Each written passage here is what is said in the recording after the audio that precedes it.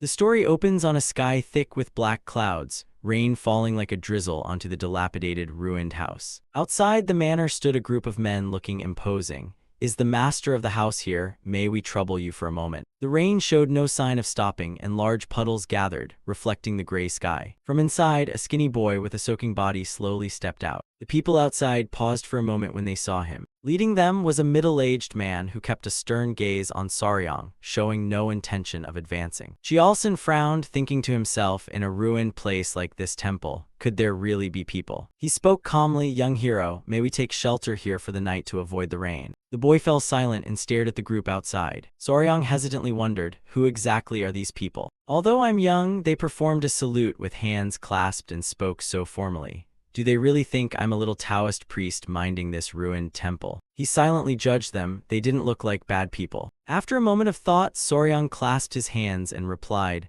"I only came to watch over this ruined temple a few years ago. You may rest wherever you wish. However, that main hall is where I am using, so please don't disturb it. Kindly choose another place to rest." Jialson smiled slightly. "Thank you, young hero. You look young but are very polite. We will do as you say." He turned to instruct the disciples behind him. Everyone heard that. "Move quickly, don't approach the young hero's hall. Find another place to shelter from the rain." "Understood," the group answered in unison. "Yes, housemaster." Very quickly, the group dispersed throughout the desolate temple. He glanced over their clothing. Tang clan. So they were all from the same family. I'm a bit curious what kind of people they are.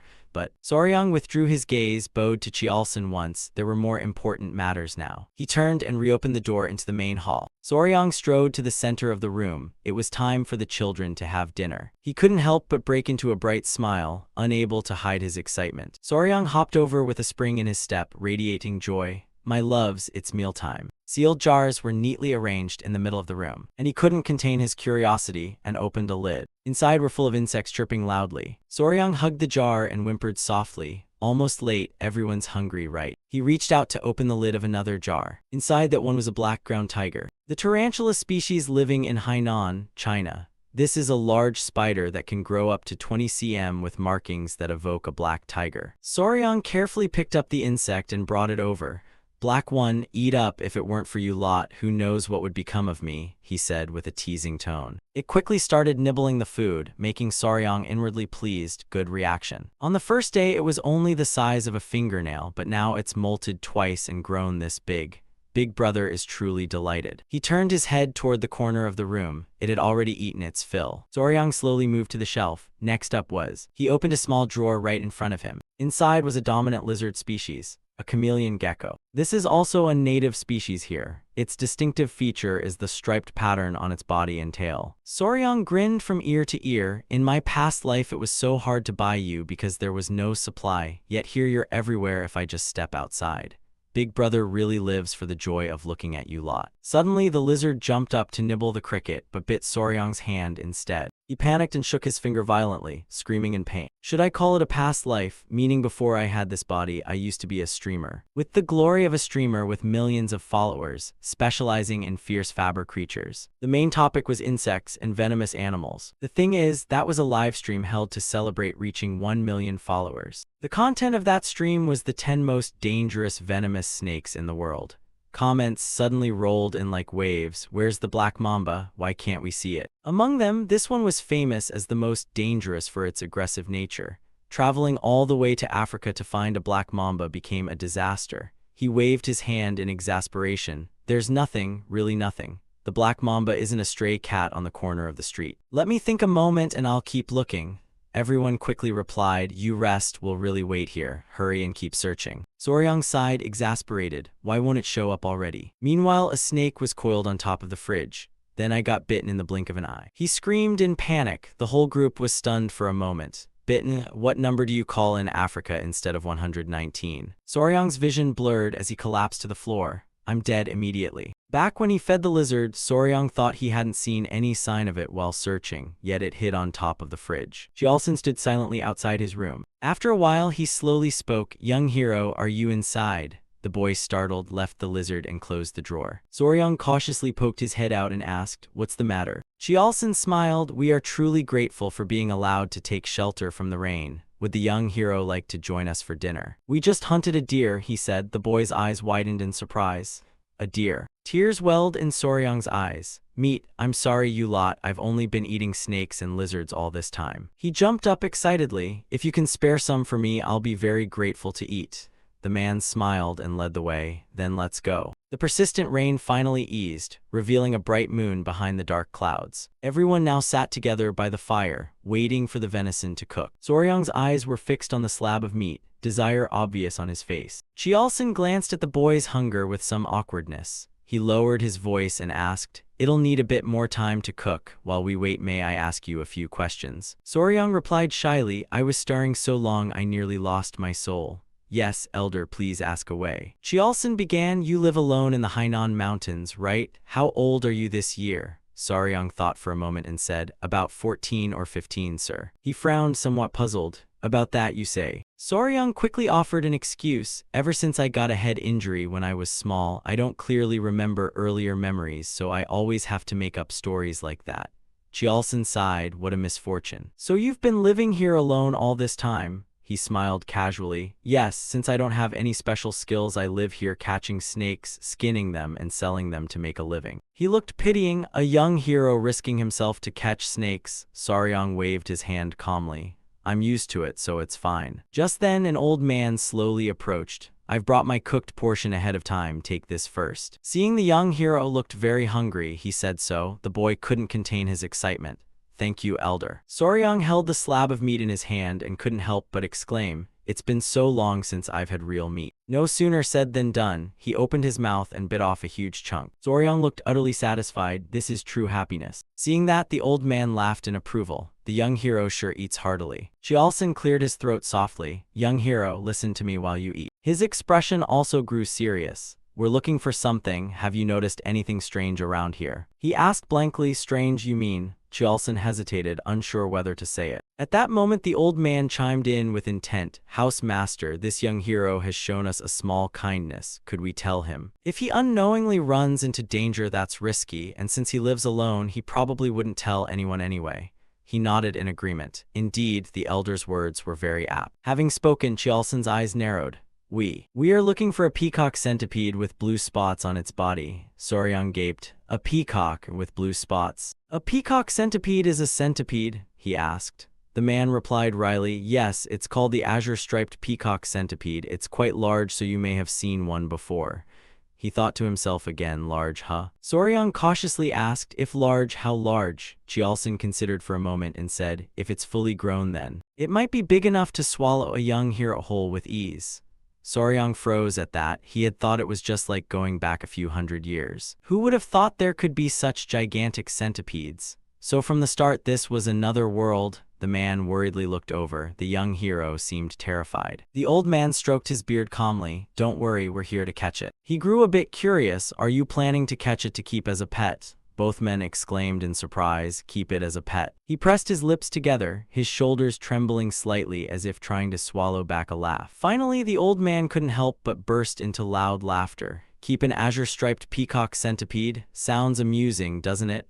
Chiolson cleared his throat. "This young hero is quite entertaining." He explained grandly, "How could we possibly keep such a thing? We intend to use it to make medicine." Soryang looked crestfallen. "What? Thought you were business partners, but turns out you're medicine traders. Do you really intend to do that?" The old man spoke gravely. "It may be so. My granddaughter is bedridden with a serious illness. Only the centipede's inner core, the centipede nacre, can save my granddaughter, so I'm trying to find it." He seemed to realize. "If it's your granddaughter, then," he answered in a low voice. "Yes, she is my daughter." Soryang thought to himself, the child is at death's door, so they'll try anything.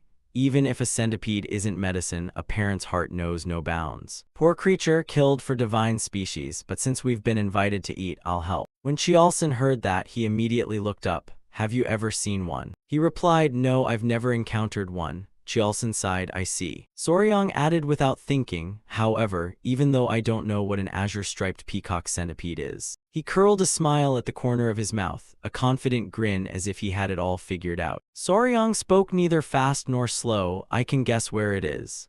With the experience accumulated in my past life, even though I died after being bitten by a snake, I'm more confident in my knowledge of venoms than anyone else. Out of roughly 8.7 million living species, about 20,000 are known to be venomous. I've stored all that knowledge in my head. Each species one by one, and the peacock centipede is no exception among those creatures. As for the venom, it's right here in the palm of my hand. Saryang focused his mind and turned to the thick book before him. Page after page flipped at his will. After a moment, Saryang finally closed the book. He slowly opened his eyes and smiled, announcing, "Found it. So if it's a large centipede, I think I know where it is." Chialson was amazed. What, really? The old man grew a little anxious. If so, where could it be? Saryang pondered a bit over locations around the forest and asked, "Which areas have you searched and at what times? Could you tell me?" He answered, "We've searched the north and east around here, mainly during the day. To the north, we mostly searched along the riverbank." Saryang nodded as he took in the information. "No wonder you couldn't find it. Then of course you couldn't detect it." He looked puzzled. "What, of course? Can you tell me why?" He smiled and answered, "All right. About centipedes, they belong to the arthropod class, subphylum Myriapoda, order Chilopida. They have wide activity ranges and are poikilothermic animals. Therefore, they need shelters to maintain stable temperature and humidity. Interestingly, unlike most insects that have a waterproof membrane, centipedes have a weak waterproofing layer.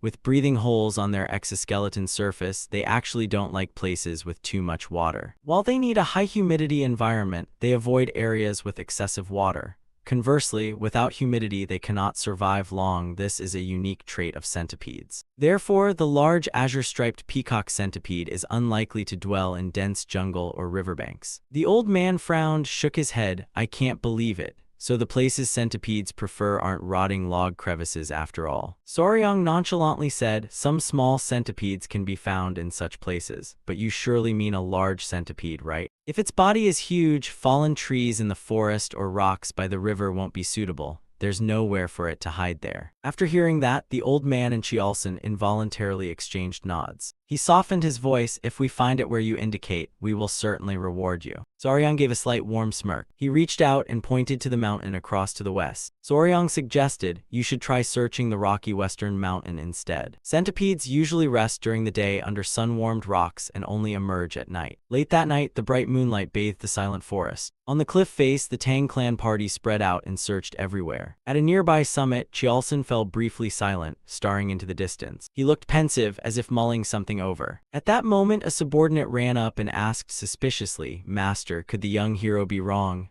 Chialson muttered, "Is that so?" He replied, then ordered from beside them, "We'll rest here today. Fire a signal arrow to call the search teams back." The subordinate acknowledged, "Yes, master." A signal arrow was quickly shot up, lighting up the night sky. People sat by the small fire sighing, "Oh my, I'm half asleep. Hopefully the young hero is right." One of them wondered, "Why hasn't that damned thing shown up yet?" The man beside him nodded, "Yeah, really. That young hero did seem rather clever." The two glanced anxiously at the opposite Chialson, his face full of anguish. Chuan, the girl hailed as the greatest genius in Tang clan history. "Could it be that heaven has truly abandoned me?" Just then, a subordinate announced, "The retired patriarch has returned." Everyone stood up at once. "He's back." The old man strode over to Chialson. He asked, "Did you find anything today?" Chialson replied softly, "Yes, father." "Did father find anything either?" The old man nodded, "No. Chuan can only hold on for at most 3 more months. I don't know if we'll find it within the next 10 days. The two men fell silent, saying nothing more, their faces full of bitterness. Chialson wasn't ready to give up. "Father, what if we try searching to the south tomorrow, since no traces had been found?" He sighed, "All right." Suddenly the old man went still, eyes wide as if he'd thought of something. "Nothing at all." He slapped his thigh and burst out laughing. "Of course, so that's it. How did I not realize it?" "Yes, right here." He frowned. "Father, did you just discover something?" The patriarch shook his head. "No, just as you said, I couldn't find any trace or sense of it at all."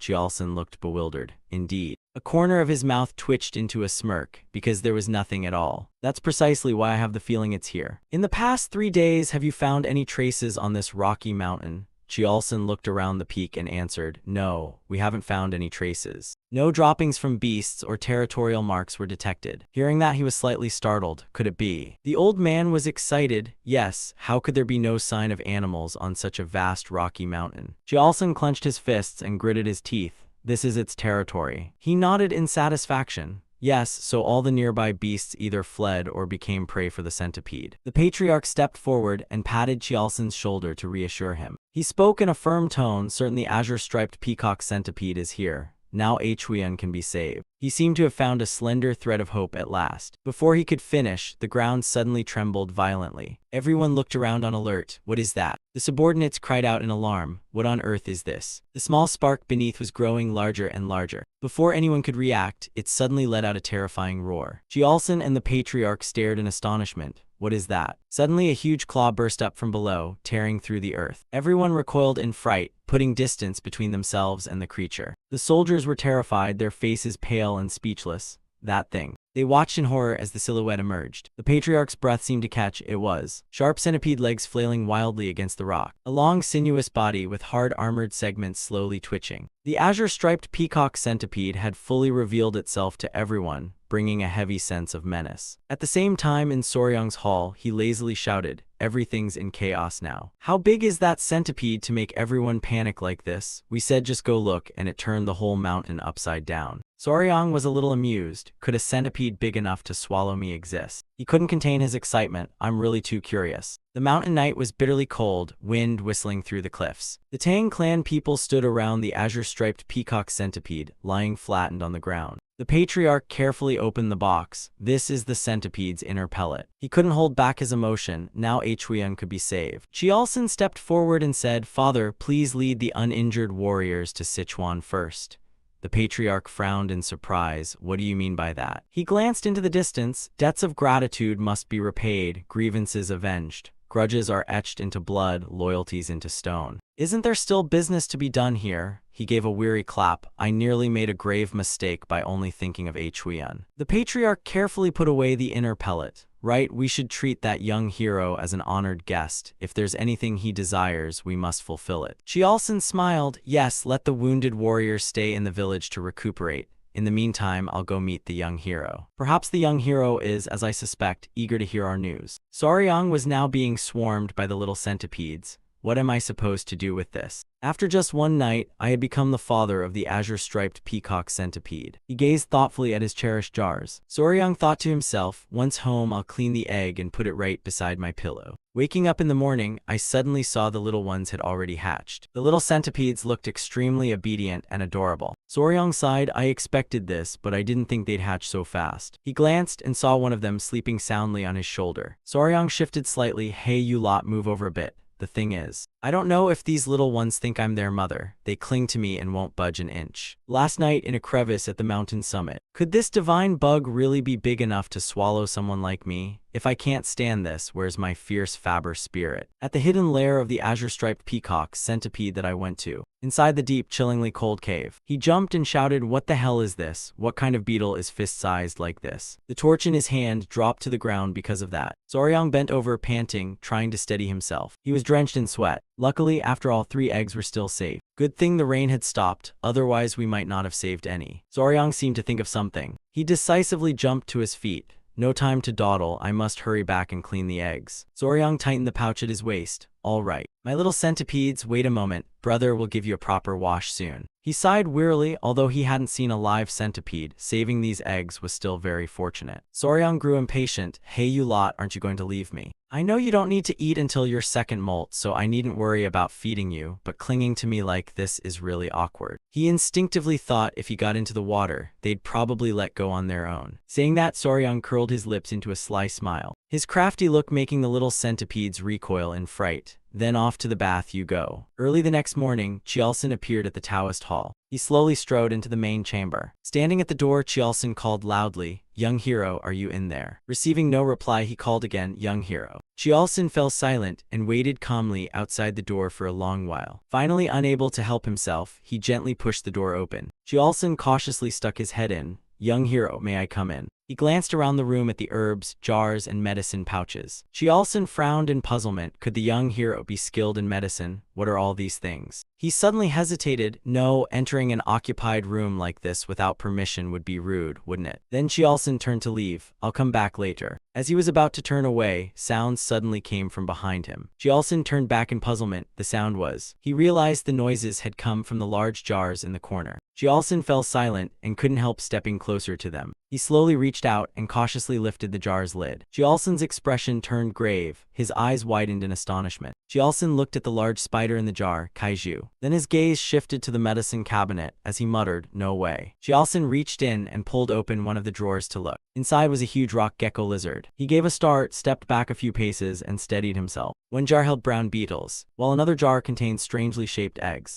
Another compartment held the dried bodies of snakes. Cold sweat broke out all over him. It was unbelievable. Jiaosin could hardly believe it. Could he be raising poisonous creatures and breeding them? Even the Tang clan, famed for their mastery of poisons and venomous creatures, only handled and extracted toxins. They wouldn't know how to coax them to breed like this. Jiaosin went out and closed the room door. By a small twist of fate, I saved my beloved daughter's life. So the real twist of fate was this young hero after all. Soryang's voice suddenly cut through his thoughts. Elder. Jiaosin started and replied, young hero, you rushed here in worry. How did your arm end up like that? Are you hurt anywhere else? He smiled to reassure him, it's nothing serious. Rather, what I should say is. Suddenly Jiaosin froze. What is this? Behind Soryang, a dense wave of black chi had appeared before anyone noticed. Outside the door, a figure emerged from within that haze. An Anyang with a massive frame, radiating heavy killing intent. He curled his lips into an excited grin as if he'd found prey. Jiaosin hurriedly shoved him aside. Young hero, get out of here. Soryang looked puzzled. Elder. The Anyang lowered his center of gravity and swung his huge arm. A moment later, he lunged toward Jiaosin. The Anyang's eyes were filled with ferocity. Baring sharp teeth, his muscles coiled as force gathered in his arm. The Anyang struck aggressively, but Jiaosin quickly blocked it. He parried the blow, but it worsened his internal injuries. Without a moment's hesitation, the Anyang swung another palm that made everything explode.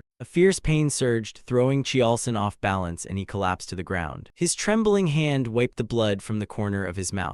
A master on par with my father, young hero, run. No sooner had he finished speaking than Soryang was grabbed by the throat by the Anyang on the other side. He faintly called out for his elder. Seeing this, the Anyang laughed excitedly. He arrogantly said, I heard those damned Tang clan came to Hainan, so I came to take a look. But their Venom Lord's son is injured and alone like this. Jiaosin's breathing was ragged. Who is this elder? Why bully that young hero and me? He curled his lips in a contemptuous smile.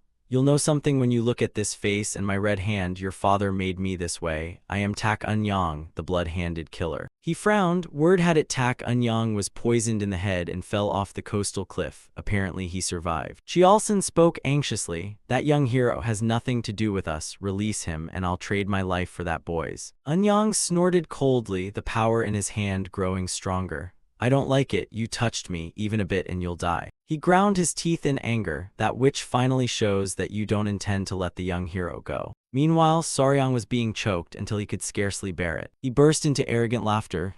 Die. Exhausted, the boy struggled to spit out, please. Save me. No sooner had he spoken than countless red eyes flared in the dark. Soryang's little centipedes quickly darted out. They bit one strike after another into Anyang's huge arm. He stared in astonishment at those tiny creatures. What centipedes? Well. Centipedes that seem capable of hurting me. Anyang. Within a second, he staggered to the ground, coughing up blood unceasingly. Anyang only had time to curse twice before his whole body collapsed. Soryang recoiled in panic. He stared in shock at the motionless man before him. Soryang trembled slightly. My god, he's dead. He kicked Anyang with his foot. This guy's a villain, right? Jiaosin stood with his mouth agape in astonishment. A moment later, he broke into a grin. Isn't this a distinguished guest, this young hero? Soryang carefully watched Anyang's movements. Is he really dead? You had no idea. Jiaosin silently resolved to become a member of the Tang clan. At the deserted Taoist hall, a few days after Anyang fell, a weary sigh echoed through the old room. Soryang was tending to the injured Jiaosin on the bed. He murmured softly, thank you, young hero. The boy replied, we can't delay. If you tell me where you live, I'll go have a look. No, leaving you here alone isn't right, but I also can't call a doctor. Jiaosin smiled at that. I'm fine, don't worry, rest a few days and I'll recover. Soryang couldn't help but marvel. This old man has lost so much blood and still speaks so calmly.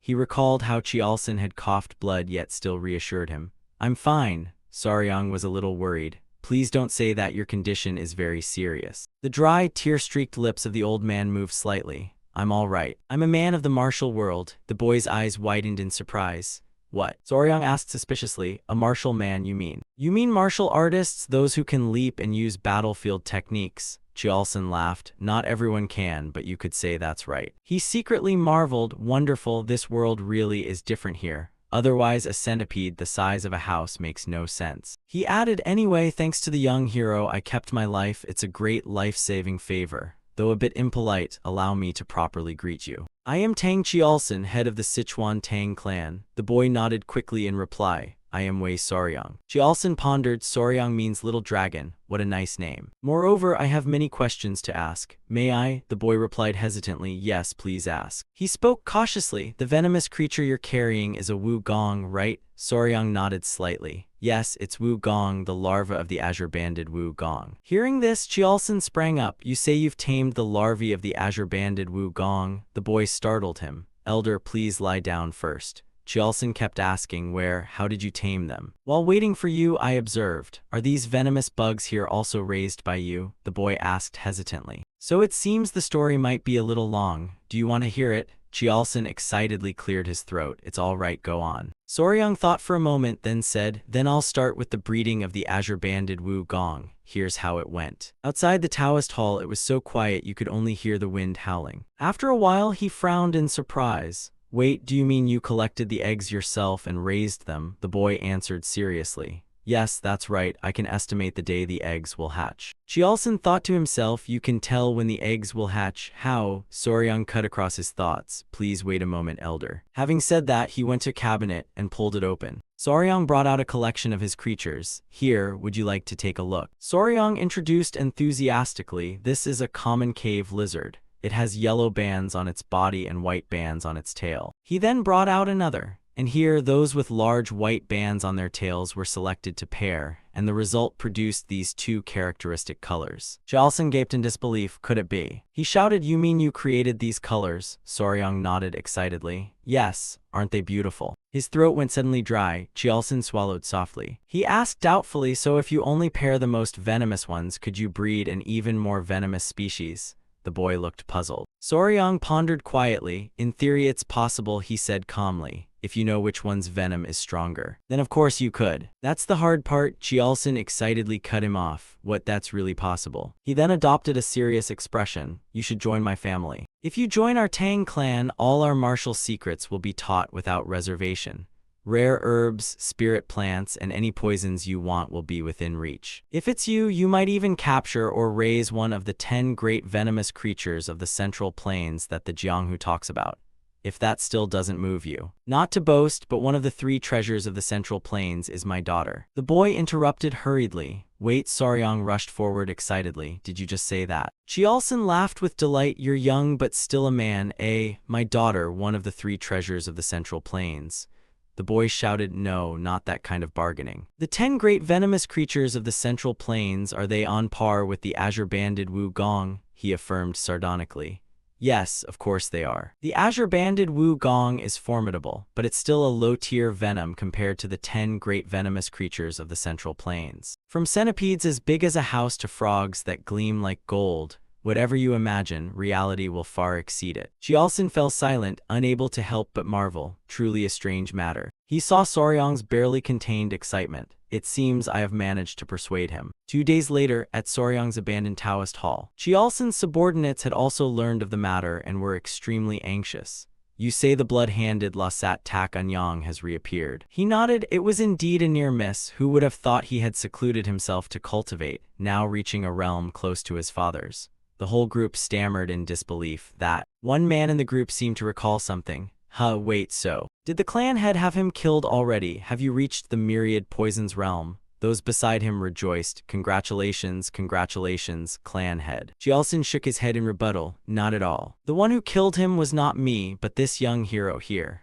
His subordinate's eyes widened in surprise. It was this young hero. Saying that, he turned and gripped Soryang's hand. Isn't that right, young hero? The group began to chatter. We thank the young hero for saving our Sichuan Tang clan head. Might you be an enlightened master who never ages? The boy was startled. What? Never aging? What are you on about? Chiolson cut in. Young hero, there seems to be a misunderstanding. Could you show us directly? Soryang hesitated for a moment at that, then agreed. Kids, come out now. The curious subordinate peered at the thing wriggling inside Soryang's robe. A moment later, the little wugongs jostled and poked their heads out, chittering. He gasped in alarm. Aren't those wugongs? Chiolson explained. They're larvae of the azure-banded wugong. These are the ones that defeated Tak Anyang. Gupi couldn't help exclaiming, what, are their venom safe? The man beside him rubbed his eyes in disbelief and asked, You tamed the azure-banded Wugong, a young hero with such talent. He then spoke up, therefore I've decided to recruit this young hero into our clan.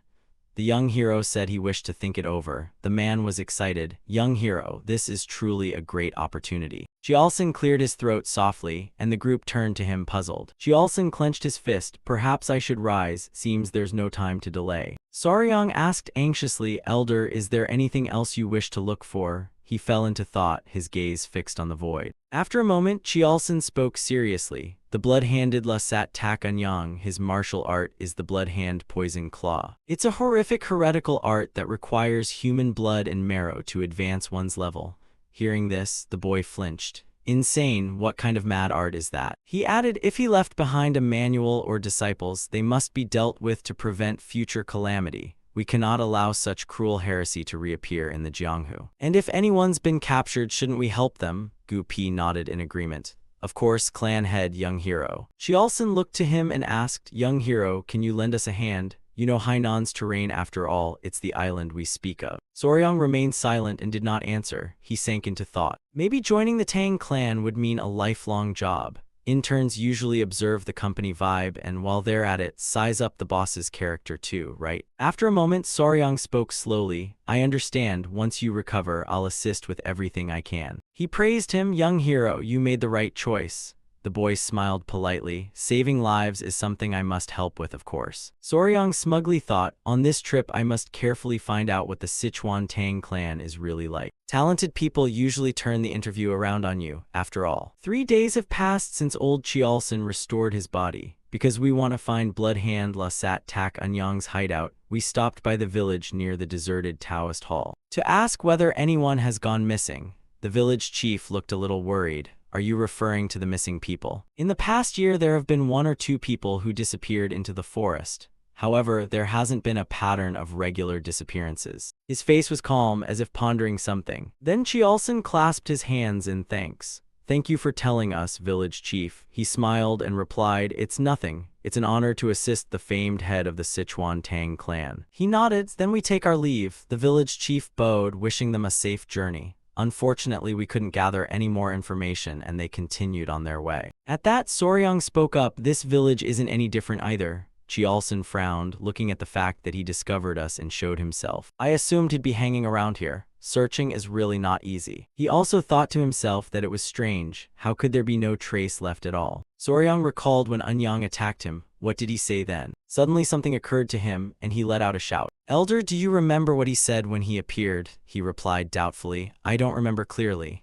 How about you? Soryang tried to recall. At that time he was hit and knocked away, so. Didn't he say that the Tang clan had gone to Hainan Island, right? Jialson was curious, so. He went on, in other words, someone must have known the Tang family entered Hainan Island and informed Tak Anyang, right? Jialson, taking his words, grew somewhat suspicious. Perhaps so. Soryang smiled, then it's simple. We only need to verify the places the Tang clan passed through on Hainan Island based on appearance. Yes, if we use a description of their faces to inquire, we'll find them. Jialson and his men looked at each other in disbelief. He exclaimed, I hadn't thought of that, brilliant. If Bloodhand Lasat Tak Anyang said so, then he must have heard the news from someone who saw us. Jialson quickly ordered, then it's easy, move out at once. They quickly arrived at a village, but the atmosphere there was extremely gloomy. The group swiftly entered the village. A subordinate spoke up, clan head, according to what was heard at the port on Hainan Island, it might be that village. He nodded. It seems to be the village where the women live. Let's go to the village and see. According to the young hero, the women here may not be too hostile toward us. The group replied in unison, yes, clan head. A heavy mood settled over them. The whole village seemed to be sighing. No one smiled, only a lingering solemnity showing in their eyes. They bowed their heads, faces showing silent resignation. Jialson slowly spoke, drawing the villagers' attention. Is anyone here? The Tang clan members stood silently, waiting for a reply from the villagers. A low, deep voice sounded. What business do Han people have coming to a village of women? The speaker was an elder leading a little girl who slowly stepped forward. Jialson clasped his hands in greeting. I am the head of the Sichuan Tang clan, Tang Jialson.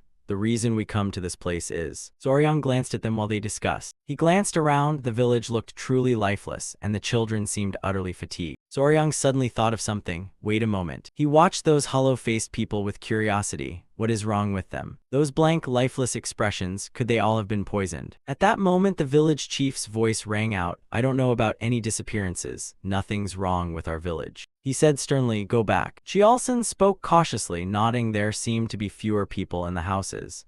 The village chief snapped angrily. This isn't something you Han people should interfere with. Leave. He and Soryang were momentarily stunned by his attitude. Chialson murmured in doubt, young hero, but I heard the women here are very friendly to Han people.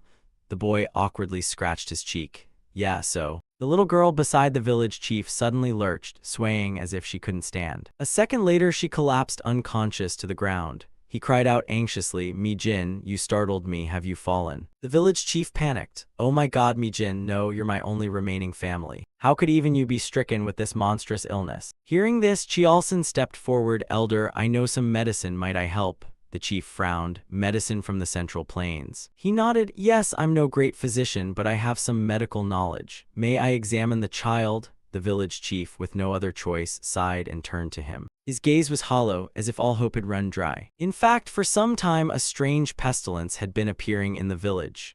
Children had been dying one after another, and adults were growing weak and debilitated. Chialson reassured him, all right, let me take a look. The village chief bowed his head. Thank you very much. Please hurry inside. What are you waiting for? Bring the physician and the group in at once. The group hurriedly followed the village chief indoors. Soryang couldn't help asking Gu Pi, Elder, you also know medicine? He replied, indeed. Our Tang clan's martial arts deal with handling poisons, so we're also skilled in pharmacology.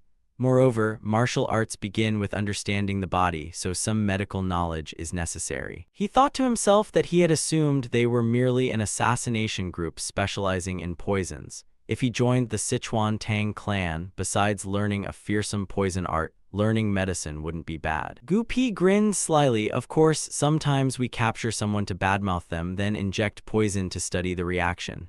Soryang was startled. Experiments on people. That was a bit much indeed. They were truly terrifying people. The village lay eerily silent under the gray sky. At an old, dilapidated house that carried a sense of decay, Mi Jin lay motionless, her whole body emitting strange auras. Chialson explained, first, I have transmitted internal energy into her, stopping her breathing from failing. The village chief bowed, thank you. She is my only remaining granddaughter, please save her. To Soryang's astonishment, he hesitantly said, by the way, her meridian pulses are unstable, it's very strange. Has the child's heart been weak since birth? He replied gloomily that the illness had only worsened starting half a year ago. Not only his granddaughter, but many others had begun to suffer from debilitating weakness. We call it a malignant illness. The reason I told you to turn back at the village gate earlier was because of that. He blurted it out. Chialson spoke calmly. Elder, first I'll prescribe a good tonic for the heart. Please gather everyone in the village for me, will you? Let's try the medicine. The village chief couldn't hold back and sobbed.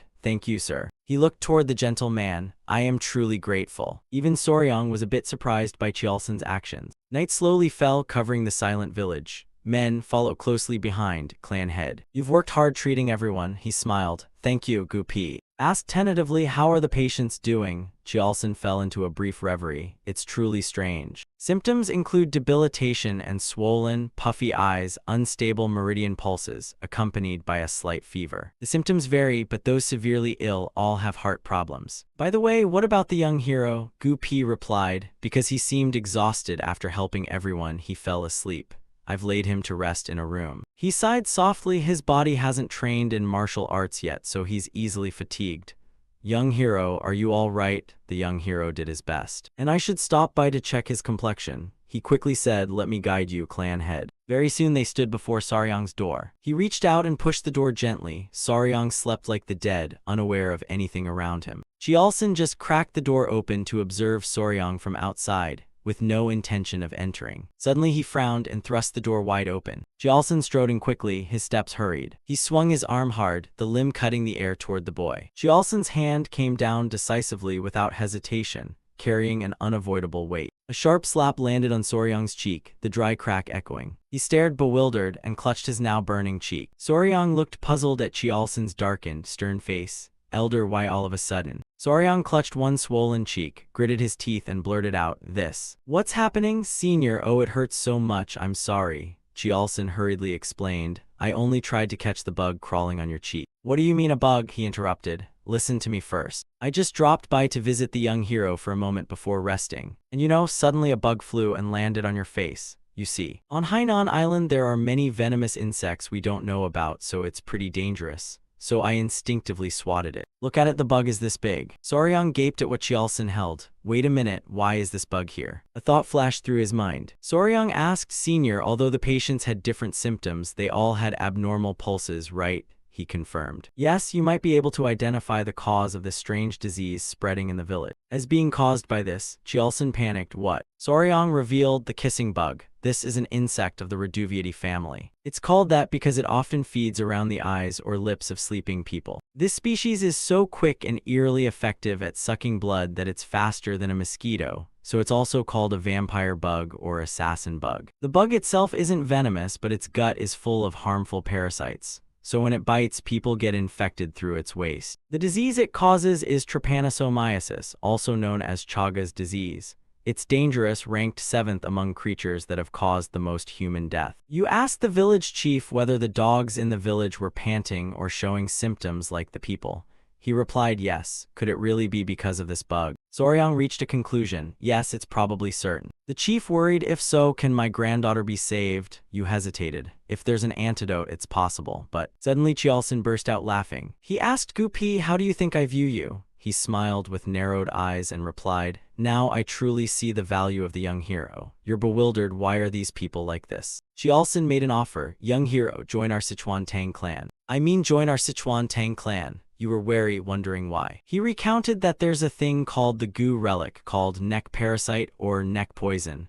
This parasite is bred by evildoers in the Central Plains. Those villains force people to swallow the parasite, periodically inflicting pain or using it to control people at will. Soryang was stunned. Control people? That's horrifying. Chiolson continued, although it's formidable, many in the martial world have died because of that goo. Sometimes people kill their own kin, self-destruct, or betray family and clan to become slaves to evil men. The village chief behind him cried even louder. Oh heavens, me Jin, oh my. Chiolson, exasperated, said that for a long time the martial world strived to create an antidote for that goo. An antidote that could expel the goo from the body or dissolve it. Soryang still couldn't believe it. No way. He concluded, all right, if the martial world made such an antidote, where would they make it? Of course, in our Sichuan Tang clan, we have a medicine that can dissolve even a fist-sized tumor in the body, so those tiny microorganisms are nothing. He added with a wink. The Vo C letter 1ED1 dung dissolving pill, just a few of these pills are enough. Vo C letter 1ED1 dung dissolving pill. He was shocked. The name sounds like a parasite-killing miracle. Chiolson comforted him, so don't worry, old sir. Your granddaughter can be saved. As a result, starting with the village chief's granddaughter, the villagers gradually recovered. The chief hugged his daughter and cried, oh me Jin, thank goodness, what a relief. The villagers' warm welcome was an extra reward. Judging by their bright faces, it seems the rumors about the women's optimism were true. Sitting at the banquet table, Chiolson patted his shoulder. If the young hero hadn't found the cause, it would have been hard. So the benefactor isn't me, but this young hero. Everyone clasped their hands together and said in unison, thank you, young hero, thank you so much. You are the savior of our village. Even though the Tang clan's medicine treated them, Lord Chiolson credited you with all the merit. Seeing Soryang appreciated by everyone made him as pleased as if it were his own deed. He smiled brightly in thanks and glanced at him, very touching. They cheered and lifted Soryang up. After a while, everyone was still sitting at the table. The village chief whispered about that matter, the words he said at the village gate. Chiolson was curious. What was that about? He reminded them that people were searching for the village where people had gone missing. He recalled it was indeed so, but why ask? The chief said mysteriously, I wanted to repay your kindness, so I looked into it and heard a strange story. In our village, there's a girl who married in from another village, her parents' village. A few years ago, a strange phenomenon occurred. People in the village gradually disappeared one by one. Chiolson's heart jolted, a clue at last. He hurriedly asked, so where is that place? The chief replied, there's a small village to the west. So they went to the place he indicated, and found what appeared to be corpses there. The scene was dreadful. Chiolson gaped in horror and shouted, what is this? Looking at the skeletal corpses on the ground, he felt chills down his spine. There was even a centipede under the earth. Pass it by. Gu Pi panicked. There are poisons too. Chills down my spine. Don't let the young hero see this.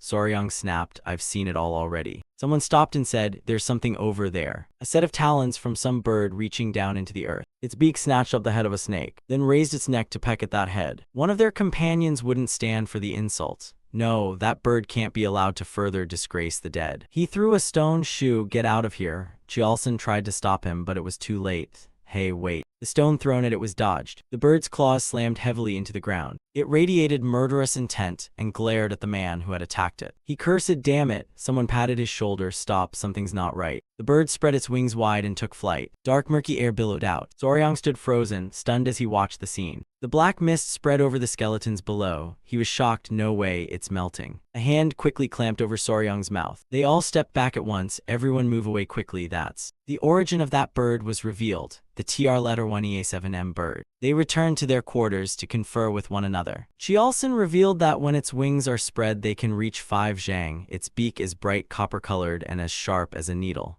Its body is covered in deep purple plumage. When enraged and it spreads its wings, everything around is blackened to death, then turns into poison. A golden crown sits atop its head, majestic and worthy of an emperor. People call this creature the TR letter 1EA7M or TR letter 1EA7M bird. Soryang hesitated and blurted out, could it be? Was that just now one of the 10 deadly poisons? It is the top of the 10 deadly poisons, hailed as the emperor of all poisonous creatures.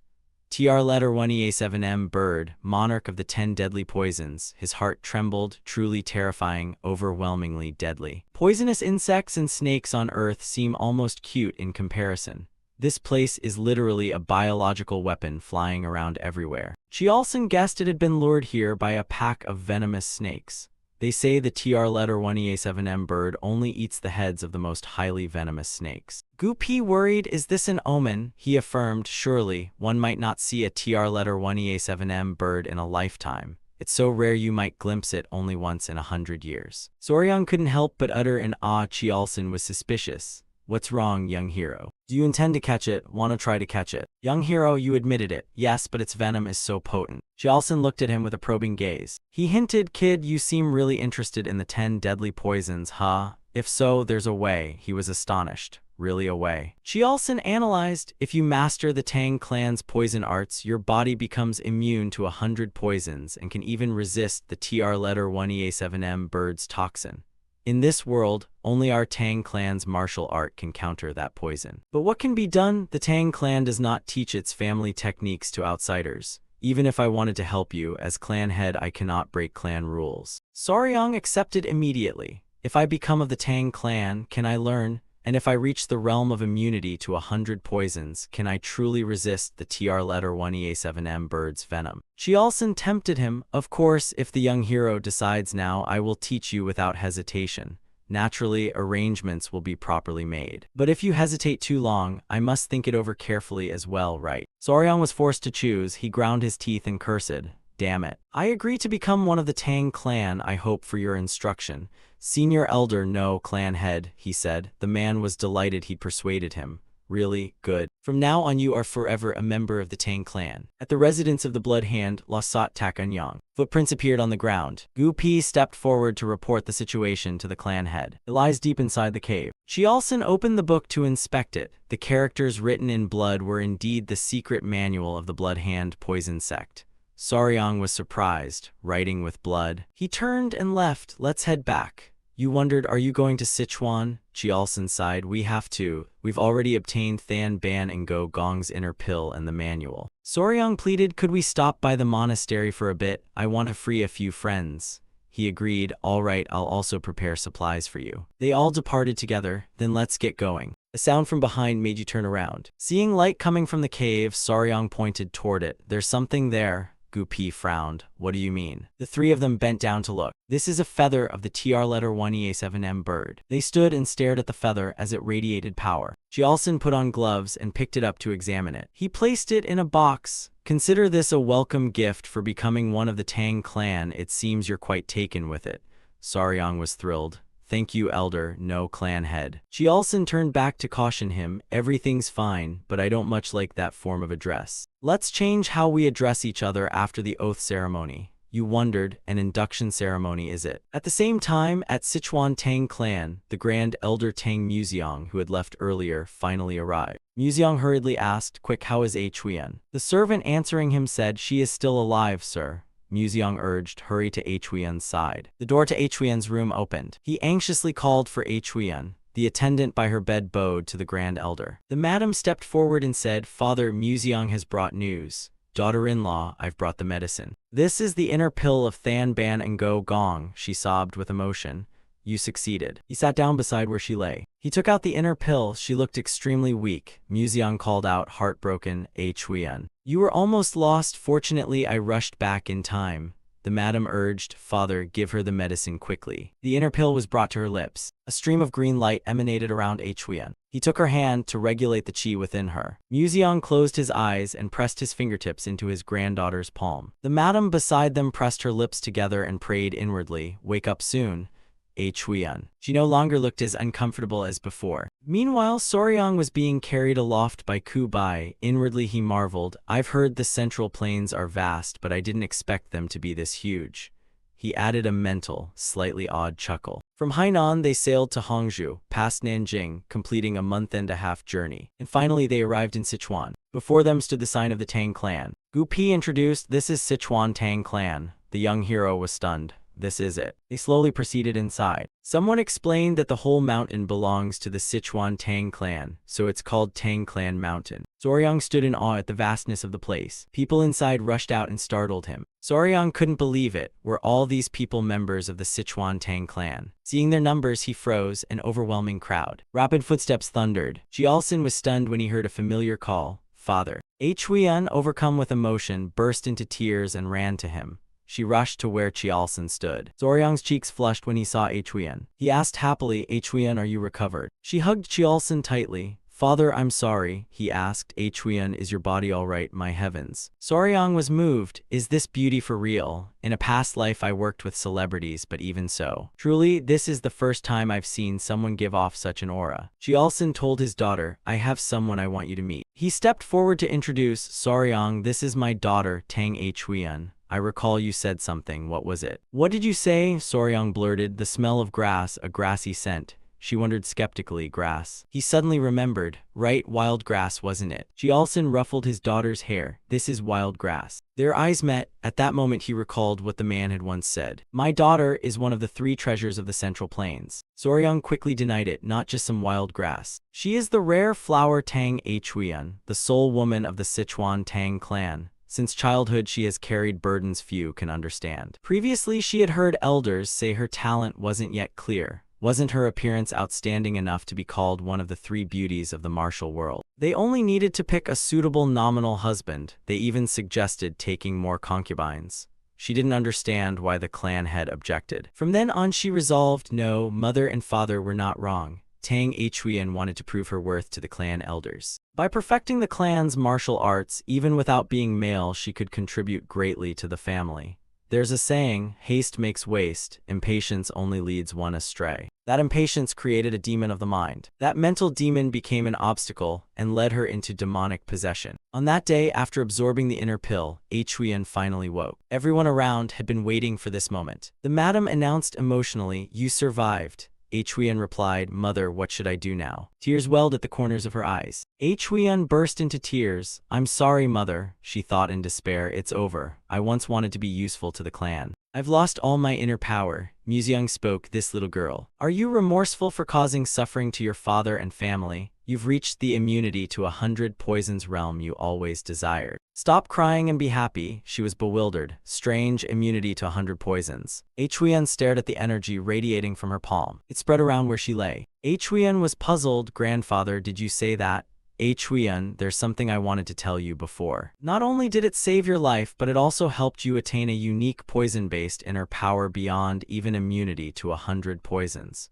It's the tale of a mysterious young hero." Back in the present, Huiyan stared in shock and asked, "Wild grass?" Soryang opposite her froze, staring blankly. He panicked inwardly. How dare he, bewitched by 10 deadly poisons, call the young lady of a great clan wild grass? "Calm yourself, past me." Soryang introduced himself. "Clan head, you must be joking. It's an honor to meet you. Miss, I am Wei Soryang. I've heard you were ill. It's such a relief to see you well now. Huiyan clasped her hands in greeting. Yes, it's a great pleasure to meet you. I am Poison Flower Huiyan. Thank you for saving my life, young hero. The poison flower will never forget this debt. He looked at her entranced, truly beautiful. Chiolson sent a voice message. How is she? Soryang was astonished. What? There's a voice in my head. It's a transmit sound. He continued, even if she's just wild grass, she's still pretty. B letter 1EC9 NG letter 1EA1N flower. Do you want to try picking it? You returned to your room and soaked yourself in the bath. The pile of Ngo Gong were lying in the basin beside you. Heat rose from the water. Soryang sighed, I'm doomed. You turned to look at your Ngo Gong companions. Seeing them, Soryang thought to himself that they usually cling to me all day. Hot water isn't good for your bodies. Do you want to get into the tub a bit? As soon as he said it, they crawled in as if they understood. Odd indeed. They seemed to understand somewhat.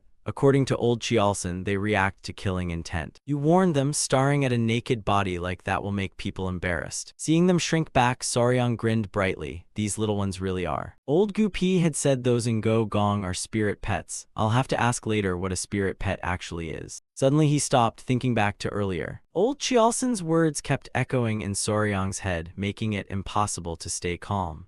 B letter 1EC9 NG letter 1EA1N flower is truly beautiful. Do you want to try picking it once? We must leave quickly. Dusk fell over the Tang clan estate. That evening Chiolson's family sat in the parlor. After recounting the tale, he said, so we'll arrange the east ear room for the young hero. Museong, surprised, this young hero has such talent. Chiolson replied, yes, we thought we encountered a lucky opportunity, but that luck came not from helping the young hero, it came from the young hero himself. His knowledge of poisonous creatures is extraordinary. He even killed Tak Unyang and encountered the legendary spirit beast like the tram bird. Huiyan marveled, I heard the young hero even personally hatched and raised the Than Ban and Ngo Gong case. Museong regretted, I didn't expect we missed such a treasure. Chiolson answered, indeed, father. He called to his daughter, Huiyan, I want to take this young hero as my son-in-law. What do you think? She was shocked. Did he mean for the young hero to be his son-in-law? Huiyan hesitated. If you were my son-in-law then. She suddenly uttered in awe, making the madam beside her anxious. The two across from her waited for her answer. Huiyan pondered, now that I've surpassed immunity to 100 poisons and advanced to the heavenly poison realm, I want to prove I can be of greater service to the clan. She replied, I am also of the Tang clan. I understand father's intentions in saying that. Huiyan slammed her hand on the table, stood up and said, but whether that young hero truly deserves me, I must verify it myself. With that she left the parlor. The three remaining sat dumbfounded, watching Huiyan's retreating figure. Chiolson could only pray for him, be careful. No matter how beautiful the B letter 1EC9 NG letter 1EA1N flower is, it still carries sharp thorns. Huiyan hurried off to find Soryang. She thought she could now aim for the heavenly poison's body. If she stopped here, the clan elders would not accept her. I will thoroughly inspect his aptitude and character. Meanwhile, sitting and watching the sunset, he wondered what to do next. It seemed he'd made a bad impression on the noble's daughter. Soryang asked the Ngo Gong, what are you lot going to do about it? Just as he thought of her, Huiyan arrived and called. Young hero, he was startled, Miss Huiyan. She panted, excuse my rudeness for a moment. Young hero, I'm in a bit of a hurry, may I borrow your hand for a moment? Soryang agreed at once. Yes, miss. He hesitantly raised his fist. That. I don't know what you're in a hurry for, but perhaps matters like this are better left until we're closer, right? This requires formality. Huiyan looked puzzled. What do you mean, young hero? Suddenly remembering something, her face flushed. Huiyan blushed hotly. It's not like that, what are you talking about? Soryang forced a smile, his heart breaking.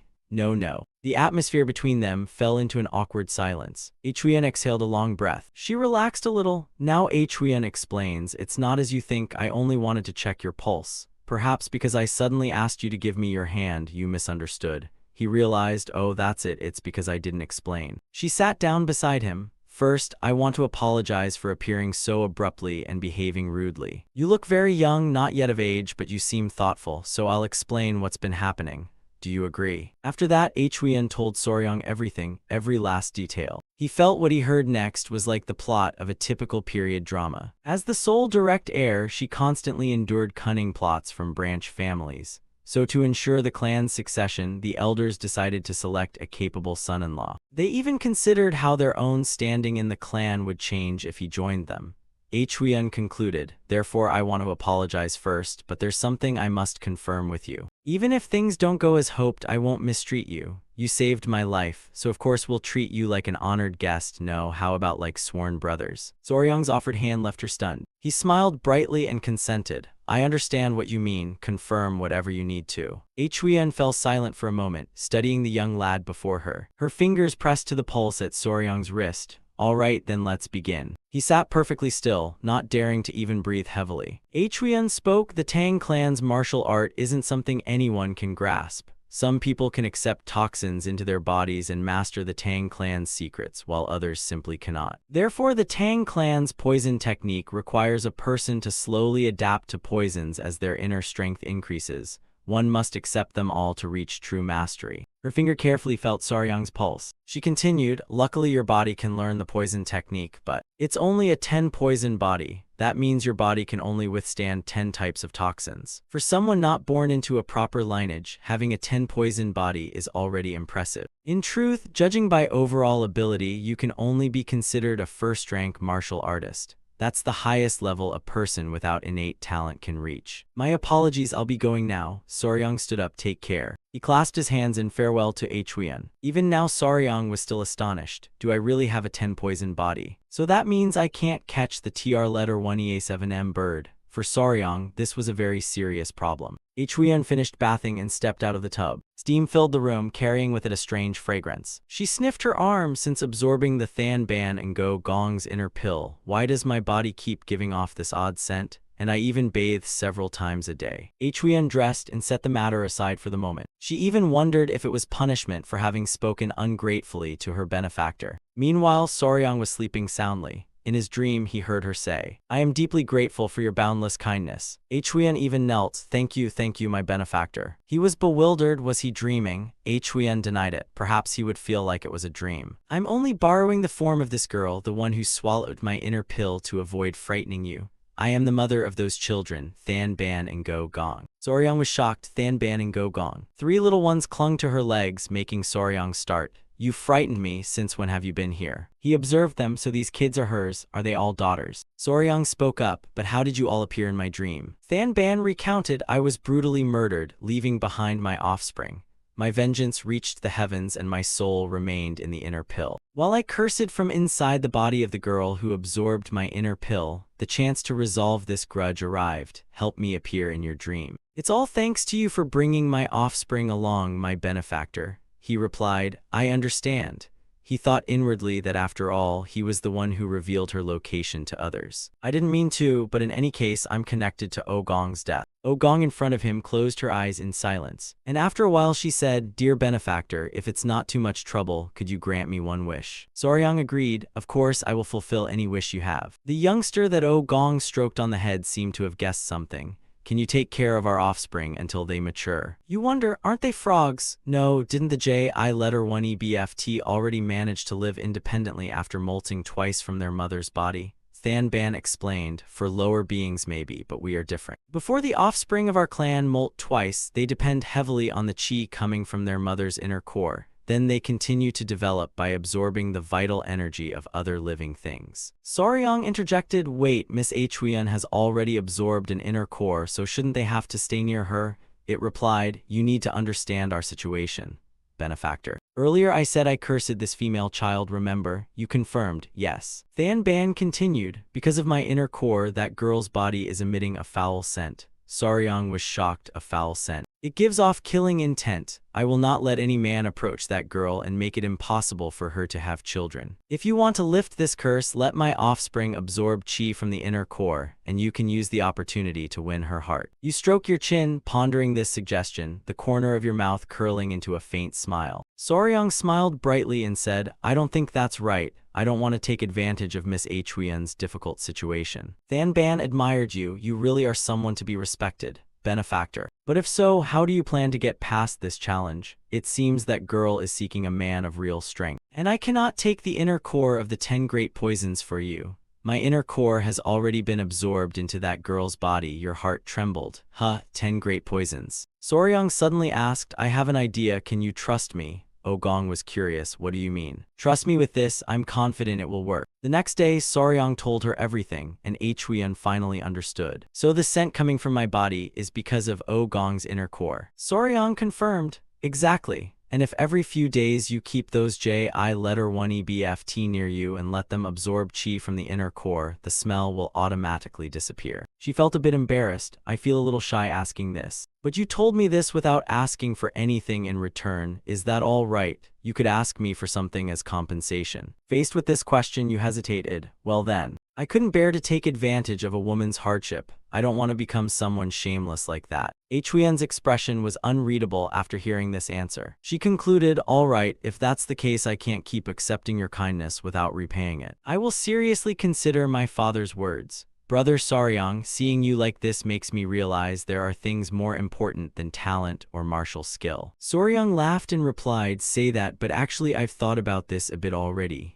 She turned to look, thought about what? You recalled the earlier matter. She said I have the 10 poison body and can only absorb 10 toxins, right? Huyen admitted, that's right. Saryang suggested, so I have this idea. If I can only accept 10 poisons, then could I absorb the 10 poisons of the 10 great poisons in Zhongyuan? This shocked Huyen, absorb the various poisons of the 10 great poisons. She blushed, thinking, so he wants to become the strongest man in the world for my sake. How could that be? For Huyen, one of the 3 flowers of the martial world, this was the first time a man had made such a bold confession to her. Huyen and Saryang were chatting merrily. Huyen awkwardly asked, do you understand what you're saying, young hero? He pressed his lips together and looked at her. Then dazed declared, I don't know. Huyen explained, that path is truly arduous and difficult. It could take 10 years, 20 years, or even a lifetime to pursue. Saryang froze, secretly feeling doubtful. Is it really that serious? Huyen bashfully covered her face. All right, young hero Saryang, I heard you're only 10 years old with 3 years to go until you come of age and can hold a proper wedding. In those 3 years, if you manage to tame one of the 10 deadly poisons, it might earn everyone's complete trust. She fumbled on, so if you succeed, the chance of reaching the goal is very high. As for the wedding, I mean. Huyen stood up in embarrassment. In any case, I will wholeheartedly support you, young hero. She hurried off. All right, I'm leaving now. Saryang called out loudly, Miss Huyen. She startled and turned. Could it be the young hero still had something unsaid? He replied cheerfully, it's just about needing a little treatment. Even staying an hour would help, miss. Please try to stay a bit longer before you go. Huyen's body immediately froze, and she awkwardly walked back to her spot. Saryang reassured them, don't worry, our little ones absolutely won't bite anyone. He gently said to the little Ngo Gong, now, my darlings, aren't you going to listen to your father? And want to go talk to your mother? Huyen's face flushed instantly. Father, mother. Saryang hurried to explain, not like that, I didn't mean that. Cut to Tang Qialson looking worried. It seemed the young hero's talent still hadn't stirred our daughter's heart. Museong asked his daughter-in-law, did you see this morning? It seems there's something ambiguous between those two. The madam politely replied, it appears the young hero was rejected by Miss Huyen, father. He nodded slightly, very well. Forcing a marriage would be improper. It's better to let their feelings grow naturally. The madam suggested why not entrust Huyen with guiding the young hero's martial training, have them meet often, and perhaps feelings will develop. Tang Qialson remarked it was not a bad idea. Museong nodded, then I'll ask the gentleman to see if he can grant favor from the celestial beauty charm. If there's a chance, it might bring them closer. Tang Qialson seemed worried, but Huyen herself wasn't particularly keen. Father, perhaps don't expect too much. Museong showed displeasure but said, give it a try. He replied helplessly, very well then. At that moment Huyen stood outside the door. She called aloud, Father, your daughter Huyen pays her respects. Tang Qialson was surprised. Ngan Nhi, why have you come here at this hour? Enter. Huyen pushed the door and stepped inside. She looked at them in surprise. It turned out everyone was here together. Huyen bowed slightly. I have something I'd like to report. Tang Qialson asked in surprise, something to report. Her face flushed faintly.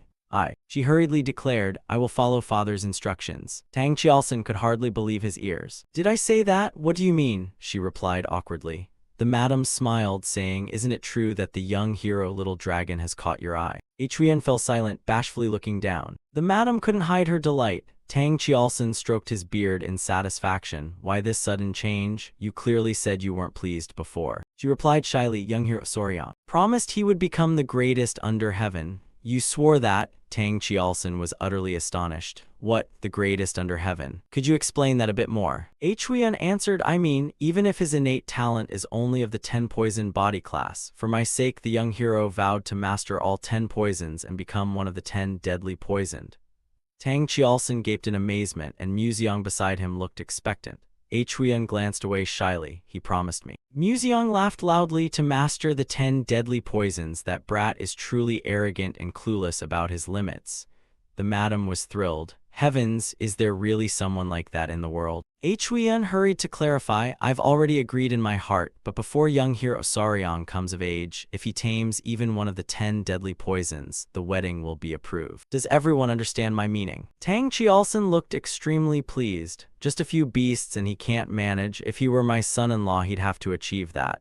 The madam forced a smile. But men can be so slow-witted, can't they? Huiyan looked puzzled. Do you need me to spell it out again? The madam asked cheerfully.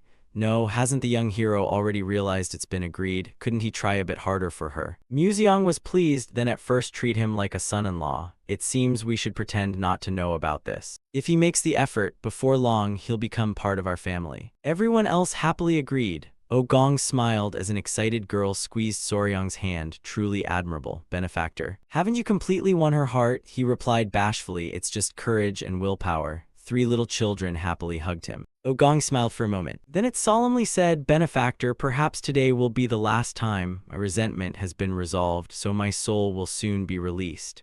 Soryong nodded slightly. Yes, I understand. Gong asked if there was anything he could do for him. If possible, we will do anything for you. Soryong was silent for a moment, then he asked, if so, if you don't mind, could you let me take a look at your body for a moment? Gong's face immediately changed color. He thought inwardly, so the benefactor truly is a real man. Gong awkwardly put a hand to his collar. All right then. He tugged down his sleeve. It seemed the benefactor was weak in the face of beauty. Soryong sprayed a teasing look at him. Wait, do you really need to take it off? Gong's face flushed. Could it be? I'll not take it off then, if that makes you more comfortable. The children bashfully covered their eyes. Soryong hurriedly protested. No, that's not what I meant. I don't mean that. I only want to see the form of Gong. Gong froze if that's the case. A burst of black light flared, and a head covered in black scales appeared. Gong revealed himself in the form of a gigantic black centipede. Would this be acceptable, benefactor? Soryong's face lit up. Really, it's truly huge. He excitedly hugged one of its legs. Come on, can I touch it a little? Can I keep a piece of it? How can joints that big even hold together? He asked excitedly, is it true that when it walks and the front leg passes, that spot lights up like that? Gong wiggled the leg. Oh, the front leg. Soryong's voice hurried out. Ah, can I try touching the leg? You've already touched it. He asked on, excited. How strong is its poison, and what about its eyes? Does it see with eyes, or does it sense with its antennae? Gong answered in surprise, of course. Soryong suggested, then let me touch one poisonous fang just once. Gong flinched and stopped him. That might be a bit dangerous. Soryong scolded, you said you'd grant any request. Gong looked embarrassed. Benefactor, what are you saying? Gong wondered to himself whether his daughters were truly all right. His hand reached out. Soryong stared at Gong's leg with hungry eyes. How sparkling this chitin shell is. Gong thought inwardly that everything was really out of the ordinary. Tang Qialson spoke seriously. That's right, young hero, no, Soryong. I already heard Huiyan's story. Soryong looked surprised at Huiyan. From now on, you are my son-in-law. You blurted out, yes, but there are still 3 years of trials. Tang Qialson cut in. The wedding will be held when you come of age. That's only natural. You hurriedly replied, no, that's not what I meant. The madam cheerfully interjected. A son-in-law? Soryong, welcome again. I am your mother-in-law. Tang Museong laughed heartily. Now that Huiyan has a suitor, the Tang clan will surely see only good fortune from now on. Soryong called in surprise. Huiyan. You couldn't understand her satisfied smile. What is going on? Clearly sister set conditions for the marriage, so why does she act as if she's already agreed? For now, just indulge her. Yes, you answered shyly. Please take care of me. A moment later, you wondered what was happening. Tang Museong nodded meaningfully. Yes, let's begin. Tang Qialson beamed. Let's get to it. Before teaching you the Tang clan's poison technique, I have something to show you. Soryong obediently asked, yes, what is it? The 2 men chuckled happily together. Tang Qialson answered, the 10,000 Poisons Hall. I guarantee you will like it. Cut to a different scene. They were walking together outside, all of us waiting for this moment. Tang Museong happily turned back. The moment you officially step into the 10,000 Poisons Hall as a member of the Tang clan. It's our family tradition for everyone to come together. Soryong hurriedly replied, I'm looking forward to it too. Grandfather, you're extremely excited. The 10,000 Poisons Hall must hold countless poisons. Then, you suddenly paused and looked to the right. Huiyan tossed her hair back slightly, looking so radiant that Soryang admired her silently. My goodness. Indeed, a beauty is as lovely in profile as a painting. Tang Qialson and the madam looked at you and laughed loudly. Tang Qialson reminded you, hey boy, starring like that will embarrass my daughter. Your family now, stop daydreaming. Huiyan's face flushed while you opened your mouth to protest. Qialson's cheerful voice rang out, seems our son-in-law is already smitten with Huiyan. Huiyan told Soryang to watch where he was going. You smiled sheepishly. Yes. After a short while, they arrived in front of a city gate. Outside the gate, 2 burly men stood guard. The leading man bowed respectfully. You're here, Supreme Patriarch. Tang Qialson nodded. Yes, I want my grandson-in-law to see the 10,000 Poisons Hall. Open the gate.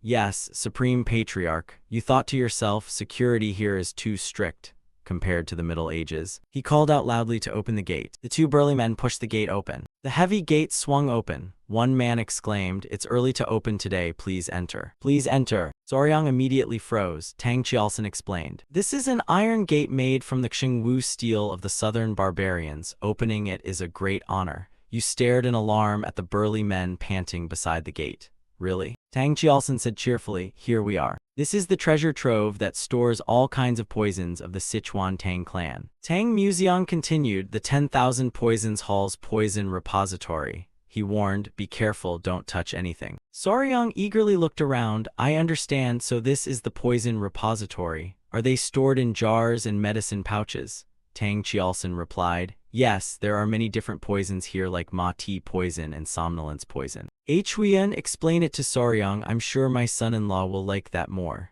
The madam smiled happily, isn't that right? Huiyan replied shyly, yes, father. She hurriedly pulled him along. Come here, I'll show you the strongest poisons of the Tang clan. Starting with small yellow gold, Soryang was startled and ran after her. Yes, you mean the strongest poison, right? Huiyan shyly introduced, this is aerosol poison, a toxin martial artists must be especially careful of. If inhaled, you won't be able to use your inner energy, so be cautious. Tang Qialson and the madam remarked happily, both finding it adorable. Indeed, Huiyan's voice continued.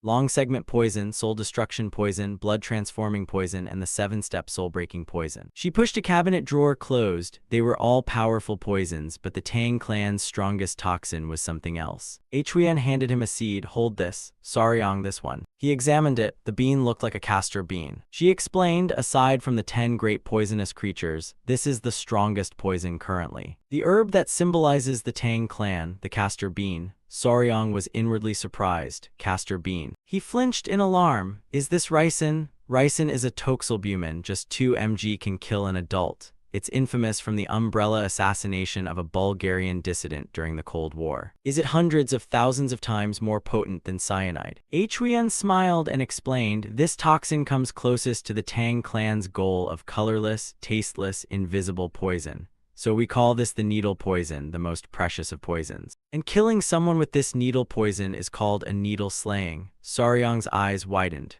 Needle slaying. Huiyan instructed, remember well, Soryang, the strongest poison is not the most painful or gruesome one, but the poison that kills silently and surely. The Sichuan Tang clan's poison arts also aim for that, silent and certain. Soryang was startled as he assessed them, a clan of assassins. Tang Museong spoke up, that's enough. Next, let's go see the poisonous creatures Soryang H1E1NG has been hopping for. Soryang immediately perked up. You mean venomous creatures? He cheerfully replied, if you like, you can manage them. What do you think? The clan will support you with whatever you need. His eyes lit up. Really? Support my hobby. Then let's go right away. Suddenly, a panicked voice rang out. Clan head, urgent matter to report. Tang Qialson asked Gu Pi, what's the matter? He hurriedly replied, you need to go to the Xuanwu Pavilion immediately. Tang Museong was surprised. Xuanwu Pavilion? Why there? Gu Pi's voice faltered. The clan elders. Tang Museong snapped, what, them again? Soryang wondered, by clan elders do you mean those branch people she mentioned? Gu Pi explained, there are 2 matters. One, the medicine we sent to the Sichuan city lord had no effect and he sent a complaint letter. And the other matter is, he glanced at Soryang. You sighed in frustration. It's about the issue at the 10,000 Poisons Hall. Tang Museong snorted coldly. News travels fast indeed. Let's go, son-in-law, you come with me. Soryang hurriedly replied, yes, sir. Cut to Xuanwu Pavilion. The elders looked astonished. How could you unilaterally decide such an important matter?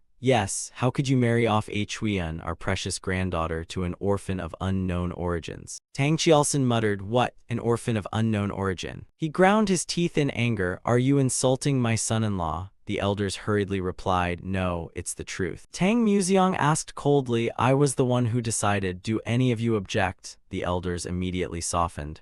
Supreme Patriarch. Then they tried to persuade him. Supreme Patriarch, please advise the clan head. How can you entrust the management of the 10,000 Poisons Hall to an outsider whose abilities haven't been verified? He replied coldly, I've just agreed. Huiyan anxiously moved beside Saryang, whispering an apology to him. Saryang looked at her, thinking to himself, oh dear. I've made her worry again. She's not the one who needs apologizing. Saryang spoke up, sorry for butting into the elders' discussion. It seems this matter arose because of my poor ability, so if I demonstrate my competence, will the elders accept me? An elder asked back, what? Saryang smiled and answered, for example, by solving the Sichuan city lord's thorny problem. Huiyan whispered in alarm, Saryang, what are you going to do? Although you're not one to show off. If anyone dares disturb the peaceful life beside your pet, you won't let it slide. The atmosphere fell suddenly silent. The elders turned furious. How dare you? One of them roared, the elders are discussing, how dare a kid like you interrupt? Another added, exactly, and the letter from the Sichuan city lord, do you even know what it says before speaking? Clan head, look, he has no background yet dares meddle in our affairs. Therefore, we've nominated a young man from a prestigious family to be the son-in-law. Saryang's face darkened. I've had enough of these old men, it's infuriating. He recalled his previous work. Saryang once had over 1 million subscribers, averaging more than 3,000 concurrent viewers. Saryang continued calmly, since the elders still won't acknowledge me as a son-in-law of the Tang clan, I'm still a guest. Of course, with such a huge fanbase, being attacked out of nowhere is normal. His expression darkened further. Moreover, I didn't just help Huiyan, the Tang clan's treasure, I also saved the clan head's life by killing the blood hand Lasat Tak Anyang. How dare the elders insult a benefactor and honored guest right in front of him? Is that Tang clan etiquette? He judged inwardly that as a streamer, being attacked by many was all too familiar, to the point their malice was almost amusing. Immediately, the elders appeared embarrassed. That's not it, we were just hasty and misspoke. Saryang sneered inwardly, pathetic. An elder spoke up, but about the blood hand Lasat Tak Anyang, after all, killing him seems too improbable. Tang Qiaosen raised a book. Saryang isn't lying, look at this. They held people while reading the Blood Hand Poison Claw Manual, the guide written in blood, indeed from the blood sect. Tang Qiaosen proudly said, Saryang, show us your wugong. Saryang obediently replied, yes, father-in-law. He pointed to his clothes, elders take a good look. Something suddenly protruded from under his shirt, 3 little wugong waved cheerfully, and the elders were stunned. A golden centipede. Tang Qiaosen explained, it's the offspring of the azure-striped wugong, my son-in-law is raising it. If I told you they bit Tak Anyang to death, would you believe me? An elder was utterly astonished. Azure-striped wugong, this young man can command them. Tang Qiaosen sneered, if I can't recognize this son-in-law, what else should I call him? Saryang admonished the little ones, don't bite people, or you'll end up charred like Tak Anyang. The elders froze for a moment. Then they forced smiles. We never said we wouldn't recognize him, it's just that there are procedures to follow, and because you bypassed them, the clan head was upset. Tang Muxiang cut in. Fine, drop the son-in-law issue, then why not approve the 10,000 Poisons Hall? An elder hurriedly replied, well, he's not officially part of the clan yet. How can we entrust the 10,000 Poisons Hall to a teenager who's not of age? Another voice chimed in agreement. Exactly how can such an important hall be handed over? Tang Muxiang frowned slightly, then it's simple. Can you prove your ability? Saryang smiled, of course. To prove I'm worthy of the Tang clan, I'll handle it in the Tang clan's way. By using poisons, the elders cried in alarm. What? They scolded in succession, you want to poison the Sichuan city lord? We're talking about sending medicine, not killing someone. Saryang awkwardly scratched his cheek. Clan head, what do you think? Isn't it a bit too soft? The Tang clan uses poisons after all. Cut to the next day. Tang Muxiang smiled. All right, let the challenge proceed. But from today you'll begin learning the 5 poisons origin technique of the Tang clan. Saryang slapped his hands together. Still physical training, he replied. The body will adapt to the martial arts as you train. Tang Muxiang took out a scroll of leather. Tang clan values practicality. so you'll learn things immediately applicable in actual combat. Various hidden weapons were laid out on the floor. Tang Museong explained they were hidden weapons: hairpin darts, throwing needles, sand granules, as well as sword and dao. Though there are many kinds, these 5 are the main types. Do you know which hidden weapon is easiest to use? Soryang hesitated. Probably a dagger or a throwing dao. Tang Museong nodded. Right, then which is the hardest to use? Soryang answered. Perhaps the za, because it requires powdered rubbish. Tang Museong replied. Wrong, the hardest to use is the pin. The pin? Soryang asked, puzzled. Because it's small and thin, making it hard to throw. He explained, because you must remember exactly the spot where you threw it. I should demonstrate while explaining. Soryang looked in surprise at the item he had just taken out. A writing brush. Tang Museong snapped off the shaft of the brush. He tossed the tuft of bristles into the air. The clump of bristles flew up, and moments later turned into dozens of needle points as they fell. Soryang was immediately stunned. The brush hairs were piercing flesh like acupuncture needles. He stared at them in amazement. Tang Museong explained, the Tang clan has a hidden weapon called Man Tian Hua Wu. It's the clan's secret technique, covering the surrounding area with hundreds or thousands of hairpins. Soryang looked around, thinking, you mean I have to fight enemies while the ground is covered with pins like this? If everywhere is full of pins, where do I put my feet? Tang Museong replied cheerfully, then you must remember carefully so you don't harm yourself. Soryang thought to himself, unbelievable. He asked, so even the positions where pins are knocked loose or fall must all be memorized? Tang Museong replied nonchalantly, of course. If it's the 5 poisons technique, you must remember at least 100 positions. Huyen could already recall thousands of positions. When she was young, she could remember about 1 poison spirit, and Soryang's face immediately went pale. Cut to Soryang exhausted, sprawled out in his room. Huyen entered. Soryang, how's this? He hurriedly sat up. Miss Huyen. He stared at her in surprise. That outfit. Huyen replied happily, I heard you're going to catch hornets, so I prepared this, if you don't need it. He hurriedly said, it's fine, I was going to wait, but with this I can catch them myself. Huyen looked surprised. Wait, you mean you're going to wait for the hornets? Soryang replied cheerfully, you'll understand when we get there. On the way, he asked her, Miss, do you know where the hornet's nest is? She answered, I've found a nest nearby, we can go there right away. But you've read the Sichuan city lord's letter already, right? Yes, Soryang replied, of course. Huyen looked embarrassed. Soryang is still young, so I'm a little worried. Do you fully understand the content of the letter? Soryang hesitated. Of course, miss, it's very important to a man's yang energy. Huyen cut in, enough, you seem to understand the issue well, don't you? Yes. The major problem the Sichuan city lord is facing is male impotence. Huyen examined him closely. Soryang, you're suspiciously knowledgeable for your age. Are you flustered because I live alone? Huyen hurried off. Come on, let's hurry. Soryang quickly called Miss Huyen. Cut to a forest. Soryang eagerly stopped to admire the poisonous creatures, forcing Huyen to drag him along again and again. After a while, she said happily, we're here, Soryang, aren't you excited too? So this is the place. They walked together toward the crevice in the rock before them. This must be the place. Huyen suddenly asked, but Soryang, what's the point of finding a hornet's nest without hornets? Soryang quickly replied, although we're looking for Woong Peng, we won't capture them. The two of them approached close to the rock crevice. Soryang peered inside. The poisonous insect we need is usually found in small hornets' nests. Huyen was surprised. Poisonous insects live in hornets' nests. He replied, yes, luckily this nest seems to have what we need. A moment later, he shouted happily, got you, you little thing. Huyen, sitting nearby, asked curiously, Soryang, that insect, are you wiping sweat from your brow? Right, we're not here to catch hornets but this insect. He held it up. This creature will solve the Sichuan city lord's problem. Huyen asked Soryang in surprise, this insect is a Daidan? Soryang cheerfully replied, yes, that's right.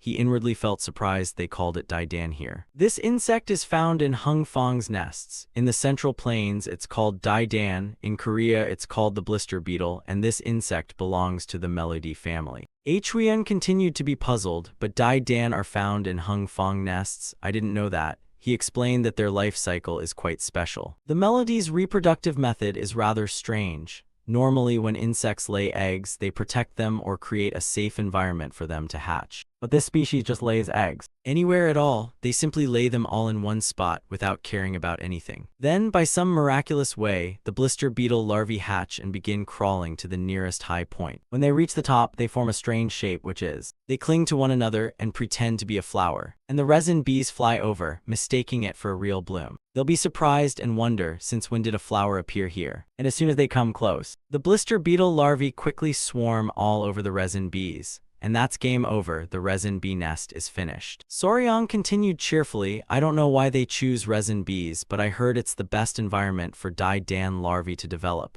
Huiyan exclaimed, really? Poor little resin bees, he said with a wry smile. They're too cute, there's nothing we can do. A moment later, Huiyan looked embarrassed. But isn't this the toxin that causes skin blisters? I know it can be lethal if eaten in large amounts, Soryang replied brightly. Yes, it can blister the skin. The orange fluid secreted by the blister beetle contains a toxin called cantharidin. If this contacts the skin, it causes blisters like burns. Huiyan watched the creature shyly. But it really has that effect, Soryang answered. Yes, until the toxin is expelled from the body. It can arouse a man's vigor. Huiyan's face suddenly flushed and she quickly turned away. All right, let's go back to the 10,000 poisons hall. Soryang hurriedly stopped her. Wait, let me catch a few more. The blister beetles were secured. Afterwards, the two returned to the 10,000 poisons hall and Soryang taught the fighters how to prepare the medicine. He said to them, now, listen carefully. First, dry the Dan and grind it into powder and assume that 1/10 of that is toxic. So, if one ingests 3 fen, that is 11.75 mg of toxin, which is certainly life-threatening. And for every 3.75 kg of body weight, if one ingests 3/10 of a fen, i.e. 1.25 mg of toxin, half of those who ingest it will die. Therefore, prepare the medicine at 1/10 strength, equivalent to about 10 drops of water. He asked again, do you all understand? Soryang inwardly felt anxious at their silence. I feel like my head will explode. One of them exclaimed, you explained it in such detail. Your math is brilliant. We will certainly succeed. Soryang replied cheerfully, yes, I'm counting on you all. That night, Tang Museong's voice was heard. I didn't expect the Dan to be so effective. It seems I should reevaluate the poisons the Tang clan possesses.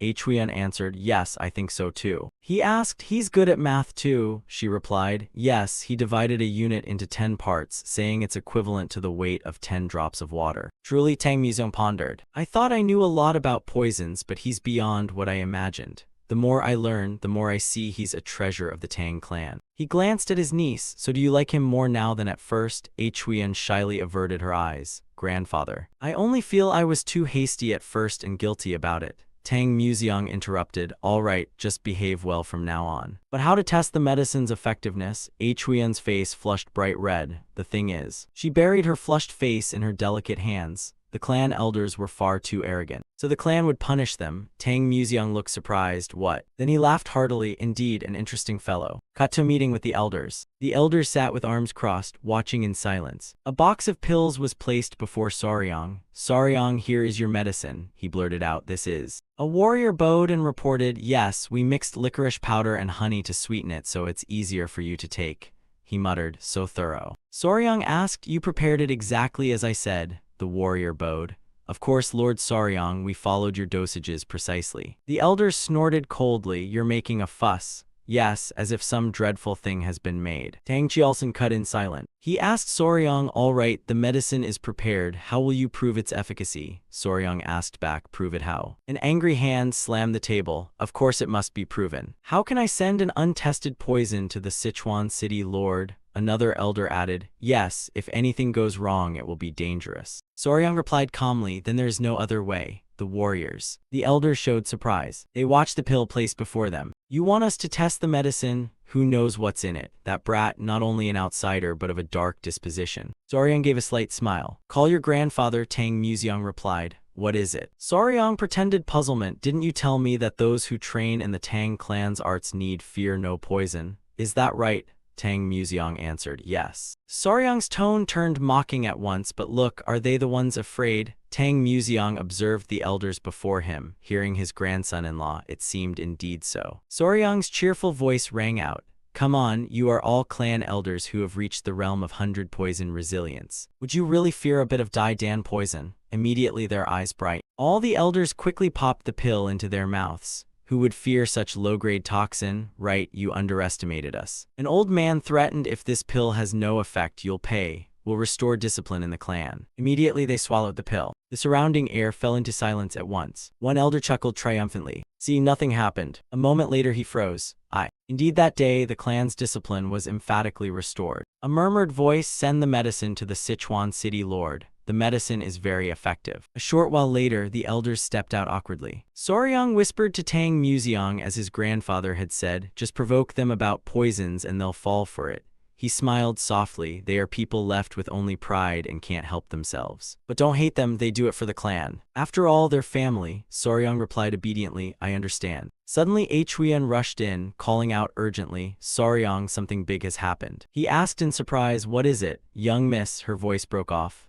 Our pets are having a problem. Soryang's face went blank. A cold hand grabbed him and his father asked, son-in-law. Tang Museong growled, what do you mean? What do you mean by ours? Tang Museong coldly asked his son, are you two saying you have children? It seems I haven't raised you properly. Huyen hurriedly explained, not children, Ogong, the Ogong Soryang is raising. Soryang's expression immediately froze. He asked in alarm, you mean the Ogong? Soryang suddenly remembered that he'd been busy training lately and had asked the young miss to look after the little Ogong. My dear pets are in trouble, he cried. Let me see. Huyen shouted, Soryang isn't here. After a while, 3 tired Ogong lay sprawled on the floor. Soryang with a handprint on his cheek, she said they suddenly stopped moving.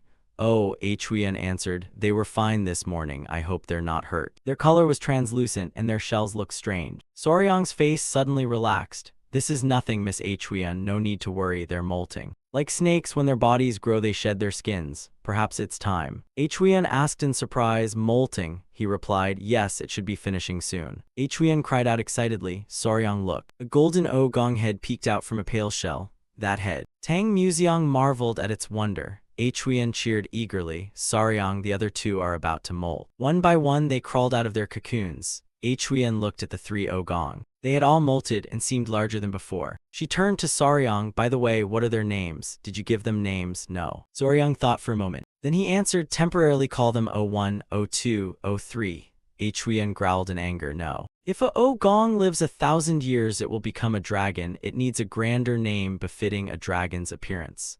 Milady, Soryang smiled, how would these Ogong become dragons after 1,000 years? Don't laugh so heartily, but fine, if a Ogong of 1,000 years is called a dragon, I'll name them heavenly dragons. Soryang secretly thought, so that was taught by his grandfather. He observed the little trio, wondering. Names maybe Seo, Hyang, and Ban. Huyen looked surprised by those rather unusual names. Soryang explained, the one that emerged first is Seo, the second is Hyang Fragrance, and the third with the shiny shell is Ban. Huyen mumbled the 3 names Seo, Hyang, Ban to herself. A child's name is usually given by the father after all, and so the little Ogong had new names. Cut to a day later, the Ogong clung to Soryang again. It seemed his body wasn't fully dry yet, but he could move, still feeling a bit out of sorts. Soryang muttered, you've gotten so heavy. One of them, hearing that, bopped its head against his face. The biggest change was their size. Originally, they were only as big as a large sausage, but now they're as big as his arm.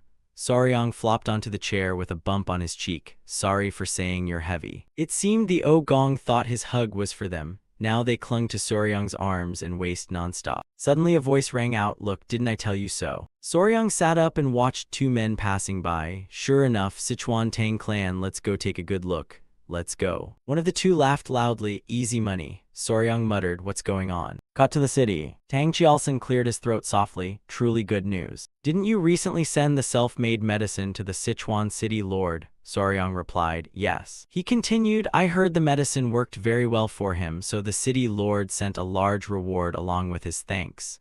Soryang looked pleased. Really? Tang Chialson laughed heartily, you're my son-in-law and already bringing me benefits, you've helped us a lot.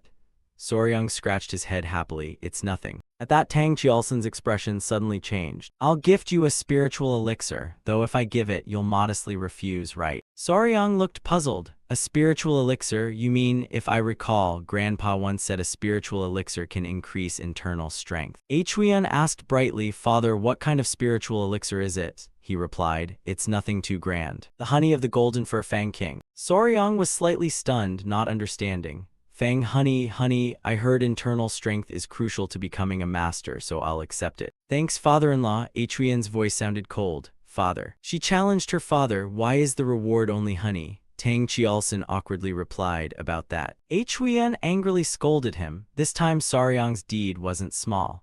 Although the golden fur Fang King is a mid-grade venomous creature, its honey is the lowest grade pill among spiritual elixirs. You can't skimp on the reward for Saryang. He made a contribution after all. It should at least be an elixir that raises internal strength by a year. That one only grants 2 months internal strength even as a spiritual elixir. Tang Qialson's face fell, though the preparation is costly. Huiyan's eyes flashed with fury. Compared to what Saryang did, it's still cheap. Tang Qialson told himself his grown daughter was like water spilled from a bowl. Saryang asked curiously, Father-in-law, what is the golden fur Fang King? He replied, the golden fur Fang King is a mid-grade venomous creature found in the forest, a large bee about the size of a small dog. If you eat its honey, you can gain 2 months internal strength. Saryang's face immediately lit up. A bee the size of a puppy, how intriguing. Huiyan shoved his face. Saryang, wait a moment, I'm really angry. Tang Qialson hurried to explain, Huiyan, I didn't mean it that way. I thought Saryang would want to go fetch the golden fur Fang King's honey himself, so I chose it. Saryang's eyes immediately sparkled. Father-in-law, you want me to go fetch the golden fur Fang King myself? Tang Qialson replied excitedly, exactly. Saryang was ecstatic. Go fetch the honey myself. Back when I was a YouTuber, I went honey gathering many times. He dashed for the door. If father-in-law is going to get the honey, I'm very skilled at that. Tang Qialson was also very excited. I knew you'd like it. Saryang wondered, what does the golden fur Fang King look like? Tang Qialson replied, of course it looks like a bee. Huiyan could only sigh at the scene before her. Cut to the scene, and so the honey-gathering trip began. Since this was valuable information given by my father-in-law, I thought there would be no rivals. But a crowd shouted that they arrived first, so the golden fur Fang King's honey belongs to them. The other side snappily retorted, what? We bought the intel legitimately, so it's ours. You bought it, we bought it too. Did you buy it from a shaggy-haired guy with a big mole on his face? How would you know that? In any case, we won't yield. Saryang suddenly recalled the man carrying a money pouch who had walked past him. A shaggy-haired fellow with a large mole on his face. Could it be them? They sold the information to various people. Tang Qialson ground his teeth in anger. Those bastards dare insult the Sichuan Tang clan. Right there in Sichuan, the two groups arguing suddenly froze. What? Sichuan Tang clan? Saryang felt disappointed. My peaceful honey raid plan. Tang Qialson gave careful instructions. Saryang, since this is your first mission outside the school, be extremely careful and never forget you are a member of the Tang clan. He replied, yes, sir. He nodded slightly. Bring all those people along. You must also learn to make use of others. Saryang stared at about 20 people standing below. Yes, you want me to bring them along. But Miss Tang Qialson laughed. That kid, Huiyan, is yours. You are Huiyan's partner, so you're the one with the most authority here. Saryang was embarrassed. Partner, Huiyan reassured, you'll do well. Saryang, I'll help you too. Saryang hesitated. I'll do my best. You look at the situation, but what should we do? He asked Walgang, what should we do here? Share the information with them. Walgang muttered, share how? Who are they to demand the Sichuan Tang clan split the spoils? Huiyan added.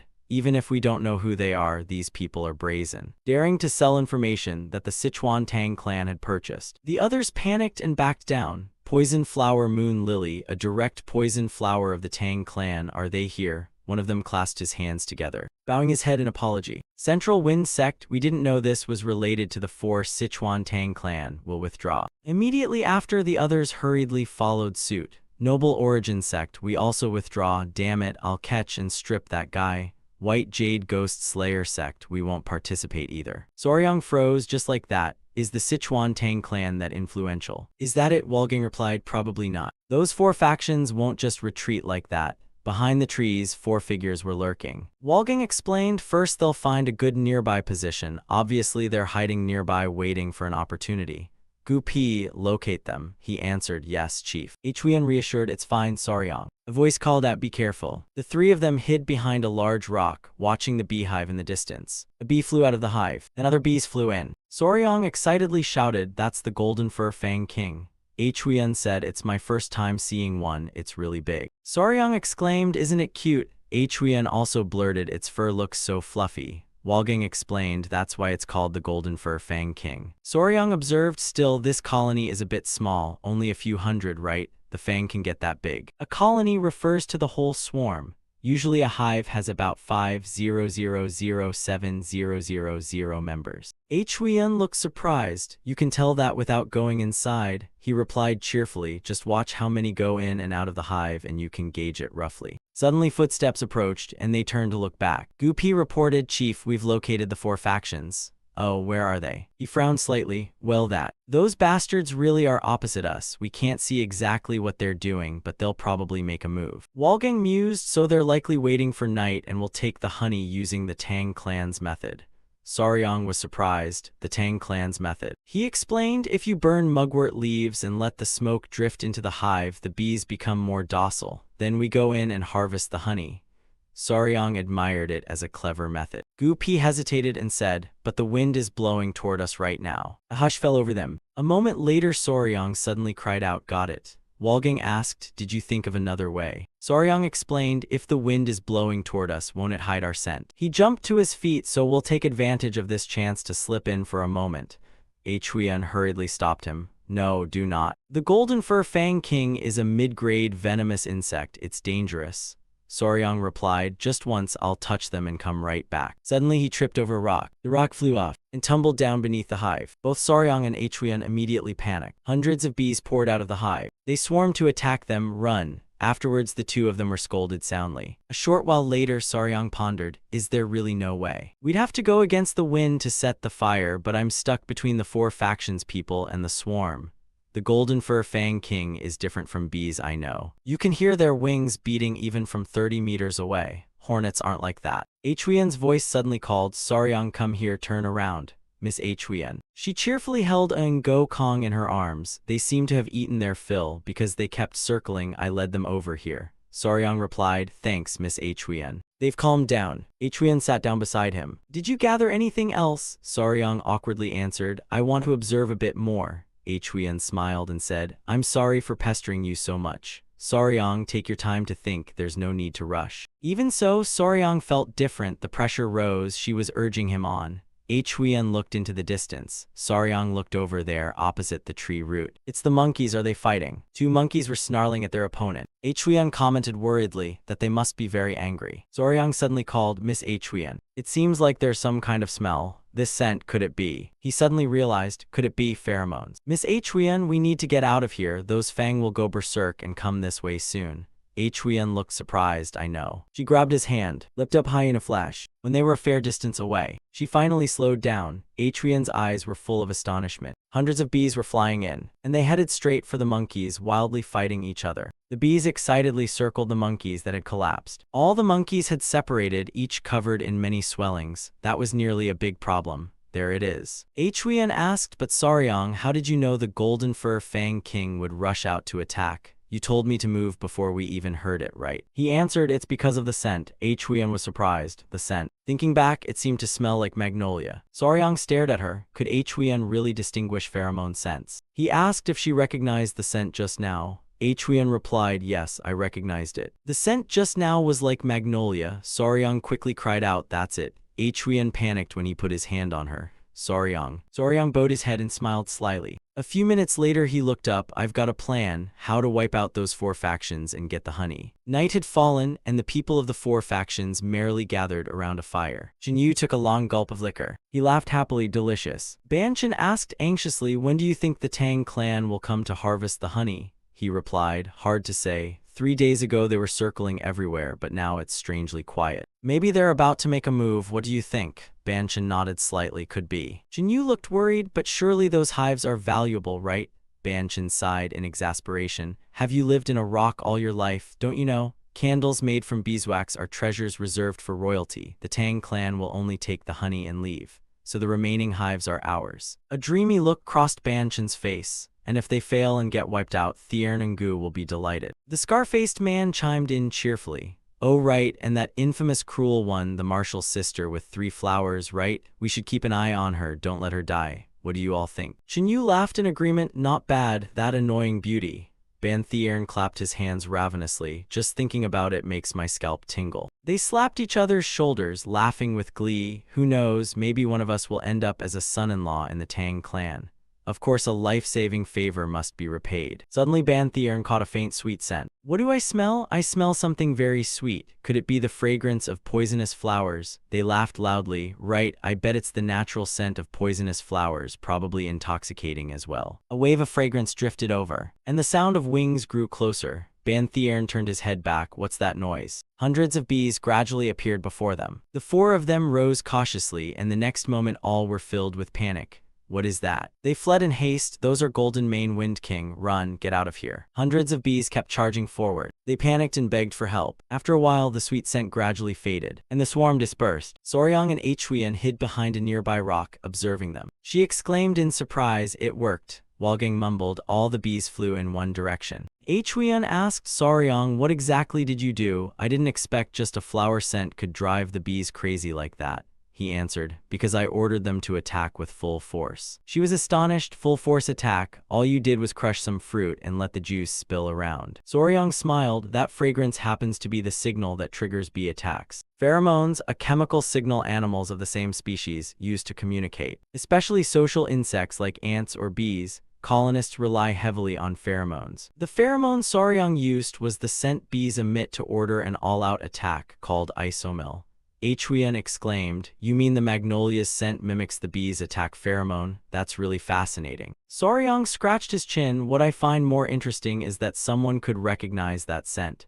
"Miss Huiyan," she replied cheerfully, "because the Tang clan specializes in poisons, I'm very sensitive to different smells." Soryang's expression immediately turned serious. "All right. Now that the Golden Mane Wind King swarm has launched an all-out attack, can we go in to harvest the Golden Mane Wind King honey?" The three of them slowly moved toward the beehive. They stood outside watching. Walgang warned, "Soryang, this place is dangerous. Let me go first." Soryang cried out, "Good heavens, it's really huge." They gazed at the hive inside. It's so wondrous. The golden hives hung above them, and there wasn't a single bee inside. Walgang breathed a sigh of relief. Luckily, it seemed all the bees had left. Soryang was silent and said nothing. But suddenly he felt something odd. "There's no honey here." Walgang looked around. Impossible. They inspected the hives. Indeed, no one could see any honey. Huiyan remarked it was truly empty, just as Soryang had predicted. Walgang looked puzzled. This had never happened before. Strange. A flash of thought crossed his mind. "Soryang, don't tell me there aren't any brood cells left in this hive?" Walgang asked curiously. "Does that have anything to do with the hive having no honey?" He replied, "It seems these bees had prepared to migrate earlier. That must be why they consumed their stored honey and carried it in their stomachs. They probably sensed the presence of too many people nearby." Huiyan caught his meaning, and that made sense. Soryang continued observing the right hive. When bees prepare to migrate, they stop laying eggs and can no longer care for the larvae. Suddenly he froze. A giant golden bee peered out from behind the hive. The corner of Soryang's mouth twitched upward. "Chief, if you use lightness skill continuously without rest, how long can you endure?" The chief pondered for a moment and replied, "If I keep a steady pace, I can run for about half a day." "Why are you asking that?" Suddenly Gupi's voice hurriedly announced, "Soryang, Golden Mane Wind King, the bee swarm is coming back. Everyone must leave immediately." Walgang urged hastily, "Let's go." "Young hero Soryang, please give it up." He replied quickly, "Wait a moment." Huiyan immediately grabbed his collar. "Soryang, hurry up." Walgang hurriedly led them outside. Gupi kept calling urgently, "Please get out now." A large bee hid beneath the fabric over Soryang's chest. A little while later, they were out in the open air. Soryang gasped. That was a close call. Huiyan breathed a sigh of relief. "Luckily, we escaped before the swarm returned." A giant bee's head poked out from Soryang's clothes. She scolded in alarm, "Soryang, what are you carrying?" He answered, "It's the queen of the Golden Mane Wind King swarm. Since there's no honey, I brought her in case she can produce some." Walgang studied it. The queen. Huiyan watched it wail. "Soryang, don't tell me." The two of them immediately went stiff-faced. The queen of the Golden Mane Wind King cried out in panic. The corner of Soryang's mouth lifted. "Chief, the swarm will notice the missing queen at any moment and will pursue us." He chuckled. "Run now. The hundreds of bees appearing in the night sky are the start of a fateful chase." Walgang, carrying Soryang on his back, led the group as they ran forward. Soryang anxiously looked at the queen, crying pitifully. "Be quiet. I told you I'd take you somewhere no one would bother us. It's been a few days since the honeybee chase began. During that time, the group pushed themselves to the limit, cutting back on sleep and using every bit of mobility they had. Soryang shouted, "They're coming again. Oh, we can't keep running." And this is their current condition. By the time they arrived, some warriors from the blood sect had been left behind. Soryang looked at Huiyan worriedly, swearing he'd asked to learn lightness skill when they returned. A scream rang out. Walgang looked anxious. Another person had fallen. Huang Duryang had fallen. Huang Duryang of the blood sect had given up. Soryang watched the distant swarm. If the queen was far enough away, they wouldn't attack us. Huiyan worriedly looked at the queen, still crying out. Everyone used lightness skill and ran. Walgang asked young hero Soryang, "Can we escape?" He answered, "Maybe so." Cut to 3 days later, Walgang collapsed to the ground. "Sorry, young hero Soryang, I can go no farther," he gasped. Soryang muttered anxiously, "Leader." Huiyan's face darkened as she said, "I'll carry you." Soryang looked at her worriedly. "Miss Huiyan, I think it's better if I run on my own." She buried her face in her hands, her tired face showing determination. "I can do it. A member of the Tang clan never gives up." Cut to them arriving at the gates of the Tang clan. The guards looked surprised. "The young lady has returned." They stared in alarm as Soryang and Huiyan supported each other, running up. "Miss." The clan members were summoned immediately. Tang Qiulson rushed out. "What's happening? Has Huiyan returned?" He froze when he saw his daughter so exhausted. He caught his daughter. "Soryang, what's going on?" He reassured in a panic. "Calm down. Young Miss Huiyan was merely exhausted after using lightness skill continuously for 10 days without rest." But there was no time for that. They had to hurry to the training yard. Tang Museong was surprised. Training yard. Why? Soryang reached into his robe. He held up the queen bee. "This is the queen of the golden mane wind king. The other bees will gather here, so we must go to the old tree in the training yard." Tang Museong laughed heartily. "This kid is extraordinary." Tang Qiulson couldn't believe his ears. "What? Wait, so I just fetch honey and you bring back the queen?" Tang Museong slapped Soryang on the shoulder. "Got it, let's go." Then he picked him up and leapt high into the air. Before Soryang realized it, he found himself airborne. Suddenly he panicked loudly. Tang Museong looked startled. "What's wrong?" He replied, "The bees are flying toward us." Tang Museong said, "There's so many. Are you bringing them all back? We need to get there, hurry up." A few seconds later, Soryang felt himself about to be thrown to the ground.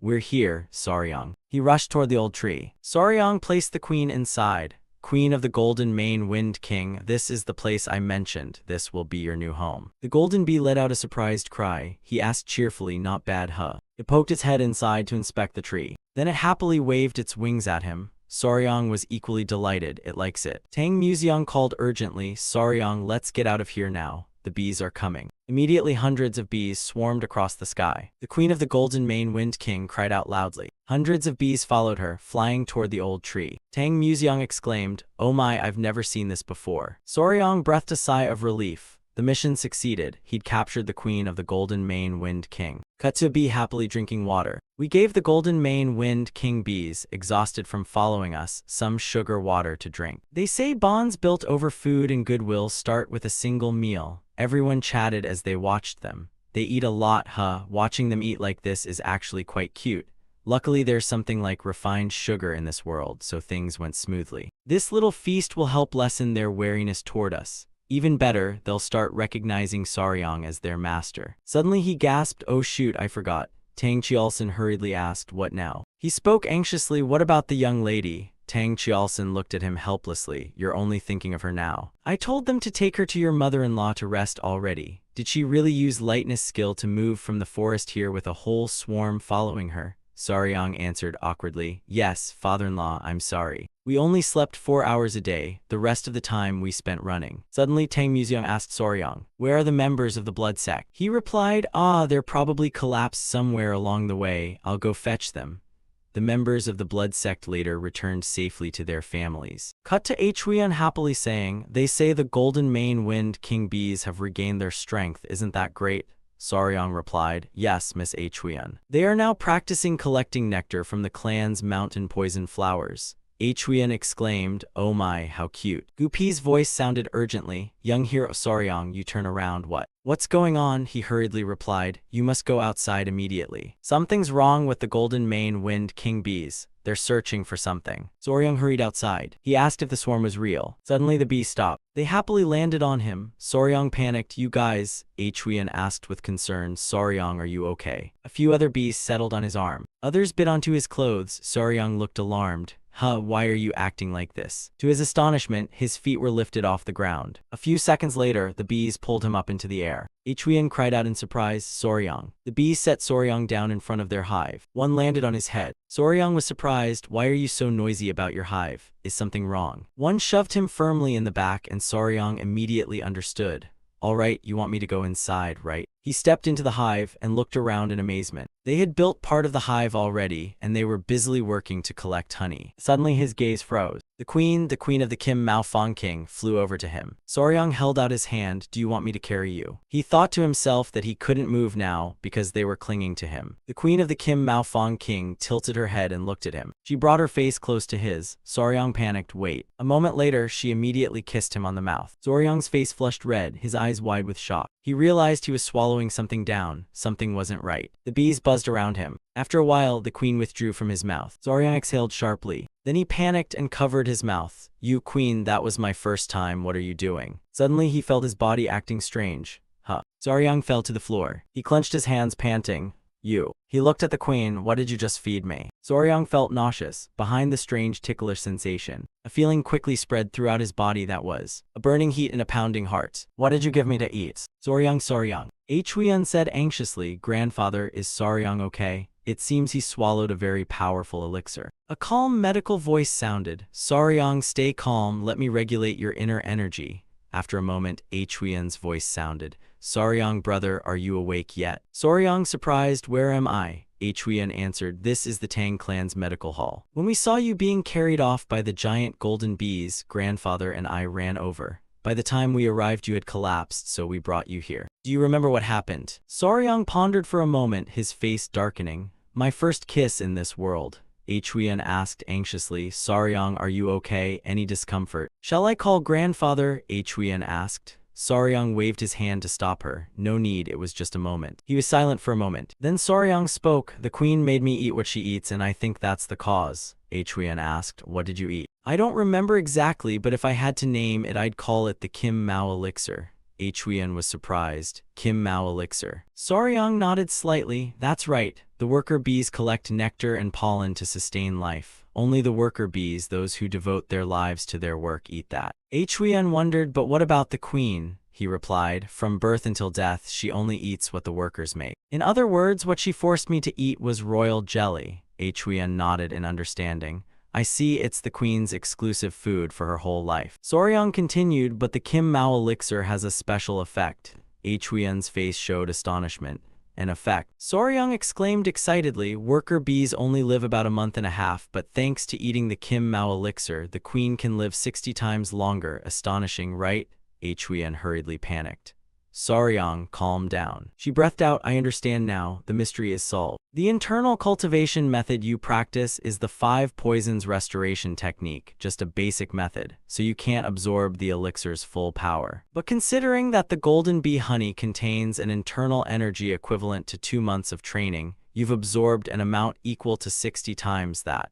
That means it's equivalent to 10 years' worth of internal energy. Congratulations on this rare windfall, Soryang muttered. 10 years worth of internal energy. Huiyan hesitantly added, and also, try looking into the silver mirror. The Kim Mao elixir might have other effects. Soryang was surprised. Other effects. He scratched his cheek. The silver mirror. A moment later, Soryang couldn't believe his eyes. Something was strange. Since when did royal jelly have this effect? Where did the rustic from Hainan go? He looked into the mirror. My internal energy has risen into my skin, making it smooth as if the skin of a woman. He bashfully poked his cheek. He began to worry. Was royal jelly reserved only for male drones? Soryang silently bowed his head. He awkwardly checked his trousers. Soryang sighed with relief. Luckily, everything was still in the right place. He suddenly remembered Huiyan's words. If grandfather hadn't led the chi for you, the consequences would have been dire. He muttered, at least I should thank him. I was close to death, but he saved me. Soryang stepped out of the room. He felt embarrassed. Why were so many strange looks aimed at him today? Is it because his internal energy increased? Better run off for now. At the Sichuan Tang clan dining hall, Soryang opened the door and stepped in, and the table was already filled with delicious dishes. Everyone looked toward him. The matron exclaimed, "Oh my son-in-law looks even more handsome than before. How do you feel? Is your body better?" He respectfully replied, "Mother, I'm sorry for worrying everyone."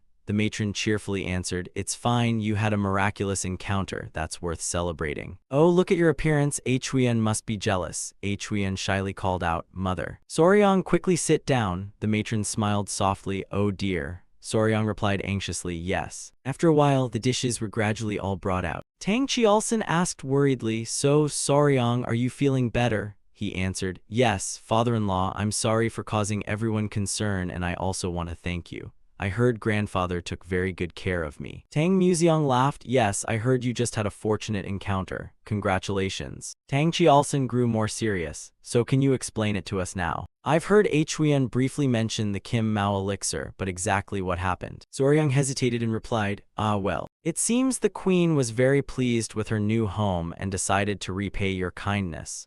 So she pulled you into the hive and fed you the Kim Mao elixir. I think the trouble started from that." Tang Qialson looked surprised. "Even creatures with mid-level venom know how to show gratitude," the matron exclaimed. "How interesting." Tang Museong continued, "By the way, is there any way to obtain the Kim Mao elixir again? If so, it would greatly benefit the Tang clan." Tang Qialson nodded in agreement. "Even Kim Mao honey alone is priceless, but the Kim Mao elixir is surely a rare treasure." The matron excitedly added, "Yes, son-in-law, do you think you could get more of the golden-furred elixir?" The atmosphere suddenly fell silent. Huyen gently repeated, "About that, Soryang, is there any way to get it again?" He looked embarrassed. Soryang thought to himself that with ordinary bees they could create many queen cells, special chambers for queens, and trick the workers into producing royal jelly for us. But if we tried that trick on the intelligent golden-furred wind king swarm, we'd be turned into the hive immediately. Moreover, royal jelly is normally food for larvae produced by worker bees, but what we were fed came directly from the queen.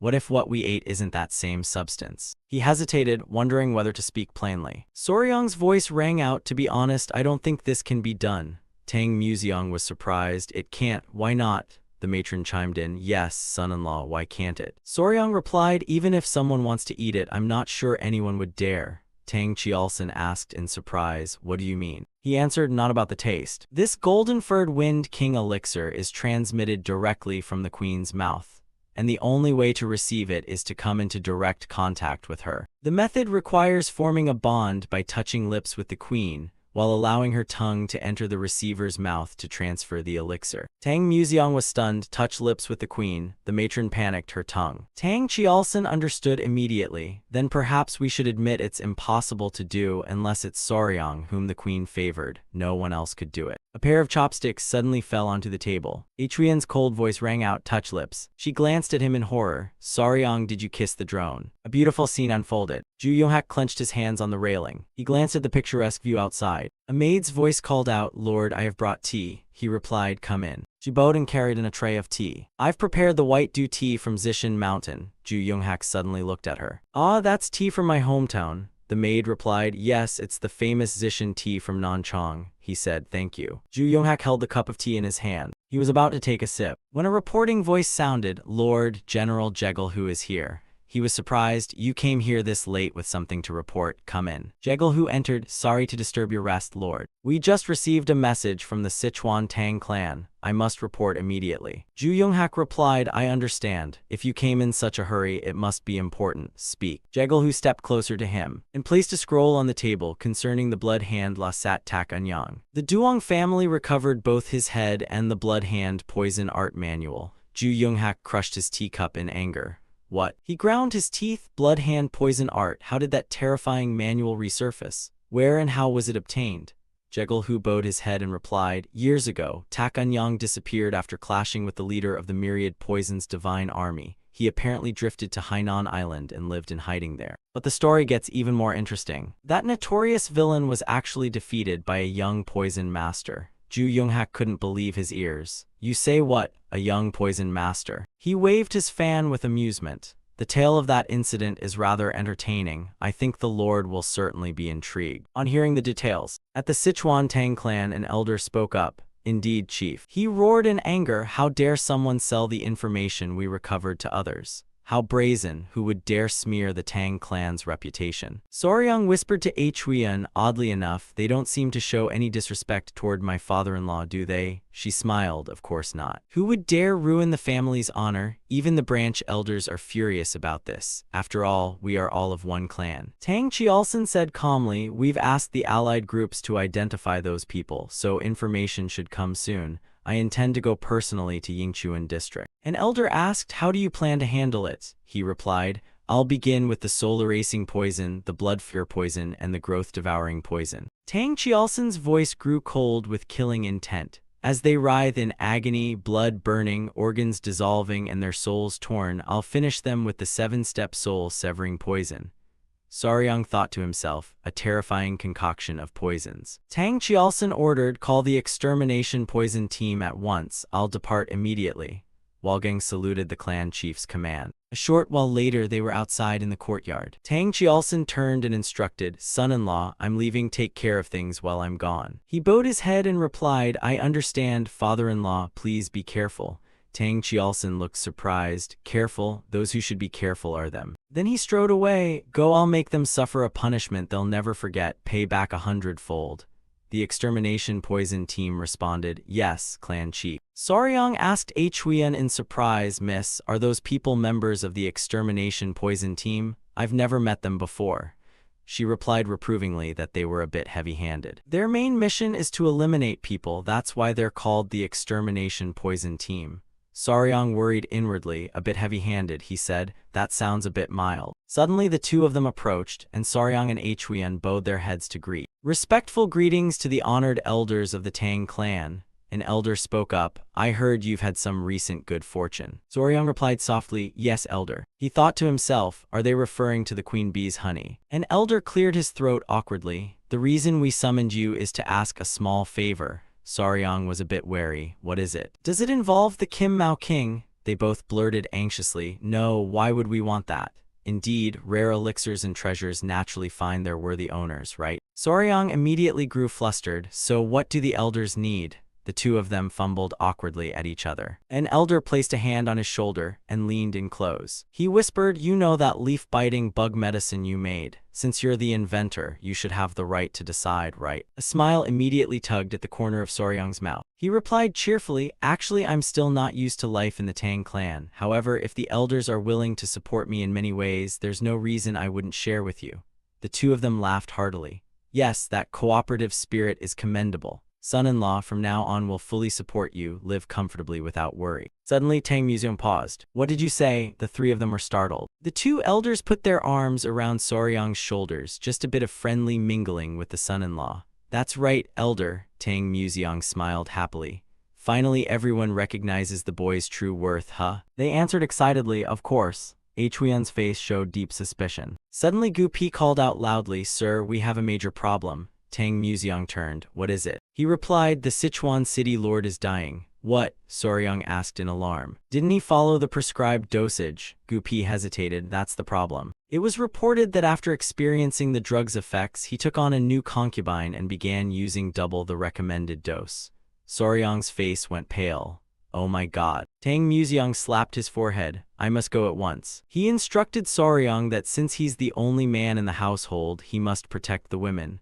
I understand, Soryang replied. Yes, sir. Then Tang Museong left. Soryang thought to himself, what could possibly happen, right? Scene shifts to evening. Huiyan sat beside Soryang. How do you find the 10 poisons dual source technique you're studying? He replied. It's no longer as baffling as it was at first. If the 5 poisons returning technique felt like a big ball rolling through the body, then the 10 poisons dual source technique is more like a 2-cylinder engine. Huiyan continued.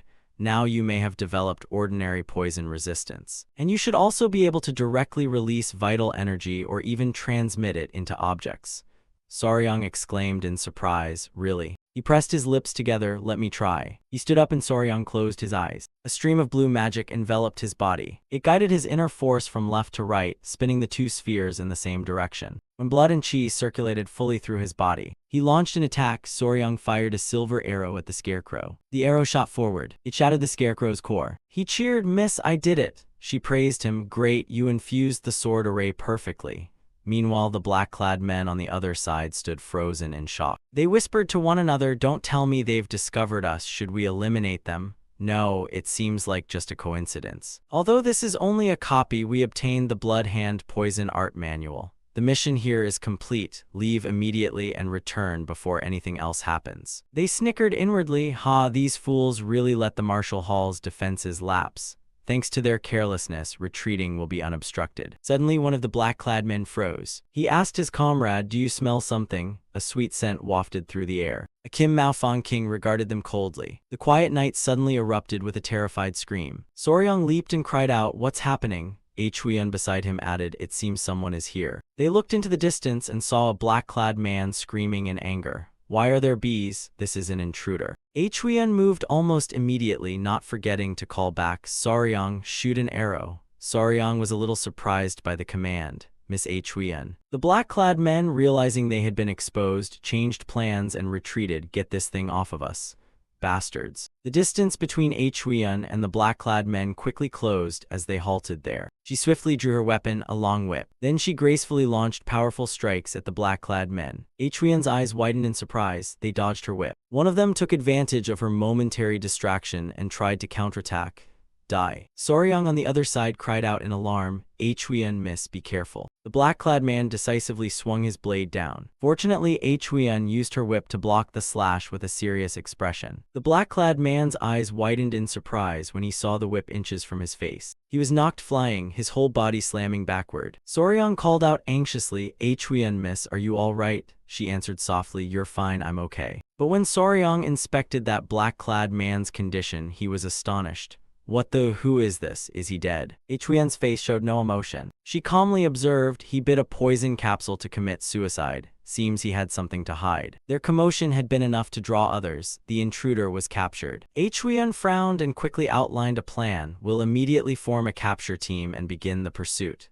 Soryang, come with me and Gu Pi's unit, the blood poison squad leader. Their pursuit order echoed through the forest, capture them. Leading the pursuit team was none other than Gu Pi. They can't get far, we must catch them at all costs. Soryang gasped and panted, trying to keep up. Come on, my two-cylinder engine. Unexpectedly, his foot stepped onto a spongy patch of earth. Gu Pi cried out in alarm when he saw Soryang fall. Master Soryang. They quickly stopped to help. Are you okay? Soryang replied softly, thanks, I thought I was done for. Then he glanced back to inspect. The sight before him shocked Soryang. What is this? A snake nest? Gu Pi calmly explained, it seems to be a snake den. Snakes gather where yin energy is strong, and especially this season they're unusually aggressive.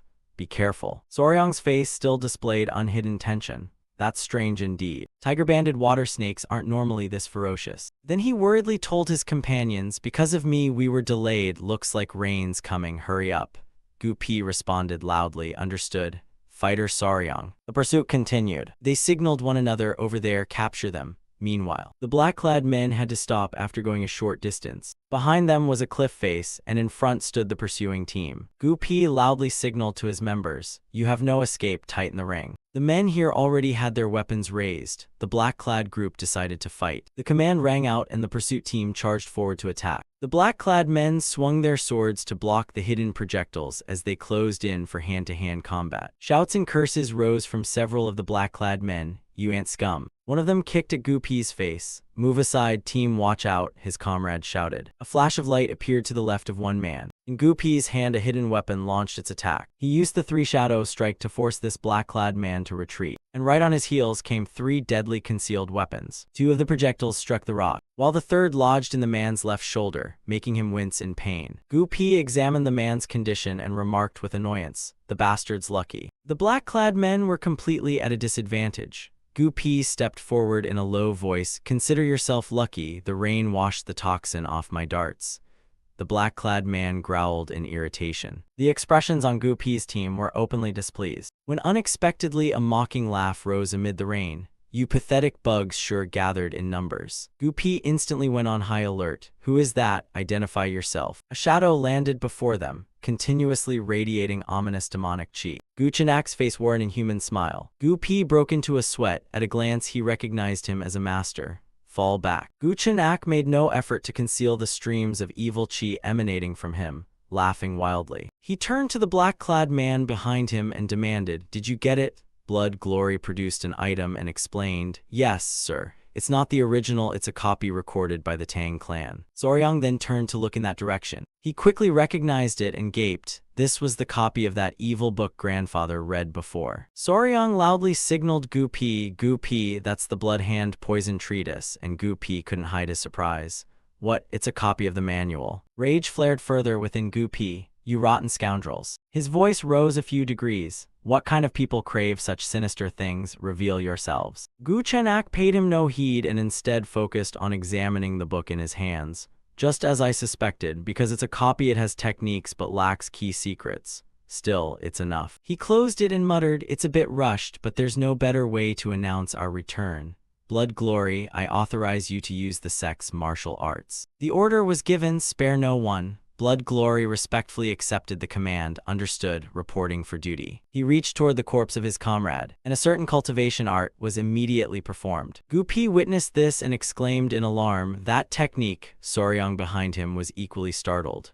"What is that?" Blood Glory was manipulating that stream of red fluid. He was draining blood. The hidden weapon quickly fell from his body. Blood Glory's body fully recovered, and Guchinak's eerie laughter rang out again. "Yes, you guessed correctly." He grinned wickedly and declared, "I am none other than the elder of the Blood Sect, Bloodhawk Severing Claw, Guchinak." The target Guchinak had set his sights on was none other than Soryang. "You look quite tasty." He licked his lips hungrily and remarked, "It's been far too long since I've tasted someone with fresh blood like yours." The current situation has only Guchinak and Blood Glory facing off against the pursuers' group. Guchinak turned and signaled his subordinates. Blood Glory grabbed him. Nothing restores better than a youth's vital blood. Then the two of them lunged forward to attack at the same time. Gupi saw this and signaled, "Quickly form the 5 Poisons Fire Extermination formation. Don't let him reach Lord Soryang." However, Guchinak arrogantly leapt high and loudly challenged, "Try and stop me then." Against his attack, the pursuers were somewhat put on the back foot. They shouted a warning, "Young hero Soryang, get out of the way." However, Blood Glory had already seized him from behind. He tightened his arm around Soryang's neck and remarked, "It seems the elder intends to take your vital blood now." His face paled from lack of air, yet he managed to mumble, "My children." A command was given, and instantly the creatures with him leapt in to attack. Blood Glory was bitten. He stared at them in surprise, and Gong was momentarily shocked, even struck by that hidden weapon. Could it be that Blood Glory would just be blown away like that? A call rang out from behind that gave him a small relief.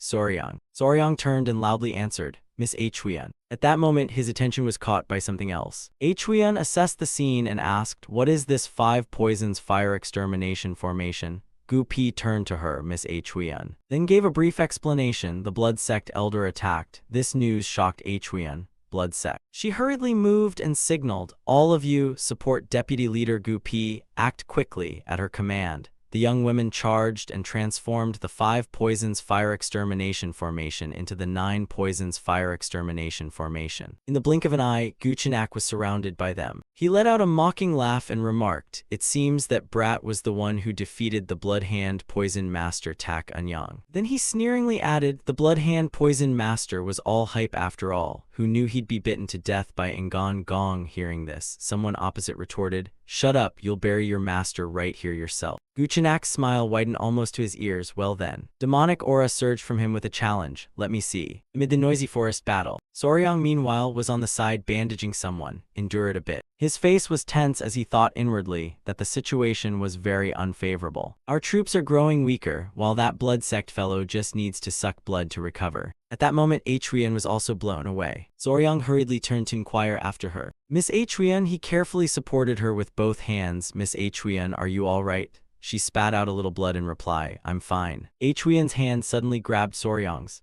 "Soryang." She instructed him with a pained look, "Return to the clan and call for reinforcements. Right now we don't have the strength to deal with them."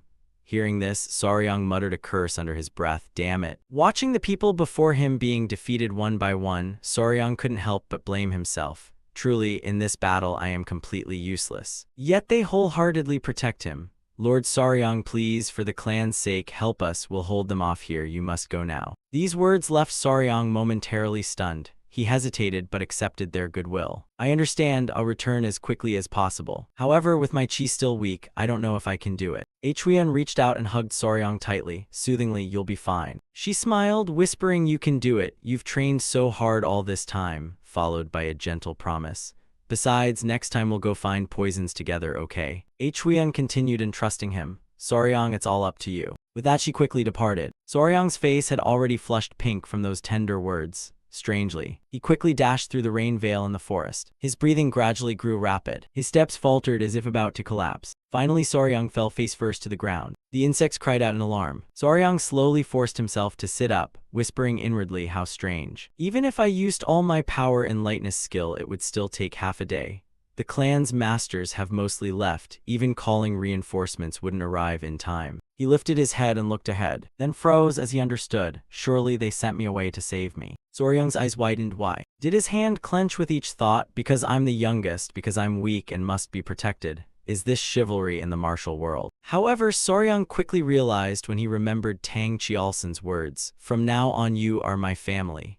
He looked at his hand and murmured, family. I've never seriously thought about the word family before. So many memories tied to this place resurfaced. I still thought I wasn't truly a member of the Sichuan Tang clan. They all consider me family, along with his own lingering doubts. Except me. Saryong gave a small smile and noted, how can an assassin clan be so warm? Then he slowly stood up, his expression determined to go rescue those mothers. Wait, whose mothers exactly? And Saryong changed direction and moved. He told himself to think, I want to save those people, I must come up with a plan. In Saryong's head he listed the current situation. Blood sect, blood regeneration. Nearby there are poisonous creatures lately, venomous beasts, poisonous herbs. Saryong's steps halted, his attention focused ahead. A snake den, the writhing snakes moved, and Grace on his shoulder was all alert. Saryong immediately raised a hand to calm it. Wait a moment, it'll be fine. He set it down on the ground. His companions couldn't help but feel worried. But before they could react, Saryong had already run far away. He aimed for the snake den ahead, then jumped straight down. Chivalry in the Jianghu must be handled my way. Speaking of the red-necked pit viper, also called the pit viper, this snake, by nature, is a venomous species unlike the green viper, with sharply curved fangs at the front of its mouth.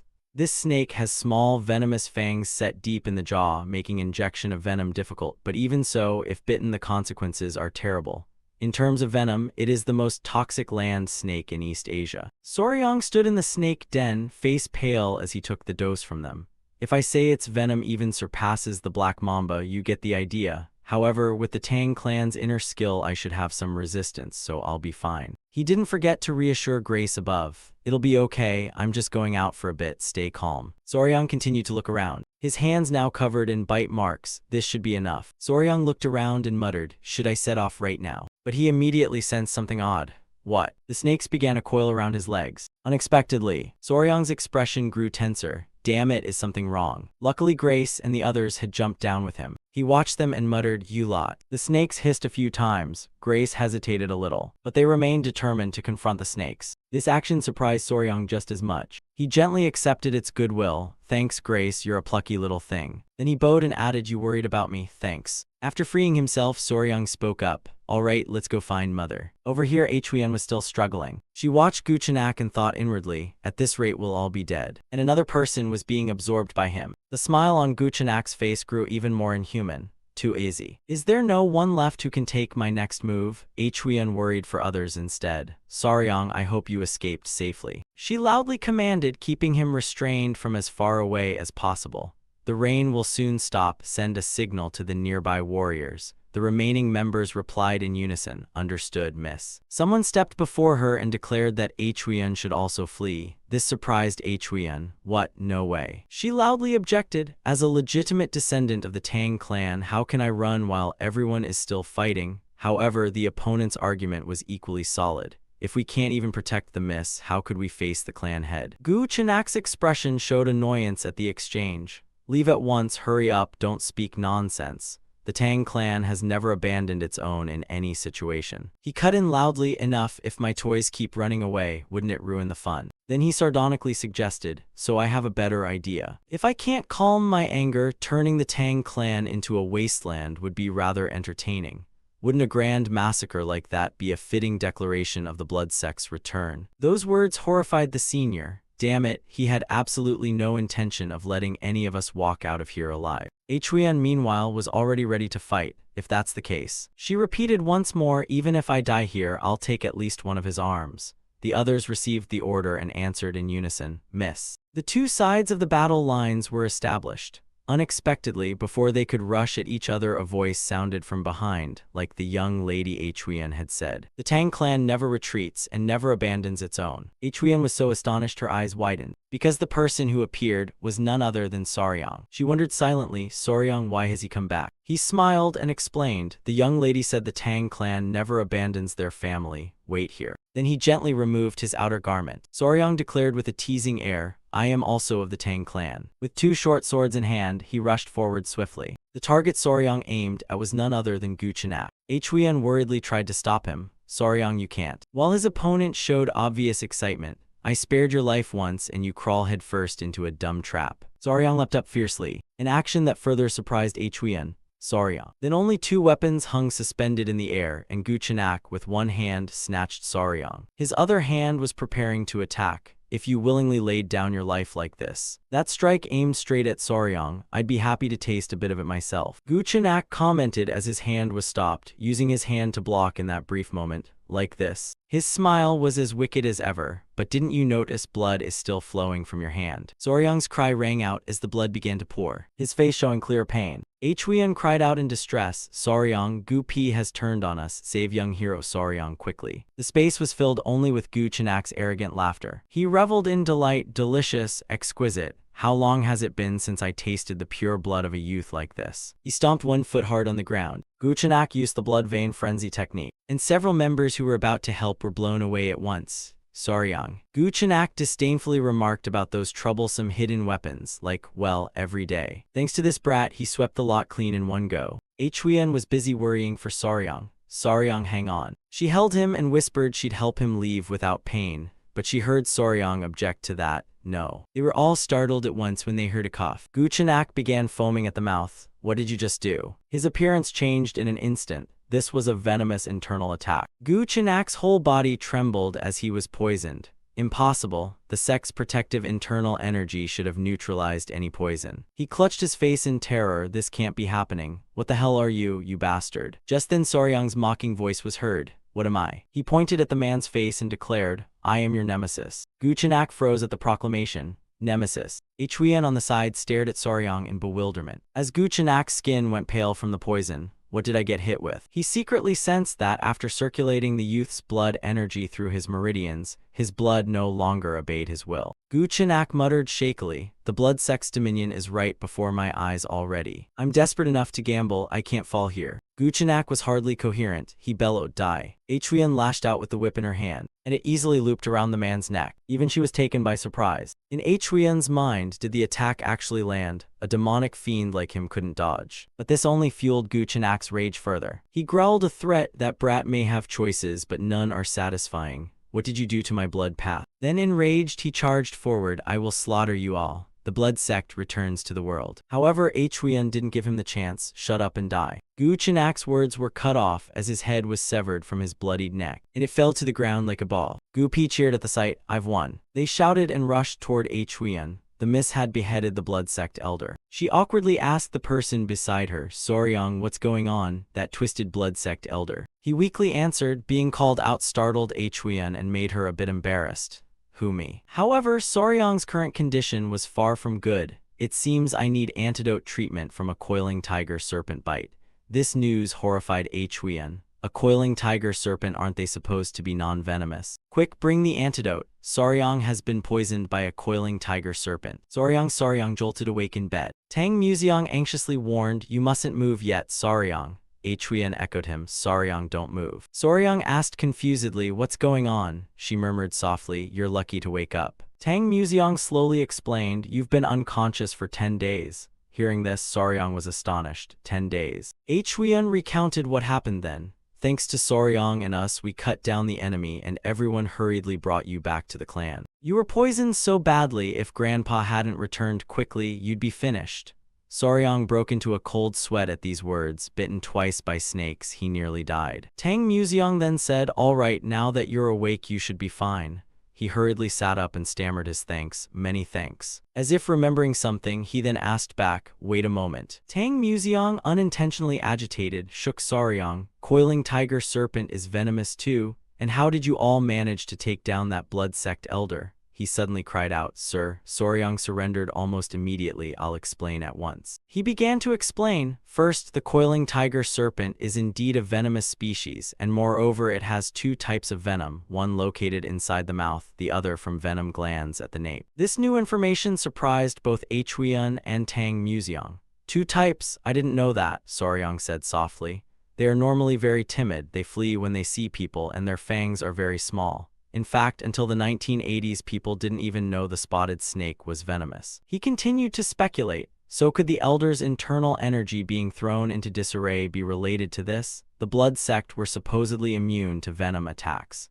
Soryang agreed, saying it's only a hypothesis, but perhaps it's due to the toxicity of the coiling tiger serpent. The main component of the spotted snake's venom is a hemorrhagic toxin, a blood toxin. It's the kind that causes bleeding. Hemorrhagic venom destroys red blood cell membranes as well as blood vessel walls, cellular tissue, and many other structures in the body. It can ravage many internal organs. What if the blood sect who exploit blood like vampires ingest hemorrhagic venom? I mean, it would really take effect on them. Soryang stroked his chin and concluded that perhaps that's why their martial root in the blood was affected, leading to this condition. It's just that people didn't know the coiling tiger serpent was venomous. Its toxicity is 5 times that of a pit viper, if exposed to yin energy, making the venom even stronger then. Both Tang Museong and Huion couldn't hide their surprise. Who knew Sichuan harbored such a terrifying venomous snake? Excellent, Soryang, you've achieved a great feat. He cleared his throat, nodded, and added, "I remember hearing Huion recount it." Then smiled and continued, "The blood sect elder called you his nemesis." Those words made Soryang embarrassed. Sounds a bit grandiose. Did I really say something like that? They teased him together. Indeed, if I conceal their martial arts, then I truly am a nemesis. Tang Museong didn't forget to finish. "Soryang, thank you for protecting the clan." His hand tightened with righteous anger. "They dared strike our clan while I was away. This time I will root them out completely." Soryang beside him agreed. "Yes, we'll eliminate them all. Now that we know their weakness, it's just a matter of collecting a large amount of coiling tiger serpent venom. Those damned mosquitoes, we should wipe them out to the very soul. That's only right." Since the blood sect appeared, the Tang clan has been on high alert. Many Tang clan fighters were injured and some even died. Therefore, righteous sects across the martial world are pouring into the Tang clan to help. Tang Museong caught a dove with one hand and continued, "Even facing top experts, such losses are few. Thinking of the Jianghu once again drowning in blood because of the blood sect weighs on my heart. Those damned mosquitoes, they don't just kidnap innocents to suck vital blood. 30 years ago, they caused a great massacre and became the common enemy of the martial world. This time, it's even more serious." He placed a hand on Soryang's shoulder with a vow, "But this time things will be different." His expression turned very serious as he repeated what Soryang had said, "Because the Sichuan Tang clan is the nemesis ordained by heaven." Soryang's face flushed with embarrassment. "Grandfather, did you do that on purpose?" Tang Museong smiled even more brightly. And he said softly, "Soryang, I have a request. Can you help me?" Soryang replied earnestly, "Yes, grandfather, if it's something I can do, I'll give it my all." Tang Museong explained tensely, "People from the Murim Alliance are about to arrive here. There will also be soldiers from the Murim Alliance accompanying them. I want you to show them the venom you discovered. Now that we've found the blood sect's weakness, I want to share it with everyone." "You readily agreed to the proposal. I understand. If it's for the greater good, of course we must do it." Tang Museong replied with amusement, "I knew you'd say that." He then switched topics. "Hey Soryang, I have news that will make you happy." You asked awkwardly in return, "What is it?" Tang Museong explained slowly, "The renovation of the 10,000 Venoms Hall is complete. From now on, Soryang, you will officially manage the 10,000 Venoms Hall." As expected, Soryang eagerly showed his excitement. "Is that for real?" No sooner said than he pictured himself surrounded by all his favorite creatures. Finally, this day has come. Tang Museong added, as you said, I've also prepared a special chamber to raise venomous creatures, to breed coiling tiger serpent. We first need a suitable place. Soryang replied gleefully, thank you, sir. He then admonished him to think of this as for the martial world and to do his best. You obediently replied, I understand. Soryang's mouth dropped open in astonishment when he saw it. This is earth-shattering news. Before him now stood the Venom Garden, a signboard boldly inscribed with the 3 words, Venom Garden. Huiyun was puzzled by the name. Venom Garden, Soryang excitedly explained. This place was created to collect all venomous creatures of the Central Plains. She asked seriously in return, so you intend to collect every venomous creature? He responded with a smile. Of course, later I want to collect the 10 great venomous creatures of the Central Plains because I promised Miss Huiyun. His flashy boast made her face flush. I'll cheer you on, brother. Huiyun hurried off. There were many people gathered there. Come and see. Soryang followed after Miss Huiyun in embarrassment. At that moment, a figure appeared before them. The guest has arrived. Soryang asked nervously, the former vice clan head. The other party confirmed excitedly. Yes, the head of the Venom Creature Division, Gu Pi, is present. The unfamiliar name puzzled him. The Venom Creature Corps, Gu Pi continued to explain. Yes, this is the new corps the family had formed by your order. He turned and began to introduce them. From now on they will be the hands and feet assisting the young master in locating and raising venomous creatures. Please entrust them to us. Soryang's face betrayed growing greed. He secretly marveled and soon devised many plans for the future. Staff to care for venomous creatures too? The clan really is investing heavily in me. This is a major step towards Soryang's dream. Elsewhere the pigeon had arrived. A woman read Tang Museong's dispatch with a solemn face. She muttered carefully, Amitabha, the blood sect has reappeared. Along with it came a comment, as the Central Plains enjoy peace, yet another bloody storm is about to rise. Scene shift, elsewhere a group was moving through the forest. The old man at the front suddenly said, General, it seems we're almost there. Finally we can rest at the Tang clan. The young man behind smiled in reply, escaping sleeping outdoors is a relief. He thought to himself, it would be great if we could bring back at least one piece of good news, if only we could find the smallest trace of the blood sect. They quickly reached the manor gate. Look, at last they can see the Tang clan. The gate guard asked suspiciously, are you guests from the Murim Alliance? The young man stepped forward and nodded to confirm, yes, I am General Jegelhu of the Murim Alliance. The two greeted each other politely. Upon hearing that, one of them stepped inside to report. Then suddenly he spoke seriously, reminding them there are some things you need to be aware of before entering the Tang clan. Hearing this, they were even more surprised. A notice, do we have to hand over our weapons? The guard scratched his face. Actually, this might be quite unexpected, but please listen to me. No matter how small or insignificant a creature is, you must absolutely not kill anything within the Tang clan. This left Jegelhu stunned. What? Even the Tang clan has taken refuge in Buddha. The guard shook his head. You'll understand soon enough. Just remember there are no exceptions. At that moment someone came out from inside. Has the general arrived? Welcome, General of the Murim Alliance. He returned the salute politely. Long time no see, Miss Huiyun. Huiyun nodded. Yes, sir. It's been exactly a year since we met at the martial gathering. Jegelhu continued. I see. By the way, where is the venerable head of the family? Huiyun politely clasped her hands. He is not in the estate at the moment. He is out searching for traces of the blood sect. Please excuse the inconvenience. Jegelhu smiled. No inconvenience. Being received by one of the 3 great figures of the martial world is an honor. But who is the young hero beside you? Soryang, when he heard the question directed at him, spoke up. It's an honor to meet you for the first time, General. My name is Wei Soryang. Hearing his name, the two were very surprised. Isn't he from the Tang family? Huiyun, a bit bashful, stammered an explanation. He is my betrothed. This news made the group even more flustered. A betrothed? What? One of the 3 great beauties of the martial world already has a fiancé? This is unbelievable. Some unknown nobody leaps out and steals her away. It's really unfair.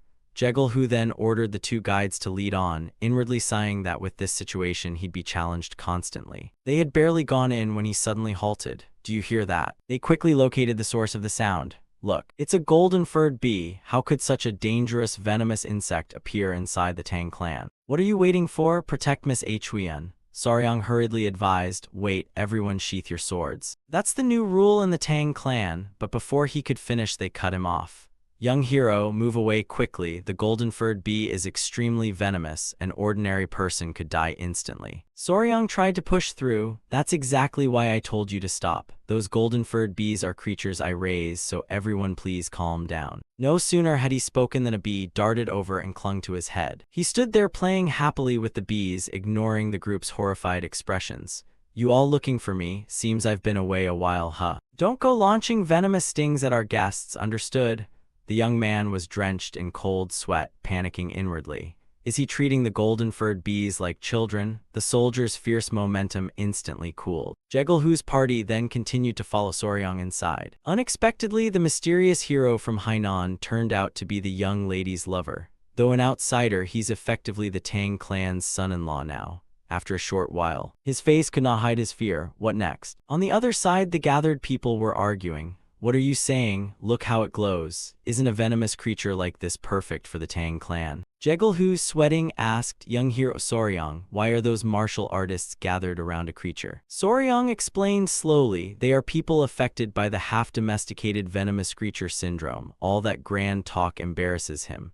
Half-domesticated venomous creature syndrome, have they done something wrong? At this remark, he rubbed his chin in thought. It truly was a mistake. This happened a few days ago. That night, Huiyan was helping Soryang train there, feel the inner energy push outward. He struggled to follow. Is it like this? She gently guided. Soryang, not like that. A voice called from behind, interrupting the practice. Hero Soryang. They asked in puzzlement when they saw the troubled look of the ninth master. Gupi, what's the matter? He began to explain. I'm really sorry, Hero Soryang. This time more than half of the fish we caught as food for the coiling tiger serpent have. Before they finished, Soryang could already guess they'd died, right? He sighed in understanding. It was hard to avoid. Those 4 fish are very sensitive. If there's noise, the mother might kill her young, but the truth was even more shocking. No, the martial artists had eaten them as bar snacks. Soryang froze, forcing Gupi to repeat. They had eaten them as bar snacks. The news caused an uproar. What? Impossible. You say they ate the fish as bar snacks. Why would they eat them? Huiyan crossed her arms and explained, 3-finger phantom is a dish where they dip live fry into sauce and eat them. Ninth master bowed and apologized sincerely. I'm truly sorry, Hero Soryang. He added, some people from Henan at the venom creature station said they missed home and just ate them like that. The fry we caught as food for the coiling tiger serpent were eaten clean by those people. This can't continue. We must cherish creatures that need to be raised. Thus a new regulation on half-domesticated venomous creatures appeared in the Sichuan Tang clan. Soryang explained, so the martial artists in the Tang clan each care for a single type of venomous creature.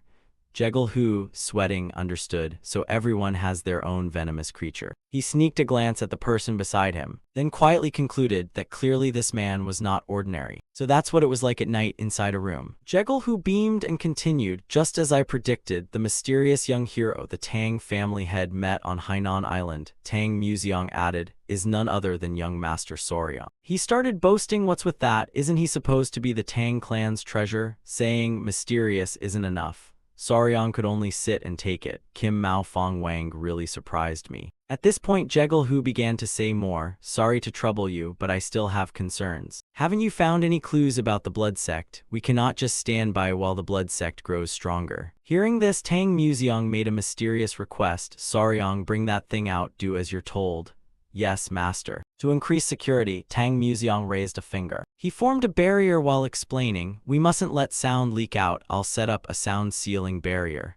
The seriousness made Jegelhu worry inwardly, even a sound barrier. Soryang placed a jar on the table. This was the thing. He took it up carefully. Unable to contain his curiosity, he asked what exactly warranted even a sound barrier. Tang Museong explained, it's the dispersal venom. Jegelhu still asked in puzzlement, if it's just dispersal venom, why seal it off so tightly? At that, Soryang only nodded slightly to him. More information was revealed to them. What if this dispersal venom only affects members of the blood sect? Hearing this, Jegelhu could no longer contain himself and shouted, is that true? His reaction made Tang Museong laugh. Yes, really hard to believe, isn't it? Jegelhu continued, if that's true, then this is truly a staggering discovery. The blood sect members appear normal, but it's because of the poison they use. Tang Museong's brows knitted. He added, yes, if we, those who cultivate on the mountains, our internal energy would be dispersed because they are blood worshippers. Jegelhu probed further, how potent is the toxin? The other party answered honestly. According to Huiyan, it reduces the victim's condition down to that of an ordinary person. Huiyan defeated a blood sect elder who had been poisoned with a single move. Jegal, who was so surprised, he repeated, "Just one move? It really works just like the dispersal venom." He respectfully continued, "Thanks to Senior Venom God General, I truly did not expect such a gift. Now I can at least be somewhat reassured." Tang Museong only smiled and corrected him, "If thanks are due, it's not to me but to this kid, because it was Saryong who discovered it. This kid deliberately poisoned himself and lured a blood sect elder to suck his blood. As a result, the elder writhed on the border between life and death for 10 days. From then on, admiration turned entirely towards Saryong, not only for his cunning but for his courage in risking his life." Jegal, who put a hand on his shoulder and solemnly declared, "Young hero and guy, whatever you want, I will provide. If you have any wish, I will report it to the leader." Saryong didn't hesitate and said then. The girl continued, "May I receive information about the venomous creatures?" This request was completely unexpected to Jegal, who, "What did you say? Information on venomous creatures, not secret manuals, elixirs, or gold and jewels? You are truly an odd one." His indescribable expression made Tang Museong chuckle even more. Jegal, who waved the fan in his hand and pondered, "In the long history of the martial world, perhaps this is the first time such an eccentric has appeared." He said softly, "If so, even if it's not the exact venomous creature you wanted, would you be interested in a mysterious petrified deposit species?" The waterfall thundered in their ears. Jin stepped forward to scout, then turned and signaled, "Uncle, it seems everyone has arrived." He spoke softly. According to the elder's map, the waterfall and the tortoise stone statue appear in the distance, and the summit of the palace mountain is also visible, Sichuan, Mount Ganga. Jegal, who slowly reached out and touched the water, he murmured that indeed the water melted from 10,000-year snow and was ice cold. Then he turned to remind his companions, "Everyone wait here, Chin, follow me carefully."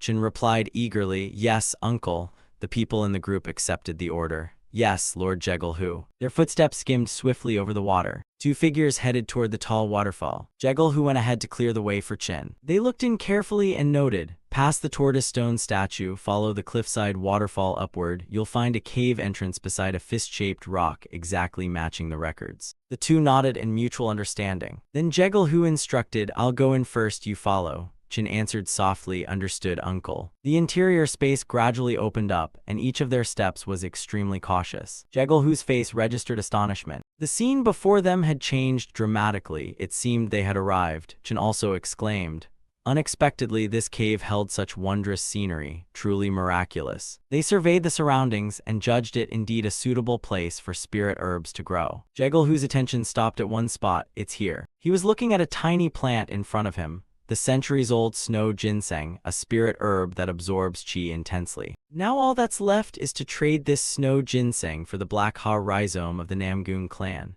Yes, with this, the young miss of the Namgung clan's blocked channels should improve, and in return we'll get a black ha rhizome over 200 years old. Jegal, who carefully knelt down then, reached his hand toward the plant, when unexpectedly there was a rustling sound right by his ear. A silhouette shot out from the rocks, startling Jegal, who something had just leaped from a crevice. My quick reflexes blocked that attack. Jin cried anxiously, "Uncle, are you all right?" Jegal, who watched the mysterious shadow dart nimbly above him, then warned his companion, "I'm fine, be careful, that thing moves very fast." Two gleams of light simultaneously aimed at it. Jegal, who defended. His brows knitted. This was the fan's tip, now frozen with frigid qi. Jin rushed closer with curiosity. "Uncle, what exactly is that?" Jegal, who explained softly, "Stone lizard." He concluded tersely, "It's stone lizard. A blue stone lizard." Soryang's face showed surprise at this new information. A blue stone lizard, naturally blue, that's a rare species. He muttered curiously that stone lizard are sterile and non-venomous, so is there an issue? His eyes soon lit up, "No problem." Soryang went on to explain, "Stone lizard have venom in their eyes." He smiled and replied, "I don't understand what you're saying, but go ahead."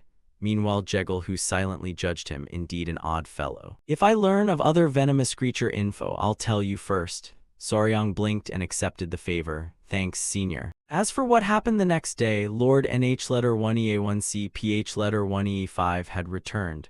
Tang Chialson's face was anxious as he burst in. "Father-in-law." Soryang and the others were all surprised. "Father-in-law," Huiyan greeted softly. "Father." He came over to knead and check Soryang's body. "Are you all right?" he asked gently. Soryang replied softly, yes, I'm fine, father-in-law. He even smiled and added, you woke after 10 days, the arm left a scar, but at least you're alive.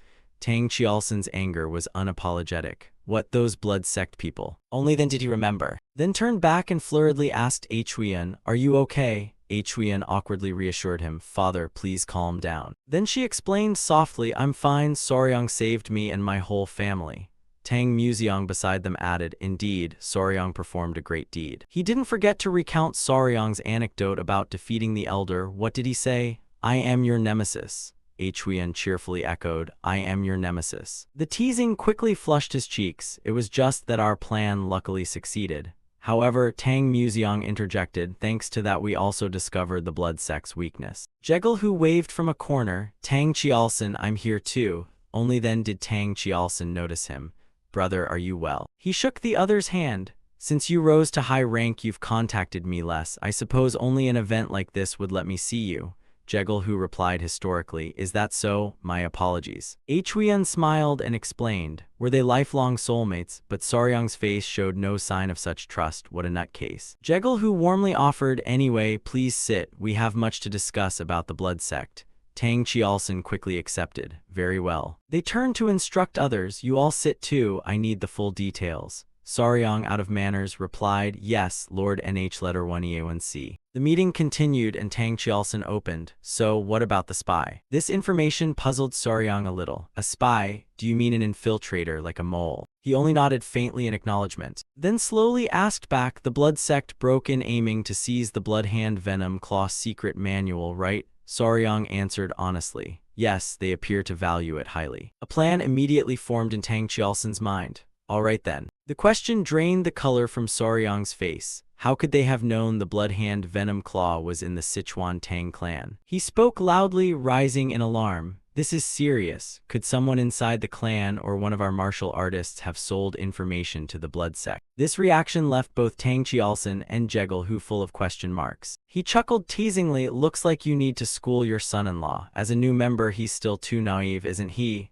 This made Soryang hesitate. Am I the problem? The one who explained was Huiyan. Soryang, there absolutely cannot be a spy in the Tang clan, he replied awkwardly. Really? Tang Qialsen addressed her. Even when choosing a servant, we investigate their whole family and direct line ancestors. If nothing shows, we absorb all their household rights into the Tang clan. When a servant's wife, children, and family are all within the Tang clan, who would dare be a spy? Only then did Soryang realize they control things that thoroughly. He wore a bewildered expression as he pondered, so then. The nagging question was raised, then who is the real spy? A rough hand seized a girl. Tang Qialsen recounted that it was a household servant of the Muram Alliance. Jekyll, who stated solemnly, in the Muram Alliance only 3 people knew of this. Now the leader has captured that person. Meanwhile, as matters were winding down, an uninvited guest appeared at the Tang clan. The gate attendant was concerned when he saw the hulking figure had already arrived. Coming all the way from Hebei to the Tang clan gate without using lightness skill is quite the feat. Peng Muin slapped his chest, his face showing excitement as he requested that the head of the Tang clan be informed. The head of the Peng clan, Peng Muin, has arrived. An arrow shot up from deep within the courtyard. Huiyan was still training with Soryang at that moment. He kept close behind her and asked curiously, Lady Huiyan, will we be okay if we run outside? Huiyan replied softly, yes, because everyone is discussing something important. She smiled brightly and reminded him, Soryang is also a son-in-law of the Sichuan Tang clan, be more confident.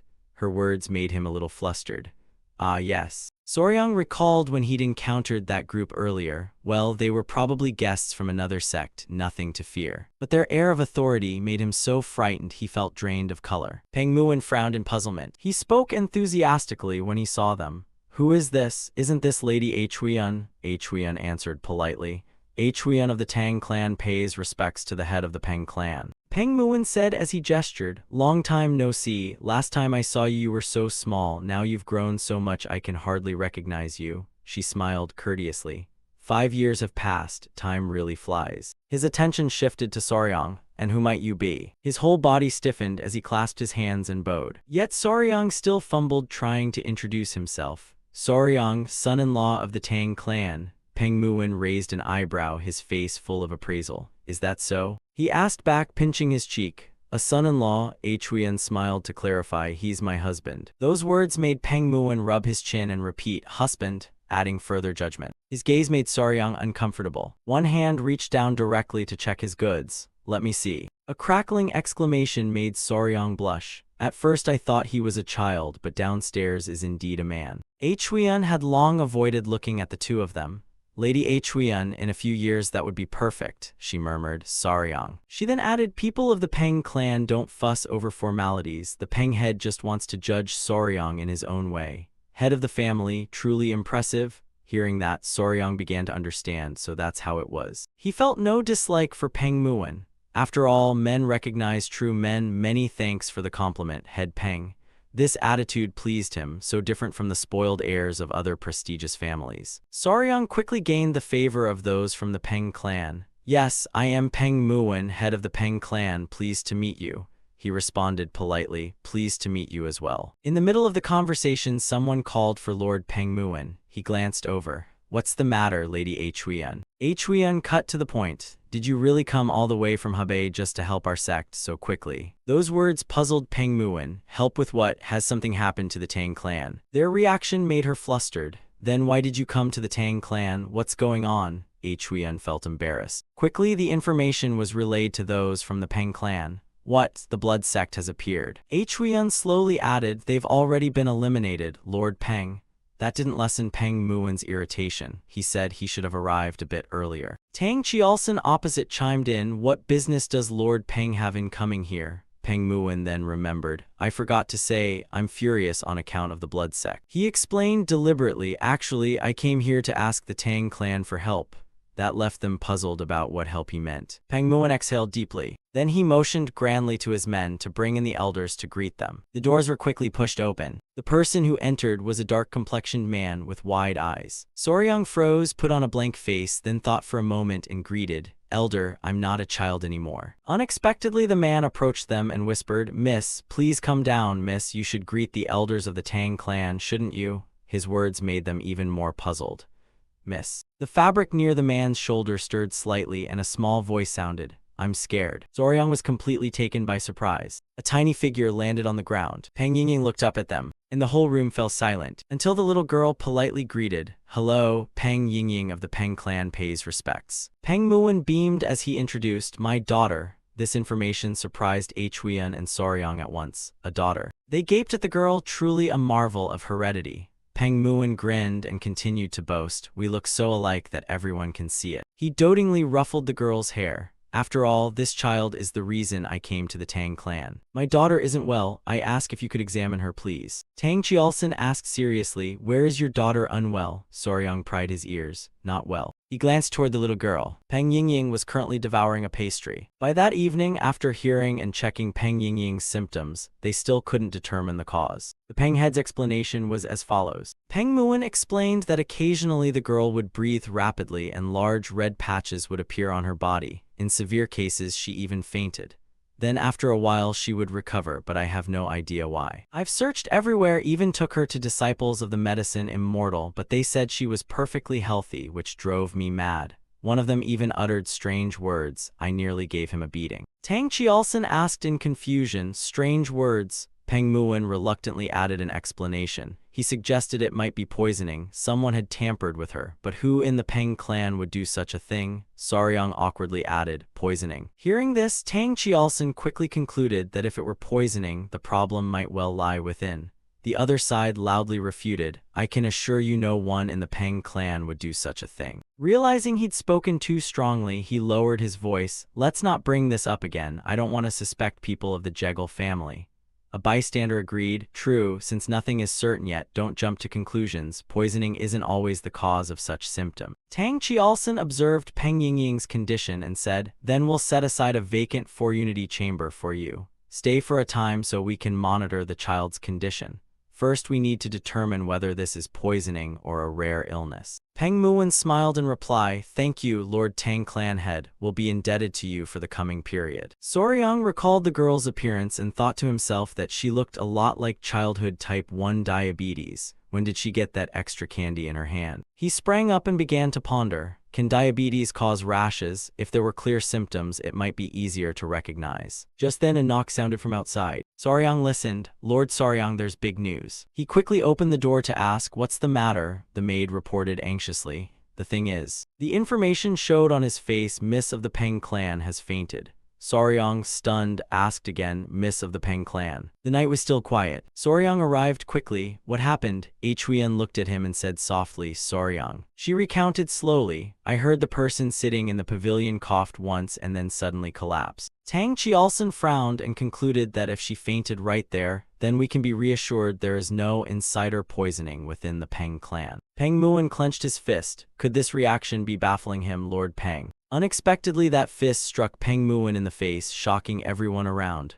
Lord Peng. A tooth fell to the ground. Peng Muin responded with a smile. I'm sorry, though I said that, I can't forgive myself for briefly doubting members of the family. If he himself also collapsed right here, then there must be another cause. Other members did the same. Despite our presence, we couldn't stop the young lady from fainting repeatedly. We are greatly guilty. Tang Qialson hurriedly intervened. Please calm yourselves. Chuan urgently pleaded, Saryang, do something. The girl looked blank-faced. I have no idea. He then raised his voice to restrain them. Please remain calm. Saryang spoke evenly. If we can find the cause of the symptoms, we can prove everyone innocent.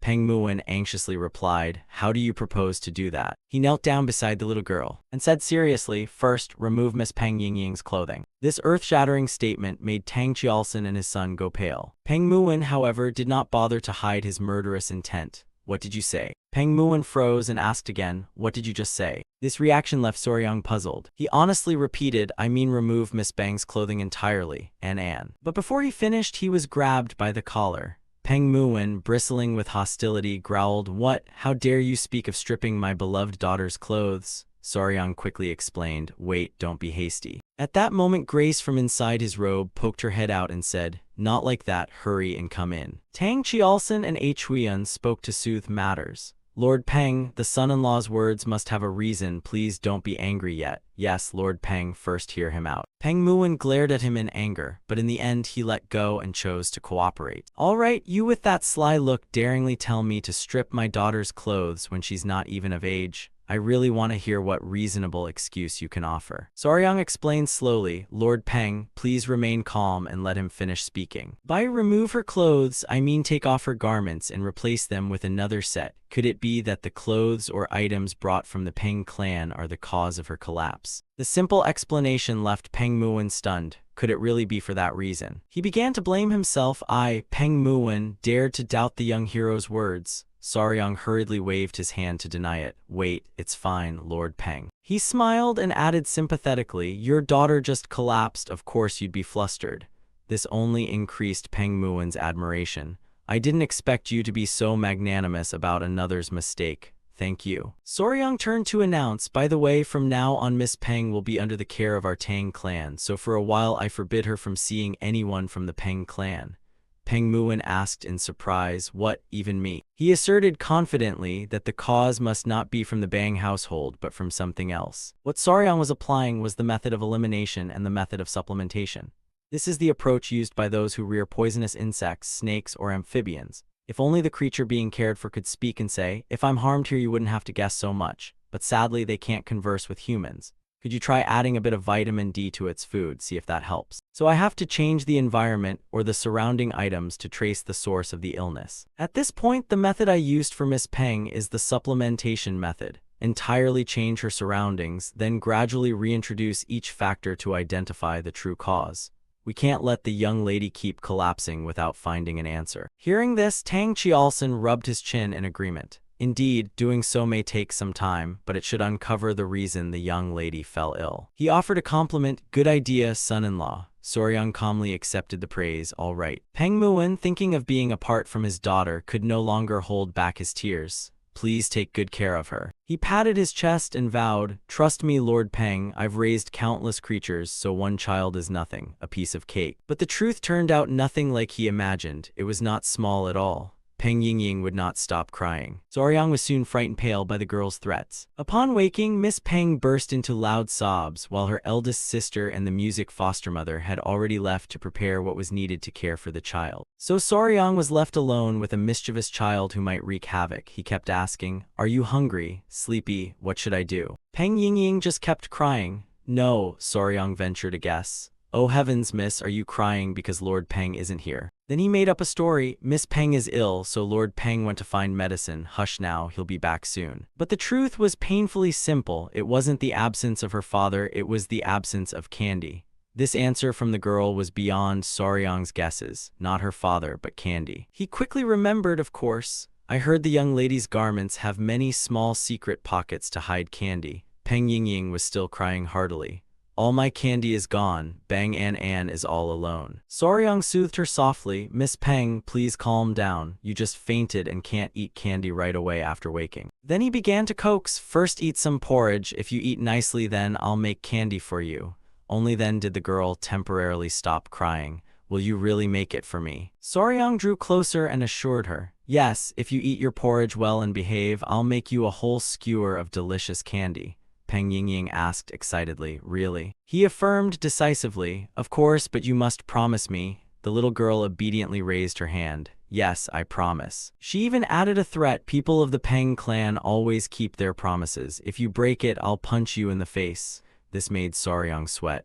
What? No way, what kind of parenting is this among the Peng clan? Time passed to the next morning, and in a nearby bush stood Peng Muwen. "Peng Yingying, father is here. Lately Lord Peng Muwen has been full of worries." He muttered, "Must I only watch An from afar like this? Because of the ban on Peng clan members approaching, you cannot see your beloved daughter." Unexpectedly, this sneaking around was discovered by Soryang. "Lord Peng, what are you doing here?" Peng Muwen tugged him into the bushes with him. "You come here a moment." Then he began asking about the situation.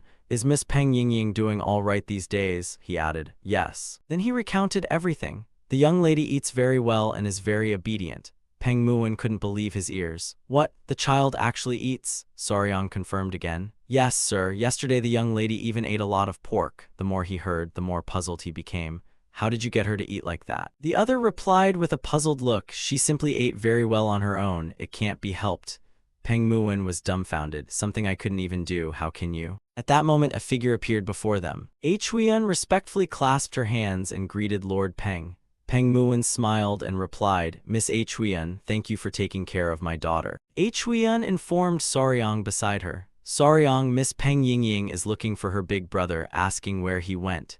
Hearing this, Peng Muwen felt a twinge of jealousy. "What? Big brother?" He shot Soryang a bullet-like glance. "I haven't even spoken to the child once. Since when are you so close?" "Tell me, since when are you called big brother?" Soryang hastily fled.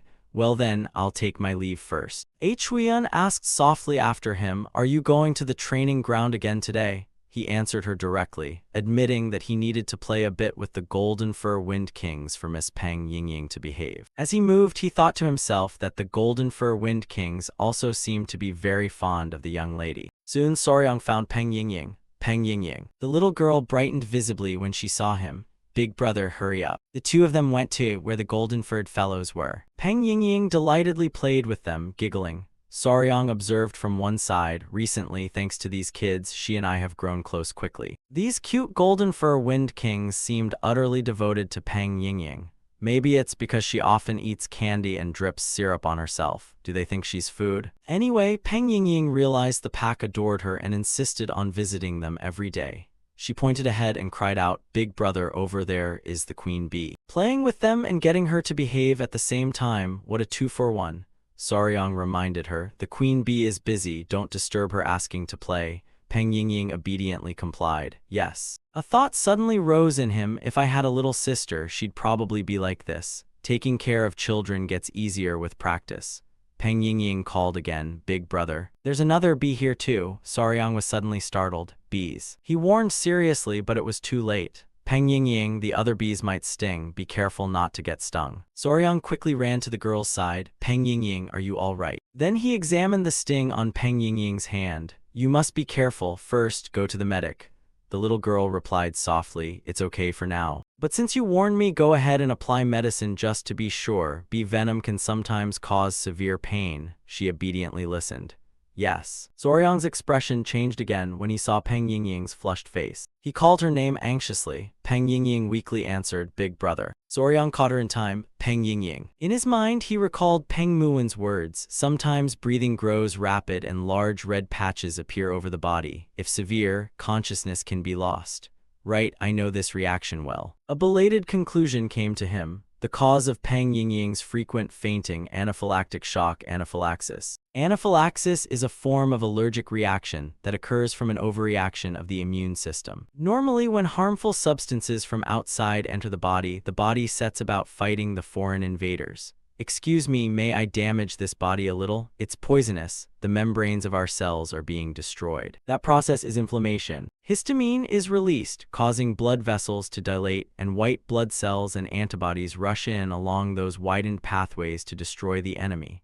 The problem is that sometimes there is an excessive reaction to certain substances. "Widen the vessels more, hurry, I'm in a rush. Hey uncle, wake up." When the immune response is excessive, histamine, the vasodilator, is released in too great an amount or acts abnormally, and blood vessels throughout the body dilate, bringing a sharp drop in blood pressure. During this process, symptoms like breathing difficulty and itchy swelling can occur. If severe, it can be fatal. Soryang carried Peng Yingying on his back and hurried off. There was no time to waste. As he moved, he reassured the girl, "Hold on a little longer, Peng Yingying." Very quickly, Soryang arrived. He shouted with all his might to signal, "Honored foster father, Miss Peng Yingying has collapsed." Tang Qialson and Peng Muwen appeared almost immediately. What on earth happened? Soryang, oh my, Peng Yingying. Soryang quickly explained that the girl seemed to be having trouble breathing. Peng Muwen took Peng Yingying and acted. "All right, I'll transmit internal qi into her." The girl's face was flushed with fever, and only when Peng Yingying's breathing stabilized did Soryang let out a relieved breath. Thank goodness, this so-called qi is no trivial thing. The basic principles in treating anaphylaxis are to control blood pressure and secure the airway. Usually epinephrine, steroids, antihistamines, and intubation to maintain respiration are used. But here everything could be resolved with qi alone. Remarkable. Tang Qialson now judged that this episode's symptoms resembled the previous one. Peng Muwen anxiously asked Soryang, "You were right there, surely you saw clearly. Have you determined what caused her collapse?" He answered seriously, "Yes, elders, I saw it very clearly. Miss Peng Yingying fainted because she was stung by a bee." Both men were astonished at that conclusion. "A bee, you mean a bee?" Tang Qialson rubbed his chin thoughtfully. "Rare indeed, but there are cases where bee stings can cause that. Yet the reason Miss Peng Yingying frequently fainted cannot be only bees," Peng Muwen agreed. "Right, if she'd been stung from the start, she likely couldn't have made it to the Tang clan, so the true cause still can't be confirmed." He was a bit disappointed not to find a connection. At that moment, Soryang spoke up, "Honored foster father." His declaration surprised them. "Actually, I have found the cause," Tang Qialson probed. "What, really?" Soryang smiled and explained, "Because Miss Peng Yingying was stung by a bee, I was able to trace the clue." Peng Muwen grew even more impatient. "What do you mean? Explain it to me quickly." Soryang proceeded to explain slowly. First, his hand hovered toward Peng Yingying. "First, we must remove the young lady's clothing." Peng Muwen angrily retorted, "You'll get a scolding for that, you rogue." Then the door opened and Huyan stepped out, bringing information.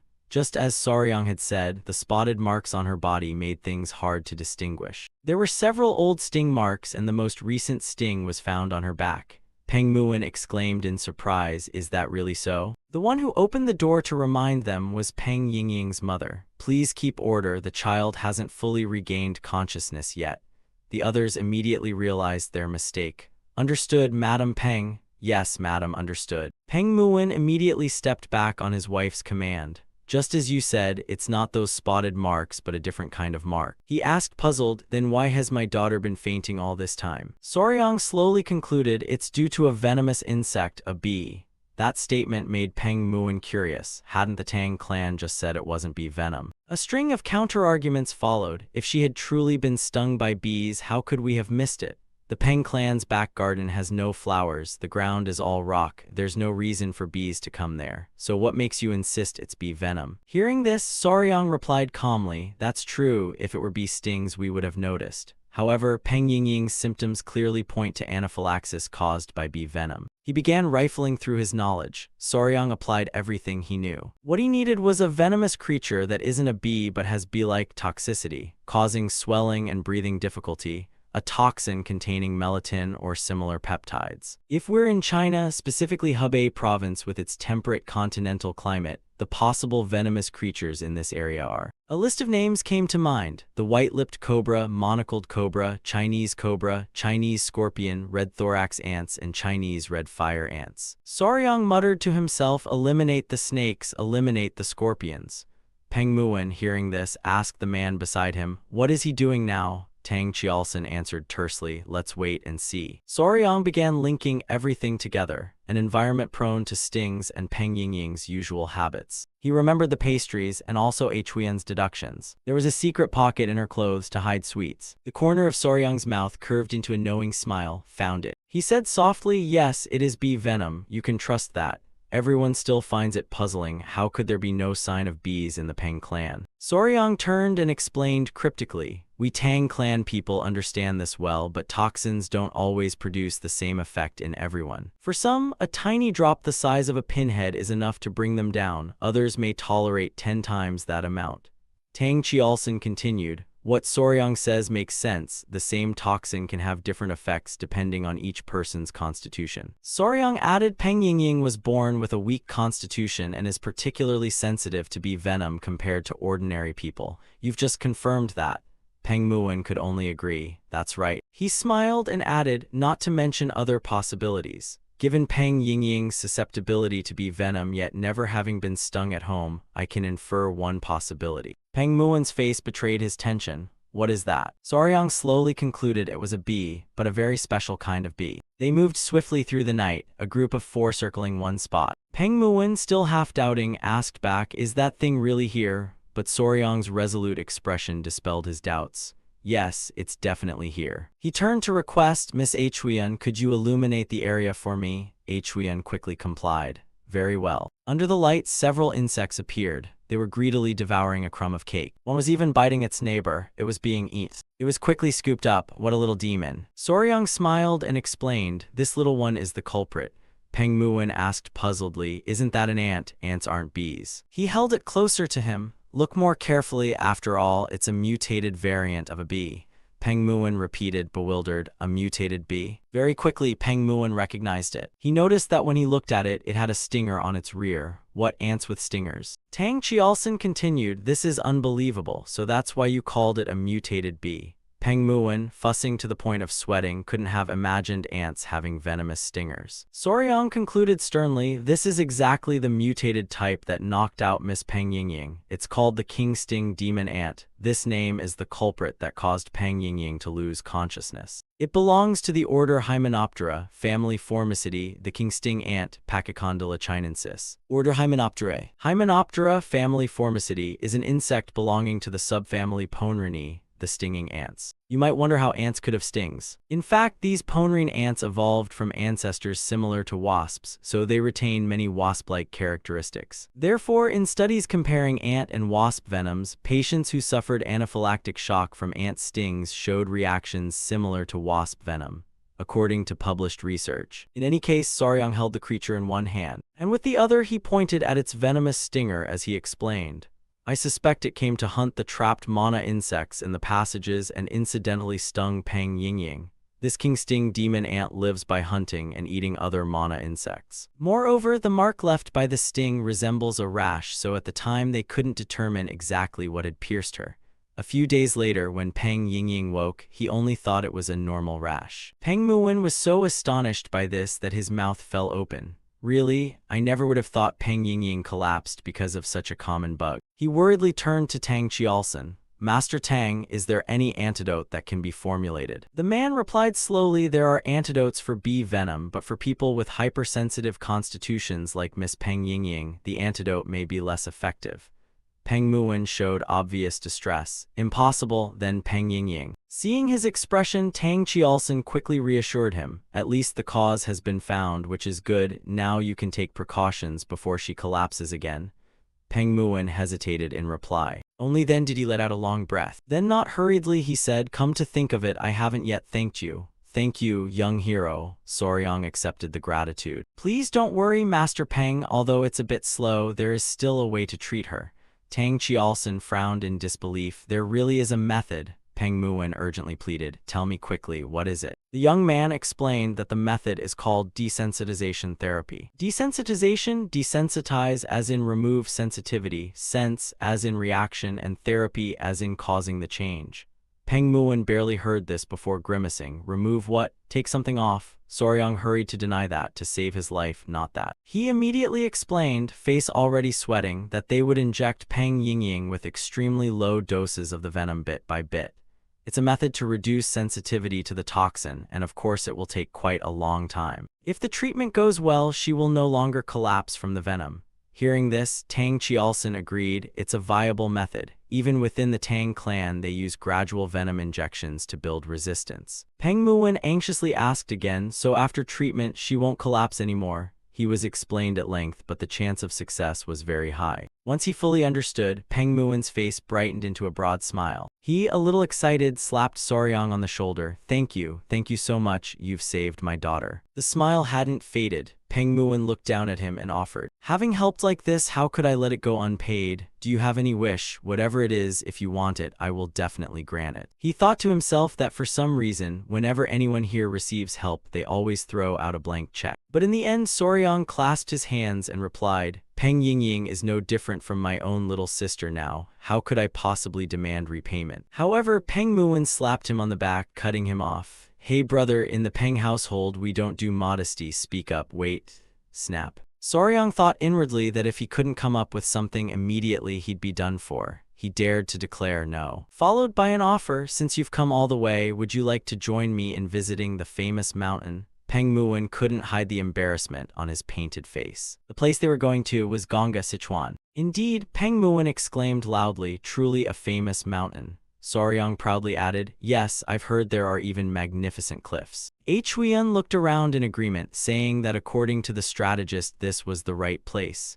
He nodded to confirm with her, yes, it's likely the waterfall and the rock mentioned. Then, a bit awkwardly, he asked again, but how do we reach the cave behind the waterfall? Peng Muwen considered this seriously. That. Then he looked at Soryang and asked, you've only just started learning lightness skills, right? So you probably haven't heard of the Jeatum Ba Feiyan. Soryang replied, puzzled, what's that? Peng Muwen snorted stiffly. The smile on his face died out. Peng Muwen grabbed Soryang by the collar with one hand, explaining is troublesome. Come here, this move embarrasses you. Yes. Unexpectedly, Peng Muwen then flung him up high like a ball. Huiyan blurted out, Soryang, he's right on your tail almost immediately. Peng Muwen watched Soryang. Hai Long commented, your agility is quite nimble. Huiyan worriedly asked, Soryang, are you all right? He replied politely, thanks. They noticed something else. This seemed to be the entrance leading to that cave, an entry behind the waterfall. So mysterious. Peng Muwen smiled brightly and suggested, well then, let's go inside first. Once we're in there'll surely be something. Outside, the waterfall still roared. The three figures proceeded deeper inside. Soryang was startled by the scene before him. He calmly acknowledged that this was somewhat strange. Huiyan agreed, yes. What they were looking at was the rock slab from Jegal Hu's story. The strategist couldn't have lied. The interior of the cave was completely unlike what they'd imagined. Soryang and Huiyan explored around. According to the description from the elder strategist's disciple of the Ming martial world, Jegal Hu. In the very center of the cave, a light would pour down like a waterfall. On the ground, 100 flowers bloom, all kinds of flowers never seen before, extremely strange and mystical. Yes, like hiding in an immortal paradise. He looked around and remarked that it didn't look like any immortal realm at all. Peng Muwen had to agree, there is indeed light shining through a rock crevice, but there aren't fields of flowers everywhere. Soryang added that instead they seemed withered and about to die. Peng Muwen gaped and asked, is the spirit artifact real? The whole surrounding environment has changed. It seems a cold aura is emanating from that rock. Soryang replied politely, yes, elder. Peng Muwen Wang took the sword from his back while warning, it does seem so, then follow me and be careful. Sure enough, his expression changed, and his vigilance quickly heightened. A terrible cold chi truly began to appear. No sooner had he finished speaking than they heard a sudden crashing sound. Peng Muwen, sword in hand, took the lead. Up ahead, stick close behind me. Soryang behind him was a little thrilled. The angry roar was real. Two specks of light flashed from a small hollow. followed by a low growl. Soryang was so surprised his mouth fell open. That was. The creature gradually revealed itself. Wasn't that the authentic chubby-tailed spirit lizard? He observed it and estimated its size at about a foot, with big round, gleaming yellow eyes and an adorably plump tail. His face couldn't hide his delight. He couldn't stand it. It was unbearably cute. Huyen beside him commented softly that the blue spirit lizard was truly adorable.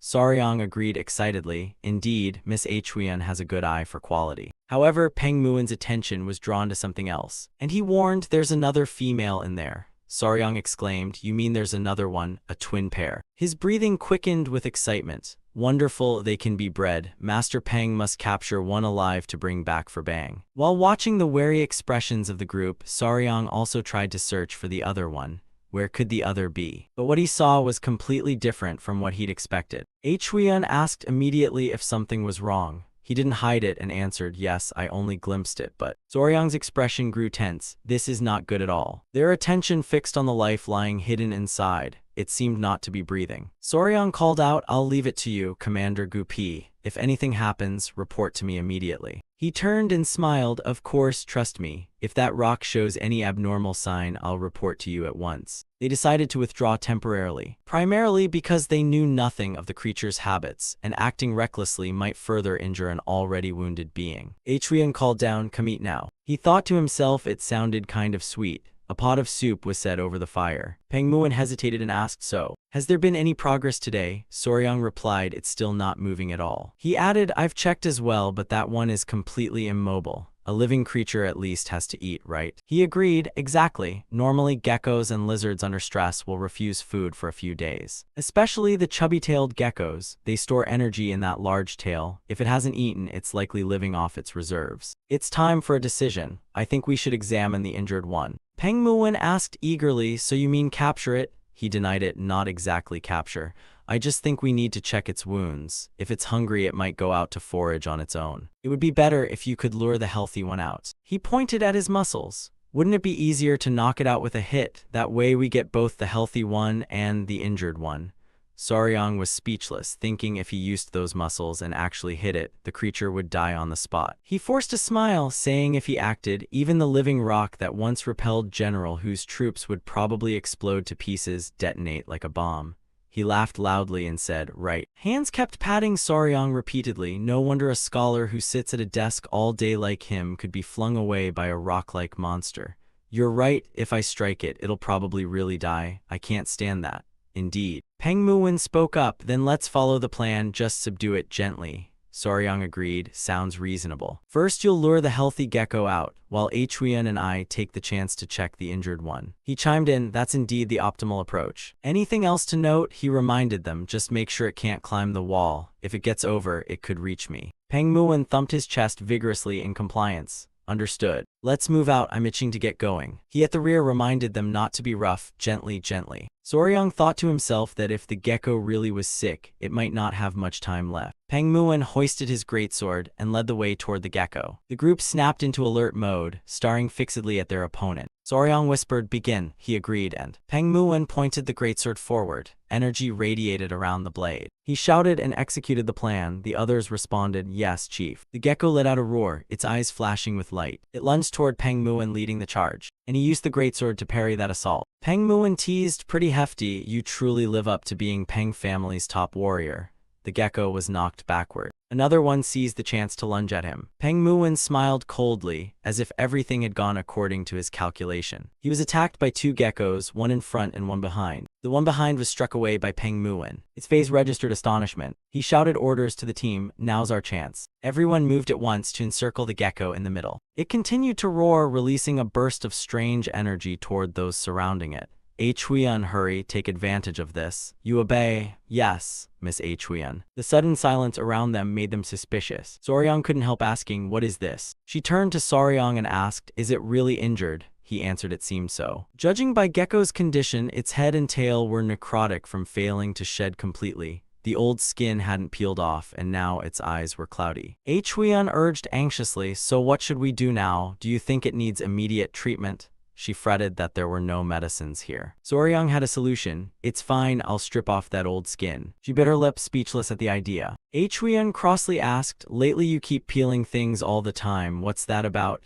He thought to himself that this time the measure was indeed appropriate. Gecko woke and stared at them in bewilderment. He gently said, it's okay, I'll heal you, so don't move. Soryang's hand touched its head tenderly. When he lifted Gecko up, he inwardly rejoiced, good, like a queen bee. It seems to understand words to some extent, it has calmed down. Seeing Soryang peel the layer off its back, Huiyan exclaimed in surprise, oh my, explain this, creatures like these shed their skin just like snakes. However, wild chubby-tailed geckos usually eat their old skin, so their shed skins are rarely found.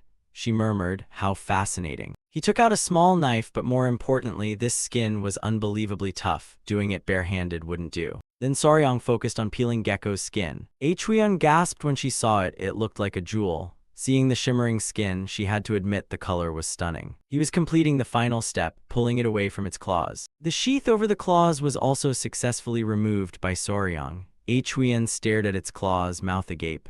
Soryang looks like a glove, she said. How cute. He replied, I know. Miss can't resist either, right? Back when I was a YouTuber, peeling videos like this got tons of views. He thought to himself, so now only the head and tail remain, right? Soryang lifted Gecko up. Wait, let me hold it, must be extremely careful around the eyes. He examined Gecko's eyes. Just as he suspected, its eyes were completely blinded. Because it couldn't shed properly, the eyes were severely inflamed. After that, Soryang carefully pulled the skin from the back of its head. When the head skin was removed, he announced, all done. How is it more comfortable now? Huiyan rejoiced when she saw it open its eyes. Soryang noticed him fall silent. Soryang, is something wrong? She called to Miss Huiyan. Soryang was studying the remaining skin on Gecko's tail. I'm hesitating about what to do with the tail. He pondered that to stop the spreading necrosis, the tail might need to be amputated, but in its current state, cutting it off might kill it on the spot. Just as he reached for the knife, a shout came from behind. Careful, Knight Soryang. We've lost sight of the stone gecko. The stone gecko was lunging towards Soryang. He shouted, stay calm. I'm only trying to help you. I'm treating your friend here. But Soryang looked back at the knife in his hand and felt those words were pointless. The gecko let out an enraged cry. The reptile's roar echoed throughout the cave. The gang's scream sent a shockwave rushing towards Soryang. He realized in horror that the beast had become enraged. Seeing it spring up, Huiyan stepped in front of Soryang to block it. Her hand pushed Soryang backward. The ice block fell straight where they had just been standing. Fortunately, they both dodged. He grabbed Zhu and crashed to the ground. Seeing lightning crackle around the ice, Soryang hurriedly pleaded, wait. I didn't mean it like that. Wait, let me explain. The oppressive pressure around him no longer left him dazed. Soryang and Zhu stared with mouths agape at the scene before them. The energies around the ice creature gradually fading away. It returned to a harmless appearance, its round eyes looking at them. Suddenly, it and Zhu laughed together. He wondered, are they talking to each other? Peng Muin rushed over and asked, are you all right, sir? Are you all right, Soryang? That brat was fierce and agile. I didn't expect him to slip between my legs. When the ice saw him, it switched to a growling mode. You have to stop it. Wait a moment. We're fine. Please step back a little. I'll try talking to it for a bit. Peng Muin said in surprise, you can talk to it. That monster understands speech. Soryang confirmed, yes, Lord Peng, it seems to understand some speech. Perhaps it won't attack us again. He asked Huiyan, young lady, could you fetch some dry grass from over there? And Gan replied, yes. She ran to the corner of the cave and snatched up some dry grass.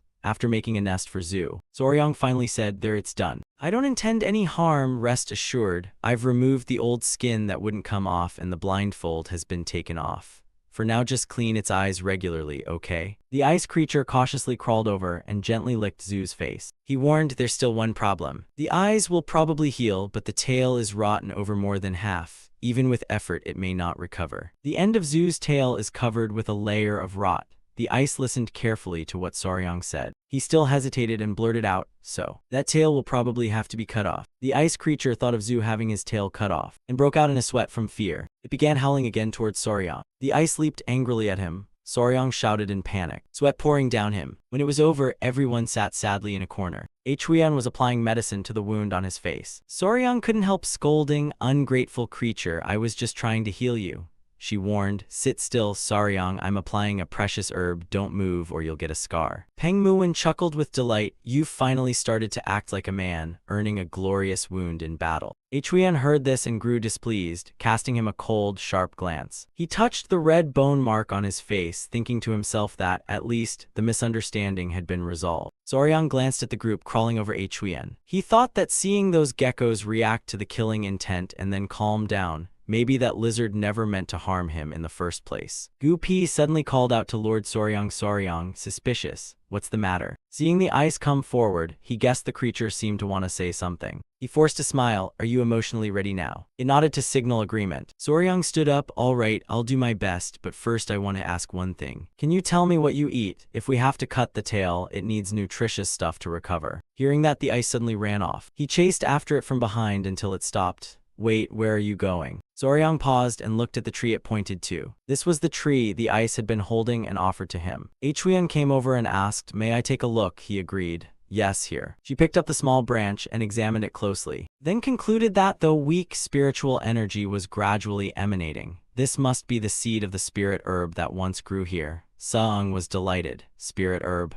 He cupped the little seed in his hand. This seed. Peng Muwen interjected, I've heard it said before that wherever a spirit beast dwells, spirit herbs always grow there. Huiyan deduced that then these creatures might be like the geckos, perhaps absorbing spiritual energy from the herb to survive. Wait, Saryang made a discovery. Hold on. If the spirit herb has been dug up already, isn't that a disaster? He hurriedly buried it back in the ground, trying to replant it. Peng Muwen warned, but it was useless. Once a spirit herb has been touched by humans, it won't grow back there. That creature must have known this and dug it up to show us. Even if replanted, it can't properly regrow. He was desperate, it was impossible. Thinking of someone uprooting the spirit herb, he felt guilty, imagining the gecko couple reduced to rags. Saryang burst into tears. Oh my, we're truly sorry, little ones. Peng Muwen turned and asked, by the way, what's the name of the spirit herb that grows here? Gu Pi answered, yes, I think people call it Tayat Sam. He was surprised. Tayat Sam. So we only need to find something with spiritual energy similar to Tayat Sam, right? Saryang asked excitedly. Does such a thing really exist? He smiled and confirmed, of course it exists. It's called Ice Jade. It also absorbs cold energy like Tayat Sam. But the problem is how to find Ice Jade. It's extremely rare, and even with money it isn't easy to buy. Huiyan intervened, if it's Ice Jade then. She said she knew of a place that had some. Saryang jumped up with joy. Huiyan, you know where? Peng Muwen beside him felt the same. This is great. He leaned in and asked, you know something similar? Huiyan stepped back. The thing is, I'm in a bit of an awkward position. How should I say this? The thing is.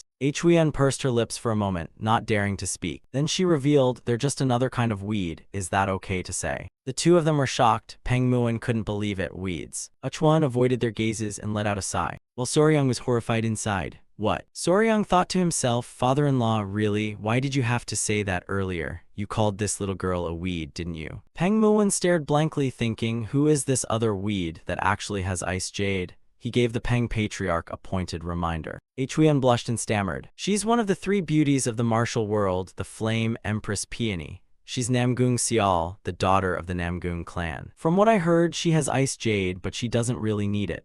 Saryang gasped, that's earth-shattering news. Suddenly, the ice beside them let out a few cries, drawing his attention. She was curious, what is it saying? Saryang guessed it seemed to be urging them to treat the wounded one quickly. Treat the lizard first, then we can talk, Huiyan agreed. All right, Saryang, that poor thing looks close to critical. This is best. Saryang went to Zu's nest and saw it with its eyes closed, nursing its wounds, and he gently lifted it onto his lap. Huiyan asked, I heard lizards can autotomize their tails, so why did this one keep it and get so bad? Saryang explained, that's true, but some individuals aren't like that. Huiyan covered her mouth in surprise and asked, really? He revealed that when a lizard severs its own tail, it's called self-amputation, and it varies by species. The trait differs. Some species can cut off and not regrow, others can both cut and regrow, and some can do neither.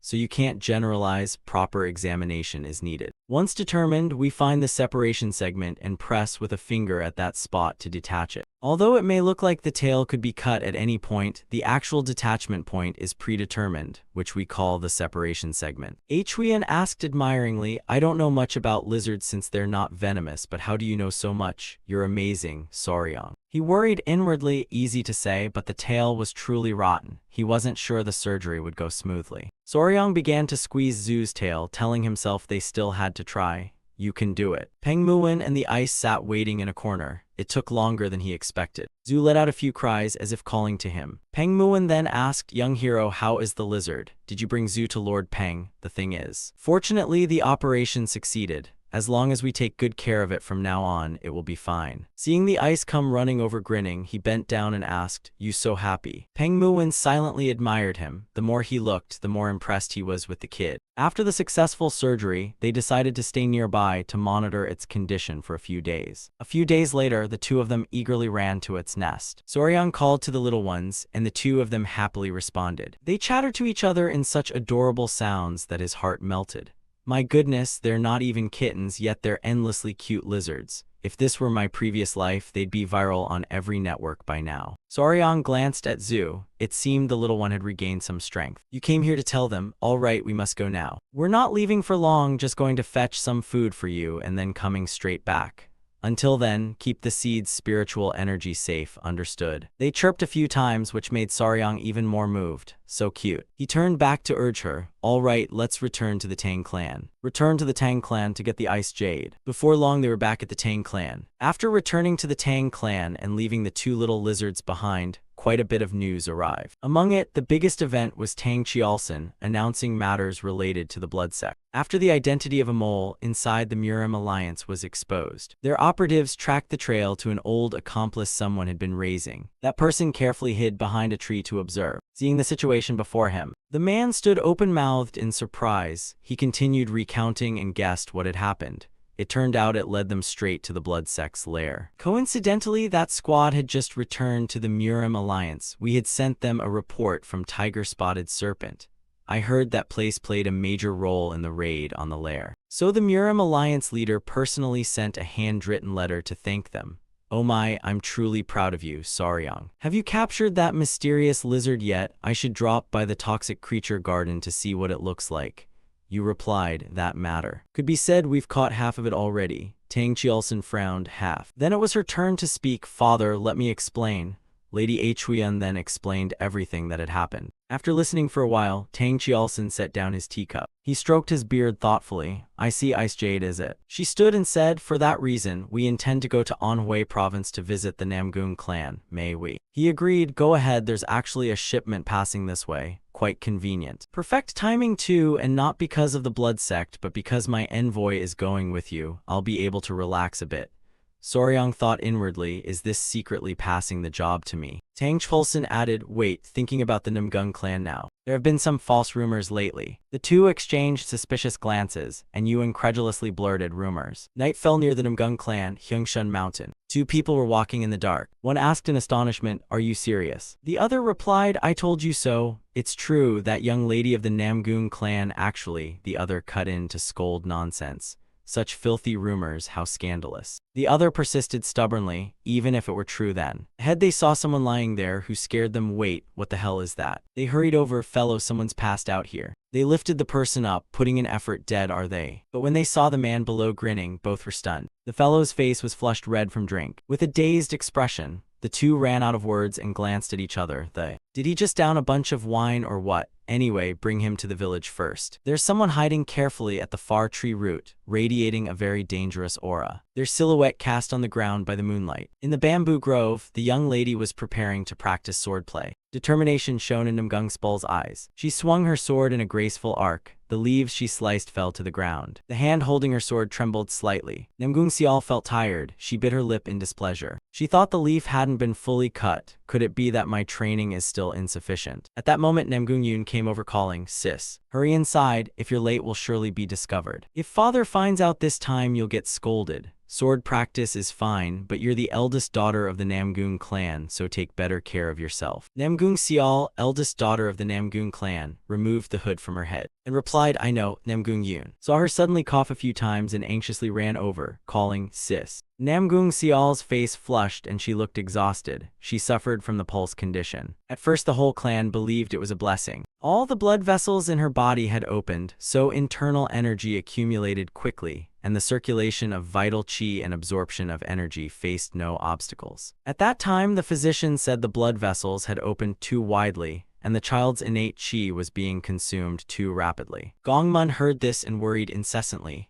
Was there no other way? He replied, "We need yin qi. We must use yin rather than innate qi. If this continues, she will surely have a shortened lifespan." Namgung Seol was currently exhausted and struggling to breathe.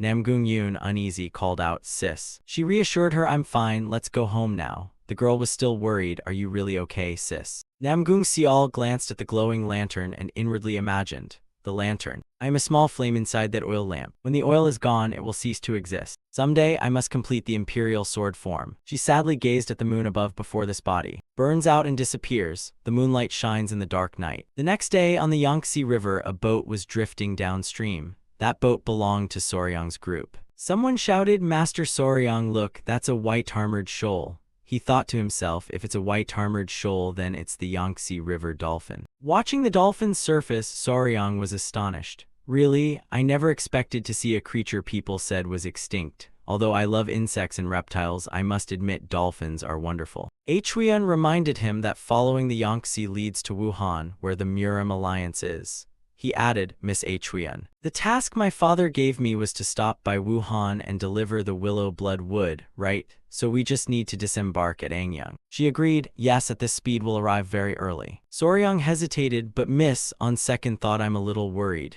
Huiyan asked, "About what?" "You wondered if the ice jade is that precious, as the lady says, would the Namgung clan so readily hand it over?" "Thinking about it kept making me uneasy." She instructed, "Just trust me. Like I said before, for Miss Namgung Seol, the ice jade has little effect. It has to be something edible, and ice jade isn't edible. Because we have that thing, if we trade it, they will surely hand over the ice jade. Something they can eat." Soryang lightly touched his chest. Temporarily that seemed fine, but he was still uneasy. He didn't know if the ice jade would be okay, since lizards are cold-blooded and usually dislike the cold. They'd feel uneasy being fed something they don't recognize. Soryang called out to Miss Sichuan again. Soryang revealed that the ice jade was said to carry the chill of yin qi. He'd heard of yang and yin qi before, but it was still confusing. Huiyan explained, "Because it's also useful for martial training. I'll explain it to you now, remember this. Yin qi is the energy that creates yin transformation. It's a type of qi accumulated in nature. Normally it's the qi that restrains activity. Dampness, fear, darkness, and cold are all forms of yin qi.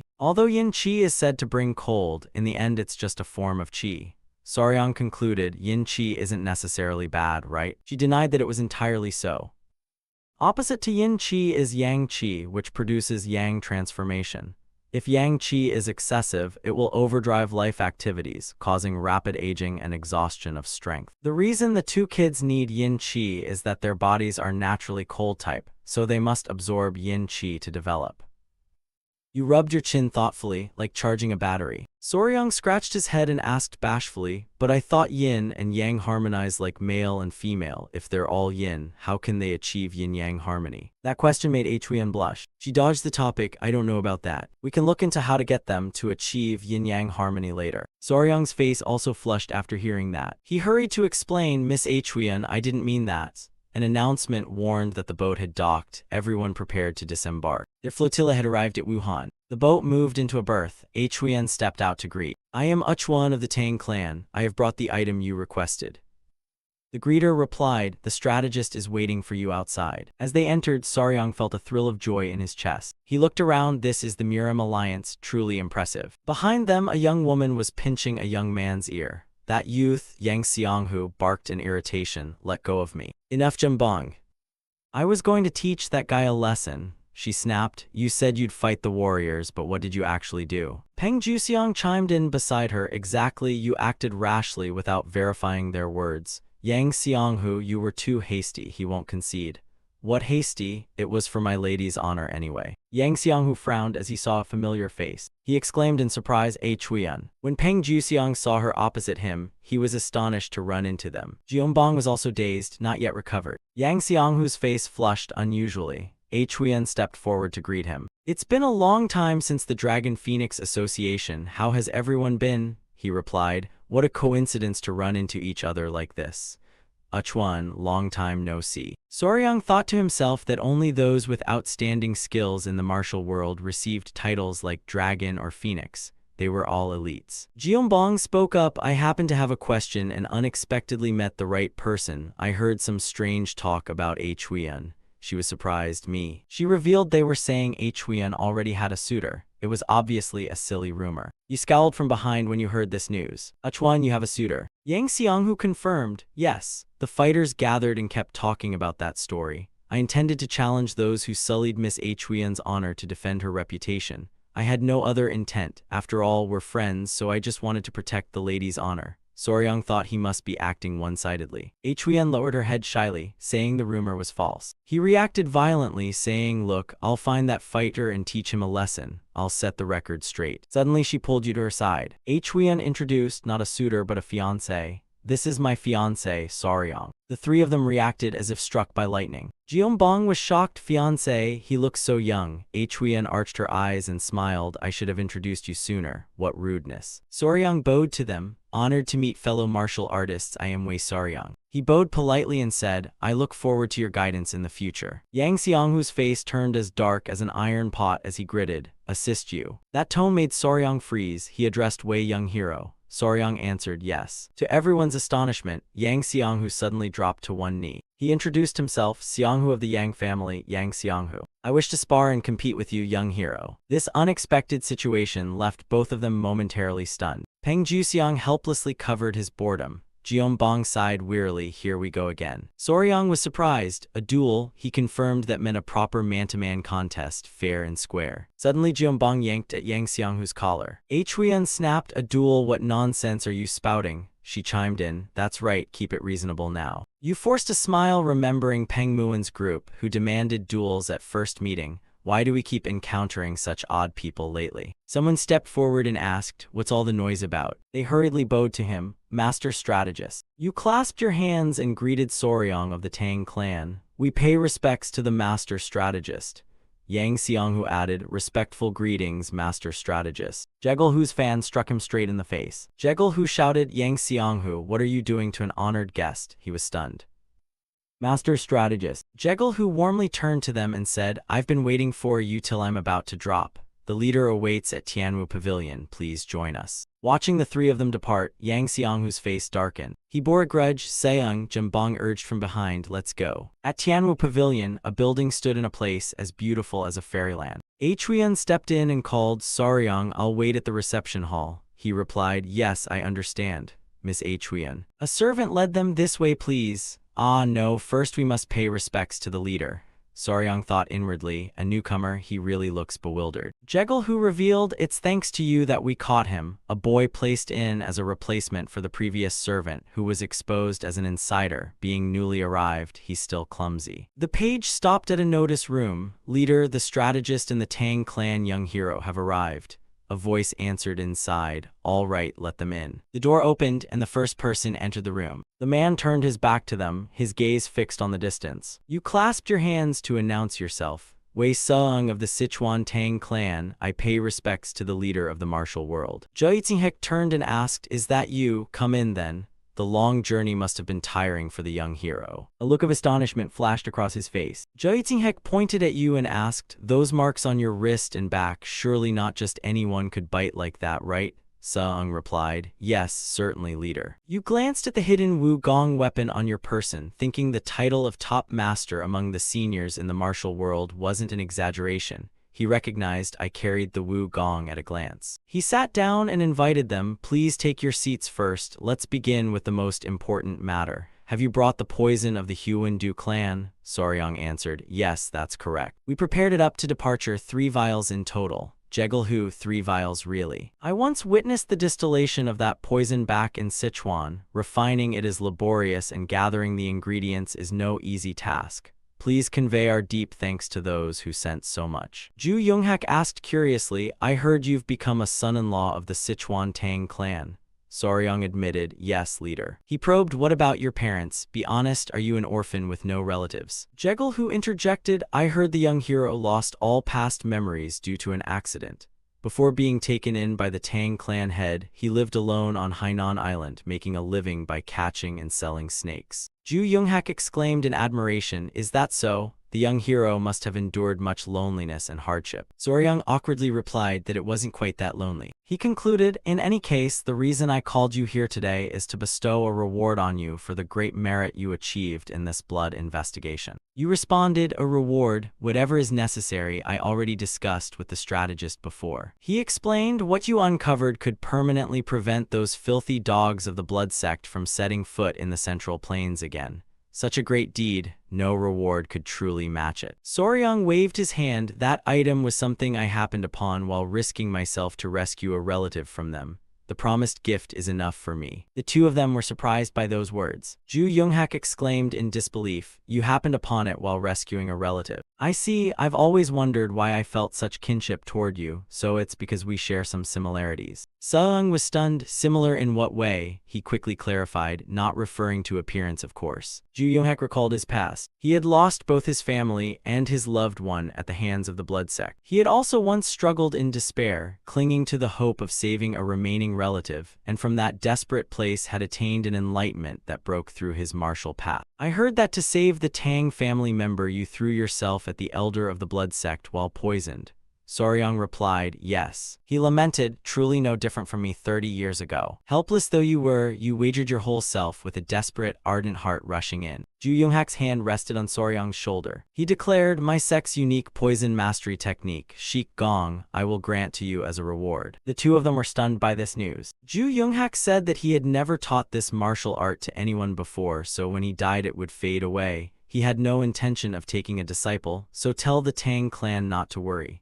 Jegelhu sprang up to call for the leader. Soryang's mouth still wouldn't close. You clasped your hands, many thanks, leader. I vow not to let your reputation be tarnished. He smiled brightly, yes, we count on you. That night when Soryang carried the martial manual home, he exclaimed how heavy it was. Inwardly he thought the leader actually transmitted his own martial art. Hard to believe. Jegelhu had instructed, keep this secret for now, except with the elders of the clan. If it leaks out, it may make you a target of the blood sect. Soryang decided, let's return to the reception hall. When Miss Huan hears I was taught the art, she'll surely be delighted. A voice called from behind, young hero Wei, the man over there is Yang Xianghu, boiling with murderous intent. Soryang asked warily, young hero, he ground out, young hero Wei, pleased to see you again. I heard you stopped by Tianwu Pavilion, so I hurried here. I still haven't received an answer about my request to duel. You sighed inwardly, how tiresomely dramatic. Yang Xianghu pleaded, please show me whether you are worthy to stand as a man beside Huan. Make me convinced and admiring. You refuse, that matter is too dangerous, I'm afraid it's inappropriate. He promised, don't worry about that, I won't aim for lethal strikes and I'll hold back. Not that, Soryang explained, I'm only afraid young hero will lose his life, so I cannot agree. A nameless silence fell between them. Yang Xianghu's veins bulged, he gritted his teeth to bear it. The sense of insult surged. Yang Xianghu, hot-tempered, grabbed your collar. What did you say, you bastard? At that moment he noticed something unusual. Tiny insects flew out from your body. You shouted to stop them, wait, don't bite, I'm fine. You must have been scared by that strange uncle, right? He stammered. What is that? Soryang turned and called to the trembling man who had fallen down.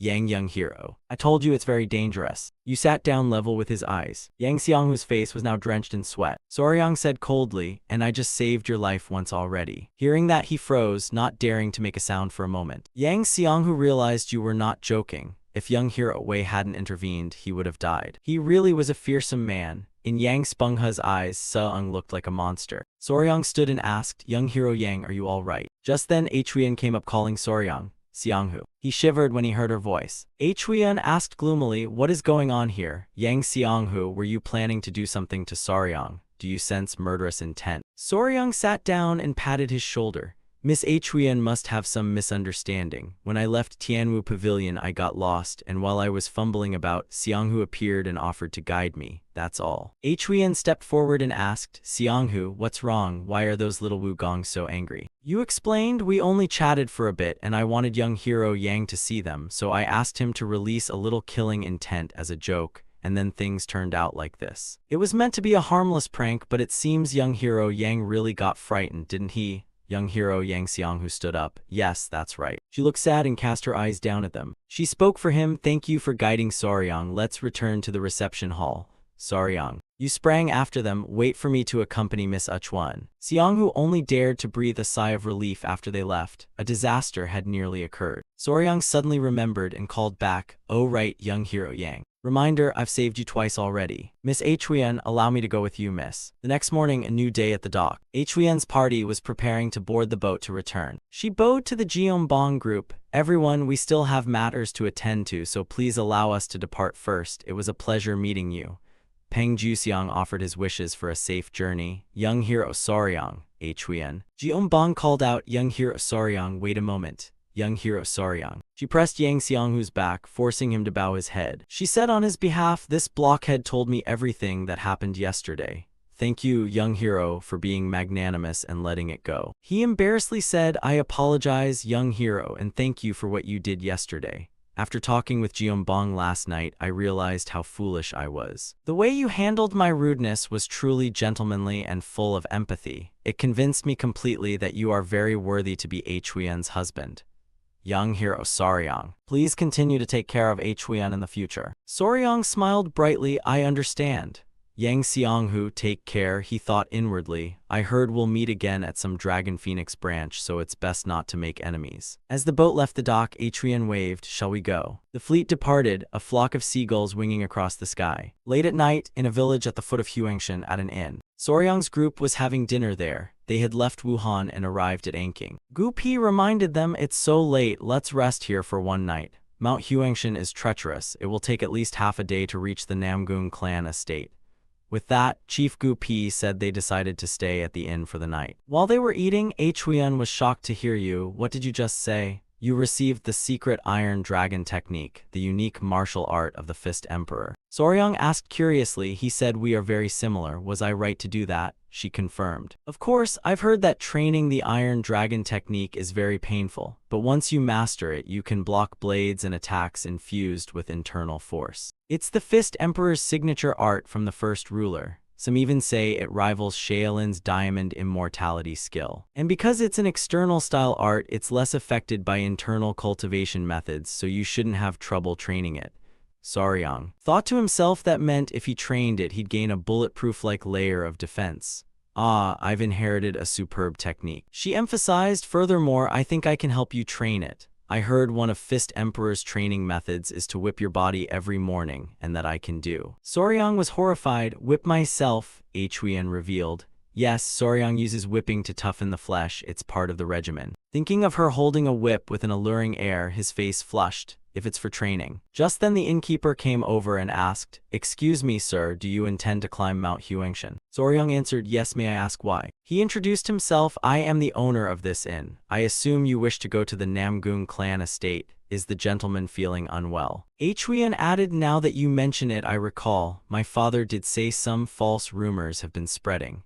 Soryang wondered if it might be related. He asked Namgung Xiao if she had secretly gone to Mount Huangshan at night recently, for these men claimed she had drained all of their yang qi. He cleared his throat awkwardly, then everyone who woke up told the same thing, that the one they'd spent the night with was none other than Miss Namgung Xiao of the Namgung clan. She was momentarily unbelieving. What did he just say? That can't be, this must be a trap, deliberate slander, Soryang blocked in protest. Miss Huyen. The innkeeper replied, of course everyone reacted like the miss, but then, at the Namgung clan, their mansion stood solemn on the mountainside. Inside, Namgung Spul sat sewing. A maid flung the door open and hurriedly called, Miss Namgung Xiao, the master has summoned you to the main hall at once. She was surprised. Father. As she left, Namgung Sial was curious. What could be so sudden? Had he discovered her nightly sword practice? She reached the manor where her father was and paused. For in the room, a group of men were forced to kneel before him. Gungwon turned and called, "You're here, Namgung Sial." She wondered, "Father, what is the meaning of this?" His voice went icy. "Now lift your heads and look for yourselves. Tell me, was the person you saw truly my daughter?" One man mustered courage and looked up to say, "Yes," while others bowed their heads trembling. "Please forgive us, elder." Gungwon shouted, "Speak the truth at once." His attitude frightened her. "Father." Namgung Sial covered her mouth in horror and exclaimed, "What, Yang Chi from men?" Gungwon demanded, "Explain yourself clearly." She admitted, "It's true that in the past few days I've been practicing swordsmanship in the mountain valley on Mount Huangshan,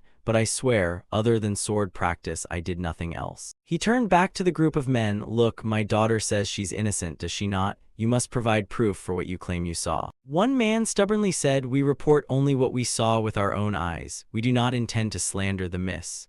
Someone else asked curiously, "What on earth happened? Has everyone lost their minds or been bewitched?" Suddenly the man remembered. "That's right. There was a mole." Gungwon frowned. "A mole? You mean a mole where?" He pulled open his robe to point at it. "The woman we saw had a mole on her chest, something like right here." Gungwon glanced at his daughter. "What nonsense is this? Sial, is what they say true?" But when he saw her face turn ashen, he snarled, "Sial, don't tell me you would." Namgung Sial stood frozen. How could this possibly be happening? The next day, the two Soryang members were walking along the mountain path. Huyen still looked sulky. "You go ask Miss Huyen if she's still angry about that innkeeper's story." She snapped, "Not at all." The idea that Miss Namgung would be absorbing men's yang energy every night sounded absurd. Soryang could tell she was genuinely upset. After the little fit passed, she let out a sigh. Huyen felt guilty. "I'm sorry, brother Soryang, I didn't mean to get angry, it's just that this is so unbelievable I needed to explain it to you. Miss Namgung Sial can't have physical contact with men. She suffers from a strange condition. Without yin energy, her life is in danger. Because of that constitution, yang energy is practically poisonous to her.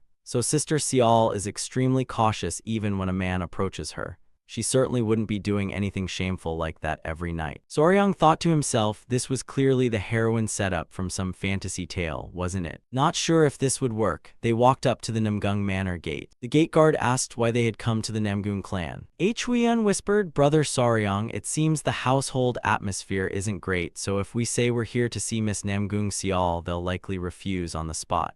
"You remember, I understand, Miss Huyen." So Sang cleared his throat to arrange his words. He began lying without batting an eye. "An agreement, we're here to propose an agreement." Huyen froze. "Soryang, what do you mean? Hesitating like that isn't right, is it?" At that moment someone stepped out. "What's all the commotion?" They both stared at the person before them. The one who opened the gate was Miss Namgung Yun. The youngster cheerfully called out, "Sister Yun." Entering the manor, the two girls clasped hands in delight. Yun hopped about. "It's been so long since we met." She asked Huyen, "Are you well?" Yun had been away since the 7 great clans gathering 2 years ago. The youngster blinked. "Wait, an agreement? What do you mean?" Soryang forced a smile. "This matter." Huyen explained, "Actually some things happened and our Tang clan needs the ice jade. I heard it's currently in Miss Namgung's possession."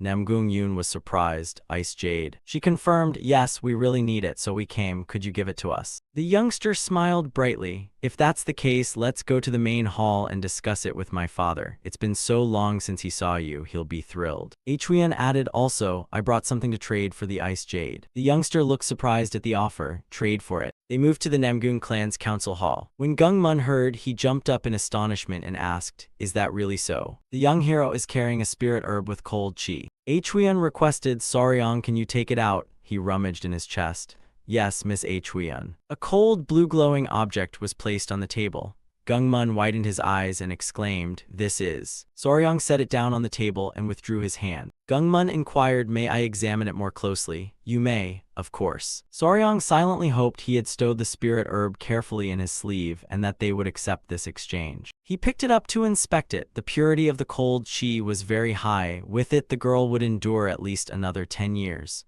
Namgung Yun didn't know whether to ask if the thing was really that precious.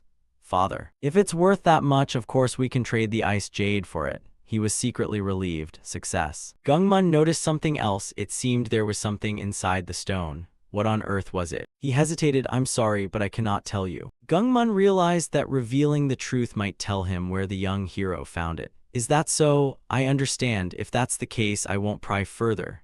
Soryang replied, thank you for understanding. In his mind he thought, actually that wasn't the real reason. Gungmun led Soryang elsewhere. Soryang suddenly jumped, saying, it's cold. Gungmun asked, what's wrong? Soryang looked at his palm, what is this? Seeing what was in Soryang's hand, the man was at a loss for words, a tail. He showed Gungmun, on the divine lizard tail I keep as a memento there was a crystalline layer that looked like crushed ice. He examined it closely, the cold chi was intense. It would be very useful for those who practice ice techniques or cold-based martial arts.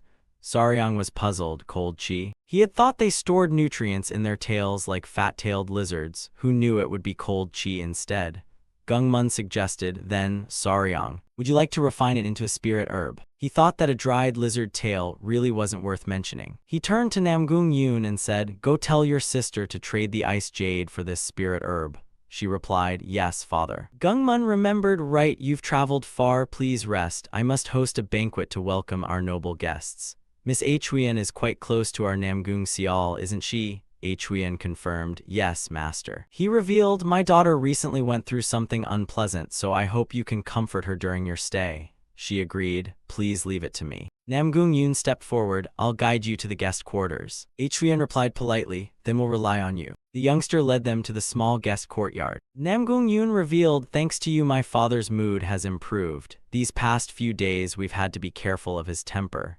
She was curious, so what happened to Miss Namgung Sial? I've heard some rumors at the foot of Huangshan and I'm still worried. The youngster exclaimed, you already know. I never thought she would do such a thing, but we can't find any clues. She was locked in a sealed room and forced to have Thukung Sa applied to her body to prove her purity. Huyen gasped, good heavens. Soryang muttered, Thukung Sa. Huyen explained, Thukung Sa is something women must smear on their bodies to prove they are still pure. If you raise a lizard in a jar and feed it chu za, its flesh will turn red. Then you grind it into powder and stamp it onto the woman's body. If she is truly pure, the red won't wash off even with water. He couldn't believe it and thought, grind what? Soryang grew angry. Distinguishing a woman's purity should be the job of the kiln, not a lizard. This is clearly animal cruelty. Namgung Yoon spoke up, perfect timing, she's over there. His eyes went blank as he looked at the person before him. Soryang stared intently at the silhouette of the young lady in the distance. Namgung Sial was sitting in the pavilion, and in her hand was the red mark of Thukung Sa. Huyen went to greet Miss Namgung. She was surprised. Namgung Yoon and Miss Tang. Namgung Yoon reported, sister, Huyen brought a spirit herb containing cold chi. Father says you can trade the ice jade for it. The ice jade. Looking at what the youngster had brought, she marveled. Indeed, I can sense an extremely strong cold chi. If it's the ice jade, it's right here. Thank you for bringing the spirit herb. Namgung Sial produced a round ice jade. He happily took it. Finally they had it. Chuan cried out, how lucky Seung. Hearing her sigh, the two of them turned to look. Huyen comforted her, Miss Namgung Sial, I've heard the rumors too, and I don't believe you'd do such a thing, so please don't be too sorrowful. She kept her head bowed, sorrowful like snow on the palace steps, yet there were too many witnesses. What exactly did people see, and how did they even know where my mole is? In his heart he thought this was a mysterious case. Seeing the person beside her break into a cold smile, Huyen puzzledly called Soryang. He guessed he was pretty good at puzzles like this. I'm called Sherlock Faber. Back in my past life I played those deduction and locked room escape games. Soryang spoke up, miss, have you ever bathed alone in the river or lake at night? Was she shocked? Huyen caught on, perhaps someone peeped on her. Is that what you mean? He confirmed. Yes, it's very possible. But her answer was, I've never bathed outside, and even if someone saw me, there's no reason to accuse me. Those currently detained at the guest lodge all live like family together at the foot of the mountain. Namgung Yoon reminded him, you're wrong, Soryang young hero. Soryang was shocked, impossible. The youngster continued, we're back to square one. He slumped, I'm sorry. Suddenly an idea flashed through Huyen's mind. She clapped her hands and said, I understand, in this situation isn't there one most plausible answer? He looked up and asked, the most plausible answer. She looked terrified at the thought, which was. Everyone listened tensely to Huyen's words, the suspect most likely. Her broken voice heightened the suspense. It was. Namgung Sial waited for a convincing answer. The whole place was deathly silent. They didn't even dare breathe hard. Huyen decisively spoke one name, the ghost soul. The two sisters heard it like a thunderclap, the ghost soul. Soryang was speechless. He'd expected something serious, not some ridiculous supernatural claim. No, wait, on second thought, I have also encountered tales of the Azure Reversal 5 sect where people turned into ghost souls, so it's not completely absurd. He spoke up, Miss Namgung Sial, have you touched anything strange recently? For example, might you have swallowed the internal pill of a spirit beast? Namgung Sial tried to rummage through her memory. That thing. Recently I picked up an acorn and there was also a little twig. Looking at her face, you could almost call that adorably ditzy, couldn't you? She rubbed her hands lightly and suddenly remembered. When I was practicing alone at night, I once felt someone watching me, as if they were silently observing me. Namgung Yoon asked, sister, is that true? She confirmed, yes, I clearly felt an aura. At first I thought it was you, Yoon, so I went to check, but there was no one. Could it be that I'm just overly suspicious? Soryong pondered. In any case, the situation was indeed suspicious. A maid burst in breathlessly, Miss. Something big has happened, what's the matter? She hurried forward. Why are you running so frantically? The maid reported that another person from the village had gone missing. Just now, the fighters left the mansion to go search. Namgung Yun couldn't believe it. Was it true? Seeing her frown and bow her head, he anxiously called, Miss Namgung Sial. Namgung Sial pressed her lips together, anger simmering in the depths of her eyes. She declared angrily, it seems I must capture that demon myself to avenge the loss of Tight Thou from long ago. Namgung Yun intervened, no, sister, if you sneak out alone again and get caught this time, it'll be a really big mess. She smiled brightly at the two of them. It's fine, Yun, because this time I'm not alone. The youngster didn't yet understand what not alone meant. Namgung Sial took Huiyan's hand, then pleaded, you two, please help me. The two of them were dumbfounded. She blurted out and they agreed, yes. At night, under the moonlight shining down on the forest, the four of them went to the woods where Namgung Sial often practiced swordsmanship. The youngster clung to Huiyan's arm in fear. Sister, if I'm caught this time, I'll definitely be locked in the closed quarters room. No, not just definitely, it'll be at least half a year or more. Hero, we must stop my sister. Why are you so easily won over like this? At that question, Soryong gave an awkward smile. Earlier, Namgung Spal had given them an item and they were surprised. What was it? She explained it was a small knotted cord piece of jewelry, with a setting in the center designed to hold an ice jade. It's unclear why one would need an ice jade, but if you're looking for something convenient to carry, this isn't bad. Huiyan admired it, it's beautiful. She separated it to show that it could split in two, becoming a token of betrothal for two people. So, if you help me, this will be yours. The two of them looked at the item, hearts wavering. Back in the present, Soryong rubbed his chin in thought. He reminded them, I already said I'm not after this trinket, I only want to preserve Miss Namgung Spal's honor. The youngster's face flushed, don't lie. Namgung Sial interjected, Yoon, there are guests here, don't be rude.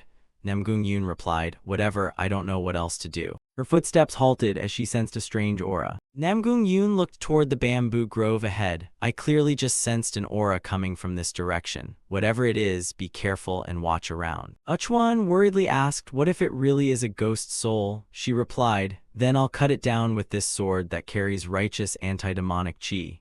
He admired silently, impressive. Suddenly a dim, bone-like mist rolled in. The four of them panicked, suddenly a fog, nothing could be seen. Soryong could no longer see the other three. He was terrified. What is this? He then called out, Miss Huiyan, Miss Namgung Sial, Miss Namgung Yoon. No one answered. Has everyone been wiped out? Is there really no one here? A strand of web wrapped around Soryong's leg. He looked at it in puzzlement. What is this? On closer inspection, Seung realized it was spider silk. What kind of silk is this? Unimaginably thick. The creature that made this must be enormous, right? A shrill scream sounded from behind. Soryong spun around. Could that scream be Miss Namgung Yoon? Has something happened? He pulled out Ngo Kong and asked, have you found Mother? The two poked their heads out and chirped once. Soryong immediately released them. Then quickly go protect Mother, understood. His call echoed through the mountains. Miss Namgung Yoon, answer me, Miss Namgung Yoon. Soryong increased his pace as if sinking deeper into the forest. What on earth is this? Why is there such spider silk? Spiders can be divided into two main types, sedentary spiders that build fixed nests and nomadic spiders that wander and don't stay in one place. But neither type spins silk all over the ground like this.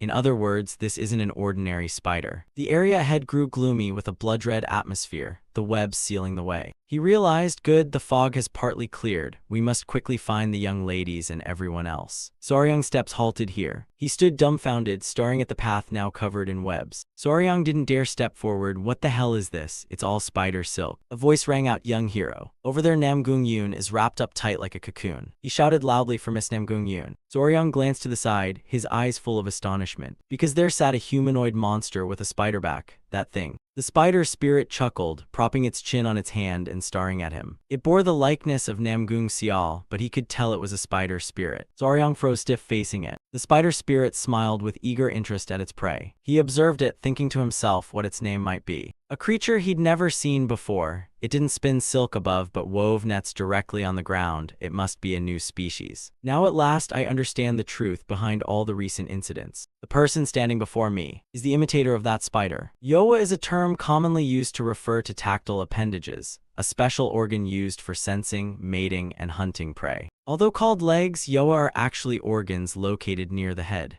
Even a scorpion's pincers aren't legs, they are yoa. Soryang watched its behavior. She was barring her shoulder and striking a seductive pose to lure him in.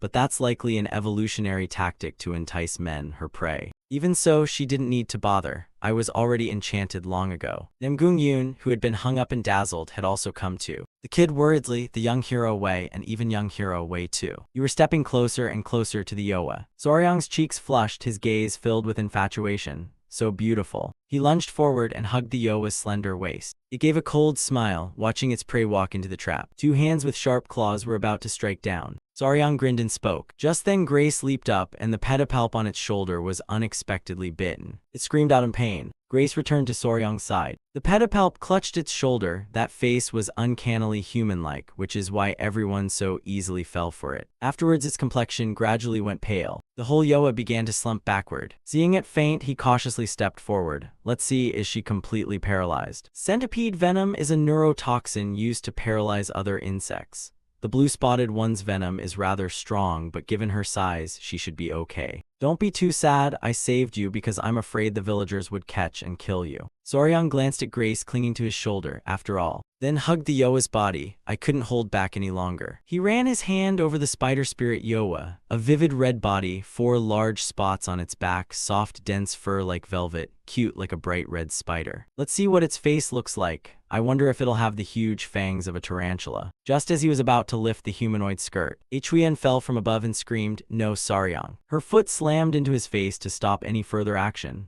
Soryang's face swelled from that kick. He fell and slammed into a tree trunk behind him, shouting once. Chuyen warned, "That thing is a monster." She instructed him to breathe evenly and circulate his inner chi. Seeing no response from Soryang, Chuyen realized she had misjudged her strength. She looked apologetically at his crestfallen face and called Soryang. When she saw him stand up, Chuyen hung her head. "Sorry, Soryang." She covered her face, blushing. "I thought you'd been bewitched by that spider," he thought. "And actually I was a bit enticed myself, but in another sense." Soryang raised a leg and stomped. "I was just inspecting its appearance. Look, isn't it cute? Soft and smooth like cotton. It gives me the creeps. Gross. I get it now. Stop stroking it." "Are you okay?" He wondered why she asked that. Chuyen explained that the fog covering that grove was definitely created by the spider. If you inhale it, your heart races as if sexually aroused. I inhaled a bit and panicked too, then I had to get out of the mist to clear my head before coming back. He answered. I wasn't affected. So the villagers who seemed possessed were actually just breathing that fog. Could it be some kind of pheromone the creature emits? "Miss, what exactly is this creature?" "Judging by its size and its ability to control fog, it's a monster of that sort." Chuyen replied, "I don't really know either. I have a vague feeling I've seen it before, but I can't recall clearly. I didn't study every poisonous species, after all." Seeing that overexcited reaction, what's he suspecting? Why is she so flustered? Suddenly a faint sound echoed. Soryang turned back. Wasn't that sound coming from the spider? There was a chuckling laugh. He glanced at Namgung Yoon, who was dazzled up high, and Soryang shouted, "Miss Namgung Yoon, that's right, I completely forgot." Only one thought occupied his mind. Lower her down quickly. The two of them set the girl down, and he awkwardly called, "Miss Namgung Yoon, Chuyen's beside you, wake up." Seeing she was still breathing, she was probably just paralyzed. Thank the heavens. Soryang awkwardly added, "Now only Miss Namgung Sial remains. I guess since the webs have dissolved, she'll find us soon." Soryang stood up and Chuyen looked bewildered. Soryang said, "I've acted. I'll use the surrounding silk to bind it tight." After binding the yoa, Seung finished his announcement. "We'll take it back to the clan to verify its identity. This is surely a very strange poisonous species." Chuyen hesitated, saying that was. Namgung Sial flew in from behind. She was astonished at what she saw before her, and they froze at that sudden appearance. "You misunderstand. After it sold my honor, it even dared touch Namgung Yoon."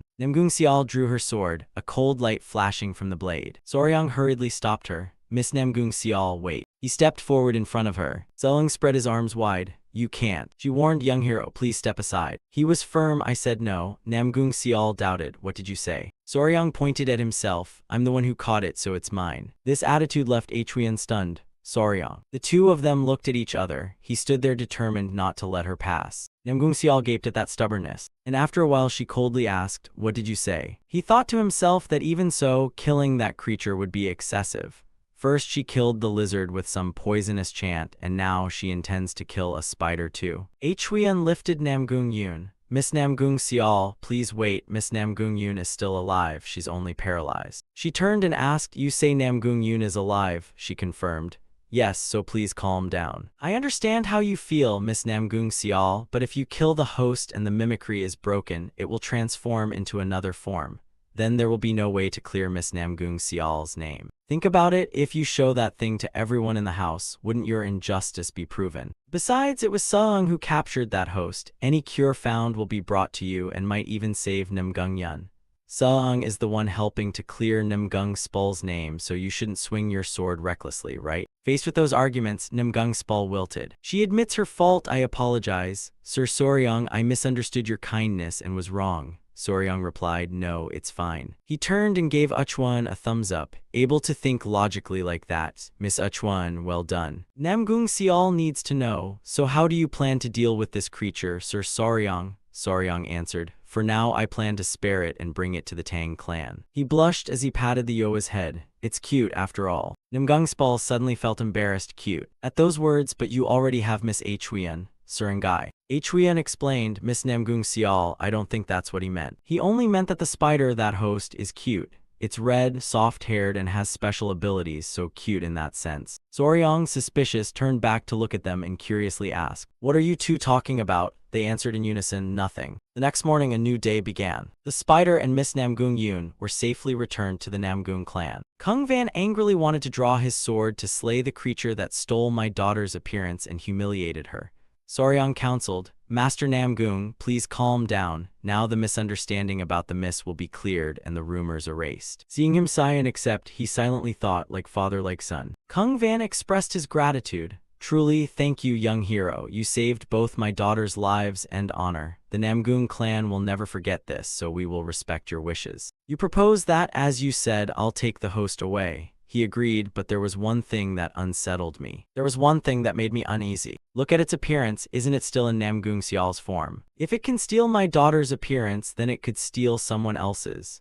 At minimum, can't it change into another form? I don't want to be suspicious of my daughter any longer. Soryang worried, I may have the right of possession, but there's still the messy issue of likeness rights. What to do? He heard a commotion and turned to look. There was a crowd shouting over there. Curious, he wondered what was going on, why suddenly so noisy. Soryang ran over. Gupi, what's happening? He asked. It seemed the crowd was agitated. The men were cursing that cunning thing. That bastard imitated the miss's form. What are you waiting for? Kill it quickly. Guppa barked back, watch your tongue. This host was captured by our sect. Do you dare slander our property? They fell silent, fearful. Elder, forgive them. Seong folded his arms and said, the misunderstanding has been cleared and it seems everyone who needed to see it already has. We should accept no more claims. I'm afraid if this continues the creature will be harmed. Guppa obeyed, yes, understood. The two gatekeepers ordered the gates closed. All right, everyone, go home now. A man with a staff stepped forward. Wait, please hold on a moment. Old Chin hurried his steps, panting heavily from exhaustion. He pleaded to be allowed a quick look, but the gatekeeper refused. My apologies, sir, but this is an order from above. I cannot do otherwise. Old Chin begged, just for a moment, this is troubling him. I already said no. Soryang ordered, let him in. He seems to have traveled all the way here despite being unwell. Old Chin looked at him gratefully and said thank you. The old man leaned on his staff and approached the Yoa. He was moved, it truly was so. The pedipalp froze at that expression. Sir? Old Chin turned and asked, so what will happen to this thing now? Are you going to kill it like everyone says? Soryang denied it. Of course not, it's a valuable creature. I intend to take it to Sichuan and raise it in the Tang clan. Although it looks strange because of the things it eats, in the end it's just a host. This was fated, not its fault. Old Chin burst into tears. I've never heard anyone say that. If it's you, young man, it seems I can trust you. You were surprised, weren't you? Seeing him hold the Yoa's leash, Soryang hurriedly asked, Wait, what are you doing? You worried for the elder, that's dangerous. It turned out old Chin was stroking the spider's head. Gupi gaped at the sight. Soryang sighed in relief, thinking no wonder he felt something familiar from the man from the start. No doubt a longtime companion, he was someone familiar to it. Old Chin revealed that the little one's name was Yoa. One day when I lost my family to an epidemic and fell into despair, I found it. It was no bigger than my fist then, and we began living together. That was 20 years ago. When I was strong, I personally fed it yang energy. But when I weakened and could no longer provide yang energy, this happened. It ended up doing terrible things to the miss of the Namgung clan, all my fault. Soryang realized the situation. He continued, what am I to do? I've worried endlessly. But now a kind young man like you has taken her in, I can be at ease. Because of you, please take good care of my blossom. Soryang agreed, don't worry, I'll raise it well. He counseled it, Yoa, this old man can no longer look after you. Please go with this person and live a long life. Yoa hugged old Chin and called him he. Soryang was also moved that a pet understood human speech and responded emotionally. How long had they been together? He truly seemed to regard it as a daughter and loved it. You stepped forward and offered, elder, please, could you come with us to Sichuan? Going together might be better than parting. The old man refused, no. I'm deeply touched by your words, but I'm not young enough for such a long journey and my family's grave is here, so how could I leave? Soryang begged, could you share your experience raising Yoa? This is the first time I've met such a creature. The old man agreed, I will tell you all I know. You blushed, then what I'm most curious about is exactly this yang energy. How do you supply it? Old Chin replied, you mean yang energy. He demonstrated by putting his finger into Yoa's mouth. Let me show you, just insert a finger like this. Apparently sleeping beside it can also transfer yang energy. And when you feed it yang energy like this, the creature will transform into the form it deems most beautiful in the eyes of the yang energy owner. Seeing Yoa change form, Soryang was surprised. This form the elder described is the image of my past wife from my youth. To see this face before I die, what a relief. Young man, you want to try? Step forward then, let's see. His finger slid into Yoa's mouth. Streams of light radiated around its body. Soryang silently hoped it would take some form. Naturally, Miss Huyen right. A naked human figure appeared before their eyes. Old Chin and he stood stunned, staring at it. Kung Van peered in and asked, is that the form you like, young hero? After absorbing Soryang's yang energy, Yoa now manifested in a form with an indeterminate, faceless visage. This left Soryang, Master Namgung, and the others in the courtyard somewhat puzzled. The old man hesitated and spoke up. This form is the face Yoa once showed briefly before transforming into a person. Gupi hurried up in alarm and shouted at him, Soryang warrior, what's happening? Why did it manifest in the likeness of Miss Huyen? Soryang, equally bewildered and not knowing why it lacked a face, stammered, I don't know either. Soryang broke out in a cold sweat, his head spinning with thoughts. That the creature maintained Namgung Sial's shape so long was because most villagers believed Namgung Sial to be the most unparalleled beauty. But now we're talking about the unrivaled beauty of the Central Plains, the deadly blossom Huyen, to whom I even gave my yang energy. Yet the blossom did not become Miss Huyen. Unable to accept this, Soryang spun and ran. In his head he kept thinking the Tang clan would surely see this as treachery. The ninth master shouted after the warrior Soryang when he abruptly fled. He paid it no heed and just ran headlong, panting and thinking, impossible. Could it be that because I love a poisonous herb, you truly think I'm more poisonous than Miss Huyen, causing that true form to appear? There must be another reason. I need to see Huyen immediately to talk. Scene shifts to Namgung Yun's private chamber in the guest quarters. After fainting, Namgung Yun was brought back and still has not regained consciousness. Huyen sat vigil at her bedside. Just then Soryang arrived. He pounded on the door and urgently called for Miss Huyen. Seeing his frantic state, Huyen startled and blurted, Soryang, what's the matter? Why are you panting like that? As he approached where Huyen sat, Soryang said to her, I know this is abrupt, but I beg one favor. Soryang looked into Huyen's eyes and said earnestly, just once, may I hold you just once? Huyen blushed with embarrassment, stepped back and stammered, what, that's sudden. Seeing her expression, Soryang hurriedly waved his hands to explain, please don't misunderstand. It's not what you think. Well, if you do misunderstand, it's fine too. Huyen, thinking he had discovered her secret, jumped up in a blush and said, so you guessed it all along. Soryang, hearing that, looked blankly, not understanding. Huyen, ashamed, covered her flushed face with her hands and continued, I didn't mean to hide it. I only read it in books before and didn't dare believe it, so I couldn't speak. Hearing this, Soryang wondered what she was talking about. Huyen lowered her hands but kept her eyes tightly shut, unable to look at him, and said aloud, "That spider is one of the 10 great poisonous creatures of the Central Plains, the human-faced Chu." When Huyen finished speaking, the two sat stunned, staring at each other for a long moment in silence. Soryang, after regaining his composure, finally shouted in astonishment.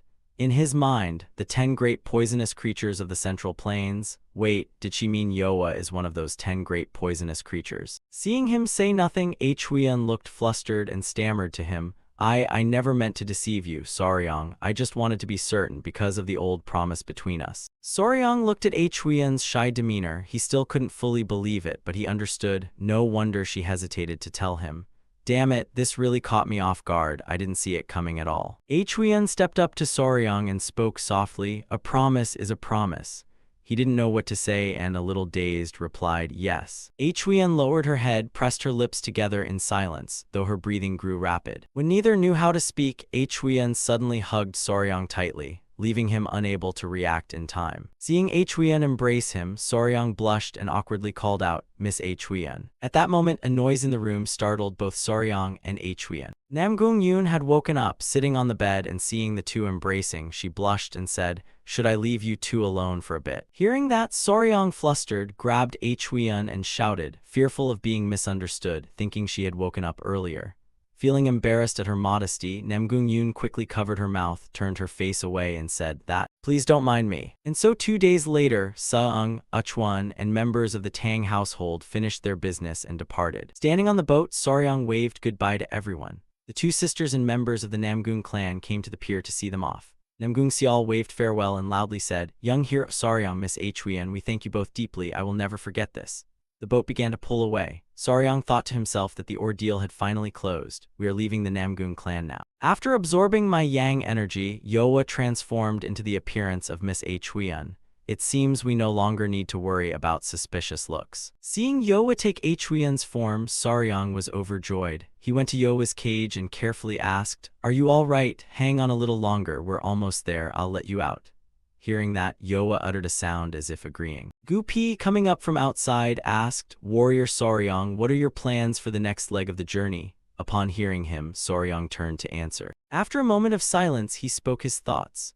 "At first, after reclaiming the cold jade, I intended to head straight to Mount Ganga, where the bitch Vai Tat dwell. But now, with Yoa in tow, I'm hesitating whether to stop by the Tang clan first. I don't know if Yoa can endure a much longer journey." Hearing Soryang want to bring it back first, Yoa let out a cry and then frantically shook its head to show him. Seeing that, Soryang turned and asked, "Are you sure you're okay?" Yoa understood him, nodding with determined eyes as if certain it wanted to follow. Seeing Yoa's expression, Soryang ran to the cage, looked at it movedly. "Could it be worried about me?" Imagine that. It turned out to be such a gentle, docile spirit animal. He placed his hand on the cage and said, "Thank you, Yoa. I'll get us there as fast as possible." After confirming Yoa wanted to go with them, Soryang turned to Gupi and said, "Then stick to the plan. We go straight to Mount Ganga, take the bitch Vai Tat and Yoa, and return together to the Tang clan."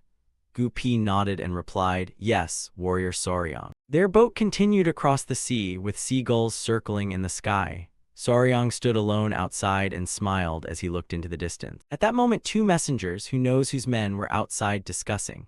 The top-knot one said, "Have you heard the news?" He'd heard the leader himself led the thin, long guard this time. The brown-haired one answered, "So you know too. I also heard those captured in the recent raid on the blood sect stronghold revealed the locations of other hideouts." Their conversation happened to catch Soryang's attention. The top-knot man then turned to his friend and asked, "By the way, I heard that battle hardly caused any casualties. Hard to believe, right?" The brown-haired man, upon hearing this, replied, "That rumor has it someone brewed a poison that targets only the blood sect." Hearing them mention the maker of the toxin, Soryang felt a pang of unease and thought, "That person is me." The top-knot youth, curious, asked his companion who on earth could create such a terrifying poison. The brown-haired one didn't know either and only told him that, fearing the blood sect's retaliation, the Martial Alliance had decided not to reveal the person's identity. "Whoever it is, that person deserves to be hailed a hero. From now on, I'll always admire them."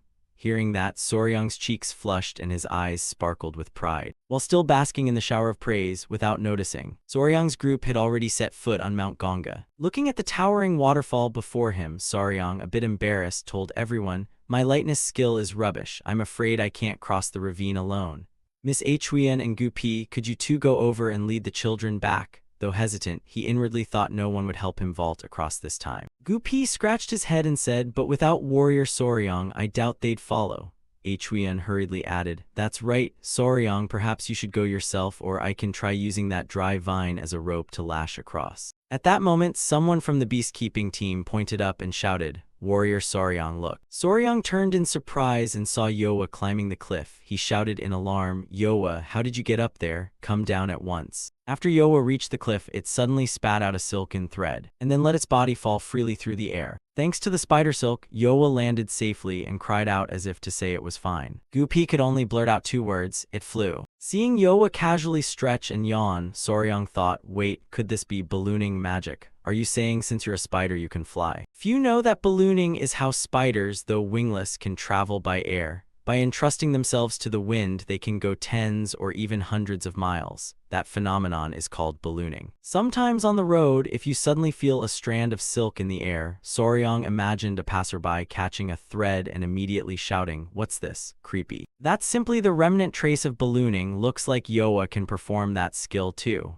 Thinking so, Soryang clenched his fists as if he'd found a solution. He exclaimed with excitement. If so, Yowa then wrapped around Seung and the others and they began to cross the high waterfall. Seung looked thrilled and cheered. Seeing Yowa carry Soryang, Huyen immediately used her own lightness skill to follow close behind. After successfully crossing the waterfall, Huyen released Soryang. As he stepped down, he happily said, "We made it." Seung suddenly turned and hugged Yowa tightly to thank it. Who knew it could actually do it? "You're amazing, Yowa. How can you be so versatile?" Jaha laughed happily at his display. Uchwan, beside him, a little embarrassed, chided him. "Seung, sorry, but in that hugging scene it felt like I was the one being carried." Hearing her, Seung realized and blushed. "Sorry." Soryang stepped forward and said to Huyen as he walked, "All right, wait here a moment. I'll take the stone irons out." After walking a bit, Soryang stopped. He saw two stone irons playing with each other outside the cave. And seeing them, he called out loudly, "You two stone irons." They turned to look at the sound and gave a cry. Soryang rushed toward them, running and unable to help asking, "Are you both all right? You're not hurt anywhere, are you?" The two stone irons joyfully leapt into Soryang's arms. With the two little ones clinging to him, he smiled happily and said, "After being apart for a while, how did you get so clingy? Seeing you healthy puts my heart at ease." Soryang took out the cold jade bell cord and rattled it before the stone irons, saying, "Look, I even brought the cold jade with me. I'll take good care of you, so would you be willing to come with me?" The two stone irons, hearing him, showed delight and agreed to him. Soryang quickly thought up names for his two stone irons. He called them, "All right, from now on you'll be called Tiet and you will be Bang." Holding the two stone irons in his arms, Soryang walked and said to them, "Now let's set off home." At that, Soryang's eyes shone brightly. And so Tiet and Bang officially became part of the family. Late at night, Sichuan Tang clan. Two guards were standing at the front gate. Seeing someone approaching, they were utterly stunned and shouted, "Impossible. Look. The young lady is accompanied by two people." Soryang's group had finally returned home. Seeing there were two Huyens, they were also very surprised, but after a closer look they realized and exclaimed loudly, "Wait, on second thought, isn't that the clan chief? Why does the clan chief look like Miss Huyen?" Seung then raised a hand to his mouth and softly cleared his throat to regain composure. Soryang then spoke to the two gatekeepers, to the elders of the clan. "I am the official son-in-law that Tang clan prides itself on. I have captured and brought back the 10 great poisons. Can I not report this?" Hearing this, the two were somewhat astonished and stammered loudly, "What? The 10 great poisons, will report it immediately." Immediately afterward, a signal fire was launched, and the news quickly spread throughout the Tang clan. "Young Master Soryang has returned with the 10 great poisons. Notify the elders at once." When the elders of the Tang clan received the news, they hurried over, and upon seeing him they called out loudly, "Son-in-law, Soryang." Tang Museong, seeing they had returned safely and brought the 10 great poisons, asked, "You said you went to fetch food for Thatch Titch. How did you bring back a human-faced spider?" Tang Chialson also hurriedly asked to know what happened. "Son-in-law, where did you go and what did you do?" Besides, the clan chief looks exactly like Huyen. He was astonished. Huiyen's mother behind, seeing the likeness, covered her mouth and exclaimed, "My goodness, that's a human-faced spider. It's identical to Huiyen." Hearing everyone's questions, Seung only smiled with narrowed eyes and cheerfully replied, "I just dropped by the Nimgung clan and happened to pick it up." Tang Chpulson, hearing that, couldn't believe it and asked again, "You say you picked it up?" The elders of the Tang clan behind him spoke up, "In all my life, this is the first time I've heard someone say they happened to pick up one of the 10 great poisons. A human-faced spider so fierce, and you." The old man put both hands behind his back, looked at Saryang and said, "Always causing earth-shattering trouble, that's you." Saryang, an elder behind, cleared his throat and said, "At least behaving like this is fitting for the son-in-law of the Tang clan." Hearing this, everyone laughed teasingly. Tang Chialson crossed his arms, laughed heartily in satisfaction and said, "So from now on you truly are our son-in-law." Huiyen's mother, standing nearby, couldn't help but add a few words. On second thought, she was right. So the promise between the two has effectively come true, hasn't it? Startled by her words, Saryang asked, "How did you know about that?" Huiyen stood behind, blushing slightly, smiling and tucked a hand into her hair. Huiyen's father, seeing his shyness, spoke up to help. "What's the big deal? The important thing is that now you're truly one of our family." The old master then turned serious and said to him, "Starting tomorrow, Saryang, go to the river and catch a live goose to bring here." Hearing this, he was a bit puzzled but obediently replied and asked, "A goose? You mean an actual goose?" The old master, seeing his bewilderment, raised a hand and explained, "You brat, the goose is for the engagement ceremony. Shouldn't you prepare it yourself? Though you're not old enough yet to immediately marry, you can still hold an engagement." Hearing him, everyone snickered. Saryang, hearing this, exclaimed in bewilderment, "An engagement?" Huiyen's father then teased Saryang, "If the engagement is held, even if Huiyen gets tired of you later, you absolutely must not run away, understand?" Hearing her father, Huiyen blushed and grabbed his hand, crying out, "Father." The adults in the courtyard all burst into cheerful laughter that filled the whole yard. Seeing them so happy, Saryang also let a small smile appear on his face. Saryang then called out, causing the adults in the courtyard to turn and look at him. "Everyone." Saryang pressed his hands together, his face full of nervousness. He looked at the elders in the house and continued, "I am a member of the Sichuan Tang clan, and the official son-in-law of the Tang clan. From now on I hope for everyone's support." After speaking, Saryang smiled with narrowed eyes full of happiness. Once they reached the courtyard, the first task was to arrange lodging for the little ones. He held Iron Rock Beast in his arms, followed by Huiyen and Yoa. Saryang led Yoa to a tree and waved at it cheerfully. As for the clan's charges, the Tang clan's inner courtyard chose a large tree by the well as their lodging. The rockscale gecko are like puppies and shouldn't be left alone, so instead of the Poison Beast Hall or Poison Beast Pavilion, they were temporarily put in his room. After everything was provisionally settled, Saryang, Huiyen, Iron Rock Beast, and Yoa sat happily together behind the main hall. Saryang then asked, "Do you kids like this place?" The three of them nodded vigorously at his question. He then spoke to Yoa, "Clan mistress, if you're hungry just come find brother here. You'll remember the way, right?" Yoa heard this and smiled with narrowed eyes, letting out a chirp. Then Yoa made a few noises and pointed down at her silk threads. Seeing this, Saryang was a bit puzzled and asked, "Clan mistress, what is it?" Hearing him, Yoa mimed the action and used body language, then called out to Saryang, "Pull the silk. When bad people come, I'll deal with them." Saryang understood Yoa's meaning and laughed happily. Huiyen beside them, seeing they could communicate like that, could only stare blankly. Saryang had an idea and told Yoa, "If a suspicious person breaks in, just touch the silk and you'll come immediately." Hearing that, she clapped repeatedly and made several excited noises as if in agreement. The two thatched thiet below also kept making noises. Seeing them, Huiyen was thrilled and said, "They must be saying they're here too, don't worry brother." Touched, Saryang's eyes welled up. He covered his mouth and said, "Kids, rest assured, my dears." The father was so happy he cried. Seung, speaking, happily wanted to hug all three of them, so the resettlement for the new members was arranged. The engagement ceremony was held afterward. After inviting the clan elders to witness, they simply presented the betrothal gifts to signify their vow and conducted a brief ceremony. That day, the Tang clan lit the sky with fireworks as Saryang and Huiyen officially joined together. However, there was a bit of trouble when preparing the betrothal gifts. Seeing Huiyen bring the two Iron Rock Beast before him, he blinked in surprise and said, Are the betrothal items supposed to be those rockskill gecko? Aren't they supposed to be ducks? Watching Huion happily holding the two creatures, Soryang fell into thought this was a bit awkward, and it's not just anything, it's the engagement gift. What to do? He had anticipated she might pounce on the rockskill gecko, but he didn't expect her to state it so plainly. Soryang then reached out and told Huion, Miss Huion, I'm sorry, but that might be a bit difficult. Hearing him, she sounded a little sad and said, why is that? At that moment, Soryang took hold of Huion's arm, startling her. He took both of Huion's hands, drew close affectionately, and said, betrothal gifts symbolize everlasting love. The rockskill gecko are adorable, true, but shouldn't we use something unchanging, like a piece of jade? Huion was so embarrassed by his unexpected action and words that her face reddened. Soryang smiled with narrowed eyes and continued to say to Huion, whether it's a goose symbolizing 100 years of harmony or a written vow, each carries its own meaning.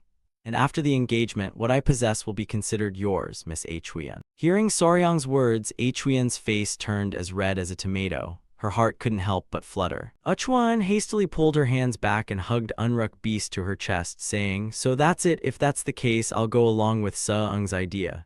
Seeing she was finally convinced, Seung thought to himself, wonderful. Good job, me. Huion then grew a bit serious and said to him, also, Soryang. He looked dazed at that and replied, yes. Huion looked straight at Soryang and said, from now on just call me Huion. Since we're engaged, calling me Miss feels a bit inappropriate. Seeing Huion look so adorable, Seung's whole face flushed as if about to steam. Embarrassed, he awkwardly changed his form of address. I understand, Huion. Not long after at the family hall. It was daytime. Tang Chiolson, Tang Museong, Soryang, and Huion were present. Huion's father asked, did you two sleep well last night? Hearing that, Soryang wondered in his head why they'd called them. Were they going to give a blessing or some advice? Tang Chiolson then looked at Soryang with a serious tone. The reason I called you two here is to discuss matters related to your great technique, Soryang, and Soryang repeated the words aloud. Great technique. Huion, sitting beside him, explained further. In the Tang clan, cultivating internal techniques and accepting poison beasts is called the great technique. Hearing this, Soryang turned and asked, do you mean the matter we discussed before about receiving the 10 poisons? Tang Museong, seated opposite, spoke up. Yes, your capture of the human-faced spider is indeed a great achievement.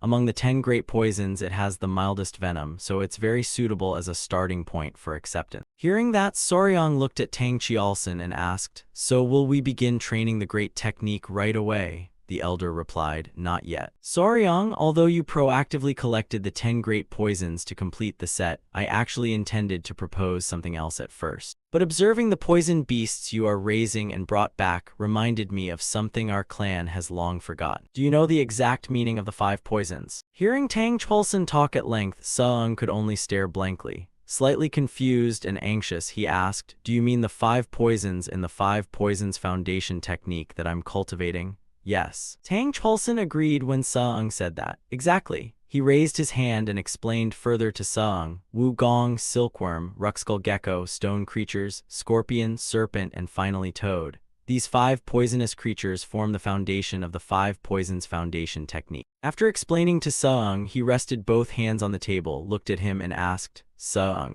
would you like to try cultivating this 5 poisons foundation divine technique? Tang Chiolson continued to elaborate in the room. In our Tang clan, poison beasts are broadly divided into 2 types, common beasts and spirit beasts. Common beasts are ordinary poisonous creatures readily found anywhere, while spirit beasts possess supernatural abilities, intelligence, even internal cores. Hearing that, Soryang recalled the beasts he had brought back and said, then the golden-furred storm king trio, the pair of frost lizards, the azure-striped silkworm, and even the human-faced spider are all considered spirit beasts, right? Tang Chiolson responded to his question, correct, which is why I intended to propose something different to you. The old master folded his arms across his chest and having listened quietly told Soryang, the current 5 poisons foundation technique is limited in scope because it only absorbs toxins from common beasts, but the original true form, the true 5 poisons foundation technique, is different. It can absorb toxins from spirit beasts. You already have 2 spirit beasts, the azure-striped silkworm and the frost lizard pair. If we can obtain the toxins of the spirit toad, spirit stone creature, and spirit toad, THI1EC1M, then you'd meet the requirements to cultivate the true 5 poisons foundation technique. Therefore, I propose you cultivate the true 5 poisons foundation technique. Hearing the old master say that, Soryang looked puzzled and asked, but isn't the fat-tailed lizard supposed to be non-venomous? The old master stroked his chin and told Soryang, I checked, they carry a cold toxin that can plunge you into extreme chill. The breath of cold they exhale is their venom. Soryang, seeking confirmation, asked back, really? Ichuan's father, hands clasped on the table, added, so you have 2 paths to choose. 1. Absorb the toxins of the azure-striped silkworm and the divine lizard king of the frozen cavern to form the 5 poisons foundation true technique. 2. Absorb the toxin of the human-faced clan mistress, one of the 10 great poisons, and begin cultivating the 10 necessary toxins to achieve the dual form 10 poisons. Soryang propped an elbow and looked at him, asking, can't I just use the 10 great poisons to complete the 5 poisons body faster? Ichuan's father replied, unfortunately, the lizard king of the frozen cavern is not among the 10 great poisons. After listening, Soryang fell into deep thought. If he absorbed the toxins of lower-tier beasts like the azure-striped silkworm and the frost lizard pair, he couldn't complete the entire 10 poisons path using only the 10 great poisons. In short, he had to choose. Either absorb toxins from these youngsters and take the spirit beast route to the 5 poisons body, or collect all 10 great poisons and follow the authentic 10 poisons body path. It felt like choosing a skill branch in a game, didn't it? Even in my past life playing RPGs, the thing I cared about most was always the skill tree. Depending on which branch you pick in the skill tree, you could end up useless or become a god-tier character. While Seung was lost in thought, Tang Chpolson said to him, think carefully, Seung. The 5 poisons foundation true technique is already a rare divine art. Without exceptional fate, don't even talk about taming it. Even encountering the 10 great poisons is as hard as reaching the heavens. Hearing that, Seung pressed his lips together, tension on his face, and fell silent to keep thinking. Seung thought, should I take the easier, quicker 5 poisons body route, or endure hardship to pursue the 10 poisons body for a chance at a higher realm? What on earth should I do? Soryang was swept into a whirlpool of indecision, hesitating and unable to choose. After finishing the discussion with the elders and Ichuan's father, Soryang and Ichuan left, but he kept vacillating in his mind. Ichuan silently followed behind him. Seeing he still couldn't decide, she finally spoke up. Soryang, don't force yourself down the 10 poisons path just because of that promise. The true 5 poisons foundation technique is already a peerless divine art, nothing more is needed. So don't let anxiety make you rush a decision. Whichever path you choose, you're still Seung. Seeing her worry, he turned to look at her and said, Ichuan. Seung, a little embarrassed, continued, even the clan head said the preparation for both paths is the same, differing only in the final toxin. I'll think it through carefully before deciding. 2 days passed while preparations for the isolated training progressed, but Seung still couldn't make a firm decision. He lay on his bed, tossing and turning in thought, with the 2 thatched Thiot playing together beside him. Soryang rolled over to look at ice and snow and asked them, I'm so confused, really at my wit's end. What path do you think I should choose? They looked at him blankly and let out a little cry. Just then Ichuan rushed in from outside and opening the door called out loudly, Seung. Startled, Seung on the bed turned and asked groggily, what's the matter? Ichuan, panting, could barely catch her breath. The azure-striped silkworms, she gasped. They seem to be about to molt again. Hearing that, Seung anxiously asked, really? Without even changing clothes, Seung and Ichuan ran to the pavilion to check on the 3 azure-striped silkworms. Both excited, moved, and full of anticipation, Seung called out, little ones. The 3 azure-striped silkworms were asleep and didn't respond to him. Seeing that, Soryang couldn't hide his excitement and said to Ichuan, they've been growing so fast lately. She covered her mouth and said, I didn't expect the second molt to come so soon. Will the azure-striped silkworms change form again? Hearing Ichuan, Soryang looked at her and, smiling with narrowed eyes, replied, yes, this time blue spots will begin to appear on their bodies. Thinking that the silkworms might take after their mother, his eyes sparkled. Could they be evolving into a new form? Just thinking about it made his heart race. Ichuan smiled at him and said, I'm really looking forward to seeing how they'll change. Right? Soryang nodded and said, they'll definitely be even cuter. After saying that, suddenly Soryang seemed to remember something and froze, letting out a small cry. He immediately turned to stare at the 3 silkworms, panic on his face, thinking, wait, shouldn't I not be happy about this? What if they haven't dried their bodies before I perform the great technique? Seung ran his hands through his hair, starting to panic. Even ordinary silkworms need about a day to dry after molting. Ichuan looked at him blankly. Seung kept thinking that based on the last molt, this one would surely take even longer. The toxin of the divine fat-tailed lizard isn't simple. Extracting it requires careful preparation. He'd been torn over whether to use the silkworm's toxin or use Yoa's for the first time. But if he did that, he wouldn't be able to use the silkworm's toxin anymore, right? After thinking it over, Seung stroked his chin and said in a low voice, "If I force them to spit venom while their bodies are still soft, something will surely go wrong, but I also can't just wait until their bodies harden. So that means..." Thinking of Yoa, Thuch Thut, and the azure-striped silkworms, Seung felt struck by lightning. What was he even worrying about for days on end? 2 days later. Finally, deep within the Tang clan's 10,000 Poisons Hall, the great technique prepared specifically for Seung was officially initiated. He stared seriously at the cauldron. He had considered postponing because of the silkworms, but the preparation for this technique was so complex that delaying was impossible. Here's a brief explanation of the process. First, hundreds of herb furnaces are mobilized to decoct each herb separately and extract their essences. Then all the extracts are cooled and gathered into a large basin. That's the first step. Into that basin is added a precise mixture of many lethal poisons and the blood essences of various poisonous beasts. It sounds simple, but coordinating hundreds of herbs, toxins, and blood essences, each with unique properties, and harmonizing them at a single moment is extremely arduous. If there's the slightest delay, all the painstakingly prepared essences are instantly ruined, and the entire batch must be destroyed. So waiting wasn't a viable option. He decided he'd accept Yoa's toxin, one of the 10 great poisons. Seung approached the bubbling cauldron. He glanced at his reflection and muttered. Its color was an appalling, thick black. Tang Myespung then stepped forward and told him, "Begin the great technique now." Seung undressed and entered the medicinal vat, obediently replying, "Yes, grandfather." Soryang promptly removed his clothes and set his foot into the hot water. He fumbled, bracing his hands on the rim, then slowly sat down in the bath. In Soryang's head, he wondered, this feeling. What is it? Why does it feel so familiar? Sitting down felt like soaking in a public bath. Tang Myespung clasped his hands behind his back. He looked at him and said, "We'll drop a single drop of Yoa's venom into this spirit medicine to trigger a gradual reaction, then add the prepared ingredients so your body can begin absorbing the toxin." Normally this process is extremely painful, but fortunately Yoa's venom is numbing, so it won't be overly agonizing. Seeing the old master smile like that, Soryang felt a bit dazed.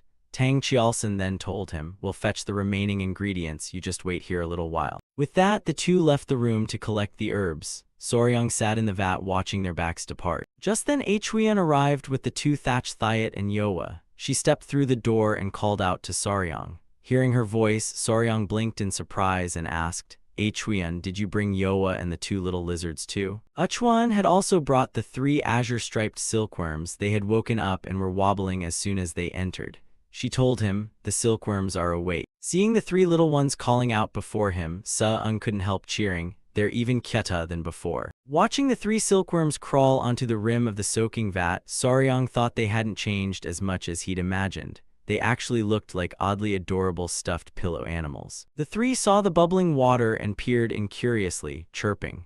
Soryang smiled and said, "Guess it's strange to see me lying in a medicinal vat like this, huh? It's dangerous here, go back to your mother."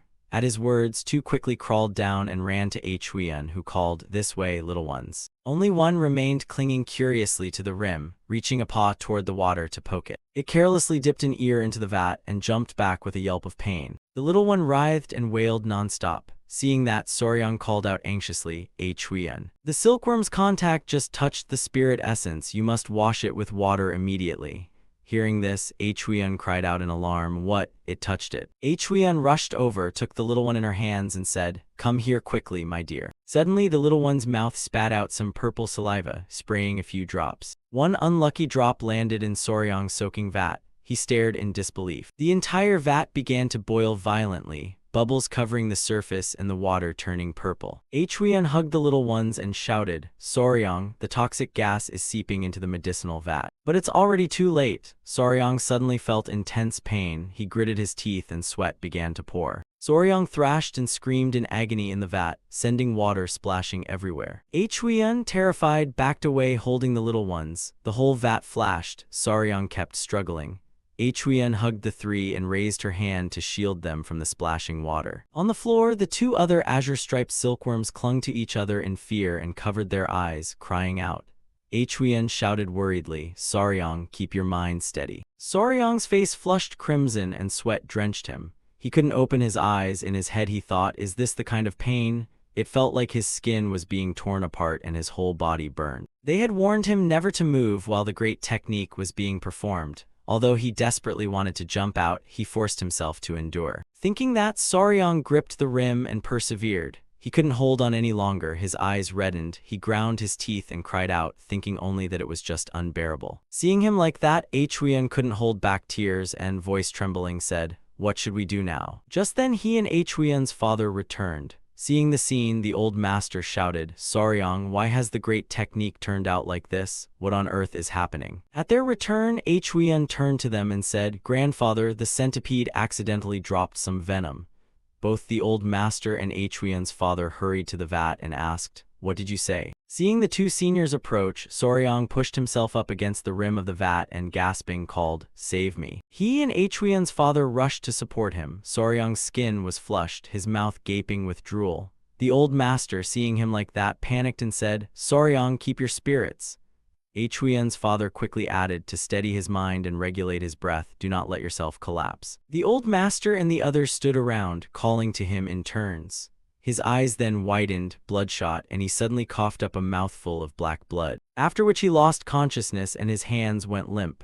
Huyen's father, seeing this, turned pale. The old master and everyone stood around, taking turns calling to Saryong. In his hazy vision, Saryong vaguely saw everyone extremely worried for him as his consciousness faded. Saryong felt his body falling into a deep sea. He suddenly opened his eyes and saw, a silkworm. Before him was a little silkworm with its eyes closed as if sleeping. Suddenly, a rainbow light flashed between him and the little silkworm, making Saryong open his eyes wide. As he came to, the first figure he saw was Huyen hastily calling for grandfather. It seemed Saryong was gradually regaining consciousness. He opened his eyes a crack and let out a small sound. Seeing him wake, Huyen was so relieved she nearly cried. Seeing the two clearly, Saryong finally spoke, "Grandfather, Miss Huyen."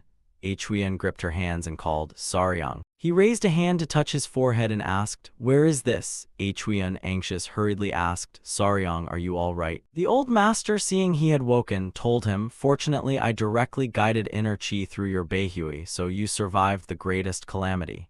It seems the great technique has ended safely and succeeded." Although it wasn't Yoa's venom, he was ultimately poisoned by that kill toxin.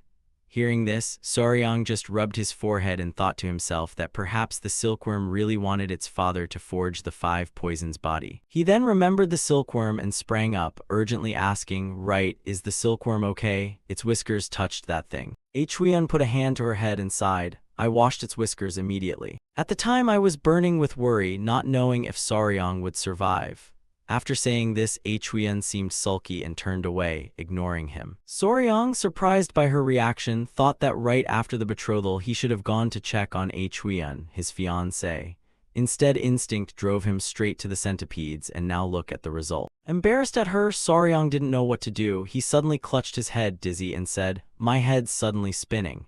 Hearing this, Huyen turned worriedly to ask him, "Saryong, is the pain coming again?" Saryong withdrew his hand and asked seriously, but more importantly, "What about the silkworm?" Hearing him only ask about the silkworm, both the old master and Huyen were stunned and at a loss for words. Seeing him like that, Huyen worried aloud that Saryong still hadn't fully recovered. The old master, hearing this, did not hesitate and sent for a healer at once.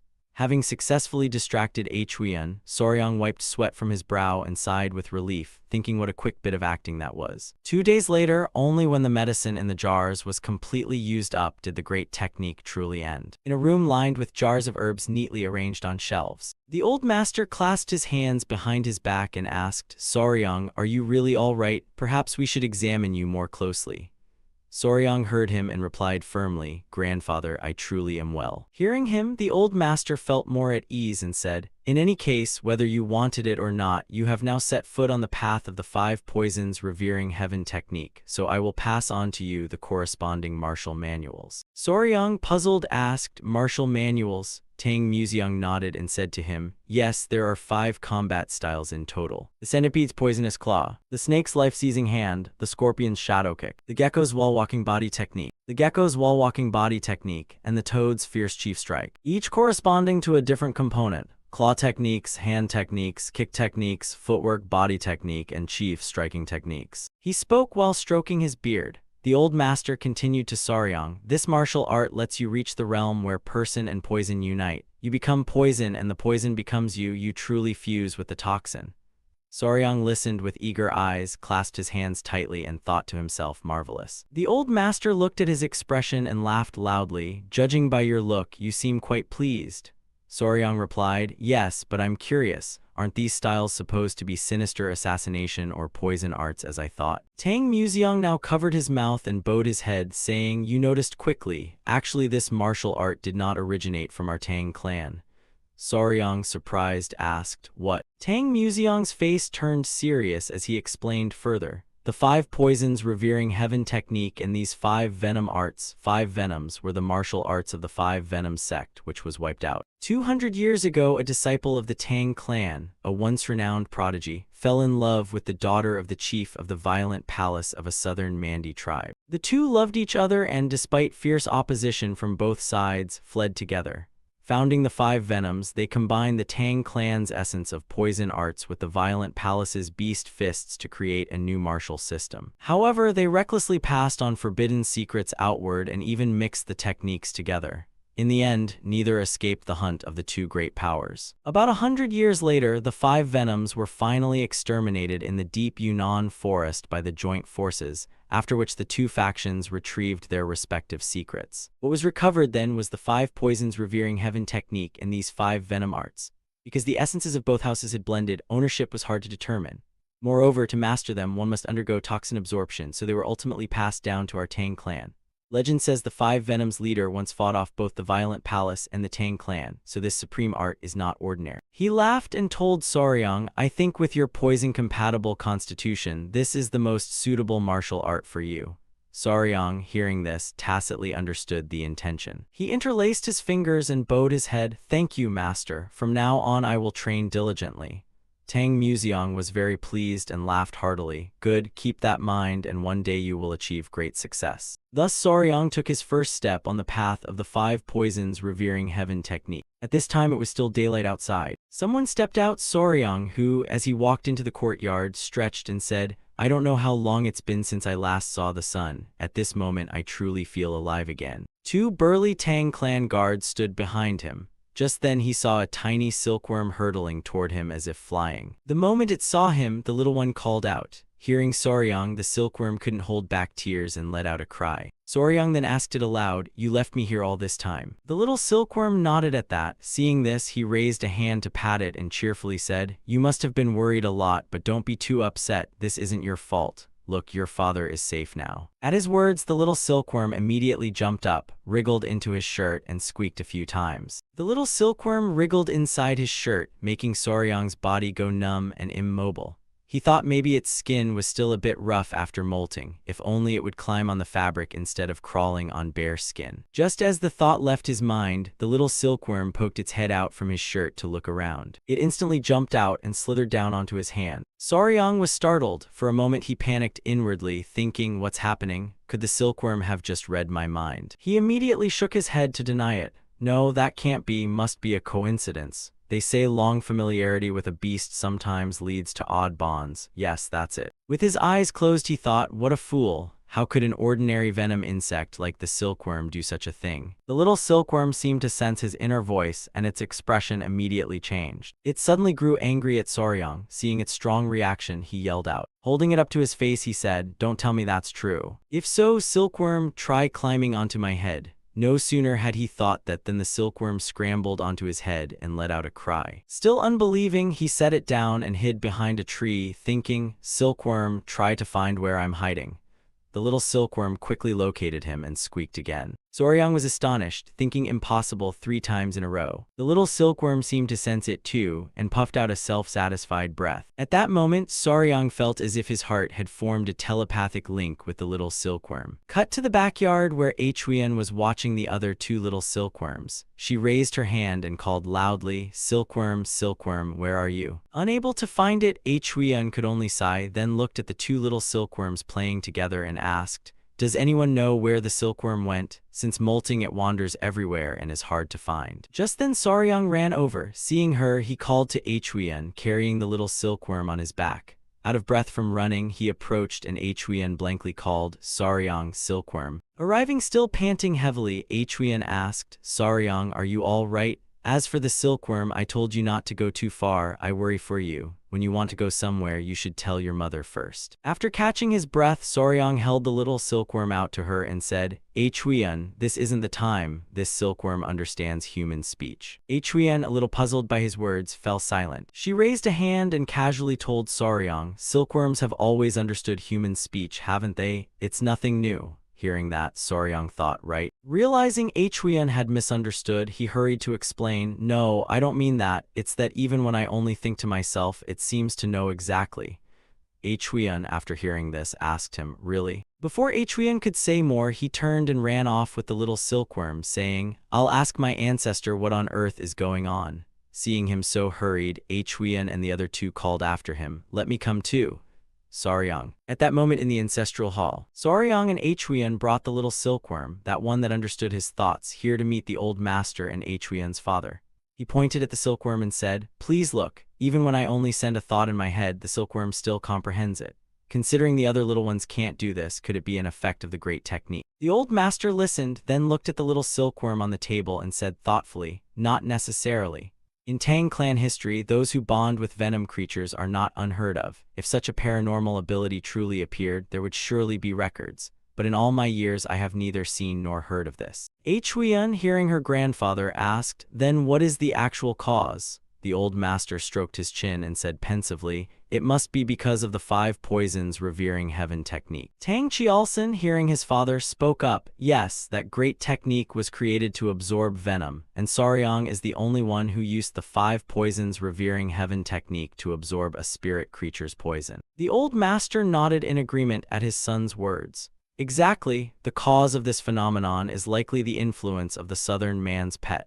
The southern man have long treated spirit beasts as family. That secret may have been fused into the 5 poisons revering heaven technique. Tang Chialson stroked his beard and added, "If so, then clarifying the cause shouldn't be impossible."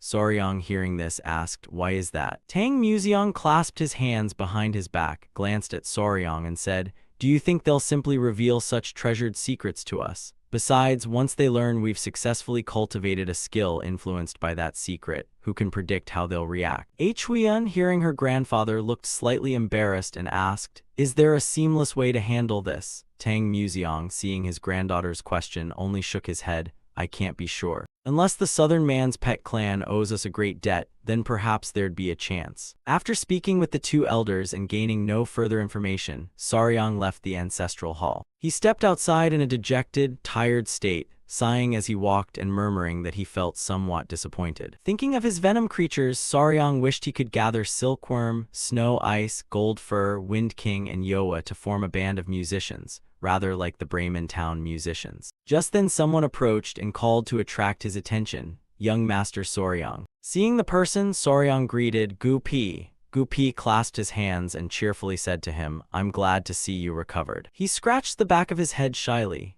Gu Pi continued to Soryang, "Lucky for me to find you here. The venom insect garden is having a bit of trouble. Would you come with me?" Hearing that, Soryang asked blankly, "Trouble?" He put a hand to his chin and closed his eyes to think. "Maybe we should deal with the venom garden first, then worry about the southern man's pets later. I rushed to the betrothal ceremony as soon as I returned and forgot about the venom garden." With that thought, Soryang cheerfully replied, "Understood, let's go." A little girl was hiding behind Gu Pi. Gu Pi, looking awkward, added, "And I'd like to entrust this person to you as well." Hearing this, Soryang peeked out curiously and said, "This person is Peng Yingying." The girl stepped forward, smiling with squinted eyes and holding up both hands. "Big brother Soryang, I missed you so much." Soryang, a bit surprised, "Peng Yingying." He took the girl's hand and together with Gu Pi set off. He decided to bring Peng Yingying, who clung to him constantly, to the venom insect garden. Walking along, Soryang turned and asked, "But why is Peng Yingying here?" Gu Pi answered, "She came for treatment and will stay with our Tang clan for a while." This was Elder Being's request. Peng Yingying held a cloth pouch in her hand. She looked at Soryang and asked, "Big brother, how many days have you been back? Why haven't you come to see Peng Yingying?" Nodding, the girl was missing a front tooth. He asked, "Did you lose a front tooth in that time?" She replied, "That's why I've been waiting here today." Soryang smiled wryly and said, "Sorry, Peng Yingying. I thought I had been back for a long time. You must have been lonely by yourself, right?" Unexpectedly, Peng Yingying replied, "No, I'm not lonely at all." The girl held up the cloth pouch in her hand for Soryang to see and said, "I've been playing with Tap Tap. I'm not sure what it is." Soryang, slightly puzzled, asked. Tap Tap was handed to him by Peng Yingying. It glowed in her palm and both Gu Pi and he stared at it. This was a spring insect. The tiny bug on Soryang's palm kept wriggling wildly. Spring insects are called click beetles in the West, notable for the clicking sound they make when flipped onto their backs. Though pests that bore into potatoes and sweet potatoes and damage roots, to coastal children they're familiar and endearing creatures. Gu Pi put his hands on his hips, looked at Peng Yingying and asked, "Is it a earwig?" Hearing his little friend called that, the big brother stamped his foot and said, "No, it's a Tap Tap, not an earwig." Looking at the insect in his hand reminded Soryang of his childhood. He used to call this insect a Tap Tap. In a past life memory, the first creature he ever raised was this very species. You could say it was his entry-level pet. It led him onto the path he's on now. Soryang knelt before the girl and asked, "Peng Yingying, you seem to really like insects." Peng Yingying happily nodded and said, "Yes, I love them. I like queen bees and Tap Tap too." Seeing her lively demeanor, Soryang smiled and thought, "She seems like a smaller version of myself. Should I teach her a bit of the art of raising venom insects?" With that in mind, Soryang scooped the girl into his arms and held up a finger, asking, "So, Peng Yingying, would you like to learn about insects from your big brother? The insect world is truly special and fascinating." The girl clapped and cheerfully replied, "Yes, please." Watching Soryang happily carry Peng Yingying away, Gu Pi looked at them and thought, "How shall I report this to Elder Being?" After a while, they arrived at the venom breeding garden. Soryang and Gu Pi were inspecting something, while Peng Yingying grew curious about a turtle locked in a cage. Soryang opened a wooden drawer. Inside was a snake with blue, orange, and black markings flicking its tongue. After observing, Soryang turned to ask Gu Pi how the mice breeding was going. Gu Pi replied, "After 1 or 2 litters, the mouse numbers are no longer scarce. In about 2 months they might exceed 1,000. Hearing that, Soryang continued, "Feeding the banded water snakes has been settled, so what's the actual problem?" Gu Pi, a bit embarrassed, answered, "Well, over on the other side the elder took the turtle out of its cage." The girl watched with fascination. Gu Pi scratched his head and told Soryang, "The number of feeder crickets hasn't increased at all, so some species are going hungry." Hearing this, Soryang thought to himself, "Crickets." He propped a hand on his chin and pondered, could it be like that time with the young mice? They ate all the moon crickets. No matter how many crickets were raised, it was never enough. Then the only option is to find alternative food sources. Just then Peng Yingying's heart-wrenching cry rang out, startling Soryang and Gu Pi. Soryang turned to her in alarm and asked, "Peng Yingying, what's wrong?" Peng Yingying sobbed and called, "Big brother." She stepped up to Soryang and uttered one word, "Smell." Hearing her say that, Soryang was a little baffled and didn't understand. Her face streaked with tears and snot. She held out an arm that gave off a strange odor and said, "There's a weird smell on my hand." Soryang frowned and thought, "A smell, could it be?" He quickly said, "Peng Yingying, may I see your silk pouch?" Soryang picked up his brother's silk pouch and inspected it with a pair of chopsticks. After a quick look, he seemed to understand and thought, "Just as I suspected, she's made the same mistake as that little one." Soryang plucked the insect from the pouch and sighed, saying to the girl, "Peng Yingying, look carefully, this isn't a Tap Tap but a different species." The girl stopped crying and asked, "A different species?" Gu Pi, looking at the insect picked up with chopsticks, said, "Young Master Soryang, isn't that a flower beetle?" The species is called a flower beetle. When mature, they secrete a substance from scent glands, so touching them releases an unpleasant odor. Because their appearance is similar to a Tap Tap, it's easy to mistake one for the other. Soryang then raised a hand and explained to Peng Yingying how to tell them apart. A Tap Tap, the spring insect, makes a clicking sound when flipped onto its back. A flower beetle doesn't. Don't mix them up next time, okay? Peng Yingying nodded earnestly and replied, "Yes, big brother." Holding the silk pouch, Soryang smiled at the girl and said, "Anyway, Peng Yingying did very well. Big brother really needs friends like these." Hearing that, Gu Pi curiously asked, "You need these? Why would you want such stinky worms?" With the cloth pouch in hand, Soryang seemed to have an idea and said, "Exactly, starting now we'll raise the flower beetles Peng Yingying just caught in the Tang clan's venom garden." Although they don't look special, flower beetles are actually the most common food source for insects and lizards. Looking at the pouch, his eyes full of confidence, he thought it was perfect timing. If they replaced the crickets with flower beetles, the food shortage would be solved. Soryang looked at Gu Pi and said, "Thanks to Peng Yingying, the current problem is temporarily solved. Now let's go to the cricket rearing area and see what's really causing this."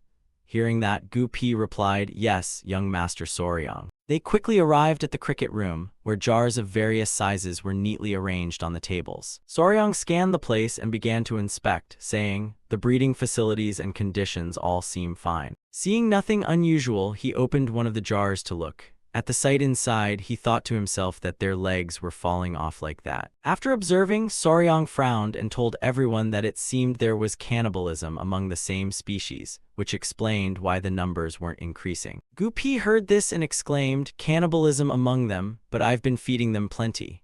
Soryang, a little puzzled, said, "I've encountered this before when raising crickets on Hainan Island. Sometimes it happens even when food isn't lacking." He admitted he didn't know much about crickets, a bit frustrating.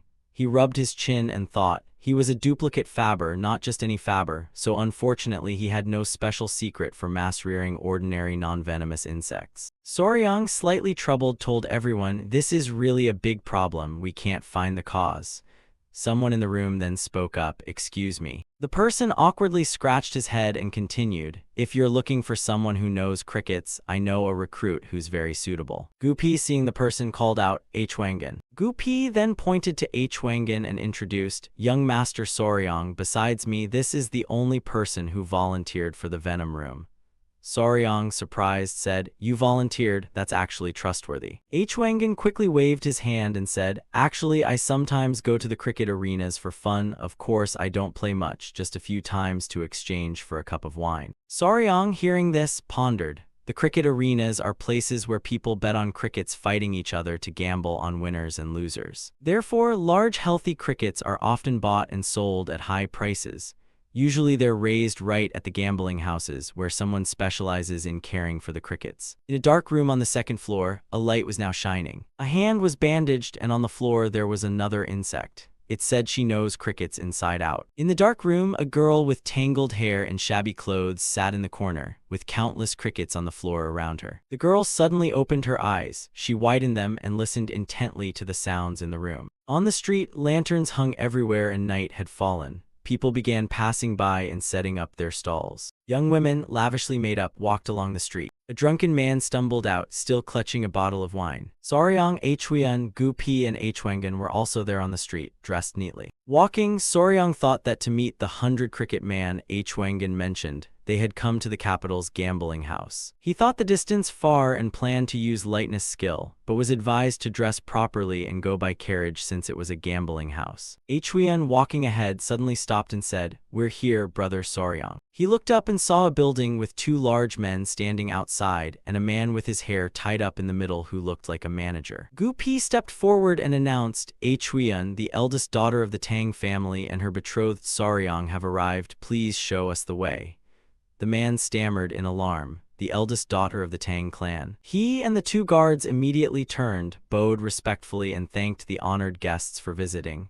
"I am the stallmaster here. It's an honor to host you." Hwangan stepped up and asked the stallmaster, "May we watch the cricket fights?" He hurriedly replied, "Of course, today happens to be the general's matches." And someone immediately escorted Soryang's group into the interior of the gambling house. "Please come in." Soryang stood on the upper floor looking down. Below, a table was surrounded by a dense crowd watching and betting. Looking at the two crickets on the table, everyone was cheering excitedly. "Fight, I'll bet all the prize money from last time." Amid the crowd's shouts, the two crickets seemed readying themselves for battle. They immediately lunged at one another. Spectators around the cricket match shouted and cheered enthusiastically. Soryang, his eyes opened wide, said in astonishment, "So that's what cricket fighting is like." Huangin replied. Intense, right? If one turns and runs away, it loses. Suddenly one cricket bit the other's back, and it let out a sharp cry. Once released, it turned and ran away. Amid the crowd's cheers, someone announced, the match between the general crickets has ended. Huangin then said, the winning general cricket is immediately put up for auction. Rumor says it can sell for up to 30 taels of silver. Soryang, surprised, thought, that much? Or maybe you should go into selling crickets, he mused, his eyes lighting up.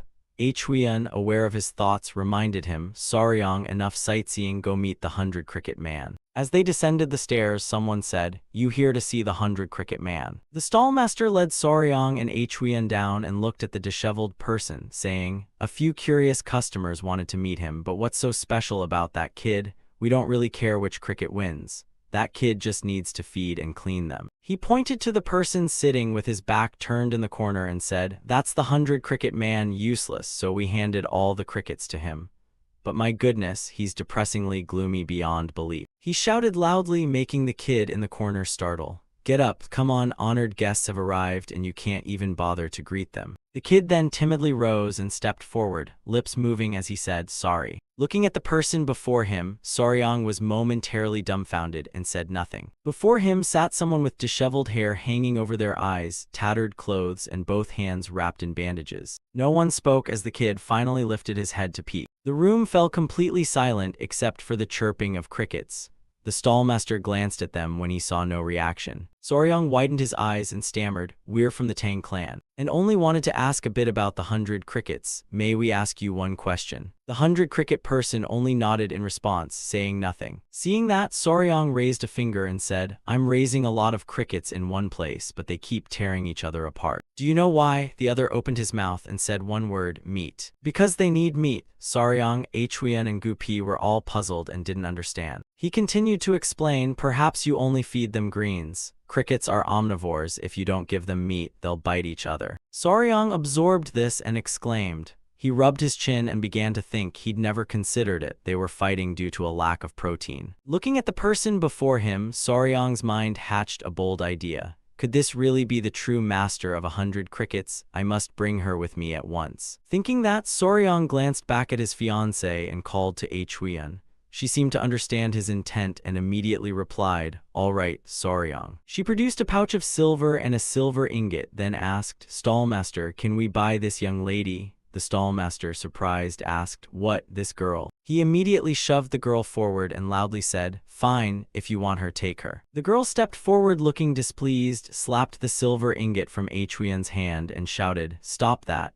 Soryang and Gupi were startled and taken aback. The stallmaster, furious, grabbed the girl's hair with both hands and barked, what the hell? How dare you cause trouble? What are you doing? Do you know who they are? The girl couldn't fight back and only cried out. The stallmaster kept shouting and covered her mouth, go with them now. The girl raised her hands, attempting to resist, I don't want to go. Seeing the chaotic scene, Soryang shouted, enough, we're fine, stop this. At last the two relented. Huiyan stepped forward and said to the girl, Miss, we promise to treat you kindly. If you wish, we can bring your family back to the Tang clan. Before Huiyan finished, the girl, panting, shouted, I still don't want to go. The stallmaster, hearing this, roared, what game are you playing now? Want another beating? Soryang intervened, calm down. Soryang looked at the stallmaster and awkwardly asked, does she owe a debt or work for someone? The stallmaster quickly denied it, saying no, not really. He recalled the past and told them, about 5 years ago she volunteered to work for me, so I took her in, but she's not good at entertaining guests, so I only gave her chores. Soryang, puzzled, asked, then why won't she leave? Gupi stood to one side, stroking his chin and pondering. After a moment, Gupi spoke up, she reminds me of myself back then, before Tang clan sheltered me, just like you. Soryang, surprised, looked at him and asked, Commander Gupi? Gupi then turned to the stallmaster. Stallmaster, may we take her out for a day? We'll care for her and give her proper guidance. He sighed and said, guidance, do as you please. Gupi, hearing this, looked at the girl and smiled. What do you say? Come breathe some fresh air with us for a bit. The girl bowed her head and stayed silent. After thinking for a moment, she finally nodded in agreement to their invitation. Seeing her consent, Gupi said, then we'll return tomorrow. The stallmaster grunted assent. Soryang exhaled in relief, thinking the plan had succeeded. Sometime later at the Tang clan reception station in the capital. After bringing the 100 Cricket girl here, the three set before her a sumptuous table, but she didn't touch a single thing. Soryang turned to ask Gu Pi, surprised that the Tang clan had businesses in the capital. Gu Pi replied, "This place is like the capital branch of the Sichuan Tang clan. In this alley there are 2 inns, 8 apothecaries, and 5 taverns, all Tang clan properties. Later I'll take you to see the trade office and the merchants' guild."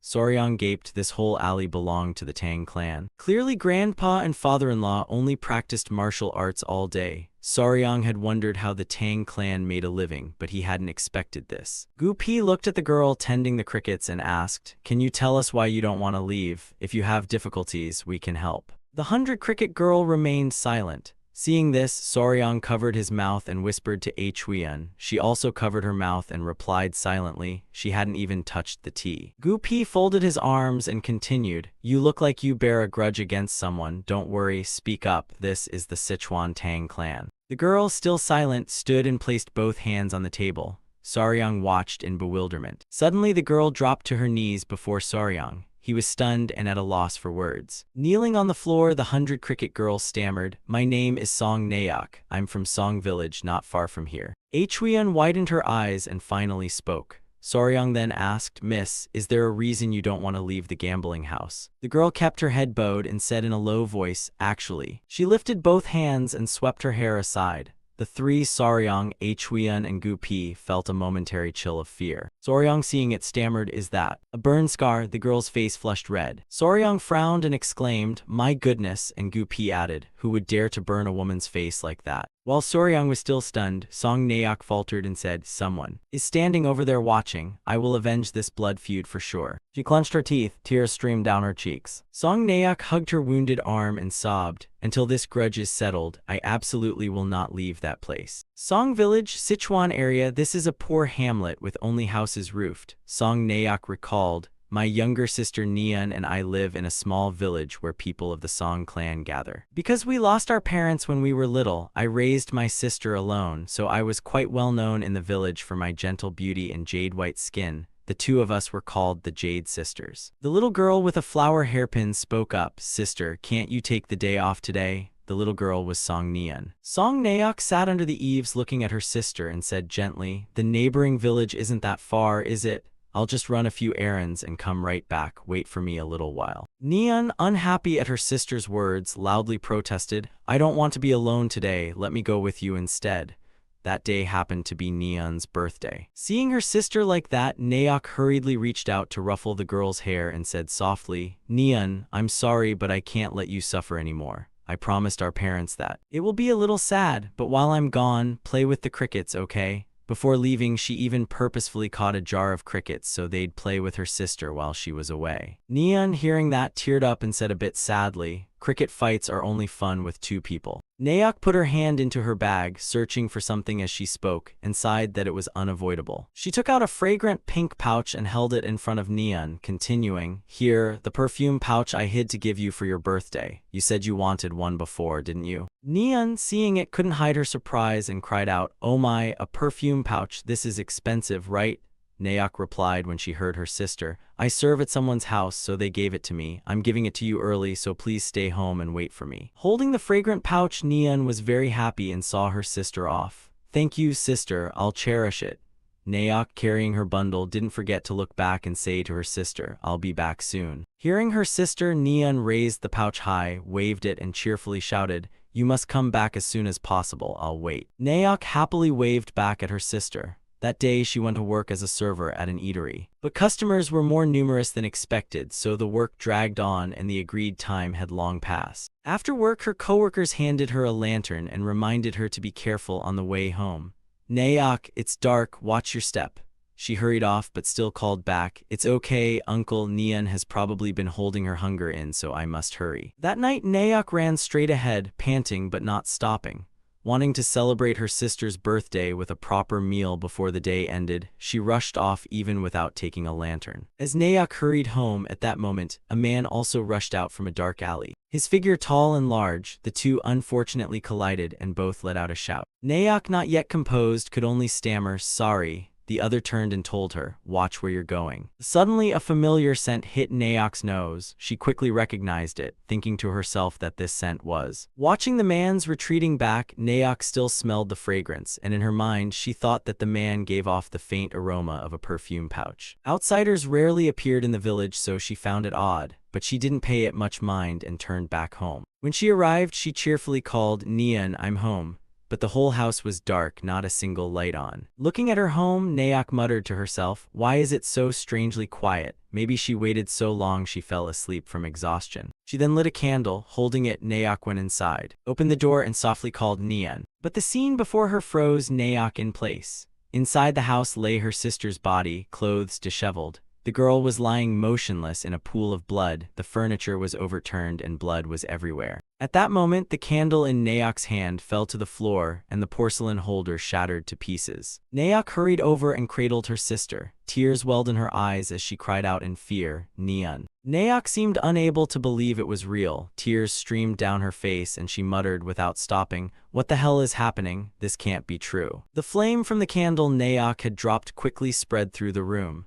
Naok could only hold her sister's body and cry out in pain, "Nian." Passers-by who noticed the house on fire pointed and shouted, "It's burning." Someone behind them hurriedly asked, "Isn't that Naok's house?" Everyone ran quickly toward Naok's house. At that moment, a barefoot stepped out from inside, freezing people in their tracks. Seeing Naok come out holding a corpse, people loudly called to her, "Naok, Naok, what's happening?" Naok's hair was a tangled mess. Gasping for breath, she managed to say to the crowd, "Uncle, Nian has." She hadn't finished the sentence before she suddenly collapsed. A man, alarmed, shouted, "Naok, stay with us, someone call the doctor." Naok's face had been burned. She lay motionless on the ground, staring at her sister and thinking, "I wish this were only a nightmare, that the flames would flare up and then die out, that it were just a dream." Her gaze gradually faded. Before losing consciousness, Naok still called her sister's name, Nian. Their house was quickly consumed by the flames. Back in the present, after hearing Naok's story, the three Soryang, Huiyan, and Gupi fell silent. Soryang then turned to her with a look of pity and said, "So that's why you have that scar on your face." Naok only opened her mouth to say, "When I woke up again." Half a month had already passed. Cut to a nearby house where a bird still perched on a branch in front. Inside, Naok lay bandaged. She suddenly let out a small sound and the elderly couple in the house called out, "Naok." She opened her eyes to see the old man weeping by her bed. He said, "I asked the Zio Bureau to send people to search, but they still haven't found him. I'm afraid you won't be able to bear it."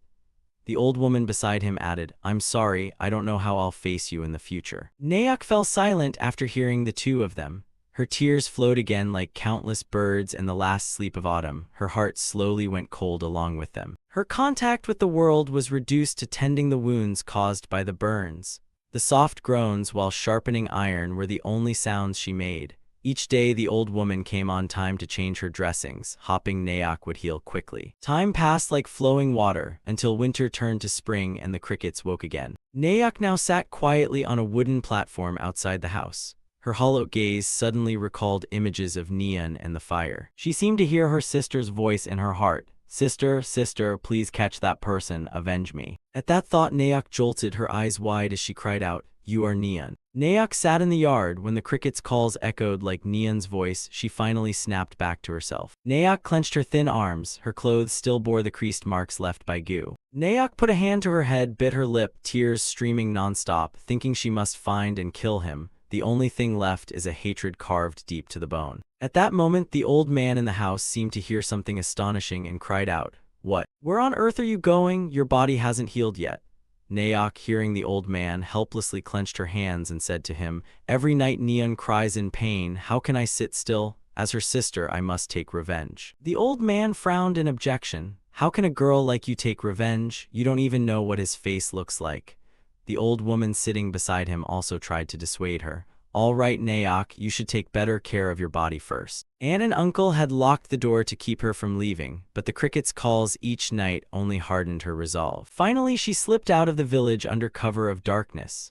Once free of the room, Naok looked back at the place one last time, tears brimming as she said, "Uncle, please stay well." Before leaving, Naok took the fragrant pouch she had given her sister. She stared at it for a long moment, clutching the pouch tightly, and told herself, Neon, wait for me a little while. Her first destination was Chengdu, because that's the direction he had fled the village toward. Though she didn't know his face, the red burn scar on her body and that unforgettable voice, etched into her like neons, made her determined to find him. Naok had just arrived in the city. Everything was strange to her. She scanned the streets and began timidly asking random men she passed. Spotting a passerby, she hurried over to ask. The man scoffed at her appearance and coldly said, "What is this?" His companion, seeing his annoyance, tugged his sleeve and hissed, "Ignore her, let's go." Of course, she received no kindly looks. Year after year passed, 1 year, 2 years. Through blizzards and freezing winds, through rain that felt like splashes, Naok persisted whenever the crickets cried and returned.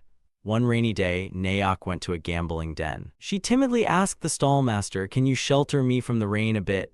The master, displeased by her shabby look, snapped, "What? Who is this brat? You're scaring off customers. Get lost." Just then, a man stepped out from inside the gambling house and brushed past Naok. He glanced at Naok, covered his nose with his hand, and mocked, "What is that smell?" At his voice, Naok flinched and looked at him. It was the same voice she had heard that dark night. It rose again, ruining her mood. What a coincidence, huh? In Naok's eyes, the image of the day her sister died resurfaced once more, not because she had forgotten, but because she could never forget. At last, she found the owner of that voice. On that rainy night, Naok saw the brutal face of the man who had harmed her sister. After Naok finished her story, Huiyun could only exclaim, "Good heavens!" Soryang, sitting beside her, widened his eyes and hurriedly asked, "Then what happened next?" Naok continued to tell the three about what followed.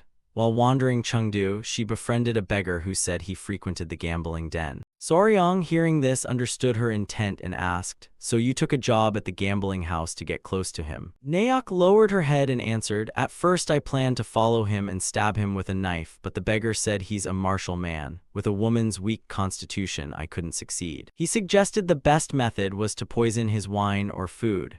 So I tried slipping poison into the wine served to him. But even that failed. Perhaps the toxin bought in the backstreet wasn't the real thing. After that, I began tending the crickets in the basement. Each time their calls echoed, Neon's face returned to me, half awake and half mad, repeating a cycle of waking and madness." Saying this, Naok clenched her teeth and could no longer hold back her tears. Naok clenched both fists and shouted, "I will definitely kill that man. Until I do, I cannot leave this place." Hearing her, Soryang covered his mouth with his hand and said to Huiyun and Gupi, "Though her situation is pitiful, is this really okay? She keeps fainting at the sound of crickets. Seems like a severe mental ailment." Huiyun, hearing him, looked sympathetic and said, "Cases like this come from a deep grudge. If revenge is achieved, they can be healed. Someone who carries such hatred won't betray. Perfect for becoming part of the Tang clan." Gupi, upon hearing that, hurriedly added, "That's right, brother Soryang. Before I avenged my parents, I polluted myself on Mount Bidun, but after the Tang clan helped me settle that score, my mind felt cleansed." Gupi then looked toward Naok and continued, "Now I understand why I see a reflection of myself in that woman." Soryang, hearing that, glanced at him and said, "If that's the case." Soryang turned to Naok and called, "Miss." She shrank back timidly at his address. Soryang placed a hand over his chest and pledged to her, "We will definitely help you settle that grudge. If we succeed, can you promise to join the Tang clan?" Tears still rimmed Naok's eyes. Hearing him speak, she brightened as if finding a glimmer of hope and stared up at him. She stepped in front of Soryang and asked timidly, "Can you really help me? If you help me, I vow to give this life until death." Soryang, hearing her, firmly affirmed, "Don't worry, leave it to us." "So who is that bastard?" Soryang and Huiyun's gazes turned icy cold. Soryang again looked at Naok, who was dazed, and asked once more, "So who is he?" Hearing his question, she bowed her head and hesitantly said, He is." As she spoke, Naok's hands suddenly began to tremble uncontrollably. Gathering all her courage, she managed to speak a name. "The third young master of Taehua Gate. His name is Jin Di-seung." When Soryang heard the name, he put a hand to his chest and declared confidently, "Jin Di-seung, got it, leave him to me, I'll crush him to pieces."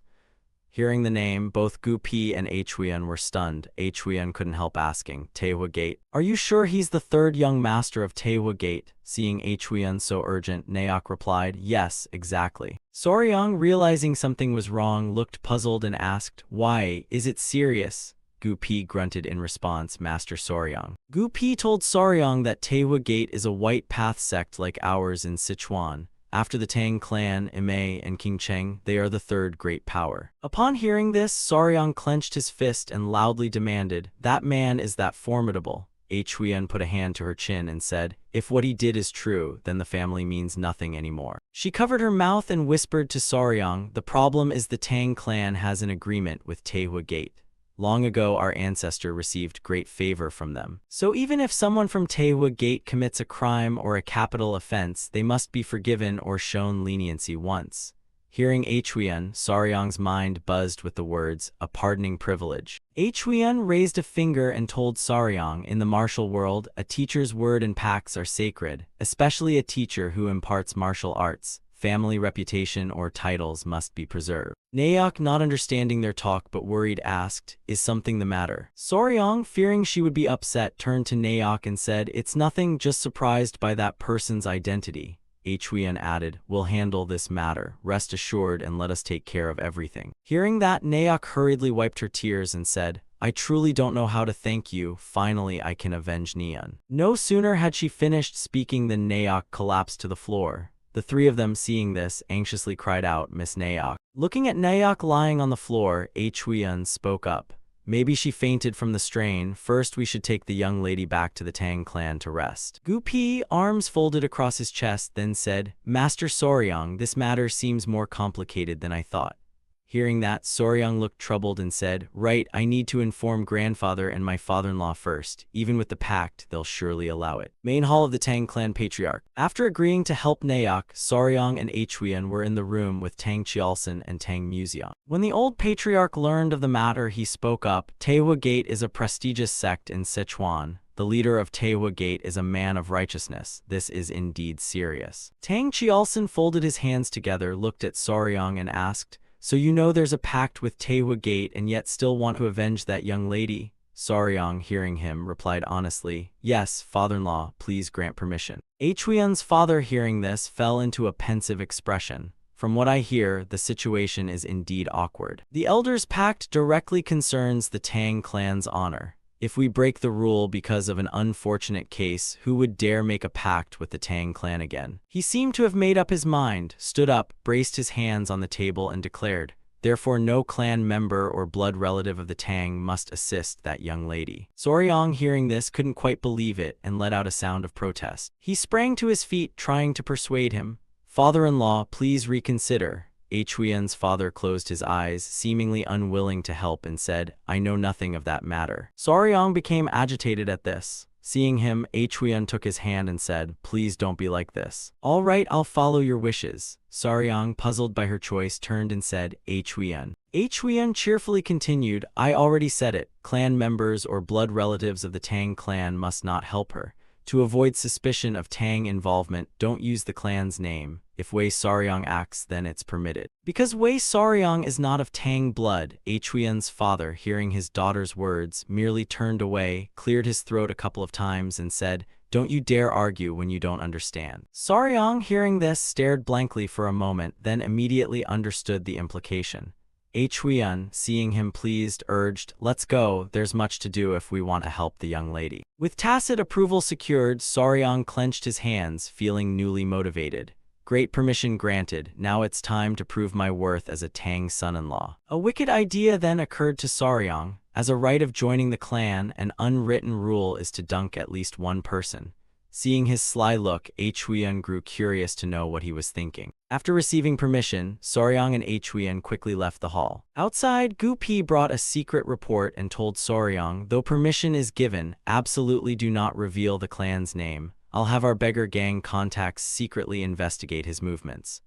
Saryang nodded and replied, "Yes, Gu Pi, please do." Gu Pi took the report and left. Watching his retreating back, Saryang thought the first task was to verify Jin Di Seung's whereabouts and movements. Gu Pi, formerly of the covert squad, would handle information gathering. At that moment, Saryang was opening the door and entering the room, carrying some sort of bag as he entered. Seeing Huyen there, he greeted, "Huyen, Miss Song Nayak." Huyen, seeing him, called out to Saryang. Saryang looked at Song Nayak sitting by the tea table and asked her, "Did you rest well yesterday?" Song Naok, hearing him, nodded and answered, "Yes, brother, your care helped me feel better." Hearing her say that, Soryang broke into a smile. He looked at Naok and thought she would stay at the entrance for now. After bathing and changing clothes and letting her hair down, her face looked noticeably rosier. Soryang set the bag on the table in front of Naok and said, "I brought scar medicine back from the Tang clan."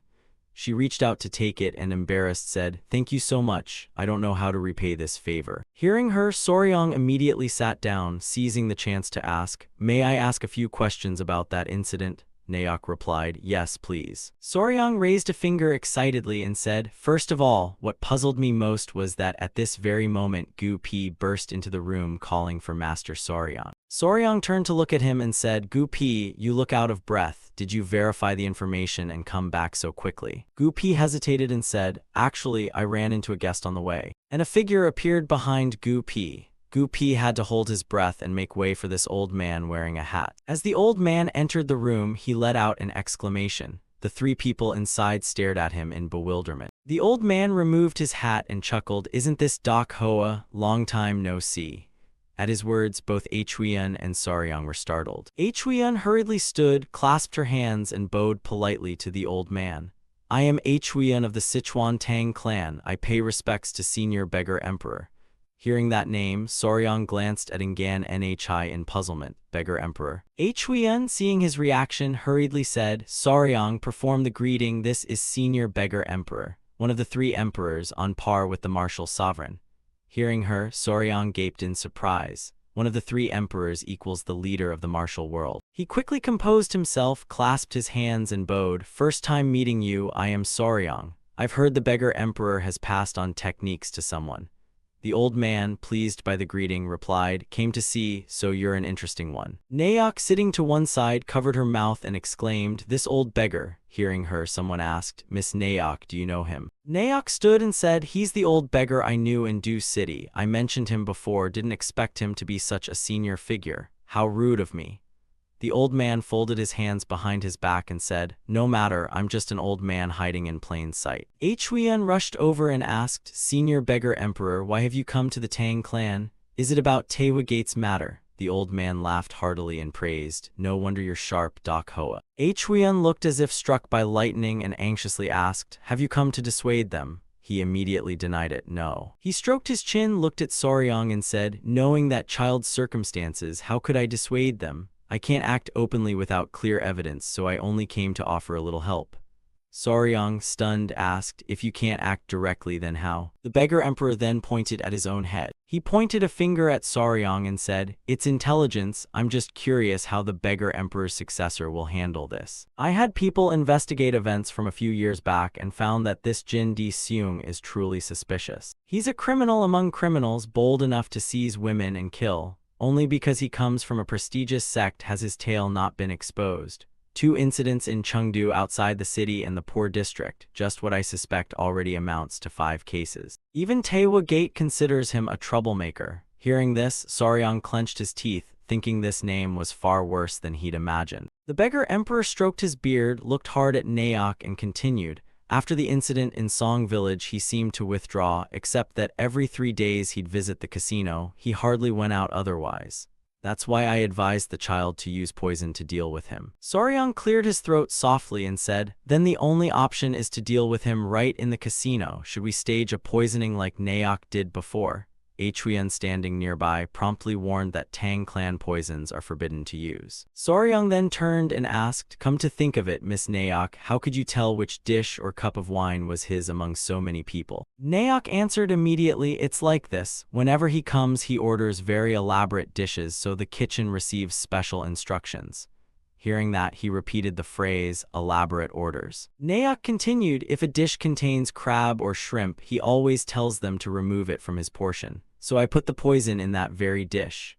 Upon hearing this, Ket Hong also spoke up and asked, "Apparently if it merely touches his lips, his body will react somehow." Soryang seemed to have guessed. He frowned and thought, "It's a shellfish allergy, and a severe one at that." In Soryang's mind, the chain of thought clicked: shrimp and crab, tropomyosin, protein. After a moment's thought, Soryang grinned and turned to Gu Pi. "Hey, Gu Pi, chief. Go fetch the venomous creature right now. Bring the yellow powder larva to me." Though unsure what Saryang meant, Gu Pi immediately replied, "Yes, you mean the yellow powder larva." He didn't understand and stepped forward to ask Saryang why yellow powder larva all of a sudden. Saryang was smiling very slyly. Seeing this, Huiyan called to him. Saryang's eyes brightened. He gave a wicked smile and said, "That fellow, I'm going to give him a delicious death."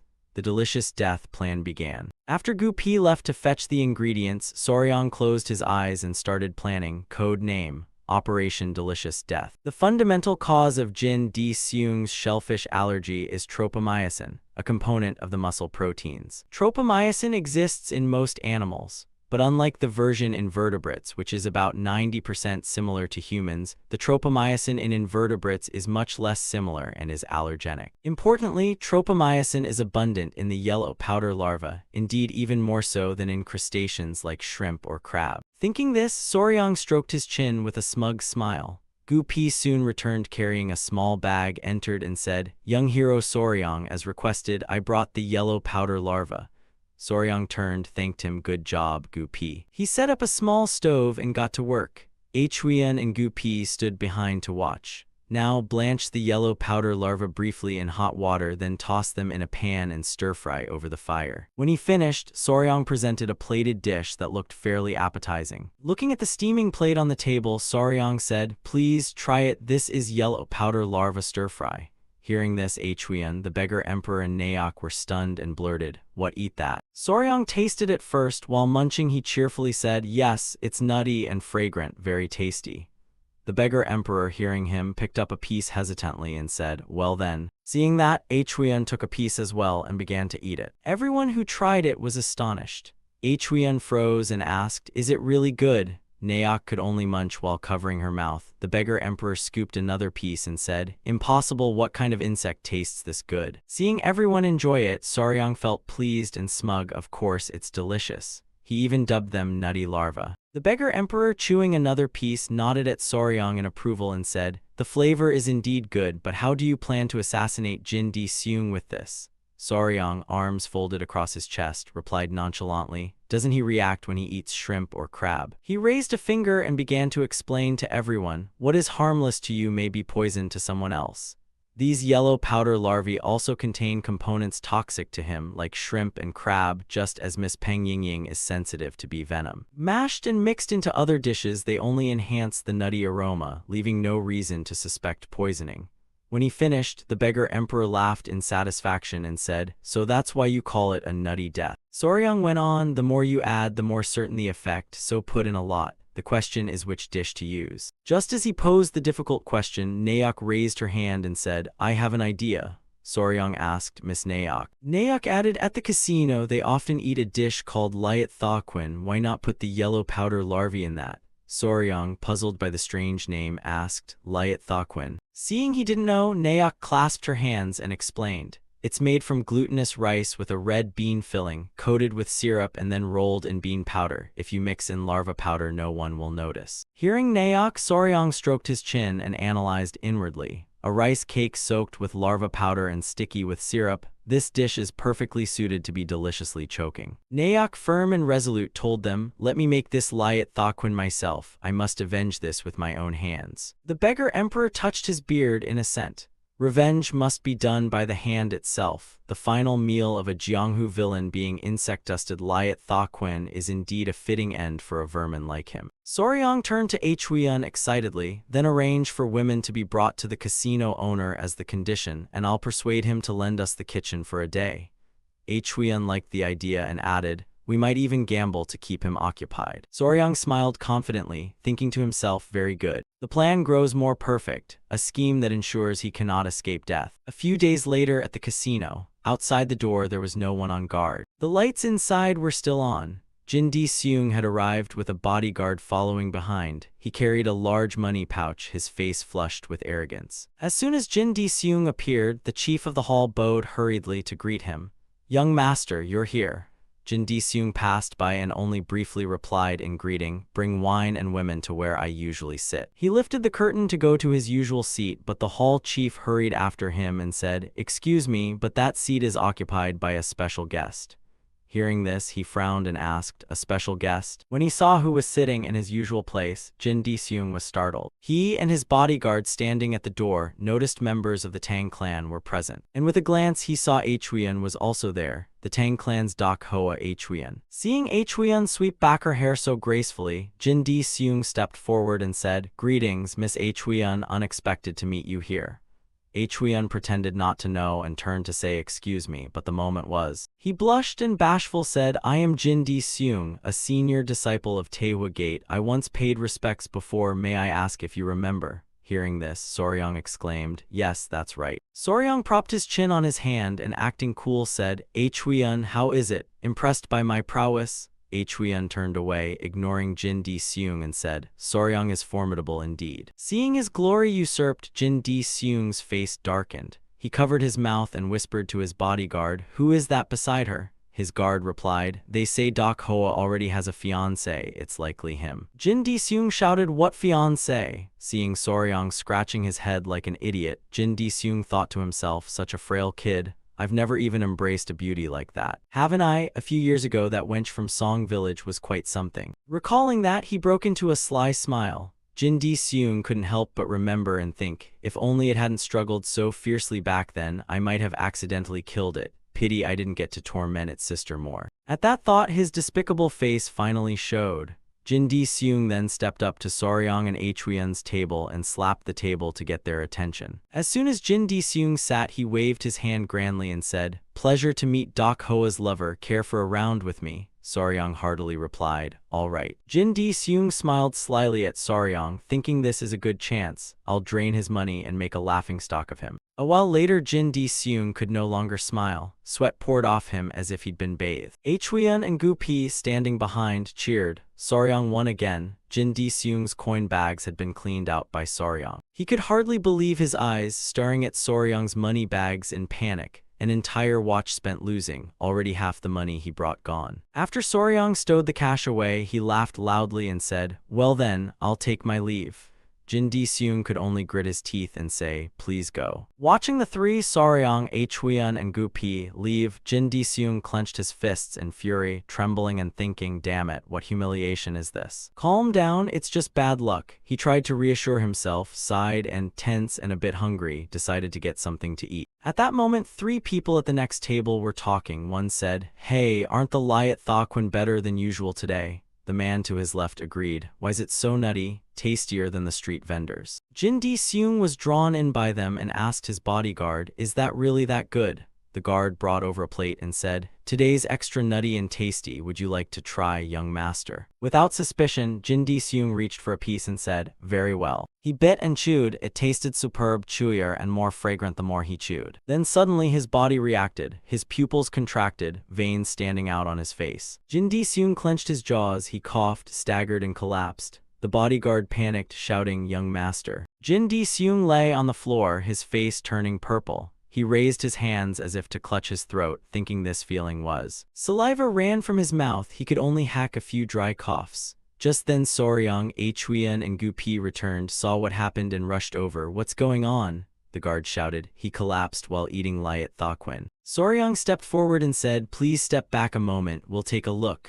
The guard, panicking, could only shout, "Young master, wake up." Jin Di-seung was gasping for breath, his eyes bloodshot. With one hand he clutched Soryang's sleeve and croaked, "Save me." Seeing him barely able to stand, Soryang finally spoke, "Master Tran, how do you find the Liat Thaquin?" Under Soryang's cold stare he felt fear. Soryang looked at his purpled face, the tears and snot streaking him, and continued, "The crimes in Song Village, may you regret them forever in the 9 Springs." Hearing that, Jin Di-seung used his last strength to grab Soryang's collar. He couldn't speak, only thought, how could this bastard know about that? He hacked a few dry coughs, trying to say something but couldn't. Soryang pushed him off and called out loudly, "Oh my, he seems to be in unbearable pain." Jin Di-seung tried to cry out a word, but it came out garbled. Soryang then announced before everyone, "A patient who thrashes can't be treated with inner energy, hold him down quickly." Hearing him, the others crowded in to help pin Jin Di-seung down. He tried to cough up something but couldn't do anything. Soryang told everyone, "Hold him tighter." Hearing that, they pressed him down even harder so he couldn't struggle. Jin Di-seung lay on the ground, reduced to weak breaths, gasping for small sips of air. Looking at the broken cake on the floor, Soryang thought the lingering nutty aroma in his mouth would become the last memory of his life. After dealing with TR letter 1EA5N stroke letter 1EA1ITH letter 1EFNG, Soryang and Hwian escorted her back to her village. Naok stood before her sister's grave. Her uncle and aunt bowed, grateful, saying, "Please take good care of Naok. The child is so young and has suffered so much." Hearing them, Soryang folded his hands and earnestly replied, "Yes, she's now of the Tang clan, please don't worry." Watching Naok at her sister's grave, Soryang thought we should visit Song village before returning to the Tang clan. Jin Di-seung's matter was luckily handled quietly, causing no waves. I heard they only conducted a preliminary investigation into the poison and those nearby. After all, he's a child sent out by a family, so they seemed intent on keeping this from blowing up. Naok stood by her sister's grave a while before calling, "Neon. It's taken too long, hasn't it? I'm sorry." She wept, trembling as she placed both hands on the grave. She touched the grass grown over her sister's tomb and shuddered. Naok burst into tears like a child and said, "Sister, I should have come home earlier that day. I'm sorry, truly sorry." Seeing Naok like that, Soryang felt something stir. He widened his eyes as Soryang glanced away and said, "Even the cicadas are crying." Hwian beside them moved for them, softly added, "Yes." Naok had collapsed. The cries sounded like her little sister's voice echoing back. Sure enough, Naok's little sister seemed to be saying something to her elder sister. Naok then took out the fragrant sachet and placed it on her sister's gravestone. Under the afternoon sun, Naok stood in the field, hands covering her face as she sobbed. Cut to the back alleys of the capital city of Sichuan. The air there smelled slightly musty. No one passed on the street below. An old man wearing a hat walked by, happily eating a snack. The beggar emperor carried a bag of food and left while eating. He said it looked a bit gross, but trust me, it's rich and delicious. On the way, he passed a drunk who hadn't sobered up. The beggar emperor munched and hummed, "The Avenger's dish is hearty, he's quite a character." Two figures on a rooftop were watching him. The beggar emperor noticed immediately and cast a wary glance. He crushed the food in his hand and said, displeased, "Only thieves would lurk hiding like that, show yourselves." The men on the roof were startled by his words. The black-haired one gritted his teeth, sweating profusely, with another man following behind. The men on the roof were startled by his words. The black-haired one gritted his teeth, sweating profusely, with another man following behind. The two who appeared before Hong Kiat were among the 5 emperor divine thieves, Kang Jai-ho and his disciple Cho Yong-ryeon. Kang Jai-ho led his disciple up to the beggar emperor and said, "Thief, that stings a bit. Haven't you greeted me like that in ages?" Hong Kiat calmly clasped his hands behind his back and replied, "If I don't call you a thief, what else would I call you?" Kang Jai-ho laughed happily and said, "I meant divine thief, sounds cooler, right? Besides, my disciple is here, keep some face." The girl clasped her hands and greeted politely, "I'm Cho Yong-ryeon." The beggar emperor wiped his nose with his hand and said, "That one alone is headache enough, now he brings a disciple, more trouble." He then asked, "What wind blew you to Sichuan?" Kang Jai-ho scratched his cheek, a bit embarrassed, and said, "I have a question to ask. I'm looking for someone who knows silkworms better than anyone in all of Central Plains." The beggar emperor folded his arms and asked, "Silkworms?" Kang Jai-ho pointed to the band wrapped around his arm and said, "See this, my divine relic, the heavenly silkworm ribbon, recently snapped. I thought it would last my whole life, but it too has limits. Our custom is to pass the heavenly silkworm ribbon to a disciple when their cultivation is complete, but with the way things are, I can't pass anything on." The beggar emperor nodded, saying, "Silkworms? If so, I know someone." Kang Jai-ho, hearing this, asked excitedly, "Really, brother?" The beggar emperor smiled faintly and nodded. Kang Jai-ho, seeing his expression, looked puzzled. The beggar emperor thought of Soryang and said seriously, "Across the Central Plains, he is probably the one who knows insects best." A few days later, at the Eastern Poison Hall, shrill screams echoed throughout the hall. It was Soryang. His eyes were rolled back, drool splattering everywhere. He screamed in pain. Hwangan was whipping Soryang's back, shouting, "Young Master Soryang, push harder. He's training the Iron Dragon technique, the unique poison art of the Fist Emperor. Ngan and the little O apprentices are standing by waiting for you." When beaten, human muscles tense and contract. But at that exact moment, channeling chi hardens the body. In short, the more one is beaten to death, the stronger one becomes. Hwian loudly encouraged him, "Soryang, keep going." The little O apprentices, seeing their mother, joined in the cheers. Hwangan prepared to strike again and said, "Now the real beginning starts." A little O apprentice happened to see this. Seeing Huang's leather whip, he mistook it for his mother's feather stick. Excited, his eyes lit up. Without thinking, the child jumped out of Huang's lap. She cried out in surprise. Seeing the child rushing toward the whip, Soryang turned and shouted in alarm, "Watch out." He quickly reached out to catch the child. At that moment, the whip struck Soryang's back. Unprepared for the pain, it shot through his whole body. Huan hurried over and called to Soryang. He put the child down and breathed relieved. That was close. Seeing the little apprentice unharmed, Huan's face hardened and she scolded, "Huan, that was dangerous. What were you thinking? Can't we have one peaceful day?" The child hung his head, looking ashamed. Soryang asked, "Is Huan always causing trouble?" Huan sighed helplessly and said, "Yes, he's so active he can't sit still. He opens his eyes and immediately causes trouble. Last time he chased a butterfly and caused a frightful commotion."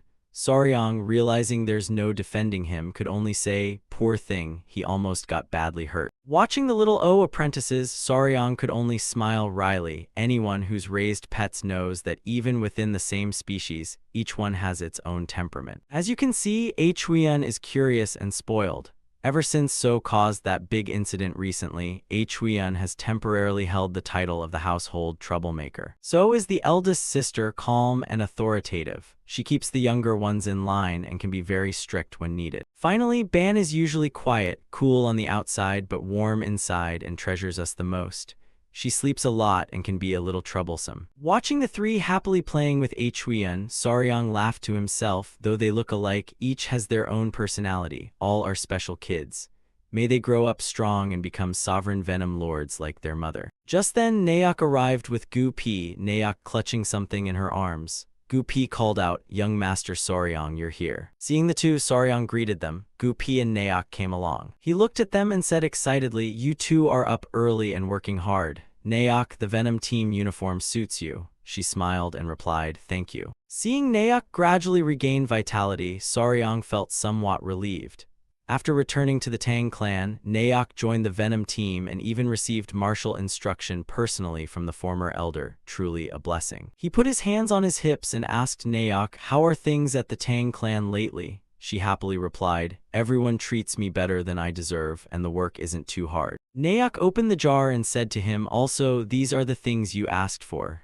Hearing that, Soryang was a bit puzzled. "The things I asked for?" Soryang then stepped over and looked inside. Seeing the pile, Soryang couldn't help but exclaim with joy, "This many." Gu Pi waved his hand, smiling. "To be honest, these crickets are more than we can use." Naok worked far too meticulously. Soryang, mouth agape, thought being too competent could become a problem. Thinking that, Soryang raised a finger and said excitedly, "If so, I'll arrange to bring a few new ones to the Venom yard soon." Gu Pi, hearing he wanted more, said, "So the young master is finally going out to catch new Venom beasts?" Soryang crossed his arms, nodded slightly, and replied, "I could stop breeding them, but honestly, feeding them to other strange beasts is still the best option." Huan stepped forward and said, "Soryang, first I think you should wait for news from the Muram Alliance. If you plan an expedition to collect them, there must be an official order. With the blood sect's current situation, it's not easy to get permission to leave." Huan then switched to a worried tone. "I heard the leader personally led troops to attack the Diwial border, but since then there's been no word." Soryang and Gu Pi, hearing this, grew angry. He cursed inside, "Damn those miserable mosquitoes." At that moment, a servant named H1ED1T, H1EA3I rushed in calling, "Soryang, young master." Huan and Soryang turned around.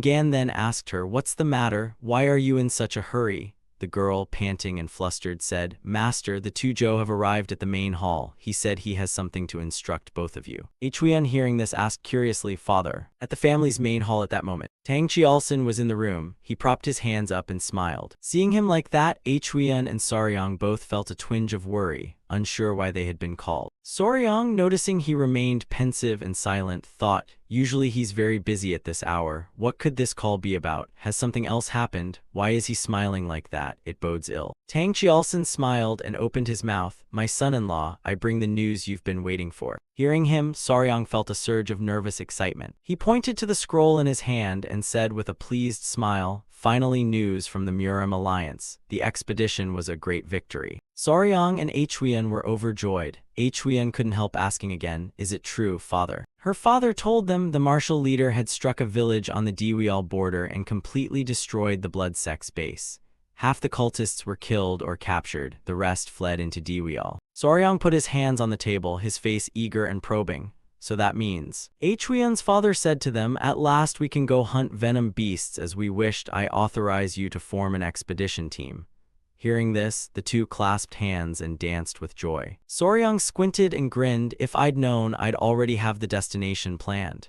Huian agreed with him, "Truly, Soryang." Tang Chialson folded his hands and spoke slowly. "In that case, I have a place to recommend." Soryang turned and replied, "Yes, father-in-law." Huian's father continued seriously, "For the Tang clan Venom team's first expedition, nowhere is more suitable than that place. Countless venom beasts roam there, and at the entrance there are species comparable to the golden phoenix rank. A place hailed as the paradise of venom beasts, and that place is Yunnan, on the distant southwestern edge of the Central Plains, under Sichuan territory. There is a place where the animals' cries are heard before people's words, the Yunnan rainforest. Deep within, between the Ai Lao Mountains, lies a hidden valley called Poison Valley." Soryang lay on his bed, hands behind his head, eyes sparkling with eager thought.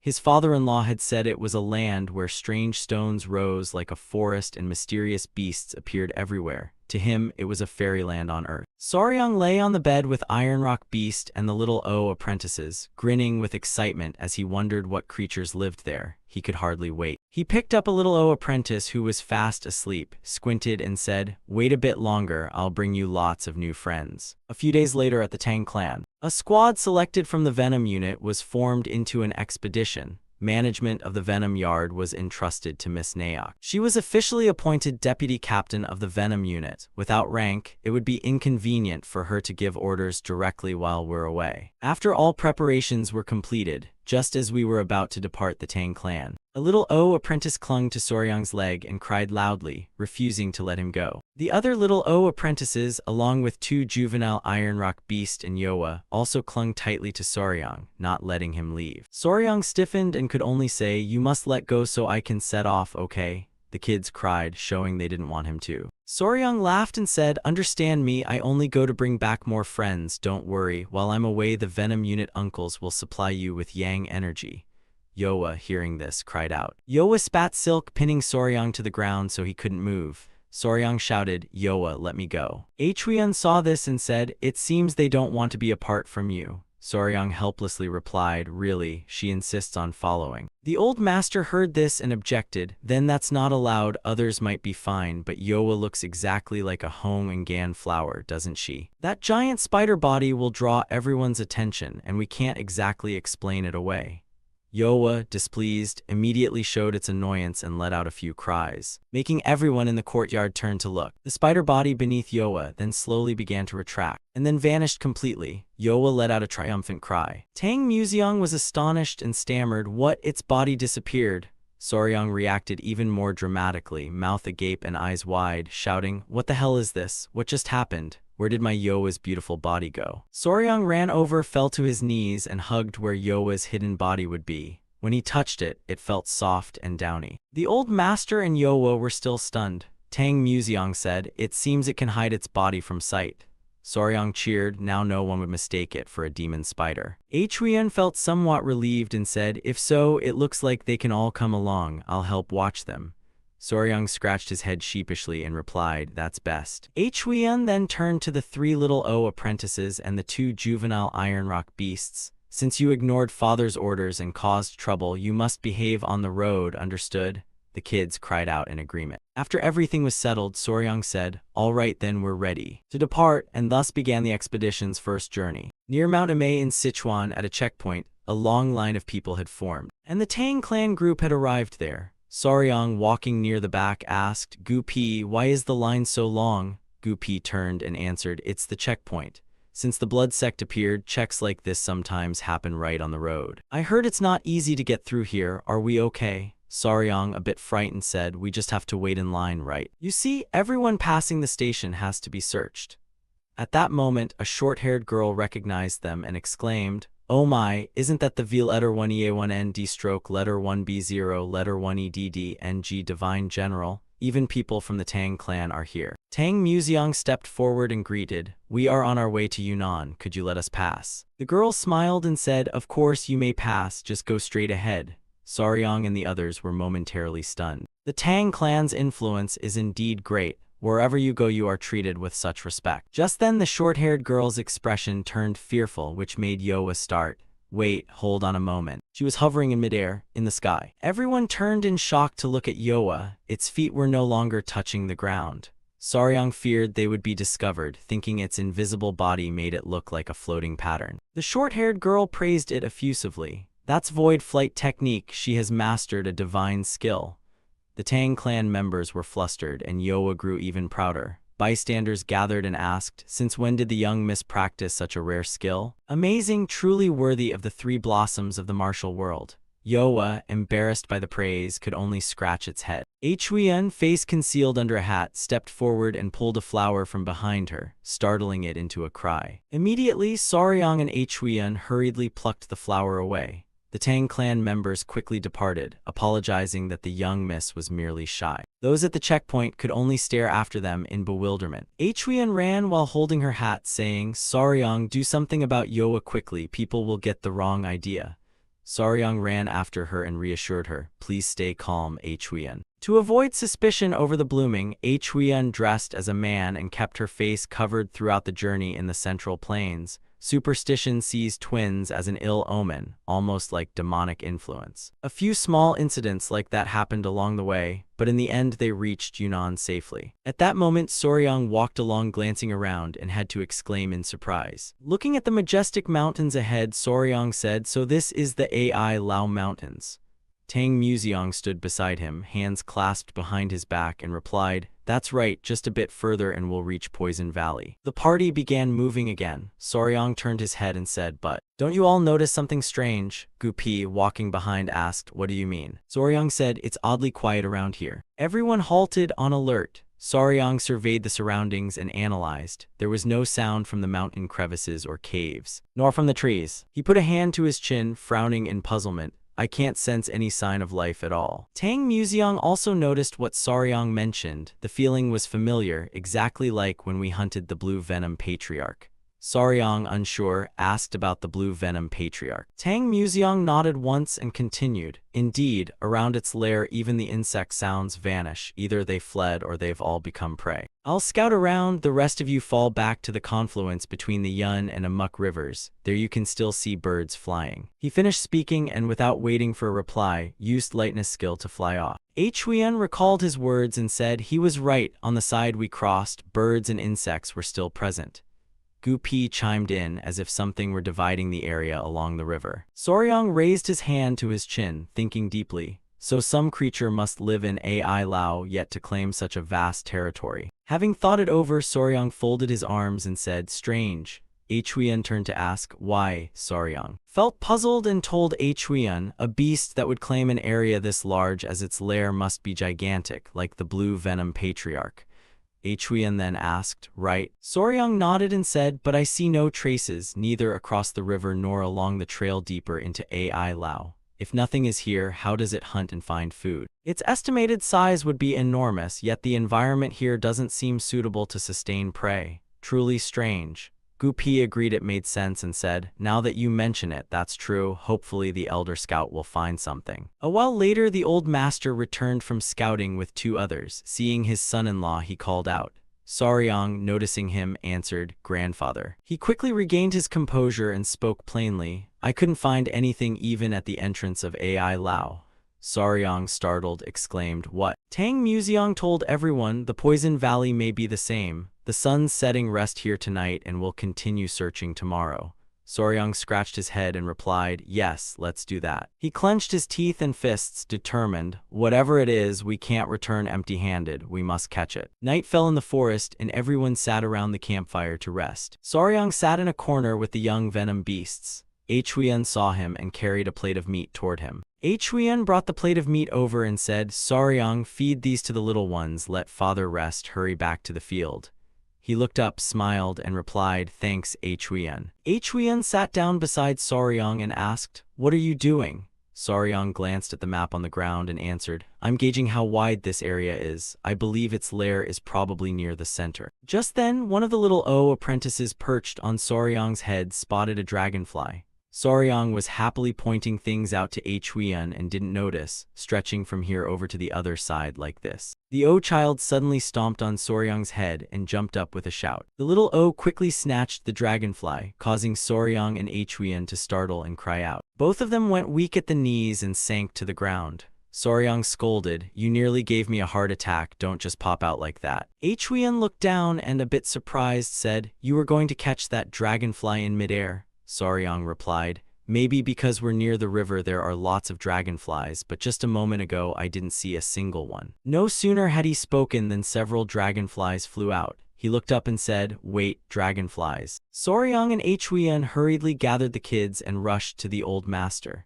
"Grandfather, could you return to the spots we checked earlier and see how many dragonflies are flying there now?" The old man who was standing turned and asked, "What do you mean?" Soryang raised his hand and explained to everyone, "I mean ground creatures can hide, but dragonflies can fly anywhere, right? If something threatens them, they'll flee for a while, but when the danger passes, they'll come back." At that, Soryang grew serious. "That means the reason we saw no creatures isn't because this place is their territory, but because before we arrived, something had already swept the entire area clean." Early the next morning, just at dawn, Soryang's group hurriedly set out, quickly running deeper into the forest. The old man brought up the rear, loudly warning everyone that ahead lay a dense, dangerous forest. "You all, be careful of venomous insects that might appear, stay highly alert."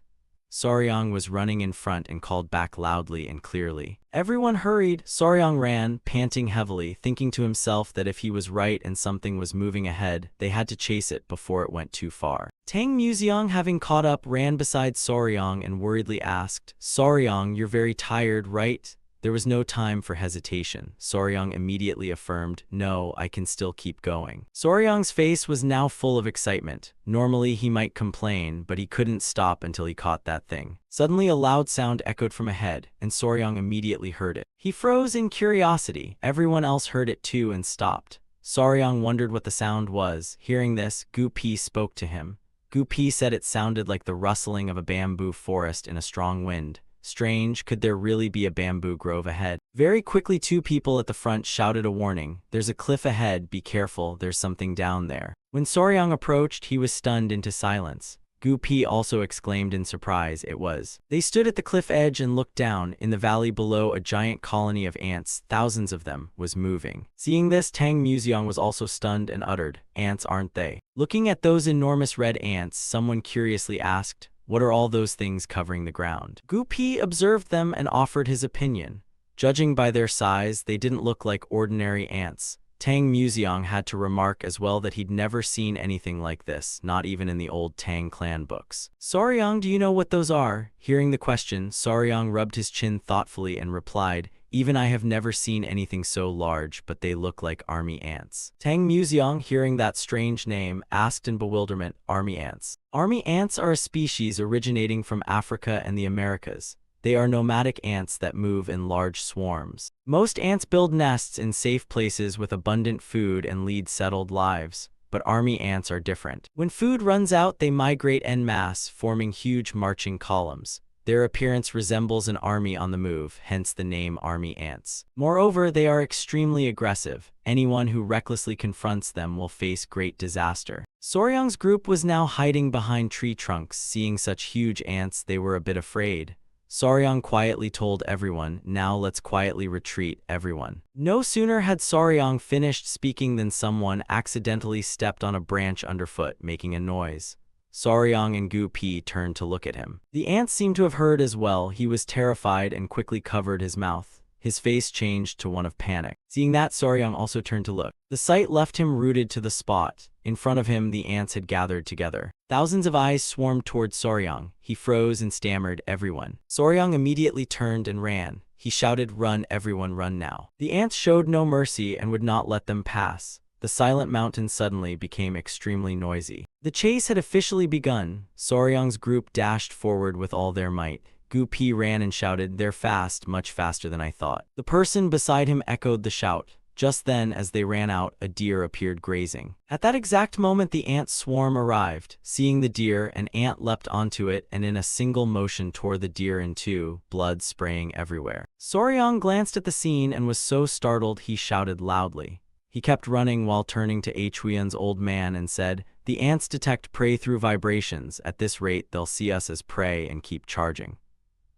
The old man, hearing him, asked, "So what should we do?" Suddenly Soryang froze as if he'd noticed something. Soryang quickly shouted to the group, "We have to cross the river. The ants can't cross water." After running for their lives for a while, they finally saw it. Tang Museong shouted, "There's the ford ahead, jump." No sooner had he finished than everyone leapt into the river without hesitation. The ants couldn't follow, so they could only stand on the bank and look down. After a while, Soryang's group finally surfaced in the water. Seeing that the ants on the bank had thinned out, Gu Pi called out, "Look, they're retreating, we made it." Once the ants had all left, Soryang's people swam ashore. One person, as he climbed up, breathed a sigh of relief. That was almost death, felt like stepping into the afterlife. Soryang carried Gong ashore, then wearily lay on the ground and asked, "Are you okay? Father will dry you off right now." After everyone had rested, Tang Museong stood with his hands clasped behind his back and said, "Truly astonishing creatures. I, the venerated master of myriad poisons, have feared no enemy, yet these ants make me tremble." Soryang frowned and added, "They spare nothing, they swallow any nearby living creature. We must be extremely careful, no wonder there aren't any beasts around here." Tang Museong raised a hand, stroking his beard, and said, "If they form such a massive colony, everything just now makes sense."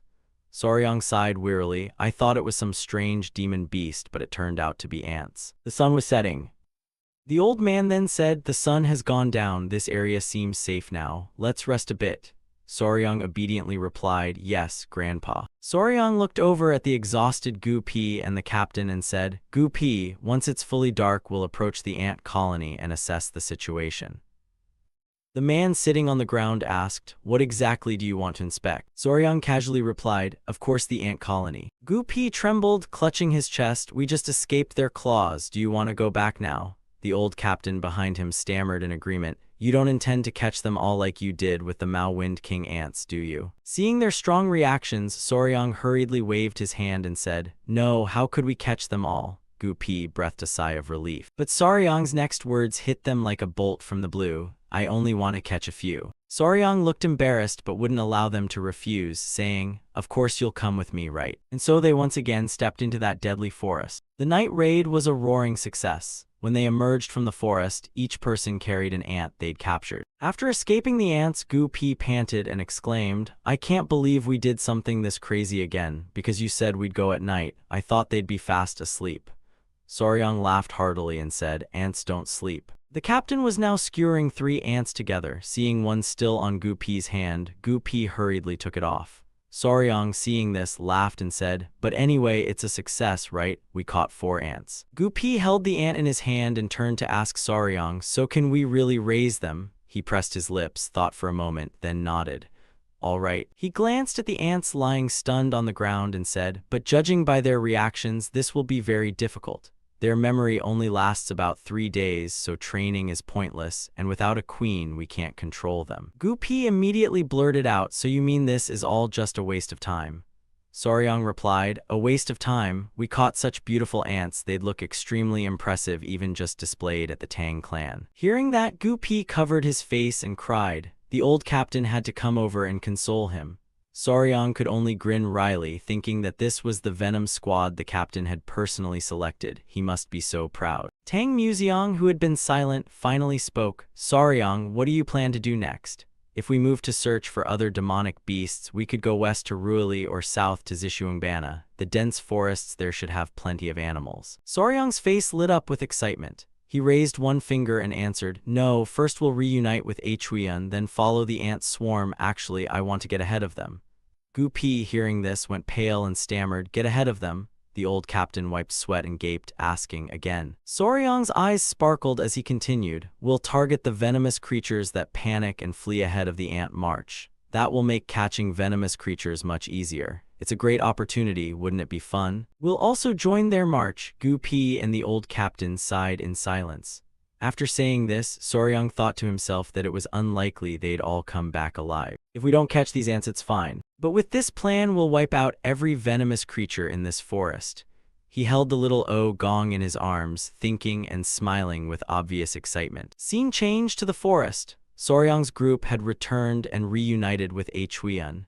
Everyone sat around the campfire with only Saryang and Huiyan examining the ants. When Huiyan saw the ants, she exclaimed in surprise, "Oh my, the two little Ogong are curious when they see these two." Huiyan looked at the ants on the ground and asked in bewilderment, "Are you planning to rush headlong into these monsters and catch all the venomous creatures fleeing from them? Why are the bees now arranging ants? Didn't we just escape the Mao Wind King ants?" Seeing Huiyan about to object, Saryang smiled and said, "Still, last time you said the result was good, right?" Huiyan agreed it made sense, but she remained worried and said, "That's true, but Grandpa once said, during the days of constantly fleeing before the Mao Wind King ants, I had to expend my internal power again and again.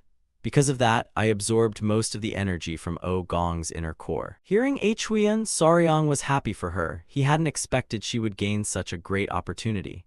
Now the Gong have transformed twice and no longer need inner core energy to survive. Seize this chance to absorb the remaining energy completely. Tang Museong approached from behind holding a skewer of meat. Having heard their conversation, he said, "Now that you mention it, Saryang, if that's the case, then you should run away because of that." Huiyan found his point reasonable and added, "Right, Saryang also ingested the elixir of the Mao Wind King, so Saryang also needs to absorb that inner power." Saryang pointed at himself and felt a bit embarrassed. "That's right," he stammered, "my lightness skill isn't very good, so Grandpa will have to carry me while running." Seeing his unwilling expression, the old man laughed loudly and teased, "You ran well today, this is a great chance for you to train." Hearing that, Saryang stiffened, gritted his teeth in fear. Huiyan, knowing he was anxious, came over, took his hand and said, "Saryang, tomorrow you'll run with me, right?" He couldn't form a full reply under Huiyan's pouty look. Huiyan didn't want him to refuse, so she gave a small smile, her cheeks flushed. Huiyan reached out and in a gentle tone said to him, "This is punishment for acting on your own." Seeing Huiyan's delicate face, Saryang thought to himself that her expression showed a strange satisfaction, as if she'd just swallowed the powder of a seductive golden butterfly. The next morning, the large-scale venomous creature collection began. In the forest, the ant swarm was chasing a wild boar. The boar ran and screamed in panic, but all its efforts were in vain. Before long, the ants caught up and climbed onto the boar, then immediately launched their attack. Seeing the ants tearing into the boar, Saryang's group leapt down and ran ahead of them. Saryang ran while glancing at Huiyan and said, "The hunting team leads. The ant legion is in front, so be careful. They bite anything in their path." After saying that to Huiyan, Saryang pushed himself to run. He wore a confident smile, thinking this was his plan. The distance between him and them was about 60 zhang, roughly 200 meters. When they start moving, we'll close that to under 30 zhang and maintain it while running. Saryang now surged ahead. Tang Museong ran on the outside to keep an eye on the kids. Saryang kept thinking that when venomous creatures appeared, he'd hand them off to the main group running alongside. After carefully placing the captured venomous creatures into cages, he'd leave them on the far bank of the river, out of the ants' reach. And so the deadly race began once more. Saryang's team chased the forest animals, with the ant swarm closing in from behind. Saryang reached out and caught a green snake. Holding the snake, Saryang felt energized and excited. Good, V letter 1EA1N, D stroke letter 1ED9C, C letter 1ED1C's name isn't empty. Venomous creatures are appearing everywhere. We'll catch every animal here. The hunt continued for another hour or two, and venomous creatures began to be collected without hindrance. By now, Saryang, Huiyan, and Gun P had caught a fair number while the ant swarm still pursued. Saryang ran and tossed the snake to the old captain, saying, "Another female for you." The captain put the snake into a box while running and asked, "Saryang, are you all right?" He replied, "Yes, there are many venomous creatures waiting for me, so I can't get tired." Huiyan ran right behind him and called a warning, "Saryang, there's a giant snake ahead." He turned and thought, "A giant snake." He looked up and immediately saw the snake on a branch. It glittered, and he felt delighted. The electric python colossus is one of the world's 5 largest snakes and the biggest constrictor, truly huge. Thinking this, Saryang couldn't help but cheer. It's adorable. Besides, it's gentle and easy to raise. Gunpei also saw it and asked, "Saryang, that snake isn't a venomous creature, right?" He immediately answered, "Right, but we have to catch it." Gunpei, now haggard-faced, continued, "Before, when you saw the fairy swift seizing seeds, you said the same thing, right? And when the giant termite appeared too, at this rate, aren't we just catching everything that shows up?" Hearing that, Saryang thought it a good idea and replied, "What do you think?" Saryang suddenly stopped and said, "Then I'll catch that snake too." Huiyan, hearing this, immediately spoke up to stop him. Wait, Soryang, the ants are getting too close. Gunpei shouted, Master Soryang, this is dangerous. But Soryang, unconcerned and overly excited, said, I'll be right back, everyone don't worry. Saying that, Soryang reached out and grabbed the snake from the branch. As soon as he set foot on the ground, he hung it around his neck and said, what a pity, such a beautiful creature becoming ant food. Now let's get out of here. The ants were already right behind Soryang. At that crucial moment, Soryang carelessly tripped over a branch on the ground. Soryang immediately fell face first. Huiyan cried out in worry, Soryang. Gunpei also shouted, Master Soryang. Huiyan shouted in panic, be careful, brother Soryang. Soryang scrambled up at once, but it seemed too late. He glanced back and thought, no, they're very close now. The ants leapt up and swarmed toward Soryang. This was bad. At the critical moment, a hand grabbed the collar of his shirt and hoisted him up. It was Yoa, swinging on his silk thread in midair to save him. The ants swarmed below quickly ran past. Yoa glanced at Soryang and let out a cry. Still shaken, Soryang called out loudly, Yoa. From a distance, Huiyan called back, good job, Yoa, please take Soryang to safety. Hearing that, Yoa immediately cried out. The ants continued running ahead, resuming their hunt through the forest. After a moment, Yoa lowered Soryang to the ground and he collapsed in a sprawl. Yoa stood beside him fuming and kept scolding. Huiyan, standing behind, cheered on, Yoa, scold Soryang properly. Huiyan also scolded, from now on I won't allow you near the ants anymore. Soryang knelt on the ground like he'd committed a grave sin and could only bow his head and mutter, I'm sorry. Right then a strand of silk was tied around Soryang's neck. Seeing it, a big question mark formed in his mind. Soryang pointed at the silk on his neck that Yoa was holding and said, just a single thread, take this off, Yoa. Huiyan praised, well done, Yoa, and Yoa smugly smiled without untying the thread for Soryang. At that moment, Gunpei ran over calling, Master Soryang, miss. Seeing Soryang kneeling on the ground with a cord around his neck, Gunpei froze, bewildered. Huiyan, seeing him arrive, asked, Captain Gu, what happened with the ants? Gunpei replied, fortunately, they stopped just over that hill. The sun is setting, let's rest a bit. Huiyan happily agreed, okay, let's wait for the main group behind to arrive. Soryang remained kneeling in grievance since no one was paying attention to him. Just then, a shadow behind a tree was eavesdropping on them. Yoa immediately noticed, glanced over, and cried out. At that moment, a spear hurtled toward them and struck the ground. Everyone was startled. From the bushes, a group of people stepped out and encircled Soryang's group. One of them shouted, don't move. One of the local tribesmen barked at them, this is the land of the hunting den, intruders, state your names. Gunpei, hearing this, drew a dagger and asked, while Huiyan, seeing the tension, hurriedly said, wait, calm down, we're from the Sichuan Tang clan. The tribesman heard that and turned, frowning, to ask the person behind him, Sichuan Tang clan. A tall man with a necklace of 3 fangs, leading a wolf, stepped forward and said, how could the Sichuan Tang clan penetrate so deep into the Yunnan jungle? The man looked toward Soryang's group as if he just noticed something. The cord around Soryang's neck immediately caught the man's eye. Soryang waved his hand and said, no, wait a moment this. The man clenched his teeth, veins standing out, and anger flared up. The man roared in fury, what are you people doing on the Beast Palace's land? The wolf at his side broke into a cold sweat. The tall man leading the wolf was named Huikrang. He was a warrior of the southern Beast Palace. While scouting, he'd heard strange noises and thus encountered Soryang's group. Upon hearing this, Soryang stroked his chin in thought. According to him, ahead lay the Beast Palace lands, a valley called Beast Valley. Huikrang stepped forward another pace and said, for that reason, you cannot advance any further. Soryang, not wanting more trouble, replied, very well, we will withdraw. At that moment, Soryang seemed to recall something, and he immediately called out, please wait, Hero Huikrang, there's an urgent matter I must report to you first. Huikrang, turning away, heard this and turned back to ask, what is it? Soryang then excitedly told Huikrang, if you don't mind, please step up onto that hill and take a look. After exchanging words, Huikrang followed Soryang's group to see what he meant. When they arrived, Huikrang was stunned at the sight before him. Standing on the cliff and looking down, he immediately saw a massive swarm of ants in the valley below. Huikrang asked, what is this? Soryang, knowing he didn't either, said, it's a swarm of demon ants, what's called an ant legion. The strange noise you heard earlier was their movement. It appears the Ant Legion's route crosses the Beast Palace territory. If Beast Valley truly is a narrow, long valley as you said, isn't that extremely dangerous? Having heard what he said, he could only gape in astonishment. He frowned at the ants below and said, "If that's the case, this is indeed serious." Hukrang then turned to Soryang and said, "All right, I'll return to the southern beast palace to report to the palace lord. If convenient, we hope the Tang clan will accompany us to explain more fully about these demon ants." Huiyan, hearing him, agreed, "Yes, we will do so."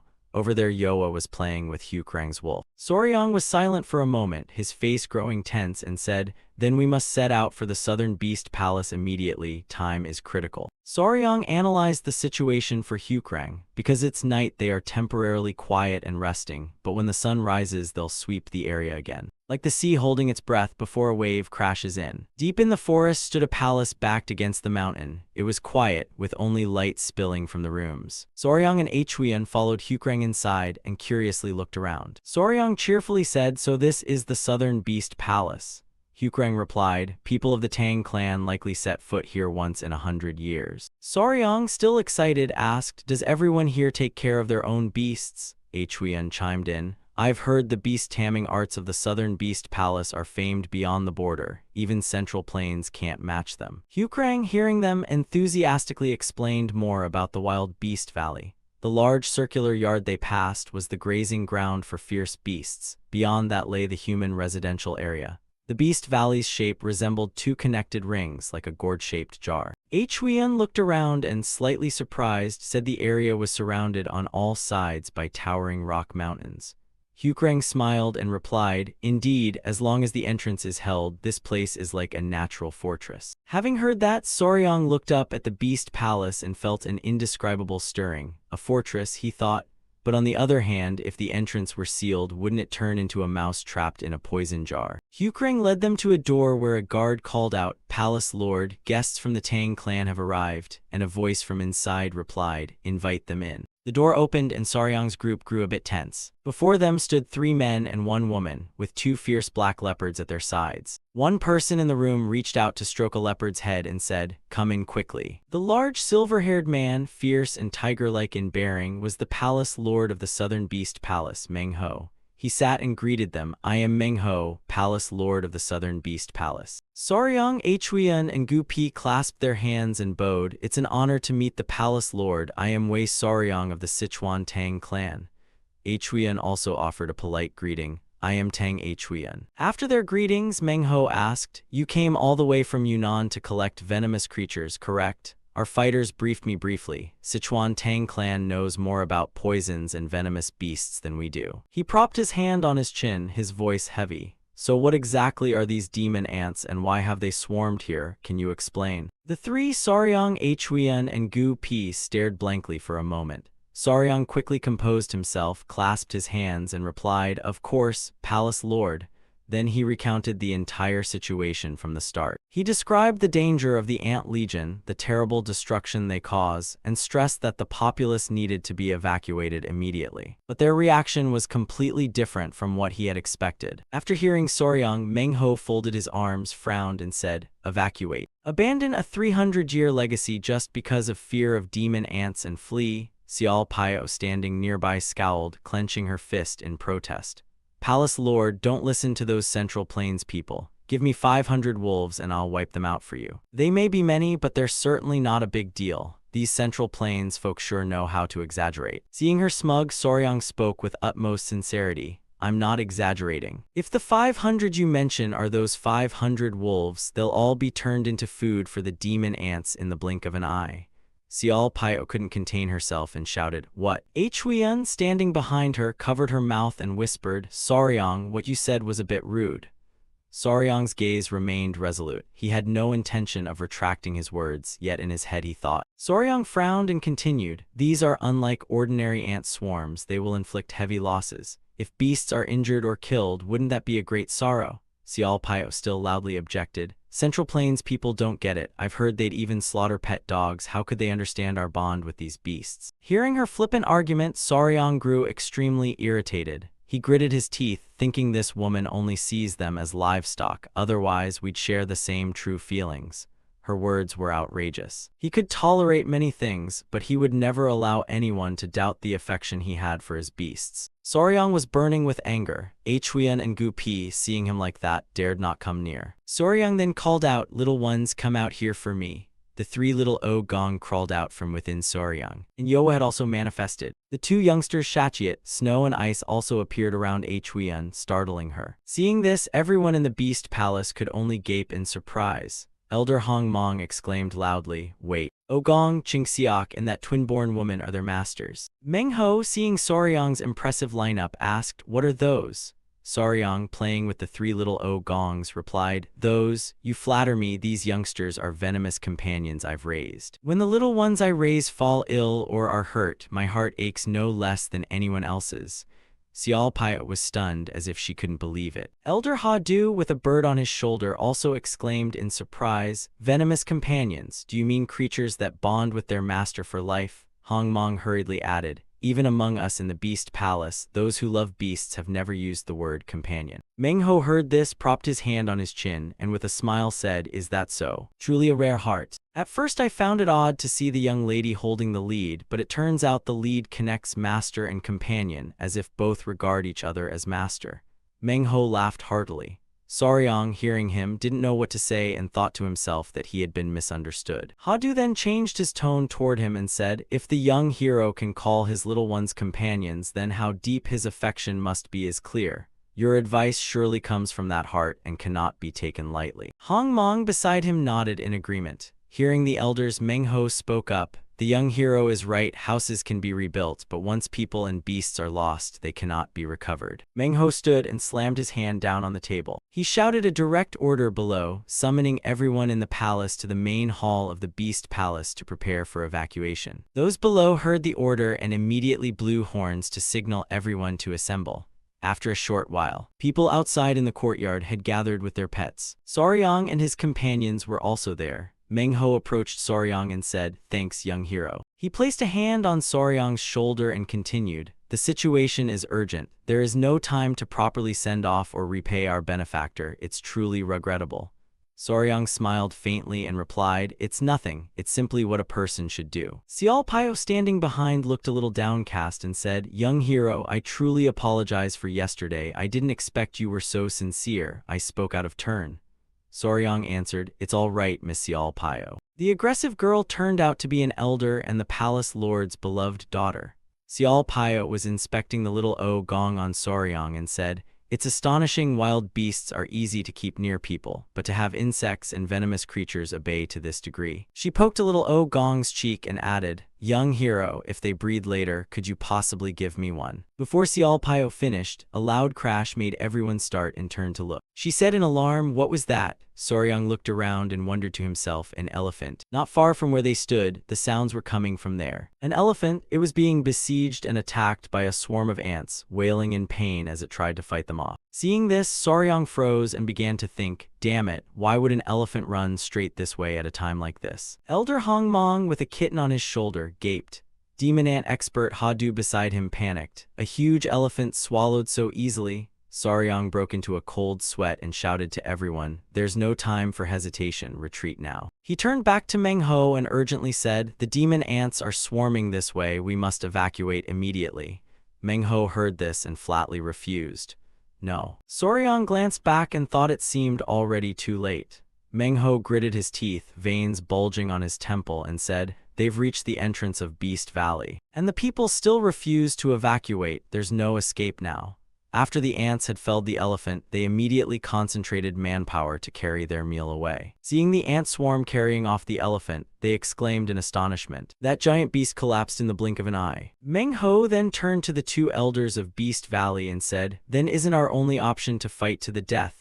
Hong Mong clenched his hands and replied, "Even that enormous elephant was felled instantly. How could we possibly hold out?" Huiyan looked worried and stepped up to Soryang, asking, "Soryang, are Jiajia and the Venom Beasts team safe?" Seeing her concern, he reassured her. "They all know how dangerous these demonic beasts are and have surely rushed out to avoid the disaster." Gu Pi looked toward the ant swarm and said, "But it's us who should be worried. Letting them run off while we escape, that's probably impossible." Soryang stroked his chin and began to think.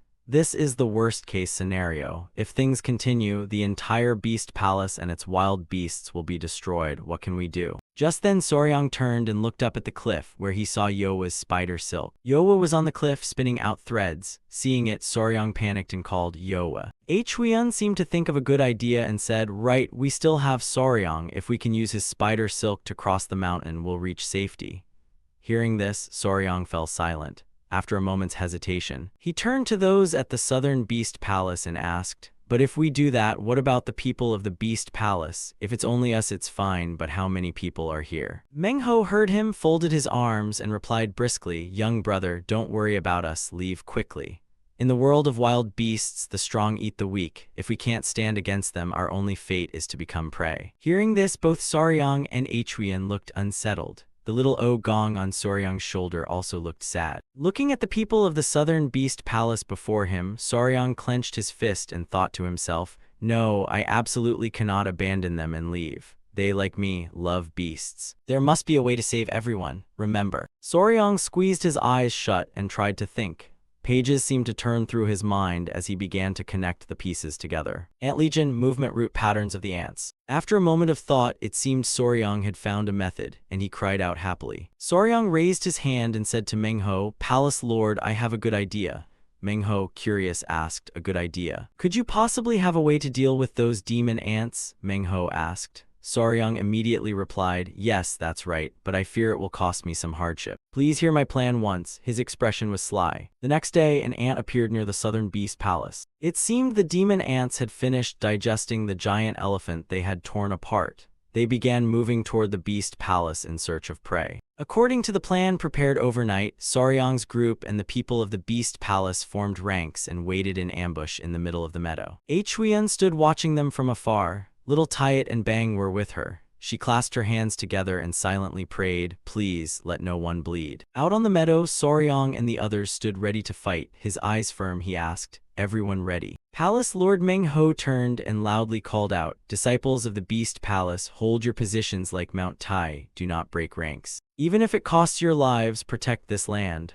The demon ants were rapidly advancing toward the beast palace. Watching the demon ants drawing closer, Soryang pressed his lips together, thinking, "Just a little more, a bit closer, come a bit nearer." At that moment, a puddle appeared on the meadow, and a demon ant stepped into it, trapped. Seeing the moment was ripe, Soryang shouted to Hukrang, "Now throw the baited torch." Hearing the order, Hukrang hurled the torch in his hand. As planned, the torch landed in the puddle. The flames immediately flared up, forming a ring of fire. The demon ants inside were now floundering, trying to find a way out. Seeing them panic, Soryang continued, "It's working, the ants' retreat is cut off. Their ranks have broken, charge forward with the water buffalo pack." Soryang and the water buffaloes surged at the demon ants. The buffaloes immediately began frenziedly trampling the ants underfoot. Others quickly joined to help. Running, Soryang shouted, "Clear out those predatory demon ants for me." A beast palace soldier called out, "Provide cover so the young brother can reach the ant horde." Xiao Paya was also helping. She turned to Soryang and said, "Please take care, young brother." He replied, "Be careful, don't get hurt." Outside the ring it was utter chaos. Inside it, Soryang found himself facing the swarm of demon ants alone. Seeing the teeming ants before him, Soryang muttered to himself, "All right then." He suddenly raised his hand, made a silly face, and taunted them. "Hey you, look over here, you ugly demon ants." The demon ants couldn't stand the provocation and immediately readied themselves to attack. Seeing them charge, Soryang spun and ran for his life, thinking, "Quick, follow me." Xiao Paya watched from the side and called out, "Could it really be as the young brother says?" Manhwa only said, "Wait and see." While running, Soryang glanced at the ants and murmured, "Good, they're following, if we keep luring them around the meadow like this." At the crucial moment, he unfortunately stepped into a puddle. The ground was so slippery he lost control and tumbled forward. He looked back at the approaching ants and cursed in his head, "Damn it, I've already spilled." "What is this?" The ants closed in on Soryang, ready to leap and tear him apart. Outside, Hukrang saw this and cried out in alarm. "The young brother has been caught in the ant ranks." Manhwa gasped, "What did you say?" Huion, watching from afar, saw and grew worried, about to run forward and call, "Soryang." Gupi stopped her, saying, "No, miss." Just as the demon ants were about to tear him apart, Soryang raised his hand to shield his body and coughed softly. Soryang couldn't stand it any longer and shouted for Yowa. Hearing him, Yowa immediately spat a strand of silk towards Saryang. The silk shot straight into the ant cluster, causing an explosion that sent ants flying everywhere. Surrounded by ants, Saryang managed to grab Yowa's silk in his hand. From the high cliff, Yowa reeled the silk back in and pulled Saryang clear of the swarm. Gupi laughed loudly at the sight. He lived. Huyen was so relieved she teared up and said, "Well done, Yowa." Saryang sat on the cliff panting, his eyes looking down at the demon ants below. At that moment, a demon ant was clinging to Saryang's arm and attacking. He thought to himself, "Fortunately, it's only a light scratch. Luckily, I'd learned this skill earlier." Iron gauntlet technique. Saryang yanked the ant off and his arm hardened like iron. Yowa stood to one side with a little O gong angrily chattering at him. Saryang sighed in relief and said, "All right, you lot, even if not for this, Huyen would scold me again. But anyway, it looks like we've succeeded." Below, the demon ants kept running in circles around the big rock. Hugrang, seeing this, spoke up. "The demon ants are circling in place and Manhwa is cleaning up the swarm." Hearing this, he also said, "Indeed, just as the young brother said. The reason they keep circling like that is because we've cut off their route. Ants can't see far ahead. The ones in front lay down pheromone trails for those behind to follow closely. They rely on the leading ant's pheromones to move. So if the hunting party or vanguard suddenly disappears, the worker ants, only knowing the signal to advance, will immediately become disordered and lose direction." The Beast Palace warriors eliminated the hunting team and severed the route. Now the ants will bite each other's tails and circle until they die. Seeing the endless red circle below, Saryang cheerfully said, "This is the death spiral, the ant legion's doom loop." Xiao Paya was overjoyed and turned to call out. "Father," Mengho heard his daughter's call, folded his arms, and with a pleased look nodded, "Yes. Quickly inform everyone immediately." Meanwhile, Saryang was holding little O Gong's hand, comforting him. "You were scared, weren't you?" After everything was settled, Huyen, Gu Pi, and the others at the Beast Palace waited for Saryang. People from the Beast Conservatory stood at a distance watching Saryang. Mengho thought to himself that the young brother had saved the whole conservatory from annihilation. The giant red ant army writhed everywhere, their hissing cries piercing the air. Saryang stood motionless, thinking. After 3 days in the ant ring, the monstrous ants began to tremble, their legs no longer steady. The ant ranks grew tired and gradually collapsed. A powerful downward stomp crushed the tough armor of a red ant. Facing the fallen monsters, Mengho solemnly gazed into the distance. "Is it almost over now?" the boy beside him asked in surprise. "Perhaps," he replied. The two of them looked at the silhouette of the ant queen tiger and asked Saryang, "If it's a request from our savior, we'll go, but among this swarm we must find the queen and confirm whether she can be raised. Please, just this once." Suddenly Saryang's eyes lit up like stars and a smug smile crossed his face. "Most of the ants are dead. This is a rare chance to face the queen. Who didn't catch ants to raise as a kid? After all, ants are among the easiest insects to keep. How could we pass this up?" Amid the chaotic battlefield, Saryang said clearly to Xiao Paya that she only needed to find the one with a bigger belly than the others. From afar, a member raised his trophy and shouted to attract his attention, "Benefactor, come over here and look." Saryang raced over, peered around the big rock, his face betraying obvious astonishment. Amid the piled ant carcasses lay a gigantic queen ant with a blazing red shell. Its eyes glowed coldly as it trudged toward him. Its face was fierce, its sharp pincers raised menacingly, a spike driven straight into its head, yet it was not completely dead. Before their eyes, the giant monster was devouring its kind. Huyen exclaimed in surprise, "The demon ants are eating their own kind. Could that giant ant be the queen? That's terrifying." Saryang stroked his chin in thought, worry showing on his face. Yes, it must be the queen ant. Something is off here. In his recollection of the species traits came the image of a queen calmly eating her own eggs.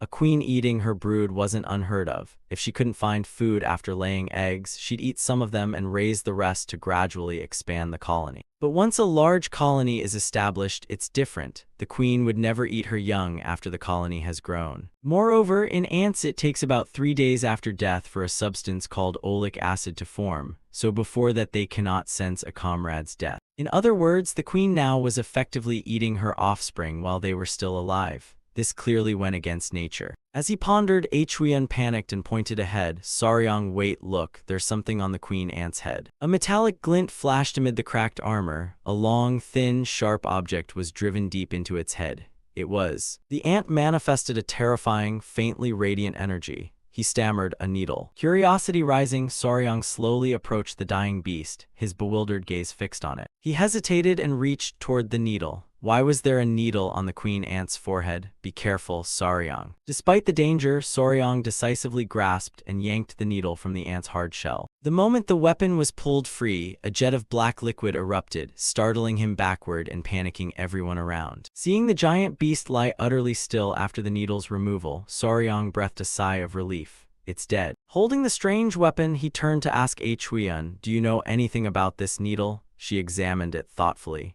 "It's hard to say. Tang clan does use needles, but the shape and length are unusual." Looking closer, Soryang guessed dimly that the hollow middle likely once contained some medicinal substance or toxin. Suddenly a call rang from afar, making them both freeze and turn their heads. Soryang Huiyan. From the forest edge, Tang Museong and his retinue hurried over. His arrival wiped the worry from their faces. "Grandfather, everyone is safe." Standing amid the battlefield littered with monstrous corpses, he kindly explained, "While searching for you, I met fighters from the Southern Beast Palace and heard the whole story." "Soryang okay?" "Yes, thanks to everyone, I only suffered a few scratches." Meng Ho, standing behind, curiously probed Tang Museong's true identity. "A venerable elder of the Sichuan Tang clan, are you not?" To his astonishment, all of Meng Ho's people suddenly dropped to their knees.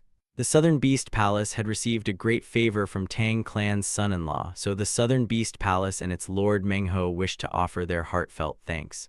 "Why all this?" Tang Museong frantically urged everyone to stand. Soryang immediately spoke up, "Grandfather, why are you so alarmed? Please rise. Although your status is higher in the martial world, the Southern Beast Palace is on the frontier. It's unusual for the palace lord to bow in person like this." He clasped his hands and bowed to show deep gratitude for their warm reception. "Thank you, palace lord, for showing such courtesy to this old man. It is only natural. For an elder of the Tang clan, we will do our utmost to entertain you. Please enter the Southern Beast Palace." Soryang suddenly paused, his face turning serious as if he'd remembered something very important. "But grandfather, there is one thing I wanted to ask first." He held the golden glinting needle before Tang Museong, causing the elder to go pale. The item had been lodged in the queen ant's head and at first glance resembled a Tang clan needle. Could the elder have ever seen this before? At sight of the needle in his hand, his expression changed and he stammered, "This." Tang Museong spun around, asking urgently with a tense face, "Where did you say it was from?" They all stood dumbfounded, not yet understanding what had happened to the queen ant. Meng Ho, curious, asked, "Elder, what's the matter? Could there be something wrong with this needle?" He revealed a horrifying truth. It seemed those who harbored hatred toward the Sichuan Tang clan and the Southern Beast Palace were still alive. Tang Museong narrowed his eyes, full of scheming intent. Meng Ho pressed on, "Who are these resentful ones?" The bright eyes of venomous serpent spirit beasts flashed through his mind. He growled as he revealed the enemy's name, 5 Venoms. Tang Museong clenched the needle in his hand, grinding his teeth in shock. The name hit like a thunderbolt. Meng Ho and the elders were stunned and exclaimed, 5 Venoms, are they still alive? Soryang put a hand to his chin, thinking deeply. Could 5 Venoms be the sect that Tang clan and the Beast Palace annihilated 100 years ago? I heard from grandfather that they were the origin of that toxic art, the dark venom primordial technique I once trained in. Meng Ho, piecing events together, began to suspect. If 5 Venoms were involved, then this must have used the wild beast latent release great art. What is that exactly? Seeing their confusion, Xiao Pio explained. It's a method that expands a beast's latent power, driving them into a brief, violent frenzy that can turn a tiny deviation into death, only used when lives are at stake. He spoke in a grave tone about the enemy's cruelty. They even fuse the bodies of tamed beasts with poisons to make spirit pills. Disobedience means slaughter. Truly ruthless, Tang clan needles and the Beast Palace's great arts clearly show their touch. Everyone was heavy-hearted, whispering among themselves, who would have thought remnants of 5 Venoms still survived, and that a century-old tragedy might repeat. As the atmosphere tensed, Tang Museong suddenly placed his hand on Soryang's head. But he broke into a radiant smile, his eyes beaming with pride. The demon ants had been suppressed, and they'd uncovered 5 Venoms behind the plot. Wasn't that good? Soryang had truly achieved a great feat, and everyone felt extremely proud and grateful. He ruffled the boy's blushing head. Indeed, without you we wouldn't have learned the truth. Tang Museong bowed formally. If 5 Venoms were not completely eradicated, the century-old pact still stood. On behalf of the Sichuan Tang clan's master, he swore to assist the Southern Beast Palace. To show their sincerity, Manhwa clenched his fists solemnly and replied, "Of course, our Beast Palace will definitely aid the Sichuan Tang clan." Manhwa smiled warmly and said, "Saryong, young hero, you've conferred great favor on the Tang clan. Beyond thanks, we wish to repay you in any way you desire." He laughed heartily and generously offered help. "If you have any personal request, just say it." Saryong stood beside him, sweating nervously at the overenthusiasm. "Why does everywhere I go hand out blank checks like this?" Seeing him still dazed, Tang Museong leaned close and whispered, "Saryong, regarding the dark venom primordial technique, ask about whatever relates to your martial art. No matter how important, the palace lord cannot refuse." After receiving the advice, he regained his confidence and looked up at Manhwa. "Then there's one thing I'd like to ask. May I?" "Ask away, whatever it is." Saryong hesitated as he began to speak. Scene shifts to the Southern Beast Palace. He focused intensely and raised both hands to his temples to perform the mind technique. He controlled little Wugong as it danced. Could it be? It was flailing with joy, Saryong explained. "Unlike those in the Tang clan, I practice the martial art left by 5 venoms, so even in my mind I can issue commands to this beast." Manhwa stood there pondering. Within the dark venom primordial technique hides the wondrous logic of the beast mind skill. Clearly, when Tang clan and 5 poisons divided martial arts 100 years ago, they verified it. I know that to be true. Saryong continued asking, "So I want to know why this happens and whether it can be applied to other beasts." His face instantly turned blank and disappointed when Manhwa gave an awkward answer.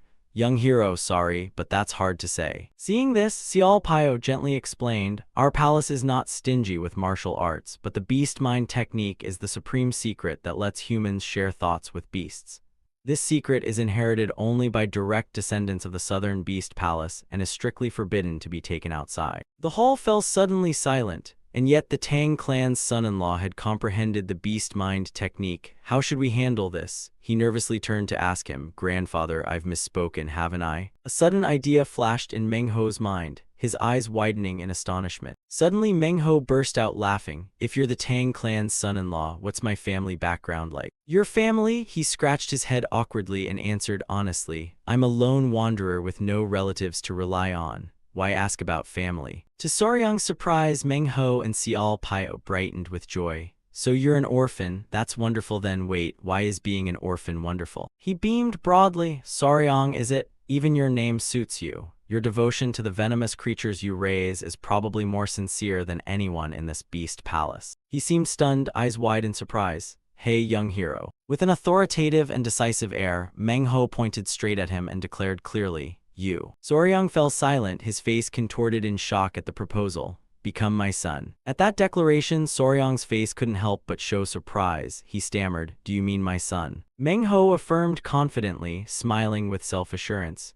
"Yes, you will be accepted as a sworn son of the Beast Palace." He stood before them and added, "If you become one of the Beast Palace, not only will your martial arts be preserved, but the entire secret arts of the Beast Palace will be taught to you. Moreover, with the 5 poisons resurfacing, we need to tighten ties with the Tang clan." He glanced at Tang Museong standing opposite. "What do you say?" The old master, though he had suffered a defeat 200 years ago, thought that a child like Saryong might be able to mend the old rift between the Tang clan and the Beast Palace. He stroked his beard in thought, showing hesitation. If the son-in-law status remained intact, this was not a bad offer, but the most important thing was Saryong's own will. Manhwa turned back to ask him, extending a benevolent invitation. "So, Saryong, what do you think? If you accept me as your foster father, I will make not only Wugong but all the other beasts open their hearts to you." He scratched his head and forced a smile, sweat running down, feeling the pressure. Suddenly getting a father and an older sister too, how could he decide so easily? Nodding Saryong's hesitation, the 2 men exchanged puzzled looks.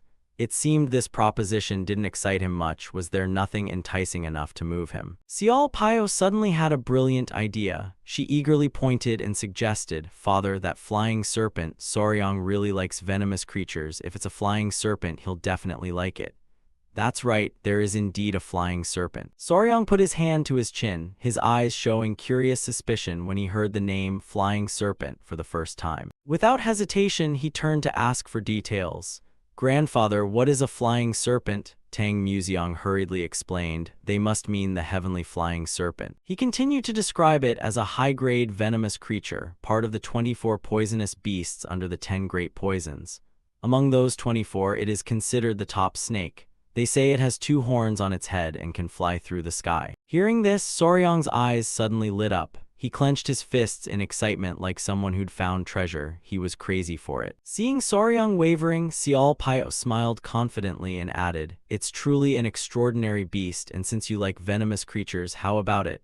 If you become my junior, I'll help you capture a flying serpent." It seemed every doubt in him vanished. Immediately, Soryang clasped his hands and bowed deeply, full of respect. He spoke clearly and loudly. "We Soryang respectfully presents himself to father and sister." Yes, Soryang. While Huiyan and the Tang clan members were still staring in bewilderment, the scene before them turned lively and noisy. And so, amid the festive atmosphere, Soryang smiled brightly as Manhwa patted his head, as if he'd stepped into a new chapter. Though sudden, Soryang decided to become a sworn son of the Beast Palace. After offering gifts and performing the rites, the adoption ceremony was held, and Soryang officially became a member of the Beast Palace. After a long day of unexpected events, he lay stretched out on the bed smiling. He suddenly realized the irony of his situation. In his previous life, he had raised countless beasts, and who would have thought that one day he'd be the one being adopted like this? But his gaze warmed as he remembered Manhwa and the friendly peers. It wasn't an uncomfortable feeling. They all seemed like good people, just like the Tang clan, and they liked animals as much as he did. The door to the room was suddenly pushed open. A figure appeared, cutting across his wandering thoughts as he lay on the bed. Soryang. Soryang jumped, his eyes wide with shock, mouth agape, unable to speak. 2 girls appeared in thin nightgowns. He stammered, "Xiao Pio and Huiyan." Soryang frantically grabbed the blanket to cover himself, his face flushed with embarrassment. "Xiao Pio, sister, why are you suddenly like this? Don't call me that, just call me Sister Xiao Pio. Now that we're family, while we're talking we might as well sleep together." She winked mischievously and flashed a confident finger signal. "I've always been alone, so now that I have a little brother, I definitely want to try this. What about Huiyan?" Huiyan trembled in embarrassment, her face flushed and radiating a shy warmth. "Hey, at the Beast Palace, betrothed couples traditionally share a room." Soryang clutched the blanket tightly over himself and shouted in panic, "That's quite a custom, isn't it? How can a man and woman spend the night together?" Xiao Pio resolutely yanked the thin blanket away, ignoring his feeble struggles. "Soryang, you'll listen to your sister, won't you?" Pinned in the middle, Soryang froze completely with a face as red as a radish. Xiao Pio began to prompt, "Then first tell me about the venomous creatures you raise." Soryang's arm stretched out in desperation toward little Wu Gong lying on the table like a hopeless plea. Wait. The next day he went for a walk with Manhwa and Xiao Pio. With dark circles and a haggard, sleepless face, Soryang appeared exhausted. "I really couldn't sleep a wink all night." He asked if I slept well, if the bed was uncomfortable. I forced a reply, "No." Manhwa announced it was time to train. "Nothing fancy, now I'll tell you about the creatures you're most curious about, the Wu Gong. But first, let's assess your internal cultivation through the Great Vermilion Wheel." He followed the instruction and relaxed. "Sit down like this." A large hand gently rested on Soryang's head, emitting a faint greenish spiritual energy. The process of checking his internal skill began. The 2 of them sat motionless amid the swirling current of inner power, so well hidden, no wonder I didn't notice it before. Manhwa reached forward to analyze. "The internal skill you practice imitates the wild beast mind technique, but it's still far inferior to the original. There's no need to discuss this with the senior 10,000 poison lord." He scratched his head in confusion. "But what exactly do you mean? I heard yesterday it's the Beast Palace's supreme art, but I still don't understand." Xiao Pio explained simply, "It's an internal mind technique that lets a person empathize with beasts and grow together with them." She folded her arms confidently and affirmed, "Yes. In the wild beast mind technique, there's a special power. The practitioner can sense a beast's thoughts and command it, seeing it is better than hearing it explained." Suddenly, Xiao Pio whistled loudly toward the distant bushes where shadowy shapes lurked.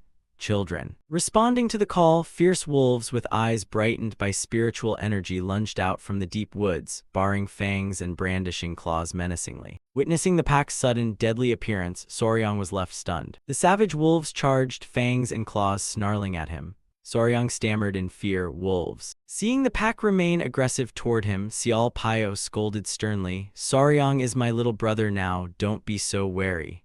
The wolf immediately fell silent with a soft whine. After calming their aggression, she continued, all right, come on then. Xiao Paio arranged the wolves into formation and they all surged toward Meng Ho, heading for the father to execute a fierce wolf continuous assault formation. However, he remained motionless. With a single invisible force, he repelled them. The wolves still charged valiantly. Facing the encircling pack, Meng Ho kept an unhurried, composed manner, and they had become gentle now. Soryang was completely overwhelmed by the unfolding scene, his eyes wide open in disbelief. He was still in shock. Amazing. 10 wolves breathed in perfect synchrony because they were all linked by the wild beast mind technique. Meng Ho explained proudly, see it clearly, this is the mind technique that merges with beasts, making their eyes and fangs strike as if they were my own. If perfected, controlling 500 or even 1,000 at once wouldn't be a problem, but greed leads to ruin, so you must be extremely cautious.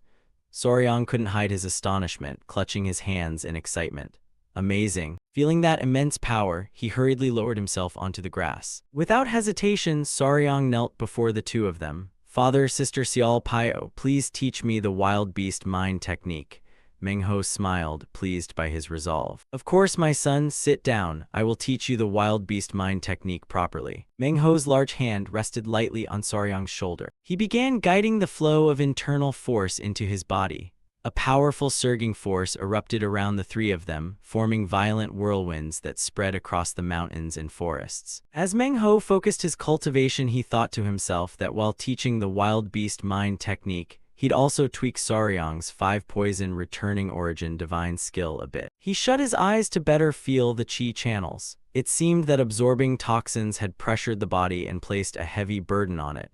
The wild beast mind technique wasn't originally meant for toxin absorption. Meng Ho looked him squarely in the eye with seriousness and revealed, originally it's meant to receive things like blood. Just 1 drop of blood is enough, even fluids like saliva will do. Only after the grand ritual is complete can the practitioner command the Wu Gong, that's precisely why. After withdrawing his force, he continued, all right, it's all done.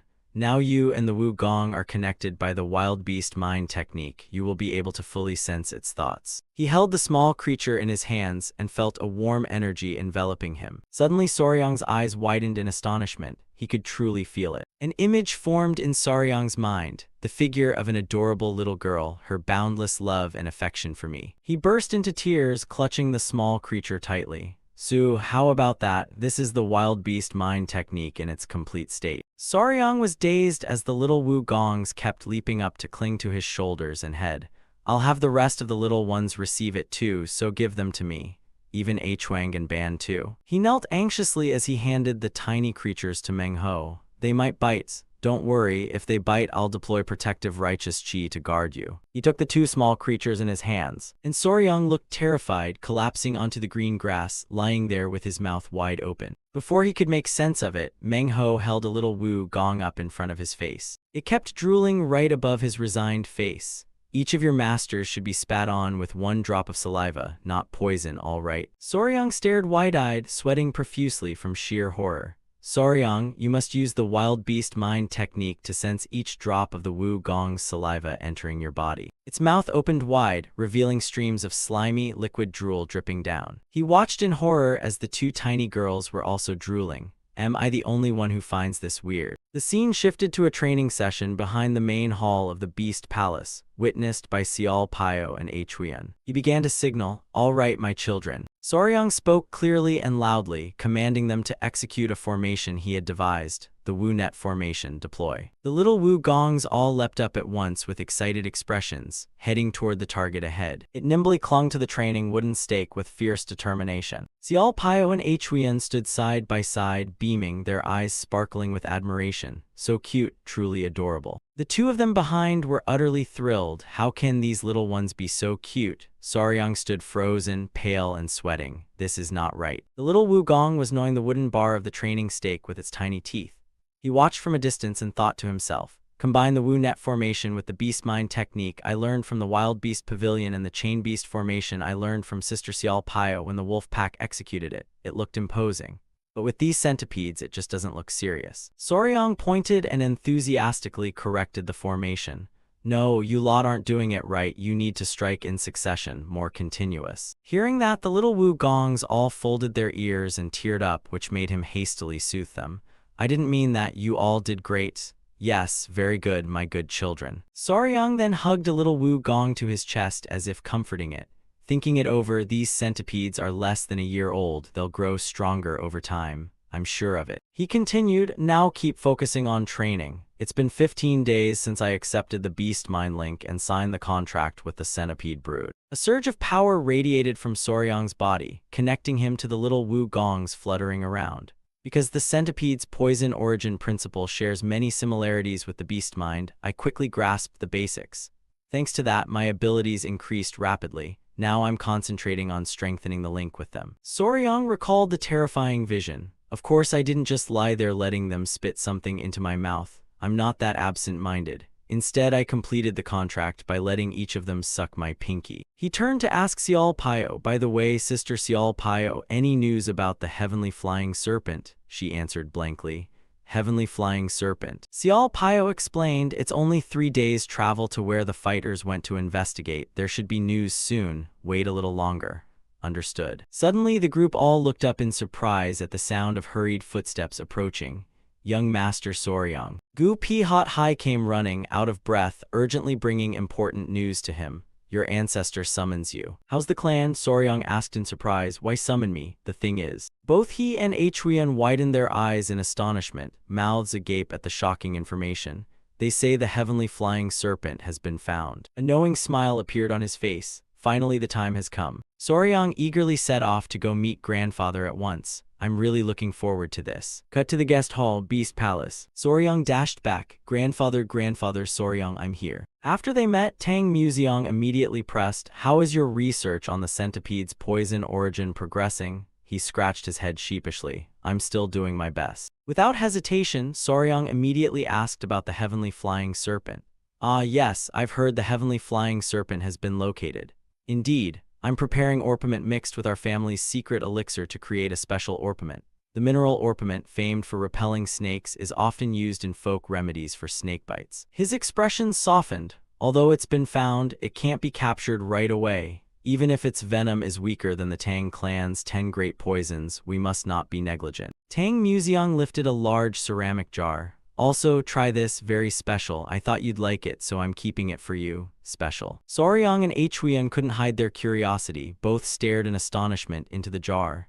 Inside was. A close-up inside the jar revealed a small, oddly shaped creature whose abdomen bore a round, sturdy pattern like a golden coin. The golden coin lid spider. He frowned at the name, the golden lid spider. Soryang joked, saying it's called that because its rear end looks like an ancient coin. He continued, explaining that the golden coin spider, known in the West as the Chinese sand trap, has the scientific name Cyclocosmia ricketi. His eyes shone with excitement as he described its flattened abdomen like a cut flat surface or a coin. It's a burrowing ground spider that lives in vertical shafts, extremely rare in Korea in past lives, nearly impossible to find. Soryang clasped his hands respectfully, face elated. Thank you so much, grandfather. Good, I'm glad you like it. His voice turned serious about the important plan ahead. Now we just need to figure out how to confine the heavenly flying serpent. He suddenly spoke up, snakes can slip through the tiniest cracks, so they're often kept in cloth sacks. Our clan does the same. Tang Museong folded his arms and pondered. But with this serpent, those sacks probably won't hold. It's a spirit beast with extremely potent venom. It will tear through them for sure. He glanced at the worried Soryang. Do you have any ideas? Suddenly asked. Soryang awkwardly scratched his head. Well, I'm an insect specialist after all. Huiyan's frightened face stared at the jar in his hands while in the distance master and disciples continued their discussion. Yes, but... He rushed over clutching the jar and cut into the conversation, making him startle and turn back. Young Master Soryang, something happened. What is it? Huiyan's face contorted in horror, mouth agape, the golden lid spider had disappeared. Tang Museong asked again, what? He began to stammer, sweating, sorry, I was just negligent for a moment and... Soryang calmly reassured the panicked Gu Pi. It's fine, look, it didn't run away. Can you give me a pair of chopsticks? Yes, young master. He used the chopsticks to pick up a small insect as bait, then deftly began a lure maneuver. If I gently shake the bait inside the jar. Suddenly, the giant spider burst out from its burrow and snatched the bait. Huangin, still unnerved, stared at the jar's bottom. It jumped up from the ground. Saryang quickly explained, "It's a burrower, it was just hiding in its hole, don't worry." They both breathed a sigh of relief. Phew, it really tricked me for a moment. This spider is truly notorious. In his mind, he began to ponder. Thinking it over, this species digs tunnel-like burrows, right? If I had a bag like that, it would be perfect. Suddenly, a light bulb went off above his head and he clenched his fist in excitement. I've got it. Yoa was lounging comfortably on a soft fur bed, enjoying the quiet space among the trees. Soryang dashed over to her, calling out loudly, "Yoa." He held up the small bag as a sample and asked her, "Can you make a bag like this? If so, make one really big, please." She looked at the bag, propping her hand on her chin as she considered spider silk, 20 times stronger than steel by weight and 4 times tougher than the synthetic fibers used in bulletproof vests. Soryang stood with his arms crossed, observing calmly. Moreover, Yoa is a spirit beast and one of the 10 great venomous creatures. Given that its silk doesn't snap even when bitten by an army of ants, this must be the highest quality fiber of the age. If I make a large bag from that silk. Before long, Yoa had woven an enormous, exquisitely crafted bag in her paws. He held the bag in his hands, marveling. Perfect, Yoa, exactly what I needed. Gupi plunged the knife with all his might. The edge was terrifyingly hard. This truly is a rare treasure. Tang Museong smiled with satisfaction. With this, we can set out to find the heavenly flying serpent tomorrow. Martial artists assemble early at dawn to depart. Soryang beamed, ruffling Yoa's head as he praised her. Good, thanks to our Yoa, I'm more at ease. Now your reward is lots of head pats. Everyone burst into laughter together in the relieved atmosphere, while Huiyan simply blushed and watched. And so, all preparations for capturing the heavenly flying serpent were complete. Morning sunlight streamed through the lush green canopy where the bluebirds chirped. The next morning, the sound of brisk footsteps, led by cautious martial artists advancing deep into the treacherous area.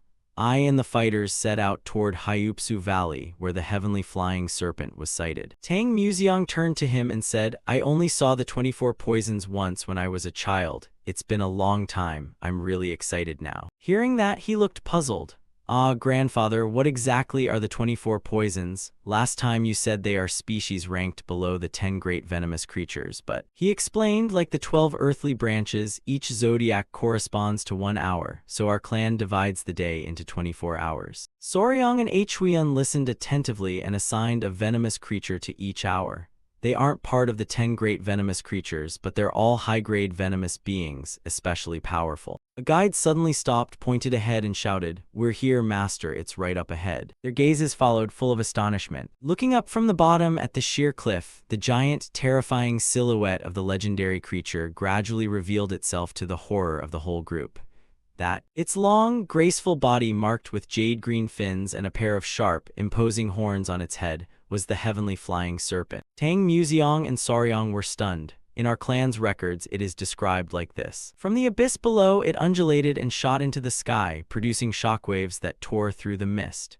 The heavenly flying serpent soared, riding the winds swirling from the ravine, its body blending with the clouds, 6 sharp horns like blades. The heavenly flying serpent, a body 10,000 zhang long, coiled gracefully among the white clouds, obscuring a vast expanse, so that no one could tell where sky ended and sea began. He was so shocked he froze, sweat beading on his brow as he heard of its fearsome rank. Our clan placed it at the very top of the 24 poisons. As the leading species, governing the first hour of the sky, it is exceptionally powerful. It had cold blue eyes, a blazing red tongue, and sharp horns. The sky-shattering heavenly flying serpent. Soryang's mind spun back to his past life where he once filmed a flying snake directly. Few know that in my previous life there was a snake that could glide. He excitedly announced to everyone, "Now pay attention, it's here." A small snake with green scales and black bands reared its head among the leaves. Its name is Chrysoplea, just an ordinary snake, right? How can it glide? Above where Soryang stood speaking to the camera, the snake undulated its body in waves to move through the air. Actually, it doesn't truly fly. It flares its ribs like wings, generating lift and then gliding. What the heck? Soryang raised a finger to calm viewers when skeptical comments popped up on the phone screen. What? Chasing views with a stunt tricked you into watching? Calm down, everyone. They can glide up to 250 meters. I'd call that flying, wouldn't you? He spread a radiant smile and continued proudly. After all, a snake can't fly in the sky like a bird, right? Everything in the universe follows the laws of physics. Here he goes with that lecture again. Back in the present, his face registered extreme bewilderment. That's exactly what I thought. The heavenly flying serpent still coiled powerfully around the sheer cliff where a group watched from afar. So what on earth is that thing really? My head about to explode. Soryang grinned and pointed up at the puzzling sky. Grandfather, isn't this strange? A snake gliding in the sky. Tang Museong beside him remained calm. That's precisely why it's called the heavenly flying serpent. I didn't mean it like that. On the other side, Sichuan was completely captivated by its beauty. Isn't Soryang wonderful? And you kids too, grow up quickly and become extraordinary feral beasts like it. While they chatted, the group accidentally disturbed the heavenly flying serpent. It immediately focused its gaze. Good heavens, Sichuan, your voice really carries some power. In an instant, it darted through a blazing aura. Seeing that, he panicked and shouted, "The snake is running away." Soryang watched its disappearance with deep regret. It seemed to have noticed our silhouettes. He calmly reassured him, "Don't worry, we'll have another chance to meet it." Tang Museong continued, "Perhaps it hasn't gone far. We'll set up camp, send scouts to sweep the area and track it down." He bowed politely and agreed, yes. The group halted at the edge of the perilous cliff and cast their eyes over the vast, layered mountain expanse. While wandering alone in the woods, Soryang was startled when Xiao Pio called out, "Soryang, what are you doing over there?" He stammered in reply, "It's just, this is my first time seeing a sky snake, so I'm thinking of a way to make it land so we can catch it." She exhaled with a teasing tone at his bewildered look. "I thought after catching so many creatures you'd know the basics. Soryang, you don't even know the fundamentals." "What do you mean by fundamentals?" Xiao Pio said confidently, quickly analyzing, "I don't know how it flies, but it's a living creature, so it must eat and sleep, right? There will be a time when it has to land. We can wait for that moment to catch it." At Xiao Pio's words, his eyes suddenly widened and his face brightened. "After all, it can't fly forever. Do you agree?" "Indeed." A memory from the past flashed before him. Remembering earlier games, the moment it feeds is its most vulnerable time. Seize it. "Yes, I overlooked the simplest method," as Xiao Pio said. Soryang clasped his hands to express deep gratitude for her enthusiastic help. "Thank you, Xiao Pio. Trust me, I'll put the heavenly flying serpent right into your hands." The two of them laughed heartily beneath the forest canopy, creating a joyful atmosphere. When night fell, it signaled a dramatic turning point about to occur. But a chaotic scene unfolded with many people lying scattered, wounded, while dust still hung heavy in the air. Soryang looked at the scene, utterly distraught. On our first capture attempt, we finally discovered the heavenly flying serpent hovering above them under the moon. Only then did the group understand why this creature is called the leader of the 24 poisons. It stared at those below, floating motionless in midair, surrounded by misty streams of spiritual energy. Huiyan hurried to Soryang's side, her face filled with worry. "Soryang, are you okay?" "Huiyan, I'm fine." It fixed its gaze on its target. Its eyes flared with threatening blue electricity. Soryang broke out in a cold sweat, his expression etched with extreme tension. 3 days had passed since they set up camp and gathered information on this creature. Through reconnaissance, they learned the pattern. What we discovered was that every 3 days it eats a fire carp, and it flies continuously through the night for 2 hours. In the forest at dusk, they set up an ambush trap. Based on this information, we arranged a covert strike during its nightly feeding to capture it alive. But the plan completely collapsed. The heavenly flying serpent was far more alert than they had expected. It suddenly lashed its tail, producing a powerful thrust that sent water spraying everywhere, leaving the group on the shore with no time to react. It appeared with imposing dignity, its long body undulating and hovering in midair right in front of the two people holding the large bag. It was gigantic, about 6 meters long, and its skin was unusually tough. The two froze in place, their faces draining of color in terror. Not to mention, a blinding beam of light struck the ground, creating a huge explosion that hurled dirt and rock. The physical impact when it dove was so strong that gravel flew everywhere with each strike, making any approach impossible. Although its venomousness couldn't match the 10 great venomous creatures, it was still potent enough to deserve the top spot among the 24 poisons. Tang Museong hastily turned and urged Soryang to leave the danger zone. "Soryang, many are injured, we'd better withdraw for now." Yes, grandfather. He shouted orders to those chaotic in the dust. Everyone retreat, take the wounded back to camp to recover. The group fled in a panic from the old woods, each person showing clear horror. He gritted his teeth, his eyes flaring with anger and refusal to accept defeat. The layered mountains sank into a quiet night under the pale moon.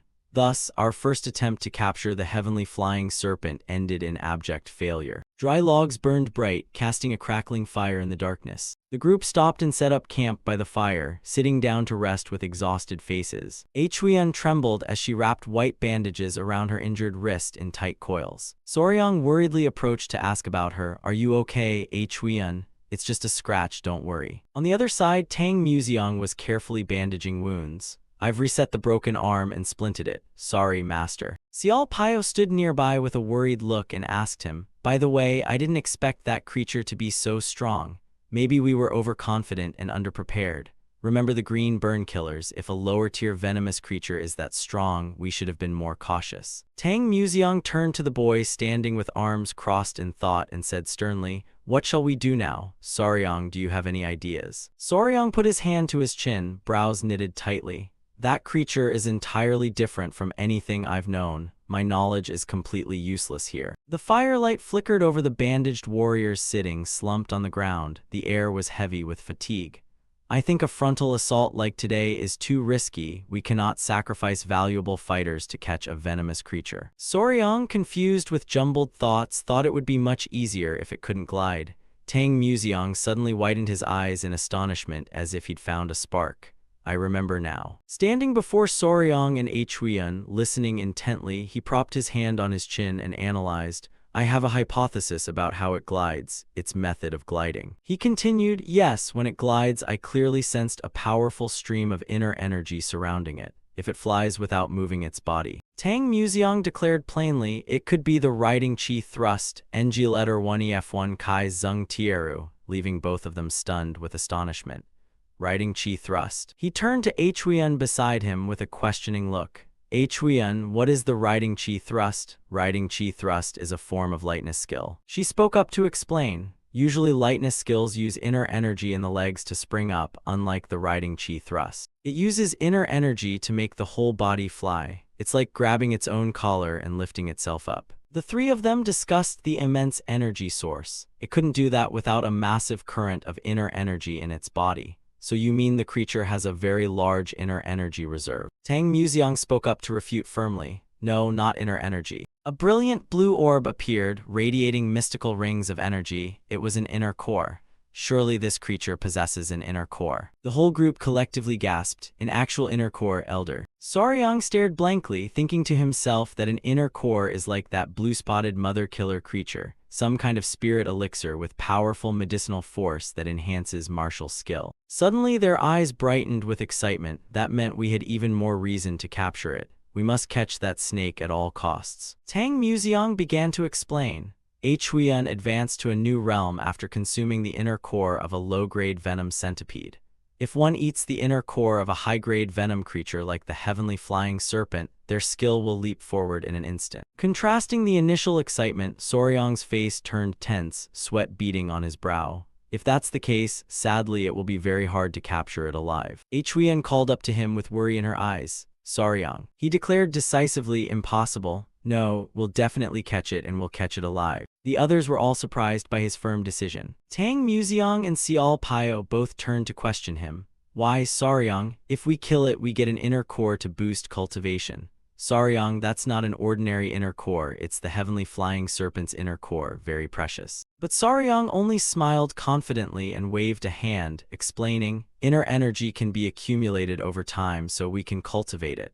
I think a living creature is more valuable than its inner core. After hearing his reasonable explanation, he fully trusted the boy's leadership. Very like you. Soryang, if that's your idea then go ahead. So what do we do now? While the little trainees curled up and slept soundly on the rock, Soryang began to reveal the strategy. Actually, I have a plan. Soryang smiled slyly, appearing confident with a hint of mischief as if certain of victory. His resolve grew stronger, eyes gleaming with determination. I'll catch you without leaving a scratch. The plan was set in motion immediately. The group found the heavenly serpent leisurely drinking at a stream in the rocky valley. From the bushes beside the stream, Soryang held a stone in his hand, watching silently. Then he hurled the stone forcefully toward it, startling it into a sudden jump. It kept turning its head, flicking its sense organs around in panic while he quietly observed from behind.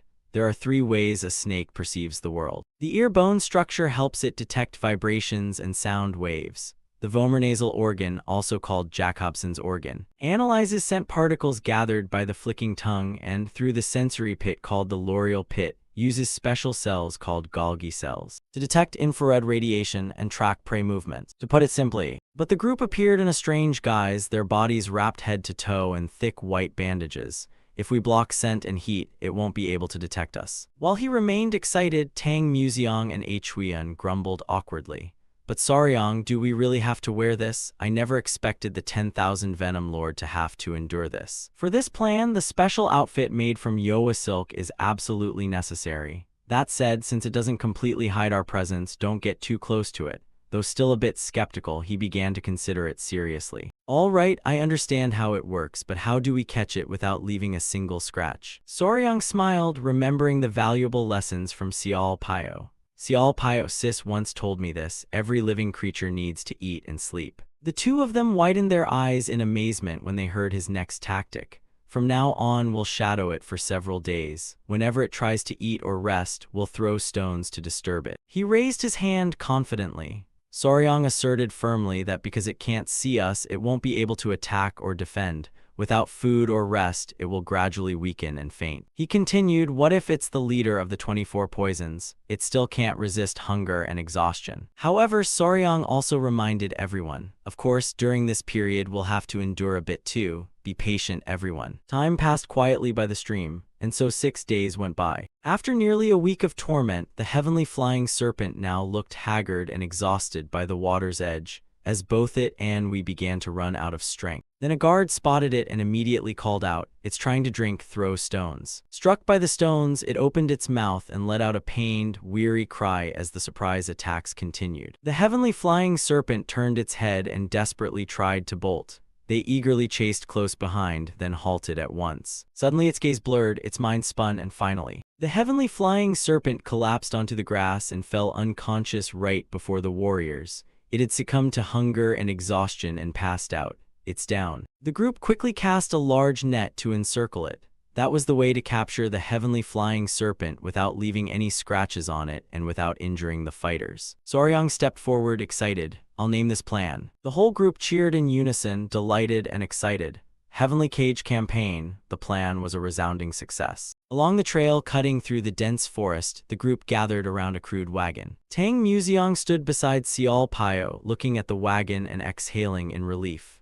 That troublesome beast had given us quite a hard time. Soryang called from the other side, "Grandfather, have you checked its inner core yet?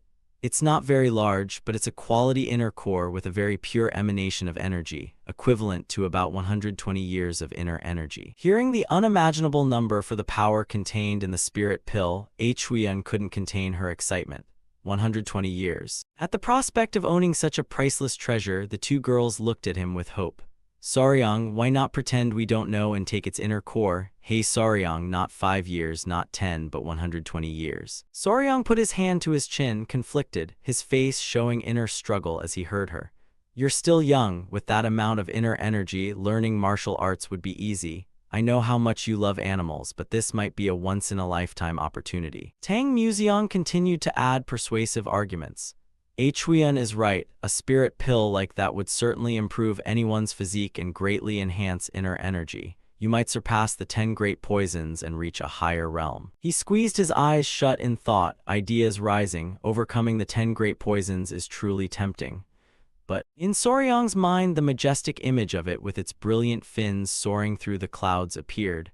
The heavenly flying serpent is an extremely rare creature. It has dazzling colors and splendid fins. Moreover, it can fly. I'd find it hard to give it up. The 2 girls stepped closer. Huiyan grabbed his hand while Sial Pyo urged him with a pleading look. Soryang, will you listen to sister? Right, Soryang, please, decide quickly. Just as everyone argued heatedly, the sack on the wagon suddenly began to writhe violently. let me think a bit more. Suddenly, the wagon started to roll. Then, to the group's horror, the cart was lifted off the ground. The wagon was flying up. It's definitely awakened. Gu Pi rushed over in panic, trying to hold down the violently thrashing sack. Damn, does it still have this much strength? Won't this beast stay put? A low, powerful growl sounded from within. Tang Museong watched the chaos with a grave expression. It's brimming with strength, not like one that's been starving for days.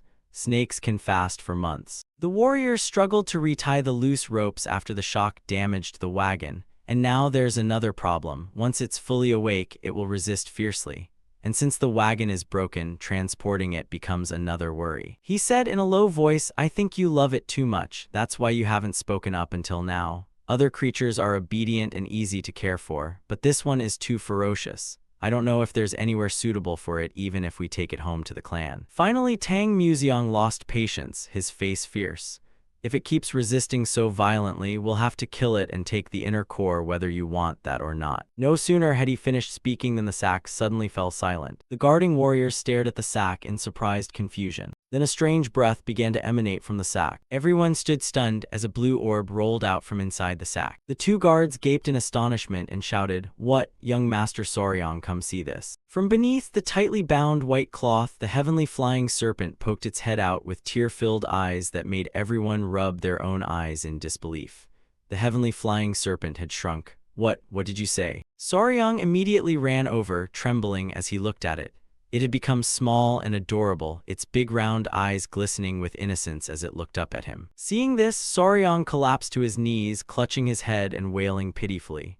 No, my heavenly flying serpent, my majestic and splendid heavenly flying serpent. Tang Museong stood nearby and said coldly that it seemed to have used its inner core to buy its life. It could voluntarily expel the inner core. He gritted his teeth in anger, glare filled with resentment at it. Idiot, why did you do that? If you'd waited a little longer, I could have convinced grandfather. Unable to bear it, Soryang held the glowing inner core in one hand and clamped its mouth with the other, trying to force it to swallow it back. Hey, eat it again, eat it again. Soryang, calm down. And so, unexpectedly, we achieved both goals. We have the heavenly flying serpent and the inner core. And thanks to the creature shrinking, we can return to the Beast Palace immediately. The next day, in the Great Hall of the Beast Palace, Manhwa and the elders gathered in full to admire the spoils. This is the inner core of the heavenly flying serpent, wonderful, a source of inner energy emitting pure, powerful force. Now I understand why the 10,000 Venom Lord said it's equivalent to 120 years. Tang Museong, standing nearby, also spoke up. However, it's a pity upon closer inspection, the inner energy in the inner core is of the heavenly attribute. What a shame. Soryang was puzzled and embarrassed by this new concept he had just heard, the heavenly attribute. Manhwa explained not all inner energy is the same. Look at the Beast Palace's training methods, most carry the earth attribute. Our clan's internal skill is primarily earth attribute, so this is really disappointing. Tang Museong continued thoughtfully, the inner core of the heavenly flying serpent has the heavenly attribute, so it isn't compatible with the cultivation method you're practicing. Soryang, it's a pity, you'll probably only be able to absorb about half of the inner energy in that core. Brushing off the disappointment, Soryang gave a bright, optimistic smile. Even half is still a great opportunity. I'm fine with that. All right, I'll try to find a way to make use of more of the inner energy. Keep the inner core safe until then. Huiyan beamed and congratulated him. Congratulations, Soryang, thank you, Huiyan said. From the fold of her robe, 3 tiny creatures suddenly crawled out. What are you children doing? Their eyes flashed with electric blue light as if becoming ravenous. They all dove onto the floor at once to snatch and knocked the wooden box out of his hands. They went mad fighting over the precious gem, those little rascals. Huiyan was shocked by their behavior, planting her hands on her hips with a stern look. So Hyang Bana, stop immediately, I see you, come out here right now. Instead of being afraid, they bared their teeth and growled defiantly, eyes blazing as if determined to get the gem. Seeing the youngster's insolent attitude, Soryang couldn't hold back and shouted, Hey, what do you think you're doing? He quickly grabbed the one wriggling and scolded, How dare you be rude to your mother? What do you think you're doing? I'm very angry, you know. Soryang lifted the crying little ones up while she stood nearby looking worried and thoughtful. When raising children, quarrels are common, but why are these kids, usually so united, acting this way now? But then something seemed to cut the conversation short, making him startle. The two of them froze and looked at each other, sensing a strange sound coming from behind it. What was that swallowing noise? Could it be? Soryang's eyes instantly widened in shock. Its body emitted a blinding light, its eyes whitening and the spots on its back flaring intensely. He and Huiyan were stunned into silence at the sight. He stammered, "So Nhi." A fierce beam of light surged from the tiny body, and it swallowed the inner core. The dazzling radiant light filled the whole room, causing everyone to gasp and shield their eyes. Tang Museong tried to shout, "What is that light? What's happening?" Huiyan replied, "So swallowed the inner core." A sudden memory flashed in Soryang's mind, exactly like the dream he'd seen. Suddenly, a violent headache hit. Soryang clutched his head and screamed in pain. But the pain didn't stop. Huiyan anxiously turned and asked, "Soryang, what's wrong?" Soryang didn't answer her. After a moment, he seemed to lose all strength and suddenly fell forward. Huiyan stepped forward but couldn't catch him in time. She panicked and shouted, "Soryang." Huiyan sat down beside him and tried to reach out when Tang Museong barked, "Wait, don't go near him. Absolutely do not touch Soryang right now." Huiyan looked bewildered and asked why. Tang Museong gestured towards Soryang. "Look closely at Soryang." Soryang's whole body was glowing.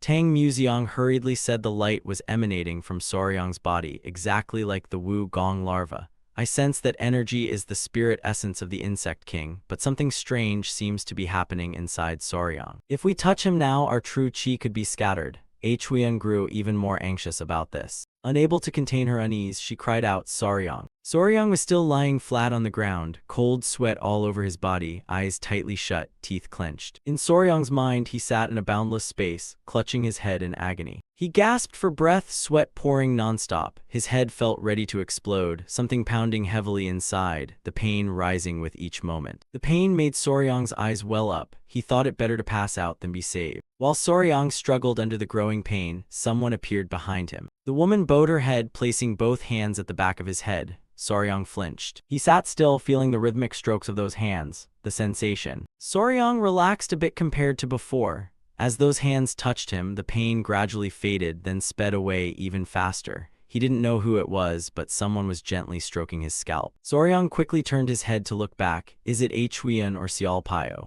But it was neither. Soryang met an unfamiliar face, a girl with a gentle smile. He stared in bewilderment at the person before him. Who are you?" She reached both hands forward and touched Soryang's cheeks to his surprise. The small hands gently cradled him. The girl stepped forward and placed a kiss on Soryang's forehead. Where her lips had touched, a strange beam of light immediately burst forth. Seconds later, Soryang and the girl were both enveloped in an odd halo of light in the dark space. After who knew how long, Soryang groggily opened his eyes, sweat soaking his whole body. He blinked and looked around, trying to make sense of things. Where was this? Could it all be just a dream? Who was that blue-haired girl? Suddenly, Soryang felt a weight on his head and drops of liquid running down. He looked up and turned pale at the sight of a giant centipede coiled around him, nibbling at his head. He stood stunned for a few seconds, then screamed. Heavy footsteps sounded outside the door. Huiyan and Xiaopao burst in, pushing the door. "Soryang, you're awake. Soryang, what happened?" Seeing them, Soryang shouted in panic, "Huiyan, sister Xiaopao." His voice broke with fear. "Help me, there's a giant centipede trying to swallow me." Huiyan and Xiaopao breathed a sigh of relief. "Calm down, Soryang, it's okay." Xiaopao hurriedly explained, "That's so." Soryang was astonished. He stammered as he looked at So. "That giant centipede is So. How did this happen?" Soryang widened his eyes. It looked more like a celestial serpent than a centipede. Huiyan nodded vigorously. "Yes, Soryang, So became like this after swallowing the heavenly serpent's inner core." Xiaopao folded her arms across her chest and added calmly, "Soryang So has matured and transformed into the flying heavenly Wu Gong." Soryang asked, "The flying heavenly Wu Gong?" Huiyan nodded slightly, then explained in an even tone, "A legendary disaster, the flying centipede that screams with bone poison and spreads death across the skies." She told him steadily that they blanket the heavens with poisonous rain, swallow the land whole, a living catastrophe. They hold one of the 10 ranks of the 10 great venomous beasts, the Venom King insect, ruler of all centipedes. Soryang stared wide-eyed at So, one of the 10 great venomous beasts. His mind became chaotic. So ours, impossible. A series of visions appeared in Soryang's head. Has my daughter really become a young lady who can fly? He rushed over to So and laughed loudly. Of course, my eldest daughter has grown so beautiful, it truly moves me. Soryang happily stroked so that's what the 10 great venomous beasts are like. It's like petting a cat and ending up touching a tiger. Huiyan said worriedly, come inside, you've been unconscious for 15 days, you should tend to your body first. Xiao Pio rubbed her chin thoughtfully. They say when one connects with one of the 10 great venomous beasts, your consciousness can be swallowed. Could it really be, as father said, that your mind was harmed? Huiyan only sighed wearily. No, he's the same as always. Huiyan stepped forward urgently and said to Soryang, brother, now is not the time for joking. So turning into a flying centipede is good, but there is also troubling news. Soryang laughed cheerfully. I'm not sure how serious that news is, but compared to So growing up this beautiful, it's probably negligible. Huiyan put a finger to her lips to hush him. SHH, brother. She whispered as if she didn't want anyone else to hear. It's not like that, brother. Two little Wu Gong climbed onto Huiyan's shoulders, eyes filled with burning resentment. Your two little darlings are angry, boom, boom, there they go. Only then did Soryang realize and felt a chill down his spine at their gazes. He swallowed awkwardly. He glanced at the little Wu Gong, furious. Are you serious? Soryang thought for a moment, then suddenly jolted as if understanding that expression. Could it be? The reason they suddenly fought was that Soryang had started imagining Huiyan standing in the arena, and whichever centipede won would become the flying Wu Gong. The three little Wu Gong in human form stood surrounding the inner core. I get it now, sister. I don't intend to lose either. I'll eat the inner core and win father's affection. Soryang picked up the two little Wu Gong. They cried, Father, you can't do that. Big sister, that's cheating. So calmly hugged the inner core. Cheating? This is my destiny, is it not? Thinking this, sweat poured from Soryang's brow. Could it be? Soryang hurried up to them and stammered, Huiyan, Ban, father didn't know, I'm sorry, father loves Huiyan and Ban very much too. Xiao Pio gave a wry smile. Brother, it seems the two little ones' pride was hurt. Huiyan's face showed a little satisfaction. Brother, usually the little ones are closer to their mother than to their father. Soryang put on a wronged look. Father already apologized. Only after he sincerely apologized for a long time did the children's anger finally subside. The next morning, Soryang went to see Tang Museong to check his health after being comatose for so long. Tang Museong channeled internal energy into Soryang's back to check the effect of the beast mind in his body.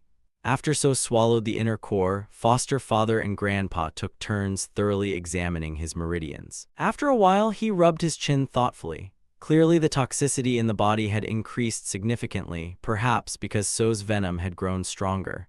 Manhwa also nodded. Indeed, beast mind cultivation makes master and spirit beast mature together. Tang Museong approached Soryang and said that although he hadn't swallowed the inner core, his body had absorbed spirit force almost as if it had refined it.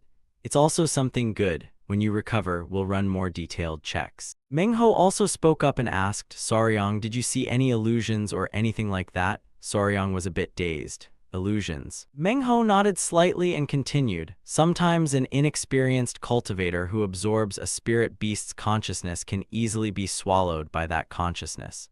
Moreover, you linked with one of the 10 great venomous beasts. I am truly worried. Soryang began to recall the blue-haired girl he saw while unconscious. Could she have been so? She hadn't swallowed him but seemed to be treating him. Manhwa, seeing Soryang not answer, added, If you sense any strange qi, you must report to me immediately. Soryang nodded. Yes, father. Manhwa turned to Tang Museong and said, Now that the heavenly serpent and Soryang are both in my hands, let's start the thing I've been postponing for so long.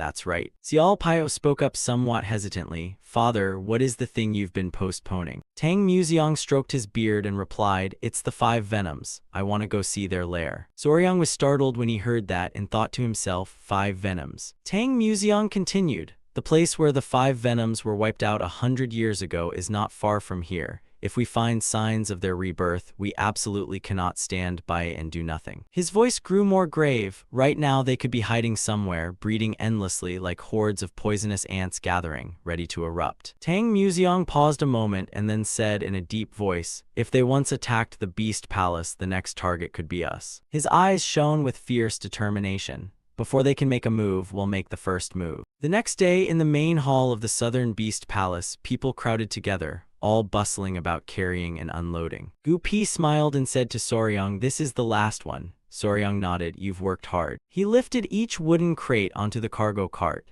Before starting the Five Venoms investigation, they had decided to return all the captured poisonous creatures to the clan first. Soryang started as if remembering something. What about the heavenly butterfly serpent? Gu Pi replied. The attendant in charge of the poisonous beasts is keeping it separately. He worriedly told Soryang that its condition was still unstable and it couldn't be sent back to the clan yet.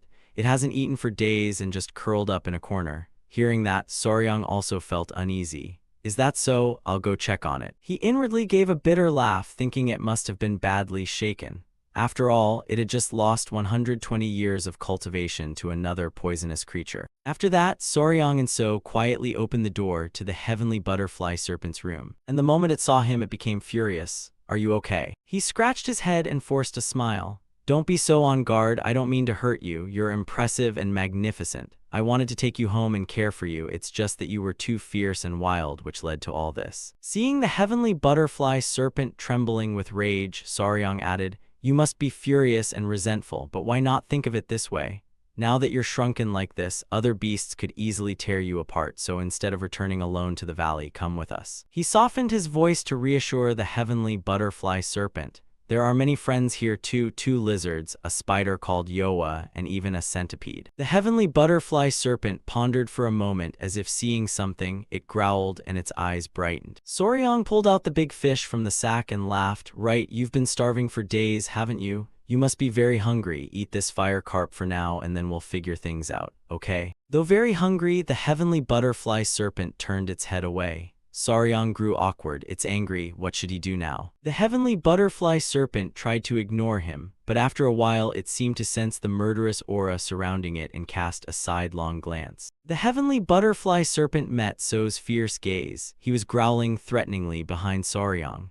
The serpent flinched, sweat pouring from its body in fear, and it let out a cry under Soryang's bewildered look. In the end, it accepted the fish. Soryang was delighted. It's eating. It really was hungry. Outside, Huiyan was strolling leisurely, with Hyung and Ban chattering nonstop on her shoulders. Huiyan waited a long time in front of the heavenly butterfly serpent's room. After a while, Soryang came out and she anxiously asked, Soryang, what's going on? Soryang nodded lightly. It started eating, don't worry. Then he reassured Hyung and Ban aloud. Kids, wait a bit longer, wait until it's recovered. I'll ask it for more inner cores for us then. Soryang rubbed his chin thoughtfully. I feel a bit sorry for it, but I'll only ask it twice more. Please try a little harder for the safety of the clan. Tang Museong arrived and called out, Soryang, Soryang, turn around, Grandpa. He smiled at him. Preparations for the Five Venoms investigation are complete. Everything is ready. I think we can begin the search. Tang Museong hesitated slightly, but are you sure? You've only just recovered. Soryang answered firmly, yes, it's fine. He clenched Ha's hand with determination. I'm the young master of the Southern Beast Palace and also a son-in-law of the Tang clan, right? If he's an enemy of both clans, then he's our common enemy. I can't miss an occasion like this. Tang Museong laughed heartily in satisfaction. Our Soryang thinking like that makes one proud. Meanwhile, Soryang thought to himself, fine, this trip is also to investigate the Five Venoms and see if there are any other poisonous creatures. Tang Museong stroked his beard. Then tomorrow we'll go to Manhwa Mountain in Yunnan, the last place they were seen to search for traces. Their whereabouts must still have left something there. At that, he thrust a hand forward and clenched it. After all, Tang Museong's voice bristled with confidence. It's finally time to settle this 100-year debt. A few days later, as the sky was still dimming, the day's rays were fading. Soryang rode on So's back. They circled high above, observing the ground below. Soryang watched each ridge intently. It was the second day since they arrived at Manhwa Mountain and began the search. Since 100 years had passed, finding exact traces was by no means simple. His face grew more serious. The Southern Beast Palace records only note that the Five Venoms were destroyed at Manhwa with no specific location recorded. I've searched the whole mountain with So, but found nothing worthwhile. Soryang sighed long and hollow with frustration. Another day gone with no harvest. So, who was circling, suddenly braked sharply. Soryang jerked, little disciple, what's wrong? He glanced forward and saw something flying back. There. Look closely and you'll see a flock of roy flying together, Soryang cried out. Roy. Soryang gently ruffled So's head. Those are roy, a kind of flying mouse. This must be the first time you've seen them, right? So nodded excitedly. Soryang looked toward the setting sun and told So, it's getting dark, we'll return today. As soon as they landed, Mengho asked, Soryang, did you find anything? Soryang shook his head. Father, nothing. Except a flock of Roy flying north, I saw nothing else. He was immediately startled. Roy, then we must head north at once. Soryang was surprised. Why? Manhwa folded his arms and slowly explained, if Roy fly in flocks, it means they're heading to a large cave. That could very well be the Five Venoms location. Soryang nodded. I understand. Then Manhwa ordered him, Soryang, you go ahead to lead the way. Follow the direction the flock flew. The warriors will follow close behind. Soryang nodded. Yes, I understand. Soryang and the others set out immediately. Following the northern range the flock had passed, and after several hours crossing deeper and ever denser jungle. After some time they found the place they sought, and decided to stop at a dark spot deep in the forest. The warriors accompanying Soryang grimly stared at what lay before them. They stood before a cave buried under massive boulders piled mountain high. Tang Museong examined it closely. Soryang stared in amazement at the cave, so vast. Could the entire mountain be connected to a single cavern? Tang Museong approached a mark on the stone. Palace, Lord of the Beast Palace, look here. There's something on this side. Soryang stepped closer. Is that the chief seal? On it were ancient characters. We permanently seal the Five Venoms here. Soryang tried to read the inscription. It seemed to contain writing. Manhwa stepped forward to read the ancient script and interpreted, we permanently seal the Five Venoms here. It seems we've found the right place. Tang Museong, hearing this, said, this chief seal is likely the Hong Rion divine seal of our house. Our ancestors must have cultivated it to this level. Soryang marveled, having assumed the clan only specialized in poisons and hidden weapons. Manhwa turned to look at Soryang, but the entrance was blocked by huge stones. Getting inside would be difficult. Try to find another passage, otherwise we'll have to clear this pile of rocks. Soryang nodded. Suddenly a flock of Roy flew down toward them, heading in a different direction. Soryang looked up and saw Roy. Manhwa also turned to look. Where were they going? They watched the flock fly up to the top of the cavern and into a hole. What's that? There was a large opening in the roof of the cave. Tang Museong brightened with joy. It seems 100 years was enough time for a new entrance to form for the ancient Five Venoms. Soryang stepped forward to ask permission. Father, may I enter and scout the area first? Manhwa hesitated. Are you sure? Soryang smiled confidently over his shoulder. Yes, So and Yoa will go with me, so everyone needn't worry. With those two along, there's nothing to be concerned about. Tang Museong nodded but warned in a low voice, still, to prevent accidents, take the two kids and Chuan with you. We'll watch the area a bit longer and then follow you in. Soryang immediately raised his hand in salute. Yes, understood, with So's help. The four Soryang, Chuan, Yoa, and Xiaopao flew up above the cavern. They descended together into a yawning pit, thick mist blanketing the interior. Chuan covered her nose as she walked. What is that smell? Soryang laughed and replied, too much Roy guano, be careful. They moved closer together. Inside the cave, they found Roy droppings, loud noises, and darkness so thick they could barely see a hand span ahead. Soryang opened his eyes wide. Luckily, during his time at the Beast Palace, he learned his sister's night vision technique, letting him see clearly even in the dark, so the scouting wasn't a major obstacle. The four went deeper and discovered a small niche. The only obstacle was, Soryang saw thousands of Roy hanging upside down from the ceiling.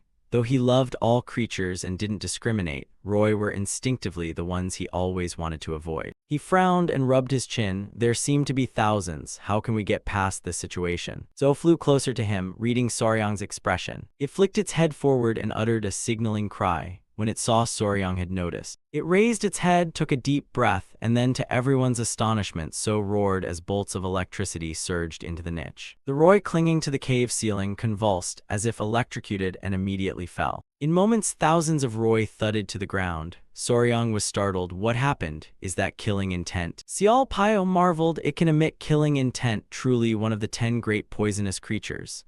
Soryang's eyes shone. He'd only seen such things in stories, just like the Hawkeye Overlord. He excitedly patted So. Good job, So. That's my girl, so talented. Hyang and Ban on Chuan's shoulder growled at the sight. Soryang was startled. Hyang, Ban, what's wrong with you two? They copied So and took a deep inhalation. Cheeks puffed and faces flushed from the effort. Chuan spoke up. It seems Hyang and Ban also want to release their killing intent. Soryang squeezed his hand tight. How adorable, he said with tears of joy welling. Hyang and Ban can emit killing intent too. Our daughters are amazing. I'm about to cry from pride. Xiao Pio cut him off and pointed ahead. Saryang, wait, look over there. Seeing Xiao Pio's expression, Saryang turned his head to look into the deep niche where a red light flashed. At the end of that pitch-black tunnel stood a large door radiating killing intent, surrounded by scattered human bones. The four of them immediately went inside. It looked like a gate, and there were many crates and boxes strewn around. Huiyan said as she walked, they were covered by roy traps, so we didn't detect them.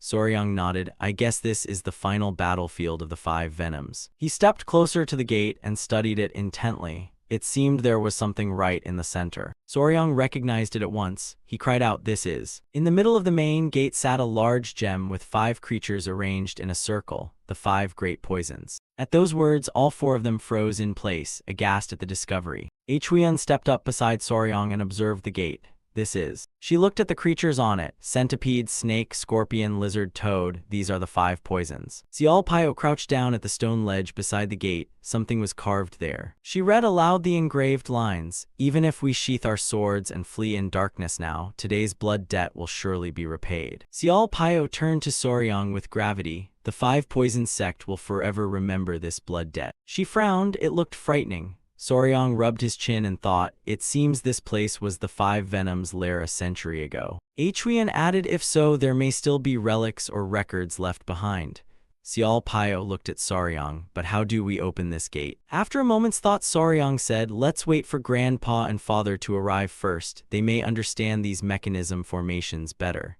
Huiyan nodded lightly. Understood, Saryang. Consider it done. The 4 of them sat down on the ground to wait, so lay down and slept soundly. They sat like that for a long time without anyone speaking. Yoa was playing with some skeletons. Saryang awkwardly cleared his throat. The silence felt a little embarrassing. He slapped his hand once. Shall I try to break this silence with a joke? Saryang said excitedly. Huiyan, Xiao Pio's sister, do you know? Saryang spoke mysteriously. Gates with balls like these often hide secret mechanisms. Xiao Pio was slightly suspicious. Really? Saryang hurriedly nodded. Of course, if we try pressing the central orb, maybe it'll open. Hearing that, Huiyan and Xiao Pio both grew excited. He watched them happily fidget with the orb. In my previous life, there was an escape room-style contest set in ancient times just like this. Probably not as simple as in the game, though. But after a while, they discouragedly said, hey, Saryang, nothing's happening. Saryang forced a smile. When have I ever guaranteed anything? He stepped closer and placed his hand on the gem in the center. Maybe we need to recite a mantra or channel inner energy into the orb like this. But unexpectedly, the moment he finished speaking, the gem suddenly shone brilliantly. Saryang was surprised. Seconds later, not only the gem, but also the slot holding the gate began to glow. It slowly opened. Saryang went pale and widened his eyes as the gate creaked open. Who would have thought it would actually work? When the gate was fully open, a deep, pitch-black tunnel stretched out before them. Huiyan and Xiao Pio stared in amazement. Saryang, the gate really opened. Well done, Saryang. Xiao Pio stepped inside. I thought you were joking, yet you actually found a way to activate the formation mechanism. Saryang thought to himself, no way did it really work. He lifted his hand to test it. The moment his palm touched the orb, it lit up. Could the inner power of the 5-pill poison origin art be acting like a key? Xiao Pio studied the tunnel warily. She could feel a draft blowing from within, like a very long corridor leading deep inside. Huiyan turned to Saryang and asked, shall we go in and check a bit? He startled, really? Huiyan's face flushed as she whispered, these mechanisms are really interesting, you know, Saryang. In our clan, formation mechanisms are considered important. Having a quick look won't hurt. Saryang sighed. Apparently Huiyan was quite keen on these devices. But then he nodded confidently. All right, let's explore further. Feels like a treasure hunting adventure. I'm kind of getting excited. Saryang took his hand and wrote a message on the gate. Before we go, just to be safe, I'll leave a note saying we've entered here. After writing it, Saryang signaled to enter the tunnel. All right. The 3 others eagerly followed him. Let's go. The 5 venoms' lair from 100 years ago. Since the tunnel was so dark and they couldn't rely on Saryang's eyes alone, they took lanterns with them. Saryang led the way, with Huiyan behind him holding a lantern to light the path. But after only a few steps, the gate slammed shut behind them. Xiao Pio spun around in alarm. The gate had closed. Yuna hurried to reassure them. Luckily, we left a mark outside. It seems it's set to close automatically for security. Though worried, Soryang stayed calm and said, "For now, let's keep moving straight ahead. Surely some 5 Venom's members escaped via this passage." And so the 4 of them turned their backs and pressed deeper into the dark tunnel. After a while, they arrived at a large flat chamber, with 3 smaller tunnels branching from the walls. Everyone was curious and on high alert. What was this place? It was an extremely vast space. Huyen guessed aloud, "Was this once a training area?" Xiao Pio glanced aside and said, "There are many holes in the walls that look like caverns." Xiao Pio then stepped up to a wall. Huyen, can you bring the lantern closer to the rock face? It looks like there are inscriptions here. Huyen moved the lantern and shone it on the wall. Indeed, there were characters. This was the core manual for the 5-pill poison origin art. She turned to Soryang and asked, "Isn't this the martial art you're practicing?" Soryang, what does it say?" Huyen paled as she read it aloud to Soryang. It recorded, "When training reaches level 11 of the 5 poison art, personally behead the poisonous creatures you have raised and drink their blood. Only by doing so will the 5-pill poison origin art be truly perfected." What the? Xiao Pio was a bit stunned. Use oneself to do such a thing to venomous creatures they personally raised. The vein on Soryang's forehead began to bulge. "You heartless monsters." He hurriedly said to Huyen, "Lend me the lantern." Huyen asked in surprise, "The lantern?" Soryang opened the lantern, took out a blazing candle, and pressed the flame close to the wall. Soryang read the lines revealed by the scorch marks aloud. "These absurd relics must be destroyed at once, murdering creatures like one's own children and drinking their blood." Xiao Pio nodded. "Exactly, that would be my junior." Soryang turned to Yuna. "We need to carefully check for other relics like this. We'll search each cavern here." She hurriedly nodded. "Understood, Soryang." And so they split up to act and report their findings to one another. A few watches later, the 4 of them regrouped at the starting point. After thoroughly checking every nook in the holes on the walls, they returned to gather in the central square upon discovering another passage leading deeper in. Huyen began to report there were several fairly large rooms, but inside were only destroyed furnishings and signs of a fire.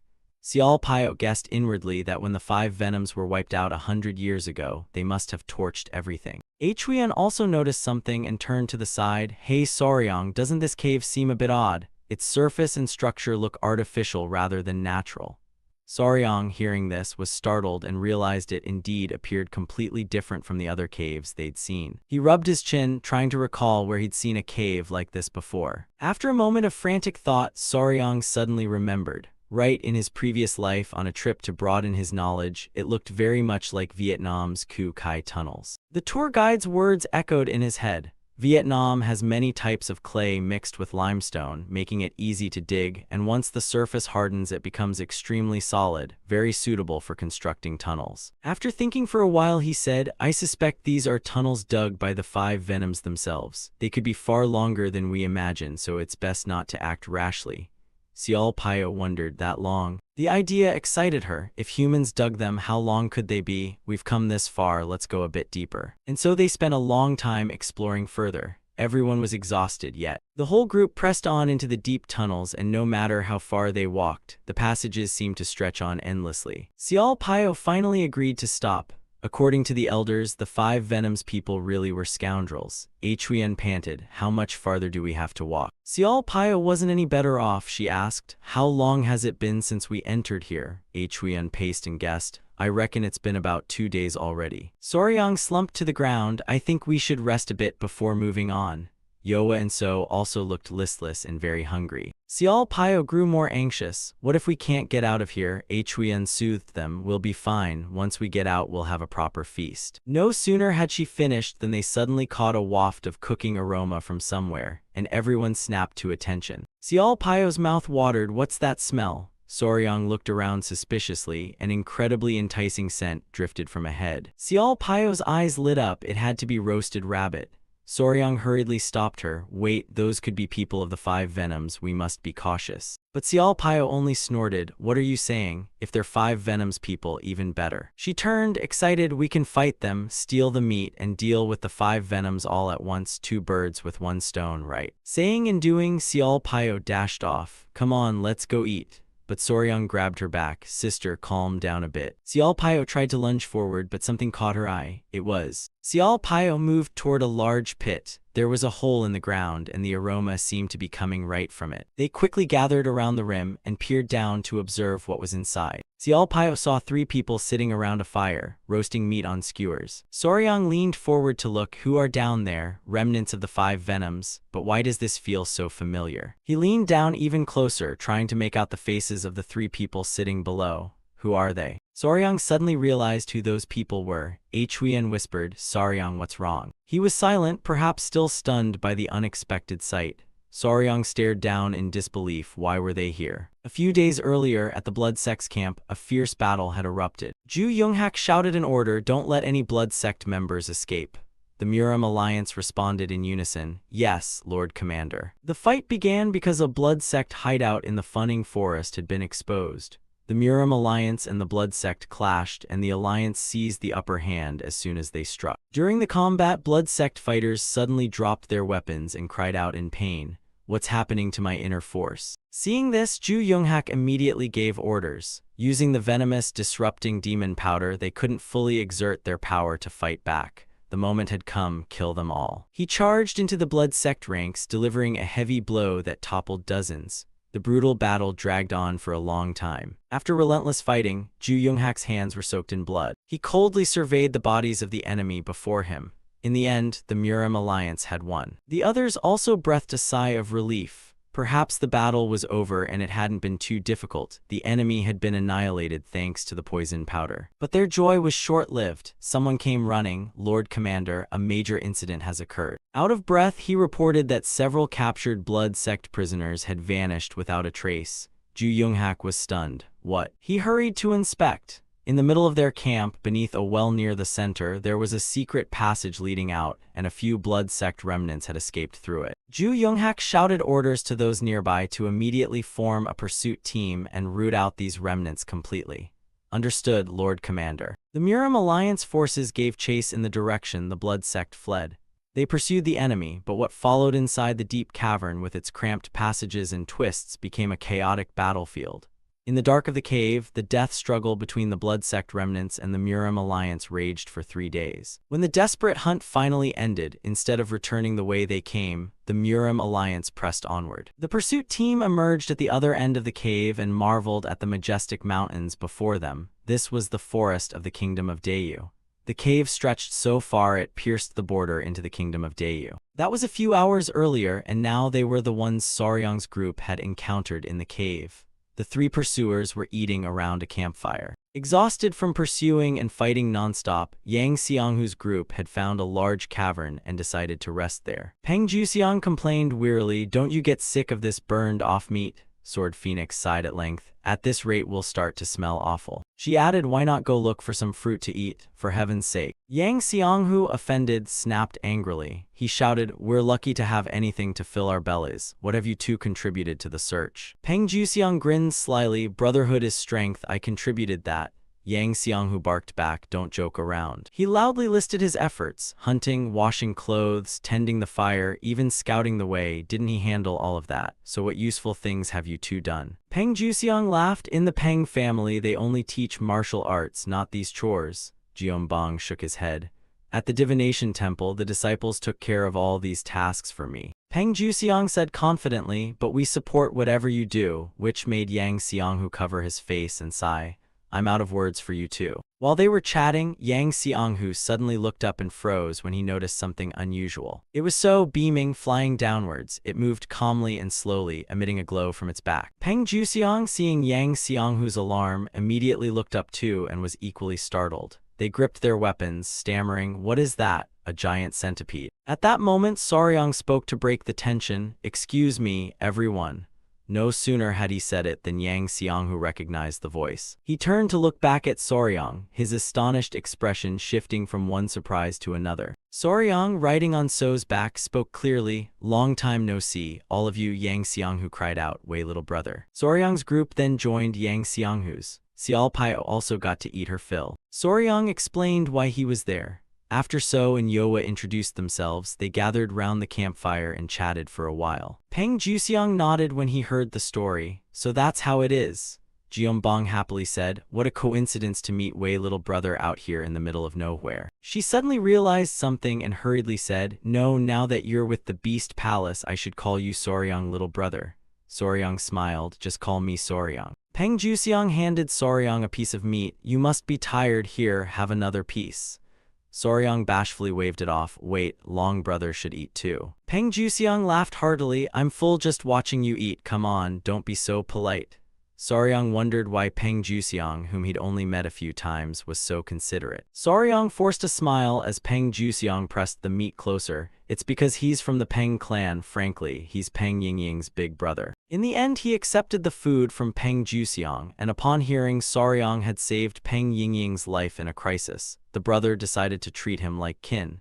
He seemed reserved outwardly, but over time showed the bearing of a Peng clan head. Yang Xianghu then asked curiously, Soryang little brother, the Lord of 10 Poisons and the Beast Palace leader, are they coming here soon? Soryang nodded repeatedly. Yes, we left a sign at the cave entrance for them and strung Yoa's thread along the way to prevent getting lost, so if they notice they'll catch up quickly. Huiyan tilted his head strangely. They should have arrived by now. Soryang thought for a moment and realized it was true. 2 days had already passed. He looked up at Yoa. Yoa, did you notice any movement on the spider thread? Yoa held up the thread and shook his head. An odd unease rose in Soryang. There was plenty of time for the main force to catch up, yet Yoa's thread showed no reaction. Does that mean they haven't entered this passage? Xiao Pio added, thinking it over, surely the main group should have caught up before we left the cave. Could it be they didn't see the message Soryang left? After racking his brain, Soryang's eyes widened. Or is it? He said urgently, I suspect it's because of the mechanism at the entrance. Xiao Pio asked in doubt, a mechanism? Soryang nodded firmly. Yes, one must channel inner force into it to open the door.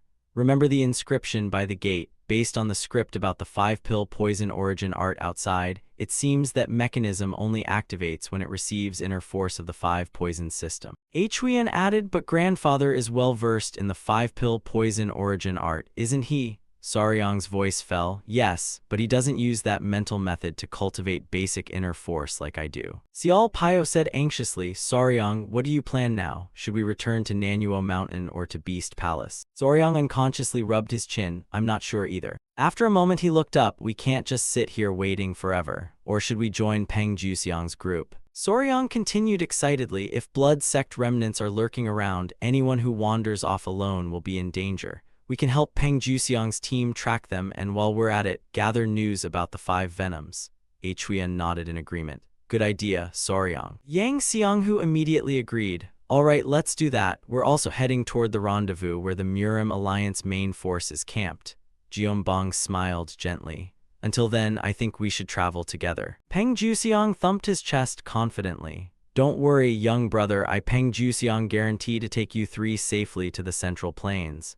The other 2 just gave awkward smiles, so what about us? With everyone's agreement, Soryang brightened. So they decided to accompany Yang Xianghu, Peng Juxiang, and Jeonbong to the Murim Alliance gathering point. After resting up, the whole group prepared to depart. The next morning, after some traveling, the group finally emerged from the dark cave. Soryang stretched and sighed. It's been a long time since I've seen sunlight. Xiao Pio squinted. My eyes, it's so bright. Yang Xianghu stepped up beside Soryang. Soryang little brother. He hesitated, asking just to be sure, do you know how to hunt or find water? Soryang blinked. Hunt, you mean? He cheerfully replied to Yang Xianghu, of course, Xiao Pio's sister and Huiyan both handle that. Yang Xianghu suddenly grew a bit awkward then. His eyes misting, he whispered softly, now that we're on the same boat, could you lend me a hand? These guys are useless, so I have to do everything myself.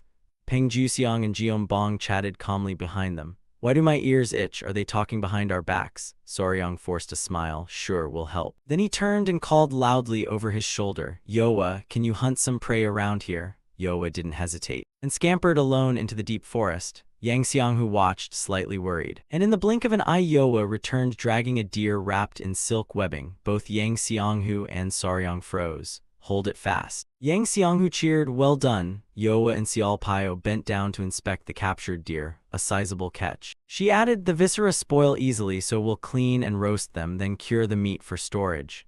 Huiyan replied, yes, Xiao Pio. Yang Xianghu listened, flustered, and exclaimed, good heavens, Xiao Pio, you not only know how to butcher game but also how to cure meat. Xiao Pao looked at him puzzled. Of course, living in the wild, these are basic skills. Then Xiao Pao added, don't drink stream water straight from the source. There could be animal carcasses upstream. It'll give you stomach ache.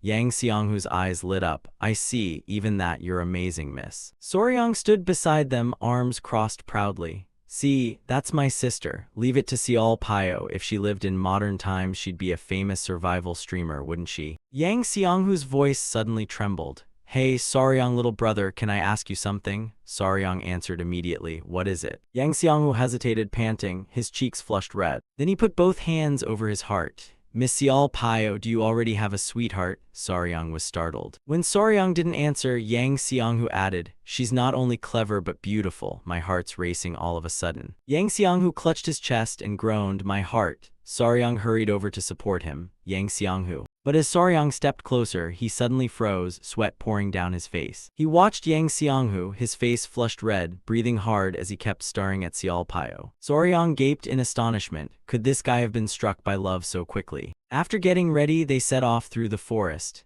It took them about 12 watch hours to reach this rendezvous. Along the way, Xiao Pao kept pressing her palms together and blowing into them to make a calling sound. Soryang asked curiously, Xiao Pao, sister, what are you busy with? Xiao Pao smiled, you mean this? She walked and explained slowly, I'm using the Beast Palace's beast calling technique to probe for nearby creatures. If I find one, I'll send a secret report back to my hall. Yang Xianghu up front strained to listen, but there seemed to be no sign of animals nearby. Since we're still a good distance from Yunnan, she'll try again later. Soryang nodded. I understand, Xiao Pao's sister. Yang Xianghu ran up excitedly to Xiao Pao and called out, Miss Xiao Pao, it's surprising you can command wild beasts with song. No wonder the Beast Palace's reputation is well-deserved. Jeonbong sighed, you men really don't understand what we want, do you? Just now you were going on about vying for martial fame. Yang Xianghu was taken aback. This is between friends, he protested. Jeonbong scowled and kicked Yang Xianghu's leg. Friends, huh, I get it. Best you learn some restraint. Soryang looked awkward. Who would have thought Yang Xianghu would be infatuated with Xiao Pao's sister? He might end up my brother-in-law. The thought felt weird. Then he leaned toward Xiao Pao and whispered, Xiao Pao's sister, it seems Yang Xianghu is paying attention to you. What do you think? Xiao Pao looked blank.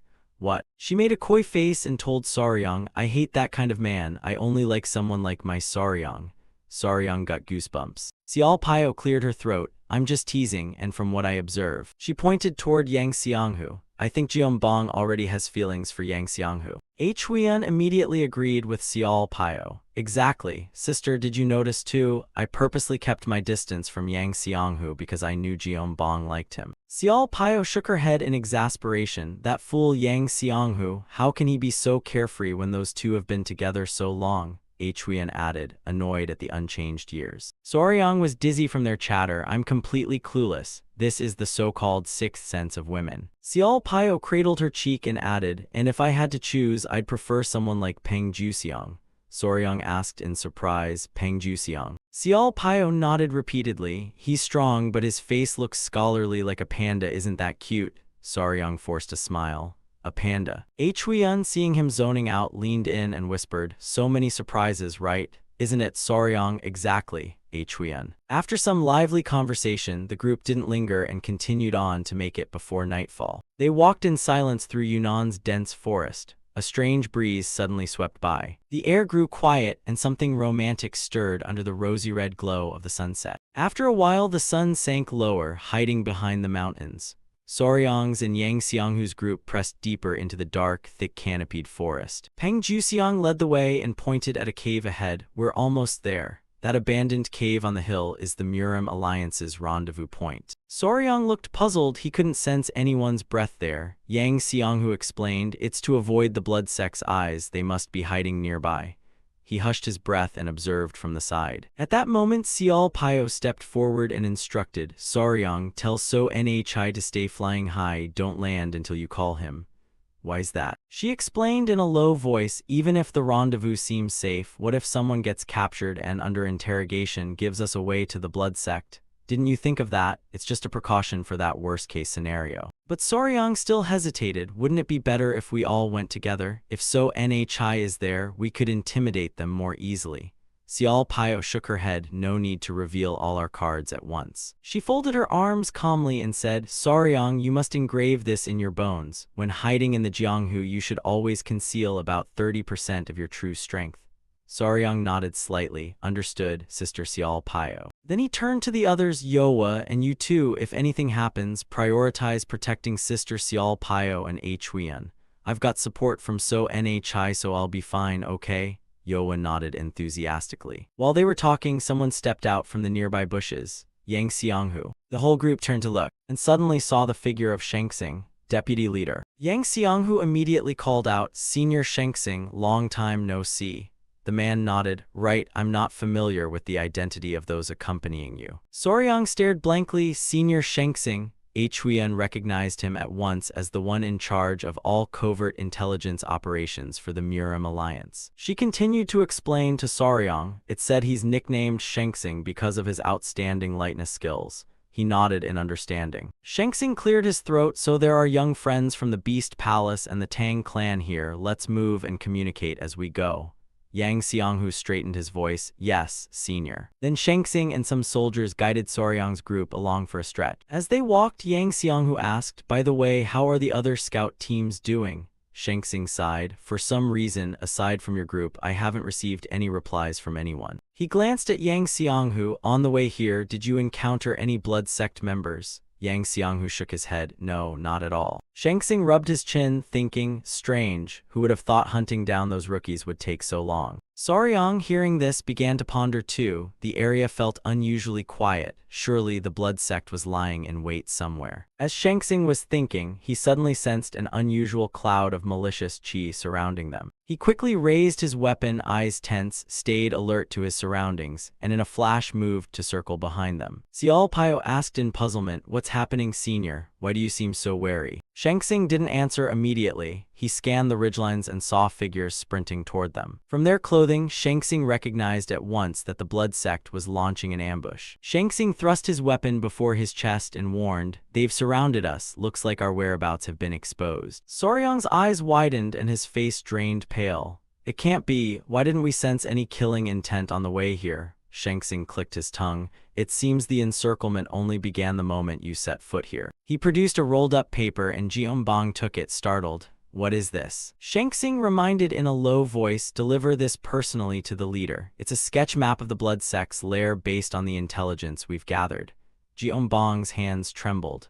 Why entrust it to a junior, and what about the deputy leader? Shengxing stepped forward and declared loudly, We'll hold the line here to stall them. You are the future pillars of the martial world. I cannot allow you to die here. Fall back at once. Jiombang couldn't bear to let him stay. She tried to speak up, but Yang Xianghu placed a hand on her shoulder to reassure her. Let's follow the deputy leader's orders. Everyone, retreat immediately. He then said in a low voice to Shengxing, Senior, we'll meet again at the Murim Alliance. Shengxing wasted no time and charged forward. All troops, heed orders, prepare to fight to the death. Follow me. At ease, replied the deputy leader. Peng Juxiang at the rear urged, Now's our chance, withdraw quickly. I'll lead the way, everyone stick close and follow me. Soryang and Huiyan felt reluctant, but could do nothing and nodded. The group then ran at full speed away from the battle, following big brother Peng Juxiang south. The blood sect assumed we'd flee north toward Yunnan, so they'd concentrated forces there. The plan was to break through where they hadn't guarded. But things weren't that simple. On the run, they were blocked by someone. Yang Xianghu and Soryang both widened their eyes at the sight. They immediately braked to a halt. The man saw them, laughed loudly, and strode closer to the group. The leader spoke up, so the north was just a faint east to west. I am Jiufeng Zio, captain of the Blood Demon Squad. Behind him were countless blood sect men. Jiufeng Zio sneered, We've already set an ambush down south. 3 lovely young ladies, looks like I'm in luck today. He thrust a clawed hand forward, You'd better stop hopping for rescue. The other 9 Murim Alliance teams, except you lot, are likely bleeding out in dungeons by now. Soryang heard this and his face drained of all color. Do as I say, Jiufeng Zio ordered, pointing, Kill all the men, capture the women alive for me. The blood sect men immediately surged forward like madmen. Right away, sir. They roared in fury, We'll gut every one of you. Yang Xianghu and Peng Juxiang ground their teeth and drew their weapons. Just as they were about to charge, Soryang stopped them, holding them back. His gaze was resolute as he stepped forward and declared, Leave them to us. Yang Xianghu and Peng Juxiang protested loudly, Wait, Soryang, how can you possibly hold them off alone? But Soryang ignored them and calmly replied that it would be fine. From behind Soryang, So came flying in, trailing dark, stormy clouds. Soryang's eyes flared with confidence because he had Soa. The blood sect men froze when they saw So. What the hell is that? A giant centipede. Xiao Paya was also surprised by So's new menacing form. This thing is. A huge magic burst from around it, the heart of a wild beast. Soryang stood with arms crossed over his chest and spoke in a deep voice, So Nhi. Clean them up. So's eyes immediately blazed with murderous intent, and the blood sect forces were cowed, not daring to step forward an inch. Jiufeng Zio roared, what are you doing? It's just a centipede, don't be afraid. Compared to So, they'd be more afraid of their big brother.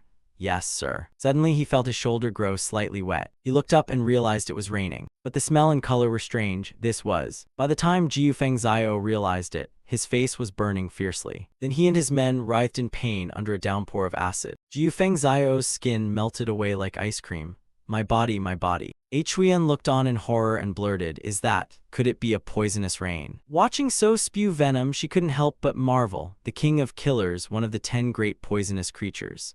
The Flying Sky 5-pill poison origin art in action. It hovers in the air, unleashing a skeletal veil of death and a rain of poison. Only when the acid rain finally stopped did they dare to pass through. Jeonbong glanced at the garments strewn on the ground. They'd been wiped clean in an instant.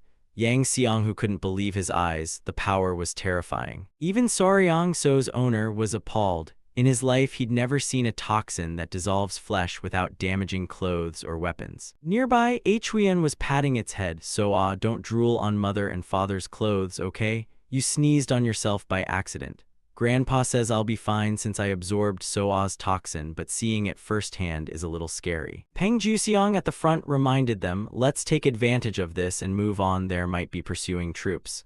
Only then did Soryang collect himself. Yes. He then called out crisply, all right, let's go. A few hours later, the Blood Demon Squad's clothes still lay there. Seeing this, Bloodwind Sky Serpent Michagui growled, what the hell is this? The nearby subordinate guessed aloud that these were the corpses of Captain Jiufeng Zio and his 100 Blood Demon Squad members. As if realizing something, he added, do you think they fell victim to some other poison? His complexion went completely black. Could it be poison? Michagui's red eyes widened, his expression twisting into something ugly. This time I'll have to act myself. His gaze shifted to his fallen comrade Jiufeng Zio, and he couldn't help but grind his teeth. He was one of the 5 strongest among the 8 great martial captains of the blood sect, yet he was defeated so utterly. Michagui's hand unconsciously clenched. Would they really suffer such heavy losses while chasing a few nobodies from the Muram Alliance? Then he urgently pressed questions. What happened to those people? Weren't they supposed to arrive by now? Could they have dared to break the pact? At that moment, a shadow slipped forward. Oh Chung-Yu's seductive voice sounded from behind.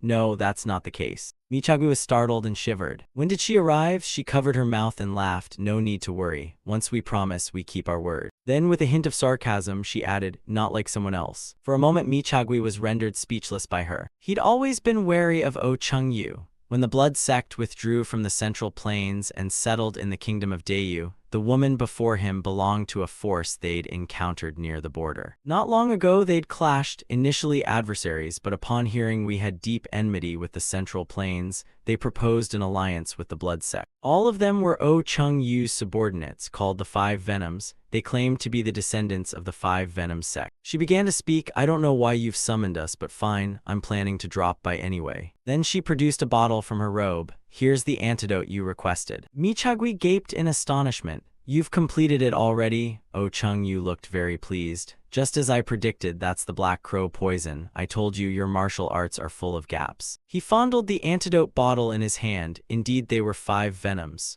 The rumors weren't wrong. Their mastery of poisons could rival even the Tang clan. With that thought, he glanced at the strewn garments on the ground. This was the antidote you requested last time. Look at this. It seems like poison, but I don't know which kind. Oh Chung-Yu stepped forward and then licked the remaining residue of the toxin. Her eyes immediately widened in astonishment. This is. The reason for her reaction was that Oh Chung-Yu knew what it was. Though small, it was surely the king of poisons. Suddenly she curled her lips and laughed aloud. Her voice carried an unmistakable calculation. How long ago did those people leave? Michagui hesitated, then answered honestly. They couldn't have gotten far yet. but why do you ask? Oh Chung-Yu's smug smile widened. It seemed the heavens had finally favored her. Seconds later, a few half-man, half-frog troops of the Xiangxi Legion emerged from the bushes. She coldly ordered, pursue them immediately. By any means, do not lose the trail. Her tone allowed no one to refuse the urgent command. Meanwhile, the footsteps of Peng Juxiang's group sounded unusually loud. They dashed through the forest like the hunted, daring not to stop and rest. He ran while glancing back worriedly at his comrades. Saryang, are you okay? Saryang was already panting hard. I'm fine. But luckily you're not so exhausted you can't move. We've been running non-stop for 2 days.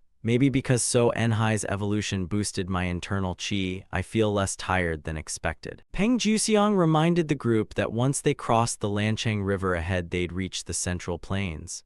Hearing that, Saryang breathed a light sigh of relief, finally. Yang Xianghu ran up beside him. The terrain ahead was open. We must break through in one push charge before dawn. Saryang's pace quickened noticeably. But then he suddenly noticed something out of the corner of his eye. A streak of light flashed across the sky, and it was Michagui, who had somehow caught up to them. He curled his lips in a savage grin and lunged forward like he was racing toward death. Before they could react, Peng Juxiang's abdomen was pierced through. His face went pale as he coughed up a mouthful of blood. Saryang and Yang Xianghu nearly screamed in unison. Brother Peng Juxiang, Peng Juxiang. Michagui's voice rang out cruelly. I promised that brat I'd bring you all back alive, but I'm not in the mood for that. Peng Juxiang no longer moved. Well then, this is your final stop. A gushing stream of dark red blood poured from his hand. Michagui grated out each word through his teeth. I am elder of the blood sect, blood-winged flying sky viper, Michagui. From now on, I will personally deal with you. Mai the demon stomped on Peng Juxiang and gathered his strength in his hand. Hearing that name, Yang Xianghu was horrified. The elder of the blood sect, Saryang, was still busy grieving for his comrade Peng Juxiang. Michagui's face twisted with viciousness. Daring to put Jiu Feng Zio in such a state was bold, but your run ends here. Unable to hold back any longer, Yang Xianghu immediately took a run-up and swung his blade at him. That bastard. Saryang looked up at his beloved little scorpion.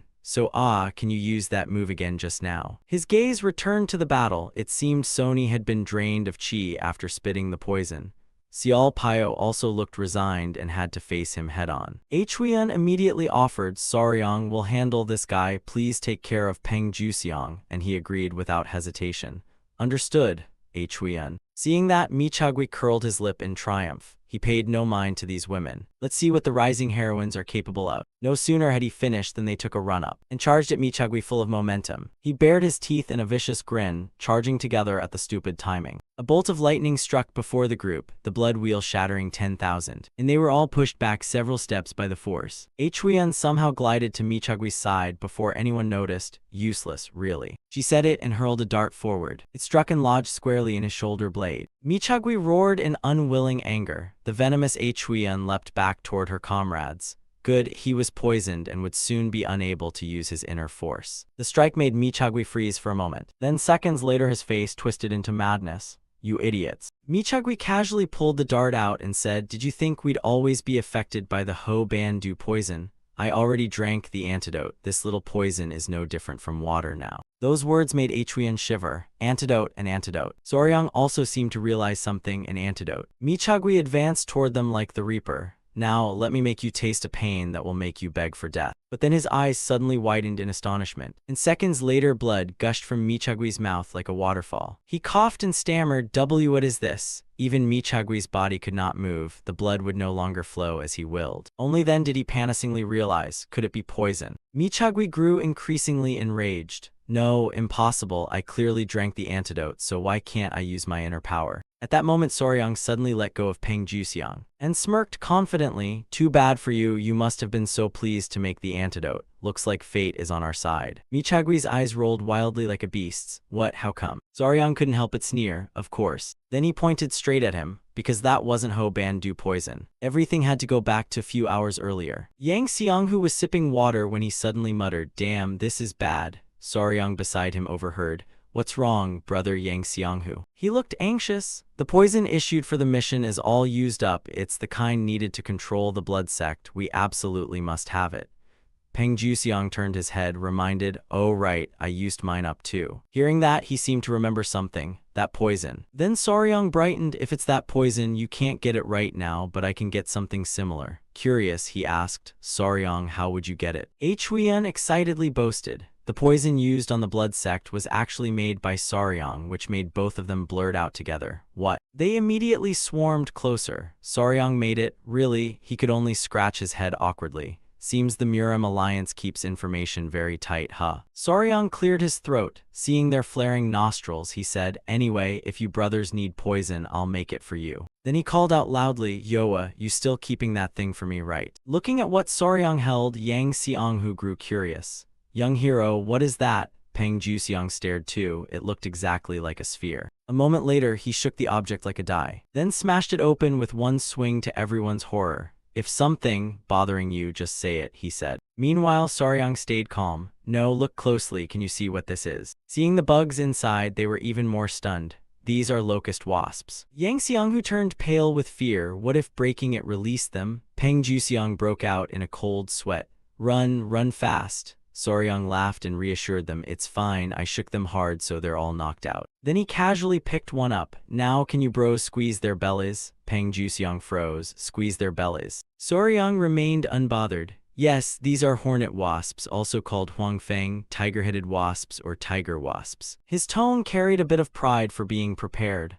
I took the nest from the tree and had Yoa keep it. Right when we needed poison, I decided to use theirs. The toxin they produce causes gradual pain. Hornet venom contains enzymes that damage tissue. These enzymes weaken vessel walls and destroy red blood cells. This was the trick to fool Michagui. Because the blood toxin of Ho Ban Du also contains the same enzymes, though not the identical poison, they are essentially the same in nature. The more Saryong spoke, the more triumphant he felt, not as strong as the original toxin, but enough to disperse your inner force.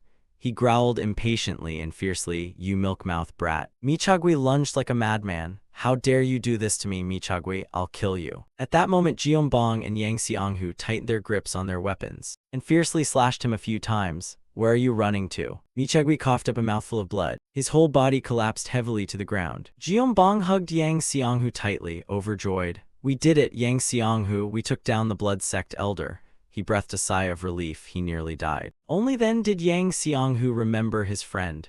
Is Saryong okay? Saryong was still treating him. Luckily, the organs seemed unharmed. I've pressed the acupoints to stop the bleeding. Watching the man panting, he couldn't help but worry. But who knew how things would develop? Before the wound worsens, we should move quickly. At that moment, Sarai seemed to notice something. Seeing it staring in one direction, Saryong grew curious. So, what's up? Only to hear very loud noises coming from behind. They then also paid attention to the commotion on this side. Oh Chung-yu rode in on the back of a flying wasp. A sinister smile on her lips, she had turned someone into a pitiful corpse.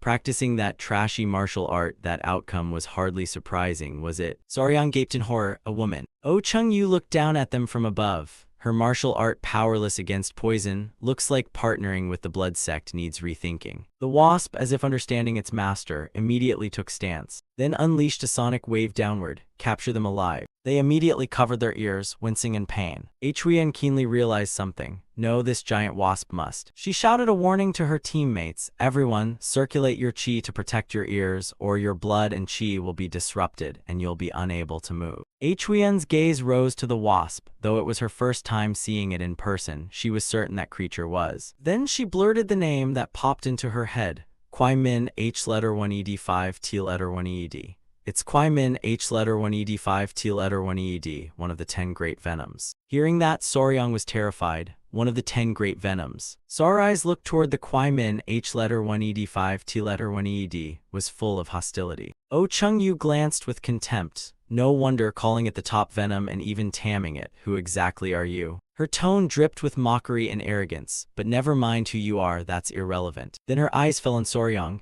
You. Her expression turned manic and possessive. From this moment on, be mine. Moments later, Oh Chung-yu dismounted from the phantom howling wasp's back. Seeing this, Huiyan warned, Saryong, be careful, she's not at your grandfather's level, but her power might rival your sister's father. He fixed his wary stare on her. Understood, Huiyan. Oh Chung-yu's face darkened, lips curling seductively. Brave, aren't you? Daring to chat casually in front of me, truly enviable. Moments later, she gave an order. Gong seized them quickly. Soryang refused to back down. So teach that disgusting creature a lesson it won't forget. Two insects rose into the air, then immediately attacked each other fiercely. Of course, Sony couldn't match the opponent and took a hit. Soryang stood outside worried. Then he realized Sony's species is extremely venomous, but the enemy this time was an assassin wasp, the bully of the insect world. Alone, Sony would hardly hold out. So Soryang called toward the bushes, Yoa, quickly help today. Yoa shot out at once and hurled a sticky silk bundle straight at it. The spider silk quickly stuck to the phantom howling wasp's wing, and only then could Sony break free. Well done, Yoa. Oh Chung-yu could no longer maintain her confident smile. That was the master rider, the one who could tame such a monster, truly not to be underestimated. Yang Xianghu roared with vigor, Miss Xiao Pio, take Peng Ju Xiang and hide immediately. Jiombong tightened his sword hilt. Leave everything here to us. In the next instant, the two charged at Oh Chung-yu with determination. Her eyes flashed with murderous intent. You lot are blocking my way. In the blink of an eye, Oh Chung-yu teleported behind Yang Xianghu. The annoying little mosquitoes obediently dropped. He was momentarily unable to react what was going on. The next moment, she slashed out with her claws. Jiombong cried out in horror. Yang Xianghu. Without thinking, she stepped in and blocked the blow for Yang Xianghu. Seeing his comrade wounded, he opened his eyes wide in terror. Jiombong. Yang Xianghu's voice trembled with shock. Jiombong, why, what happened? Her throat kept coughing up the metallic taste of blood. This idiot. He shouted, racked with pain and disbelief. No way, Jiombong. A moment later, she struck Jiombong again, this time to the nape. She curled her lips in smug satisfaction. A slip at a moment like this is hardly the act of a genius. Sleep now. Seeing their teammates fall, Soryang shouted in alarm, Jiombong, Yang Xianghu. Oh Chung-yu's expression revealed a hint of possession. Why won't you give up? All resistance is pointless, so wanna submit under my banner. At that moment, Huiyan stepped in front of Soryang. Her gaze was resolute. Who do you think you are to speak to my future husband like that? Xiao Pio snarled fiercely. I will never let my brother fall into your hands. Oh Chung-yu was successfully provoked into rage. This game was getting boring. No sooner had she finished speaking than she leapt into their formation. Huiyan and Xiao Pio were both blown back by the momentum. Huiyan, Xiao Pio's sister. Oh Chung-yu's gaze landed on her face. Your husband. She lunged in a frenzy. I fear he'll soon be a bachelor again. But before she could reach them, Huiyan was intercepted by Bang and Tayet. The sight left Oh Chung-yu momentarily stunned. Her eyes fixed on the two divine lizards before her. Aren't these the 4 great rare poisons? It turned out Soryang had summoned them in time. Little Bang, little Tayet. Oh Chung-yu's interest in the person before her only increased. First, the first rare poison, the Chu-faced one, now the 4 great rare poisons as well. What is your true background? A surging wave of spiritual power radiated from his body. You ask who I am. Soryang's tone left Oh Chung-yu momentarily speechless. I am the young master of Beast Palace and also the only son-in-law of the Tang clan. The meek, weak demeanor had vanished. I am Soryang, an ally the two factions dare not lower their guard against. His words irritated Oh Chung-yu, young master of Beast Palace and the sole son-in-law of the Tang clan. Her voice screeched harshly. What do those words imply? Are you trying to recreate the tragedy from a century ago? Then Soryang could finally be sure that everything was unfolding as he had planned. This woman was a remnant of the 5 venoms. Oh Chung-yu slowly closed in on them. How pitiful, this only gives me more reason to take you for myself. I'll certainly rescue you from the filthy grip of the Tang clan and Beast Palace. Hearing that, Soryang grew even more irritated. How ridiculous. He immediately waved his hand and gave the order. Little Bing, little Snow, begin the battle. The 2 divine lizards shot forward like arrows. Oh Chung-yu curled her lips in a cold smile. All for nothing then. Bang and Tayet seemed to strike at air, lost momentum, and tumbled to the ground. Soryang watched anxiously. Little Bing, little Snow, Huiyan was also stunned. How could their attacks pass right through people? At the same time, he immediately recognized it. It was the phantom step movement technique of the Jade Tiger Wall Crawler, a martial art of the 5 venoms recorded in the secret manual his grandfather had given him. Moments later, Oh Chung-yu lunged forward. Interesting enough, but this play should end here. She didn't attack Soryang, but aimed straight at Huiyan. She cried out in pain, clutching Huiyan's head. Oh Chung-yu turned and smiled lecherously. At last, only the 2 of us remain. Then she grabbed Soryang's hand tightly. Oh Chung-yu's voice sounded seductive. The troublemakers have all been cleared away, right? My strength is great, you can't escape, let go of me at once. But when she saw Soryang's chest twitch, Oh Chung-yu froze. His two beloved worms had finally entered the arena. Bana, get up here for me. Her heart skipped a beat. Damn, can't dodge this one in time. They sat on Soryang's shoulders and tensed themselves. But they waited and nothing happened. He immediately scolded them. You two, act. Why are you just standing there emanating murderous intent? Only Oh Chung-yu remained stunned. What the hell was going on? Just then a beast-like roar rang out. Soryang. The familiar sound made him feel like crying. Oh Chung-yu steadied herself at once. The Beast Palace's lion. Tang Museong and Manhwa roared together. Who dares mistreat my child? Tang Museong delivered a solid kick to her. How dare she bully the Tang clan's son-in-law? Oh Chung-yu was thrown backward, looking badly shaken. With their backs covered, Soryang reported, Grandfather, father, those leftover insects of the 5 venoms had the audacity to put my sister-in-law and brother-in-law in this situation. At this point, Oh Chung-yu's momentum had clearly diminished. The Beast Palace leader and the Tang clan's old monster arriving made the scene look like a century-old replay. The expressions of the two elders remained stern as ever. Tang Museong stood before Soryang. Step back, Soryang. Then the two of them closed in on Oh Chung-yu. Both elders were furious. Today this grudge will be settled once and for all. The two elders stood like immovable statues. Oh Chung-yu had long since lost her original arrogance. Strange, there must be the Shanxi squad stationed around here. Mengho snorted with a strained laugh. The Shanxi squad, do you mean those mask-wearers? Tang Museong also scoffed coldly. They're nothing but shrimp, hardly worth me lifting a finger. She still mouthy, real monsters those lot. Then Oh Chung-yu called down the Manhwa 2 beast. Even if I handle 2 of you at once, it's no big deal. It immediately slithered down. Everyone went on high alert. It seemed she would attack, but instead she found an excuse to slink away. Looks like I must retreat, don't be too down, I'll come back for you soon. Mengho wanted to pursue Oh Chung-yu, but Tang Museong held him back. Calm down first, tend to the wounded. Before leaving, she still tried to leave a haunting impression. Remember my name, Oh Chung-yu. Oh Chung-yu's gaze landed on Soryang. Sooner or later I'll make you mine, let's go. He muttered the name to himself, Oh Chung-yu. Tang Museong urgently ordered, son, move the merchants to Beast Palace, no delays. Hukrang, go now. Yes. Soryang kept watching the direction Oh Chung-yu retreated. He felt he'd noticed something unusual, that thing. On the phantom howling wasp's head and on her nape were strange metal pins. Soryang's eyes widened in suspicion. Many conjectures sprang into his mind. Was this the first time I'd met Oh Chung-yu? Then the whole team was evacuated immediately, and afterward. Everyone struggled a lot. Thanks to old grandfather's help we were rescued safely and moved to Beast Palace. Soryang still felt anxious inside. But Peng Juxiang and Jiom Bong were severely wounded. Big brother Peng had a deep stab wound through his flank and Jiom Bong suffered internal injuries. Luckily the others were slightly better. Yang Xianghu was hit by a hidden blade, his neck was cracked, and A Chuyan and Xiao Pio were bruised with internal injuries.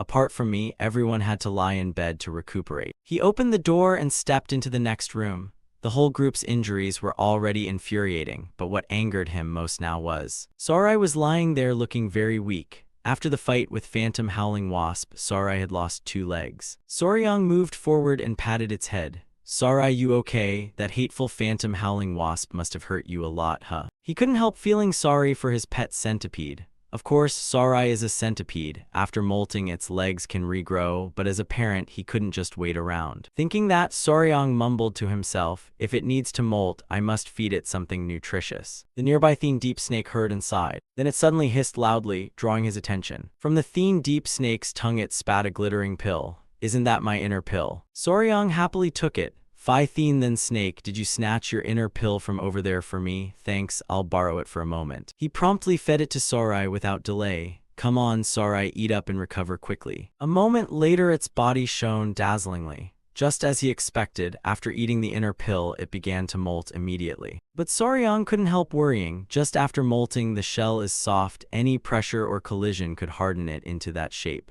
If molting failed like Tayet's case, I'd have to. Thinking that, he darted off at once. Yoa, you stay here, I'll go prepare and come back. Please look after Sarai. Soryang's steps gradually slowed, and he let out a weary sigh. But anyway, put Sarai aside for now. I'm more worried about Huang and Ban. The whole thing started from the earlier battle. Even though we sent murderous intent toward that woman Oh Chung-yu, Huang and Ban noticed she didn't react at all.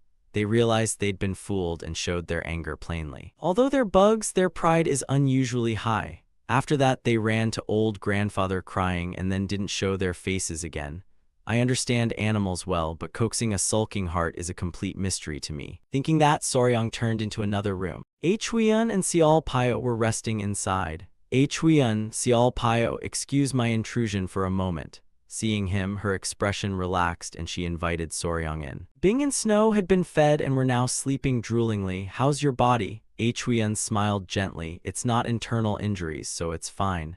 Xiao Pio's voice remained clear. I'm okay, just my ears are still ringing. She immediately asked about the pets. By the way, Soryang, how's Sorai? Soryang quickly related the situation.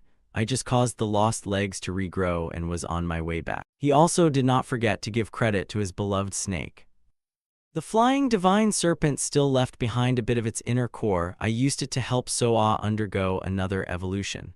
Hearing that, Huiyun immediately let out a sigh of relief. Thank goodness, I was so worried and heartbroken. She remained sorrowful. I didn't even feel pain from my injuries. Perhaps this is how a mother feels seeing her child hurt. A moment later, Huiyun flared with determination. Soryang, from now on you'll be stronger. If you can't protect the kids, then a mother is considered to have failed, utterly failed. Is that what you mean? He scratched his head and smiled helplessly. Thinking back, Huang and Ban did make me worry. They must have known the murderous intent was fake and showed their anger at us. Xiao Pio chimed in, that's a big problem, the kids must feel so hurt. Soryang sighed thoughtfully. Last time I promised them inner pills to calm them down. How to soothe them this time I haven't figured out. He turned to ask Xiao Pio. Xiao Pio's sister, any good ideas? She answered honestly. For me, a bite of good meat always cheers me up. Light chuckle. Just then the door was pushed open. Sir, a servant peeked in. There's a guest here to visit. Before they could react, the person stepped inside. Yang Xianghu stood at the door, sweating profusely. Yang Xianghu. He was panting and murmuring, is everyone here? Huiyun looked slightly surprised. Yang Xianghu, even if you have feelings for Xiao Pio's sister, how can you barge into a woman's hiding place? Hearing that, Yang Xianghu waved his hand. It's not like that. He hurriedly explained, I heard Soryang the young hero was here, so I came to look for him. Soryang, I don't understand what's going on me. In everyone's stunned gaze, Yang Xianghu suddenly dropped to his knees. Looking utterly distraught, please young hero Soryang, save me. Are you so scared you collapsed all of a sudden? Your body hasn't healed yet, get up now. Yang Xianghu looked up, his voice breaking, Jiombong. Soryang's face went pale with worry. Jiombong, miss, what's wrong? Is something the matter? His hands clenched unconsciously. Jiombong. Yang Xianghu's face had turned flushed without him realizing. I like her. The three of them were like statues upon hearing this. He clutched his head and writhed. I don't know what to do. Young hero, though you're young, you're experienced, please help me. Soryang and Huiyun looked ready to beat him. How on earth should they handle this guy? In another room, Jiombong had awakened from her faint and, remembering what had happened, she could only sigh. Suddenly, Jiombong's face flushed red like a tomato. You idiot. Yang Xianghu immediately recounted the events. As soon as I heard Jiombong had woken, I rushed to visit. Though worried sick, he still spoke boldly. Hearing you pass the danger, I finally breathed easier. I was so anxious, not knowing if you'd suffer any aftereffects. Then Yang Xianghu cut to the chase. But Jiombong, why did you risk yourself to take the blow for me back then? She said nothing, merely avoided his gaze. After a while, Jiombong finally explained. Yang Xianghu, what do you think the reason was? He still didn't catch the meaning behind her words, surely because we're close friends. No sooner had she finished than a wooden pillow flew straight into Yang Xianghu's face. He looked very aggrieved. Why would you suddenly throw a wooden pillow at me? Jiombong was furious. What an absolute fool. Extremely upset, she gritted her teeth and couldn't help blurting everything out. It was obvious, because I couldn't stand by and watch the one I love die. Yet foolish Yang Xianghu still hadn't realized whom she loved. Could it be you have feelings for me? Jiombong screamed with fury, wanting to smash the wooden pillow into his head. I should have let M1E1C die and be done with it. Get out, you idiot. Soryang went blank hearing this. He felt helpless dealing with Jiombong. So that's how you got kicked out. Yang Xianghu remained indignant. Huiyun looked at him like he was trash. Pathetic. If it were me, I'd have used a deadly poison instead of a pillow to make sure he stayed dead. Xiao Pio sneered in agreement. Right, it should have been a lethal poison. Soryang looked down at him. So, what do you want me to do? She confessed, seems like there's nothing you can do now. Yang Xianghu turned betrayed. As I said, this is the first time a woman confessed to me like this. I don't know what to do, especially since it's Jeonbong. This problem puzzles you even more than formulating a potion. An idea seemed to occur. Soryang perked up. I have a way. He listened intently. What way? He didn't say it outright but led the man to follow him. Just come with me for now. Soryang returned to the room where Sarai was recuperating. Yoa was still there keeping watch. Yoa, could you help me a bit? He said, pointing at the standing Yang Xianghu. You may not like it, but suck a little of this guy's yang energy. It grudgingly complied. Soryang explained, Yoa can take the form of the woman the victim finds most beautiful, if Yoa absorbs your yang energy. In a moment, Yoa's body will shine brilliantly, then transform into the likeness of Jeonbong. This is. Soryang looked very pleased. Sure enough, Yoa became Jeonbong. So you do have feelings for Jeonbong, don't you? Yang Xianghu almost couldn't stand. What a miracle. So this is my true feeling. He patted his shoulder. A real man, once confessed to, should immediately return that affection.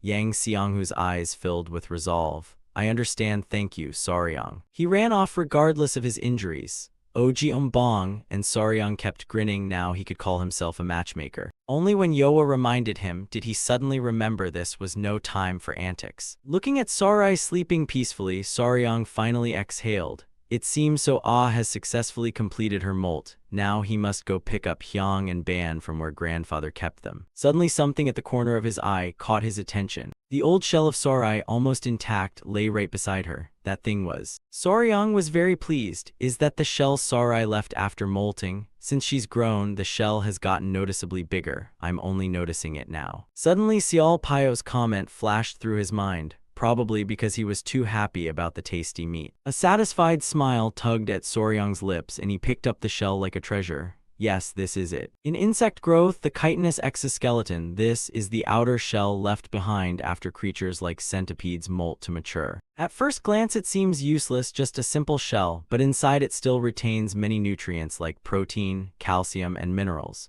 Therefore, to recover strength weakened after molting, they often eat their own shed shell. Normally So-ah would love it, but because her molt was stimulated by an inner pill rich in spiritual energy, she apparently doesn't need to eat the shell back. Soryang became excited again. So then, since he now knew how to make up with Huang and Ban, wouldn't the energy infused in this shell be excellent for Huang and Ban to absorb? Saying that, Soryang handed it to Yoa. Yoa, can you cut this into bite-sized pieces for me? Meanwhile, in Tang Muxiang's room, the two larvae were misbehaving, and promptly knocked over Tang Muxiang's things. My ink stone. He jumped up in fury. Will you two ever sit still? If you keep making trouble like this, I'll send you back to Soryang, you hear me? Soryang stood outside, secretly alarmed. Grandfather must be suffering a lot. He walked in with a carefree smile. Grandfather, I'm here. Tang Muxiang was eager to hand them over. Soryang, you came at the perfect time. Take these two away now. In just a few hours he looked worn out. They won't sit still for a moment. I'm more tired than when I cultivated. Seeing Ban and Huang glaring at him, Soryang could only sigh. Looks like the two are still sulking. He pretended to be regretful. They're still angry like this. What should I do? Father brought a snack flavored like the inner pill that he promised before. Upon hearing this, the two slowly shuffled over. Sure enough, children can't resist good food. Soryang immediately offered the shell pieces. Here, try this. Father prepared it to be easier to eat. Both bit into it and swallowed happily, then cheered with joy. Delicious, right? Ban and Hyung forgot all about being angry and immediately clung to Soryang. There's still plenty left in Father's room. Let's go get some. With that done, he took them away. Grandfather, I'm heading home. Thank you for watching Hyung and Ban. Tang Muxiang's face showed clear relief. You two must listen to your father, okay? At this point, the three of them looked much better. Soryang couldn't help but be pleased. These little fools ate better than I expected. If they keep absorbing the inner pill's energy like this, Huang and Ban will soon begin to evolve. Suddenly, he spotted Yang Xianghu and Jeonbong in the corridor. Soryang saw both of them looking well, which made him happy. Yang Xianghu and Jeonbong, she smiled very gently. We've been waiting for you. Soryang stepped forward to ask how she was. Jeonbong, how's your body? Is it okay for you to be walking around like this? She replied politely. Thanks to you, I'm much better. At this, both of them looked very flustered. I came to thank you. Thanks for helping this big idiot see sense. Yang Xianghu looked at him with gratitude. Soryang, I will never forget this debt. He himself was pleased they had become a pair. It's nothing grand, I've only helped you sort out whom you truly like. Entering the room, Soryang pointed at the huge shell on the floor. Hyang Ban, look, there's a whole pile of snacks over there, see? Yang Xianghu was horrified. Saryang, what is this? But Saryang remained calm. It's Sarai's shell. I think it still holds the energy of the inner pill, so I'll use it to nourish the kids. He set the two down and said kindly, wait a moment, I'll prepare it right away. Hyang was especially excited and greedy. Okay, Hyang, I'll divide some for you right away, just wait a bit. But then Saryang suddenly paused. Because Ban was still standing in the same spot. Ban, what's wrong? For some reason, Ban suddenly cried out petulantly. Then tears streamed down. Ban. Ban wailed and whimpered pitifully. What is that expression all about? Saryang's face showed alarm. Little Ogong was bawling his eyes out. Yang Xianghu scratched his head awkwardly. Saryang, why is that kid acting like this? Saryang muttered, the girl seems sad and sulking. Jeonbong observed little Ogong for a moment. Then she spoke, Saryang, I thought you'd be more considerate. Why do you say that? Saryang looked surprised. Am I not considerate enough? She continued, even if it's a centipede, it's still a girl having to wear her sister's old shell, of course she'd be angry. Little Ogong trembled with indignation. Jeonbong added, in my clan back then I had many older sisters and always had to wear their hand-me-downs, and I was always irritated for no particular reason because I wanted to wear something new even just once. So perhaps this child thinks you favor her sister. Saryang hurriedly explained, no way. Then why Hyang? They looked at another little Ogong happily nibbling food. Jeonbong replied helplessly, I don't know either. Judging by her face, she seems a bit absent-minded. She probably just let that slide. Saryang sighed. Really, being the father of daughters isn't easy at all. He knelt down to comfort her. Come on, Ban, don't be like that. This tasty. Father wants you to grow fast and strong like your sister. Earlier you ate so well. He waved the food in front of her. Here, here. Little Ogong exclaimed in fury. Then she turned and walked away. Saryang called out in panic, Ban. She's gone. Jeonbong looked worried. Poor thing, what now? Saryang's face suddenly froze. He called loudly, Ban. Little Ogong ran out sadly. Cut to late afternoon. Huyen picked up little Ogong, so that's what happened. No wonder I wondered why Ban ran off like that. She looks really upset. Yang Xianghu muttered. Who knows what was going through her head? Poor thing. Huyen looked around. Where's Saryang? Yang Xianghu answered. Saryang, he stood rooted there for a long time, probably in shock. Huyen laughed. I'll try to coax Ban. I don't think Saryang can handle this situation right now. They say there's no cure for disputes between fathers and daughters. Saryang hurriedly dropped to his knees on the floor. He begged, my heavenly moth serpent, I'm embarrassed to ask this, but don't you have anything left for me? It snapped angrily and then a huge head appeared behind it. Saryang's face went pale. I'm sorry, forget what I just said. He sighed, I only asked because I still had a little hope. You saw how angry Ban was, right? The heavenly moth serpent waved its tail, indicating it understood. Saryang watched it in surprise and only then realized that despite having its core stolen, I thought it would be more upset than Ban, but no, maybe it's gentler than I thought. He bowed his head and asked, by the way, have you decided yet? About living with us, we'd like you to stay with us. Even though our first meeting wasn't very pleasant, I promise to treat you better from now on. So, will you become part of the family? The heavenly moth serpent let out a cry and Saryang looked delighted. Huh, really? Great, we'll get along well from now on. Oh dear, now that you're family, you can't be locked up like that any longer. He happily scooped it out of the cage. All done. Saryang looked at it cheerfully. I should give you a name, right? We can't just call you Heavenly Serpent forever. It has to have the word heaven in the name because you're a heavenly serpent. So if it's a boy, the name will be Ilchin. But first I need to check whether you're male or female. Let me take a quick look. The heavenly moth serpent's face immediately flushed. It angrily whipped its tail into his face. Huyen was stunned by the serpent's over-the-top reaction.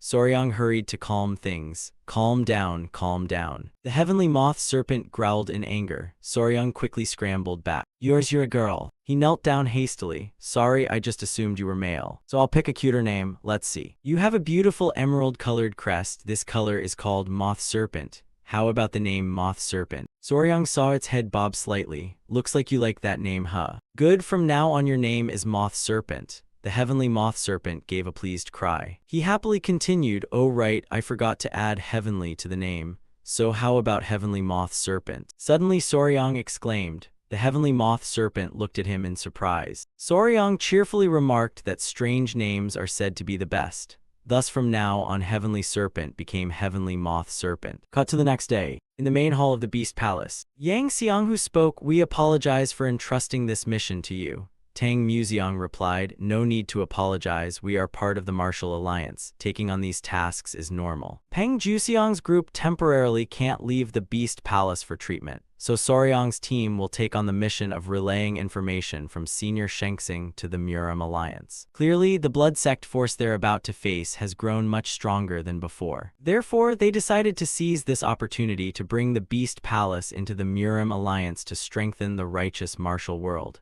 Senior Xiao Pio also decided to join them on this trip. A short while later, Soryang walked toward the gate. He bowed in farewell, "Then see you later. Please send my father's regards to Peng Juxiang, brother." Yang Xianghu replied, "Soryang, travel safely." And so Soryang's group left the Beast Palace and set off for the Murim Alliance. They also prepared a new kind of poison as a precaution against the blood sect. They decided to stop by the Tang clan first. Soryang called out cheerfully, "We've arrived." Xiao Pio exclaimed in wonder, "So this is the Sichuan Tang clan, it's huge." Soryang smiled at her, thinking that Xiao Pio came from rural Yunnan to the Central Plains. He wondered if she felt like a country girl seeing the big city for the first time.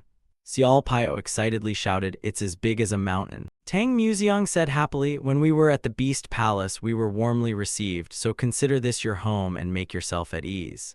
Xiao Pio smiled and replied, "Thank you." Suddenly, Huiyan looked alarmed. She shouted, "Hey, Soryang, answer quickly. Something's happened." "What is it, Huiyan?" She answered in a panic, "Ban has disappeared. She was clearly just here. Where could she have gone?" Soryang's face gradually turned panicked as well. Could she have run away? Cut to a nearby trail where little Ngo Kong Ban's face showed great determination. 4 hours after Ban left home, it was now dark. Everyone was outside searching, calling through the woods, "Ban, Ban, where are you?" Soryang and Huiyan were walking together, unable to find Ban. Soryang furrowed his brow in thought. Where did little Ban run off to? Maybe she's hitting puberty and her mood's unpredictable, who knows? Xiao Pio was also helping search. She turned to Soryang and said, "Soryang, we can't just stumble around like this. Quickly use telepathic communication to contact Ban." Hearing her, Soryang snapped to attention and replied, "Understood." Immediately, Soryang closed his eyes and tried to link his consciousness with Ban's. In the stillness, a green energy radiated from Soryang in all directions. He sent his thoughts, "Ban, where are you? Father was wrong, come home quickly.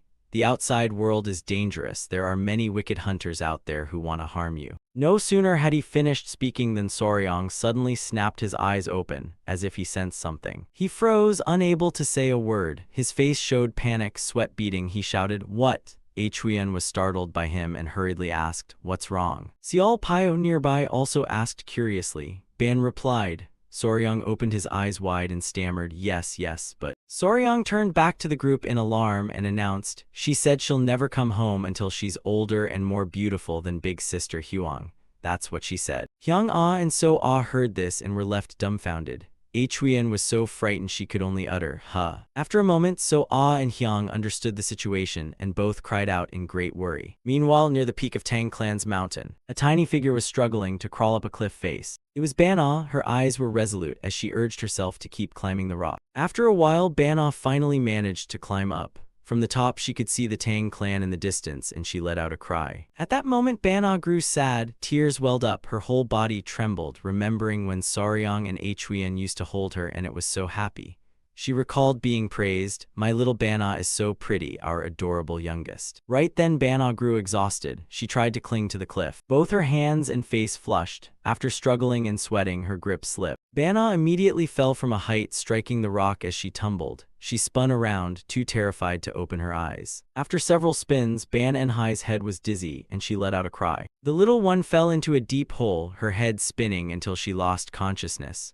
Her fall hit the ground with a noise, and the green snakes in the cave swarmed over to investigate. As she sat up with a swollen head, Ban Ah screamed at the top of her lungs. The snakes stared at her in confusion. The snakes quickly scattered and fled. Ban Ah, dazed, called out, not understanding what had happened. Suddenly, she seemed to notice something and focused her attention. Before Ban Ah was a cloud of pitch-black energy emanating outward. Curious, she moved closer and discovered eggs with mottled black and white shells. Afterwards, Ban Ah apparently ate all the eggs in the cave. Her whole body turned mottled like the eggshells. Her eyes reddened and she slowly collapsed. The next morning the sun rose at Tang clan. Soryang's group had spent the whole night searching for Ban Nhi around the Tang clan mountain, but found no trace and had to return to the clan to discuss what to do next. Soryang sat on the outer steps with So Ah and Hyang An nearby. Seeing Soryang's worried look, Sial Pyo comforted him that everything would be fine.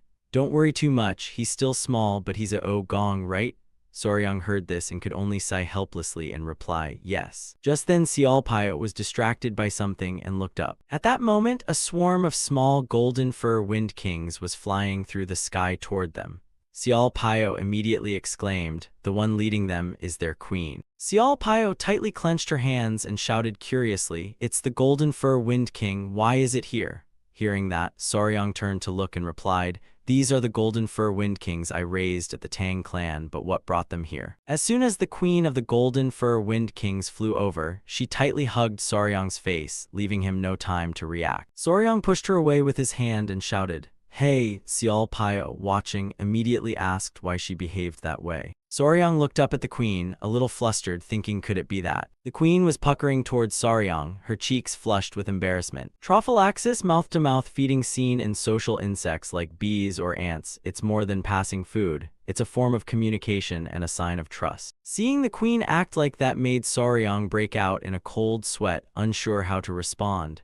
In his head, he thought the queen wanted to feed him nectar because he looked exhausted. He was pleased to be accepted as part of the hive, but this was a bit much. Just then, a pair of lips puckered again, and the queen passed nectar into them. Soryang quickly scooped up little Ti letter 1EC3U and Go Kong for a kiss. Both of them froze. Seeing this, Soryang said, I'm already full, so sorry, but I really appreciate what you did for me. The queen immediately grew angry, her face flushing red as she shook her head repeatedly to show her displeasure.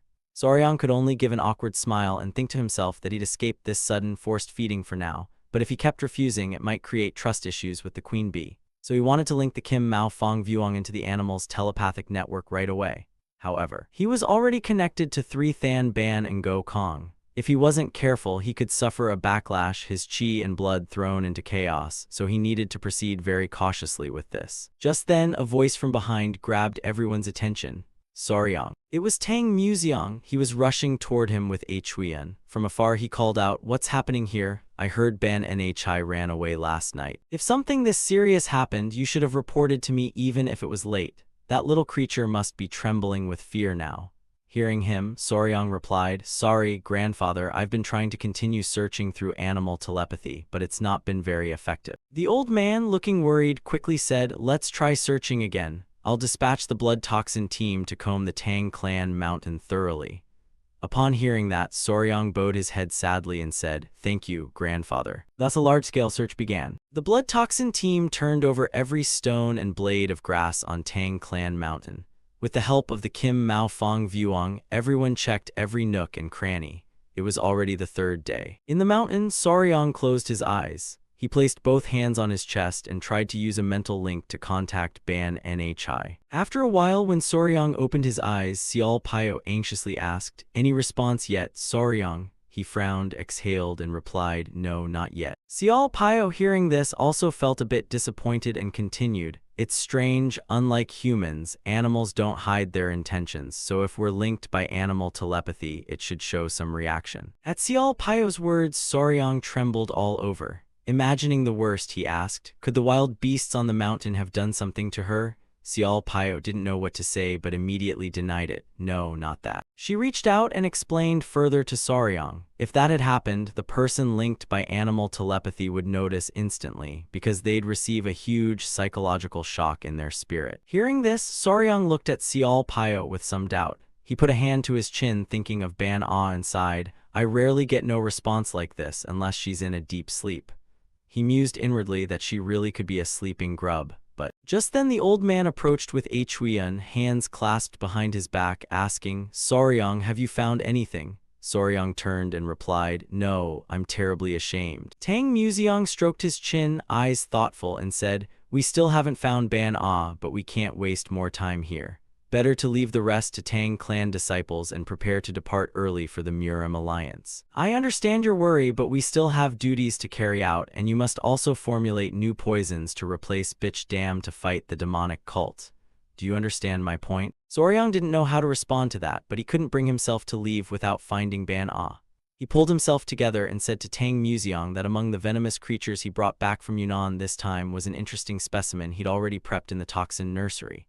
The old man, curious, asked, "Really? You've already prepared everything?" Huiyan beside him widened her eyes in surprise. Soryang continued, "By now the Tang clan workers have probably started extracting its venom. I know the venom of the golden hornet is very effective for making medicine, but it's hard to collect in large quantities." At that, Soryang scratched his head and gave an embarrassed smile. Still, it was a creature a bit tricky to handle. I wasn't sure everything would go smoothly.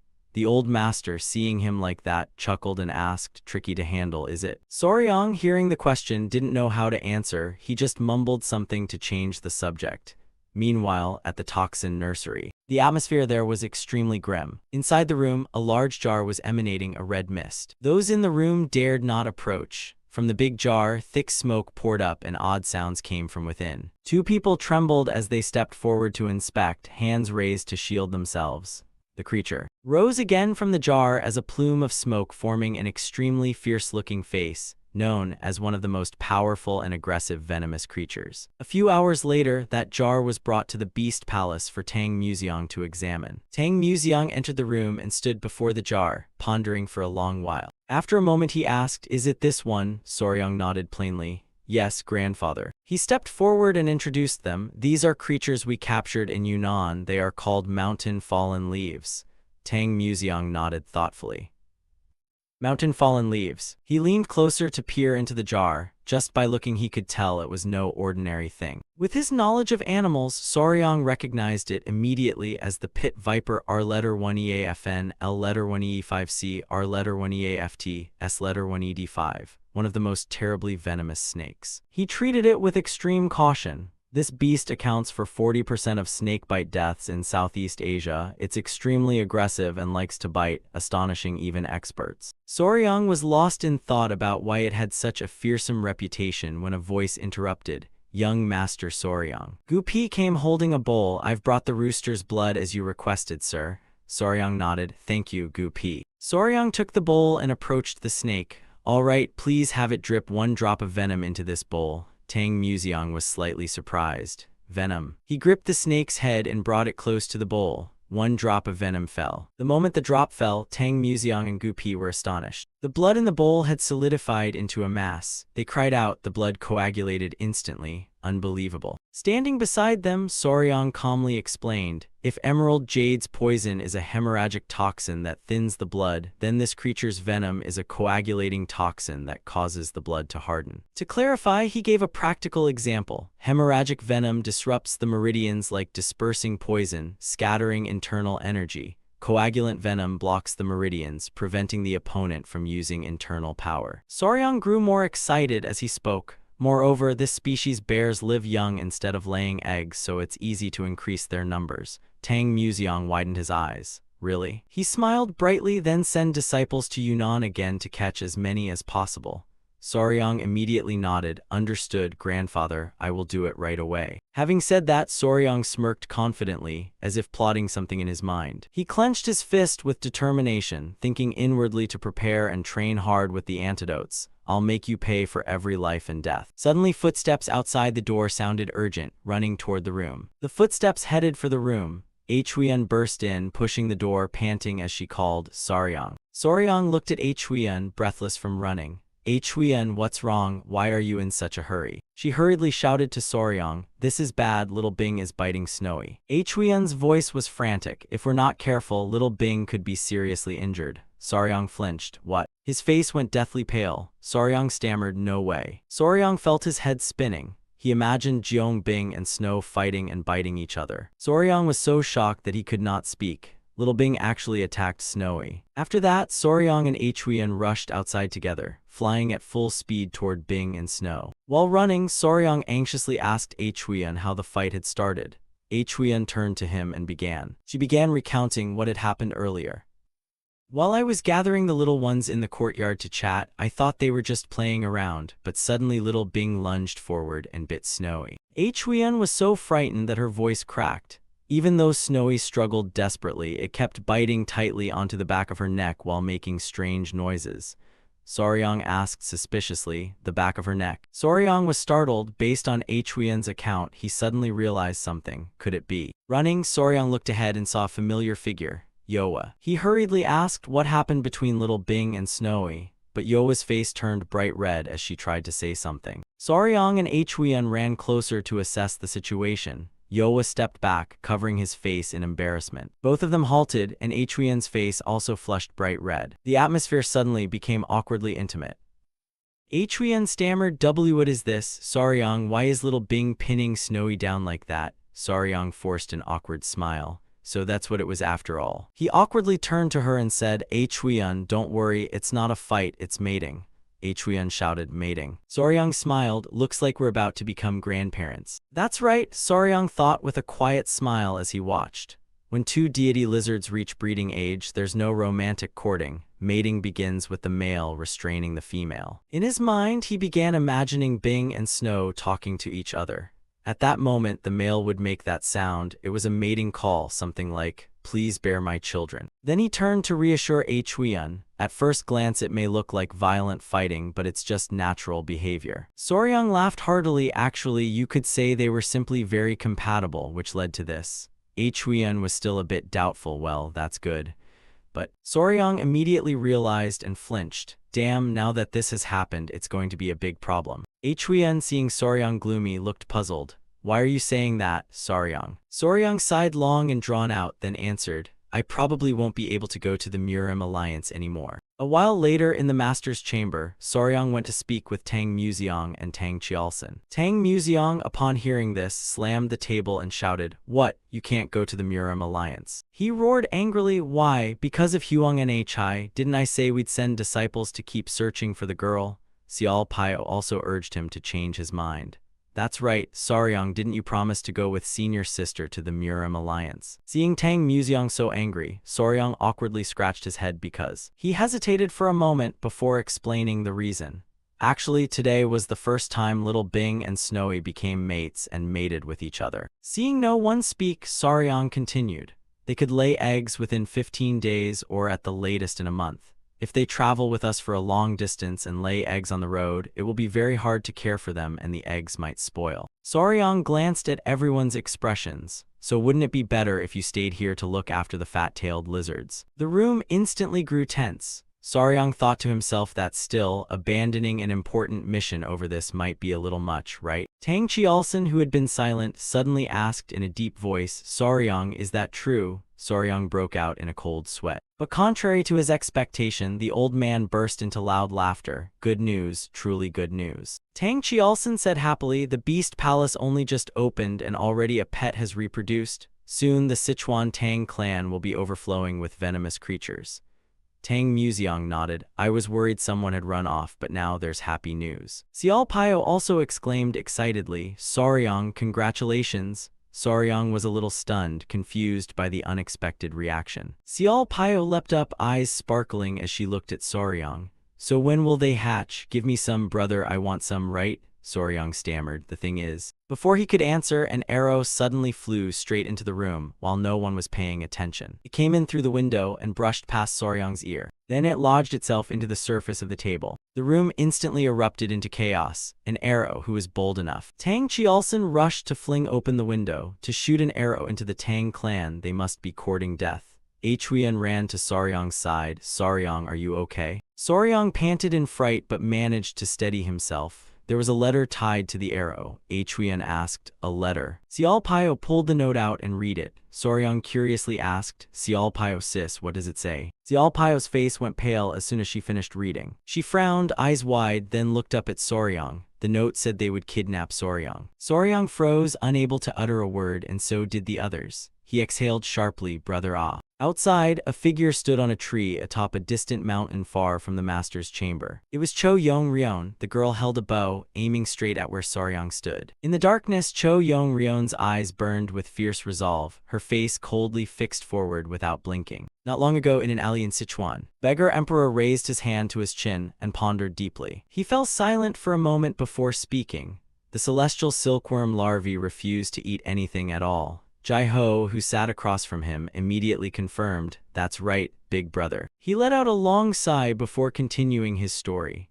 "I gathered every famous silk craftsman I could find across the Central Plains and locked them inside this abandoned temple. For the past several months, I managed to hatch the celestial silkworm eggs, but the newborn larvae refuse to eat any kind of leaf and are slowly starving to death. I think I made a mistake somewhere." Beggar Emperor flinched and asked back, "A mistake?" Jai-ho spoke with a firm voice. "The larvae refusing to eat is not a technical issue. It is because we do not fully understand the habits of this insect species. That is why I am searching for an insect expert." "So then, who is he, that insect expert Big Brother mentioned earlier?" He took a sip of tea and continued thinking quietly. Then Beggar Emperor looked at him and spoke.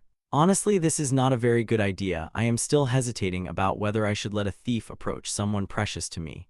Jai-ho completely lost his patience and shouted, "Big brother, stop dragging it out already and just say it. Your little brother here is about to die from frustration." Suddenly, he turned his head toward the back while mumbling, "Speaking of which." Jai-ho lifted his gaze toward the tiled roof and continued, "Since you are training the heavenly silkworm art, I assume your disciple is not some ordinary nobody, right?" he asked again, Yong-ryeon. The young girl was casually sitting on the rooftop while tightly clutching her bow.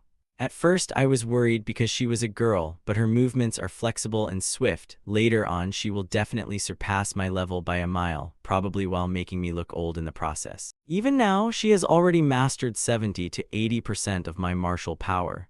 As the future successor of the thief god, she has no difficulties at all, so I plan to send her to invite that insect expert here." Beggar Emperor's sharp eyes suddenly widened with seriousness. He asked in a deep voice, "Really? Even if the insect expert I mentioned is a subordinate of the 9 great sects or the 7 great families?" Jai-ho held his teacup while hesitantly speaking. "So that is why Big Brother kept stalling earlier? What is the problem? Wouldn't this become a good experience for her?" He looked upward and spoke. "You know what will happen if someone gets caught stealing from the 9 great sects or the 7 great families, right?" he calmly replied. "As the disciple of the thief god, she will never get caught." Suddenly, Beggar Emperor stood up and slammed his wine cup onto the table. "If that is the case then," Jai-ho stuttered in shock, "Big brother." He pointed straight ahead and declared loudly, "I will tell you who that insect expert is. This is going to become quite the grand performance. Let us see just how capable the new thief god truly is." Scene transition. At this moment, inside the family head's room, a hand opened up, revealing a white cloth bundle containing 3 red dates. Hui-yun stared at the item in her hand in shock. A letter and a bundle of red dates tied to an arrowhead.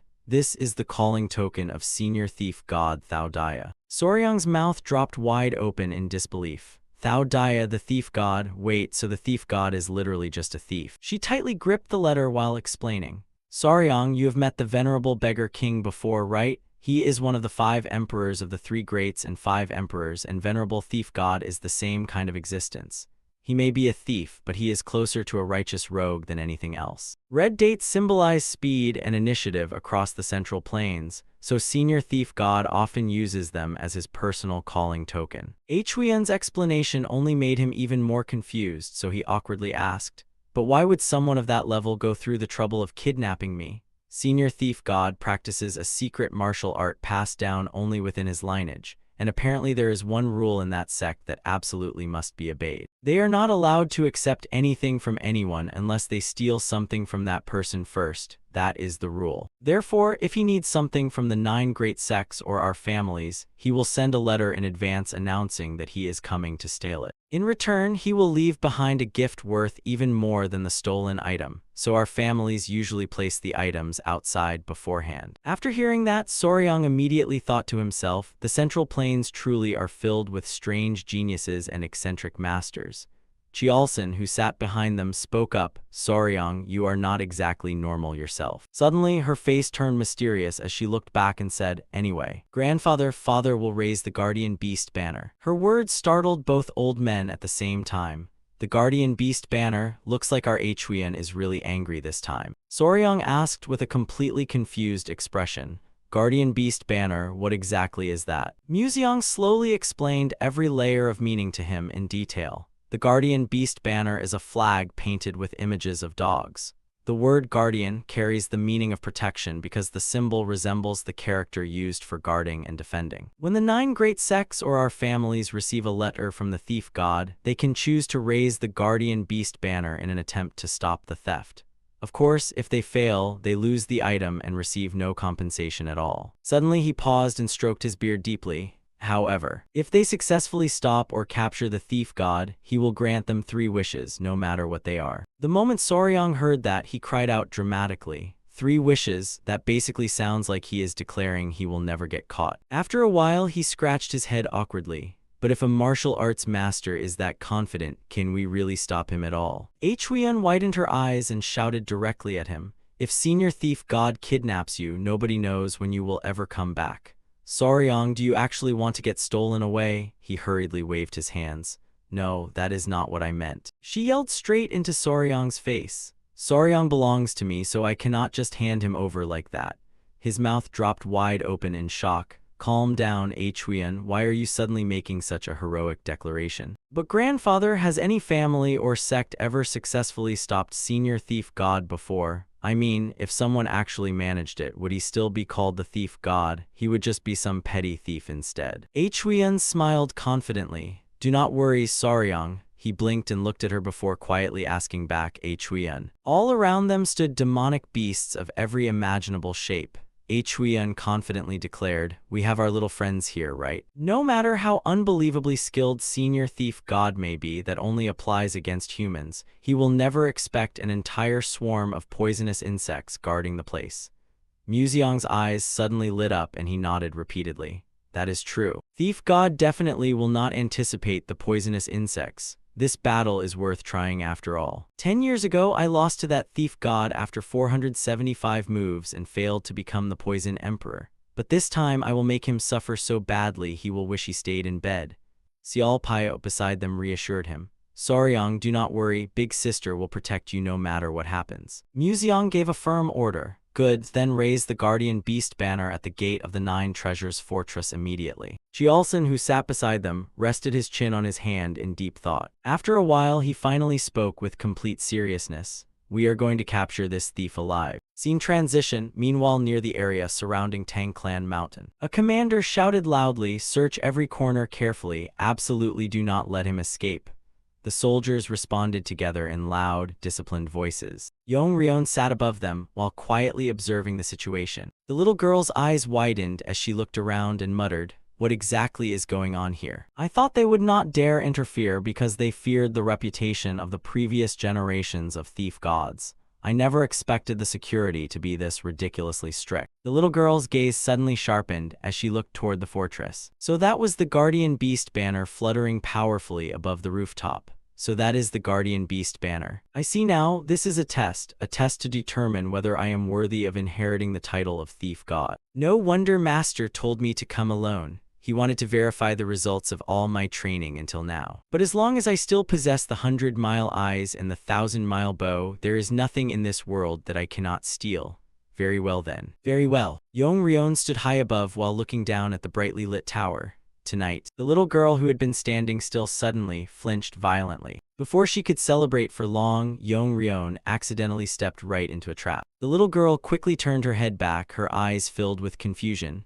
Spider webs. Suddenly, something emitted a brilliant light right in front of her. A gigantic demonic beast appeared towering within the dark sky. The moment Yongryon saw the scene before her, sweat instantly poured down as she trembled and called out, Master. This was not included in the information you gave me. Before she could even react properly, Yongryon tucked her legs in and sprinted away at full speed. Through the dense forest, the little girl dashed forward in panic as if flying through the wind. A soldier shouted loudly while pointing straight toward Yongryon's shadow.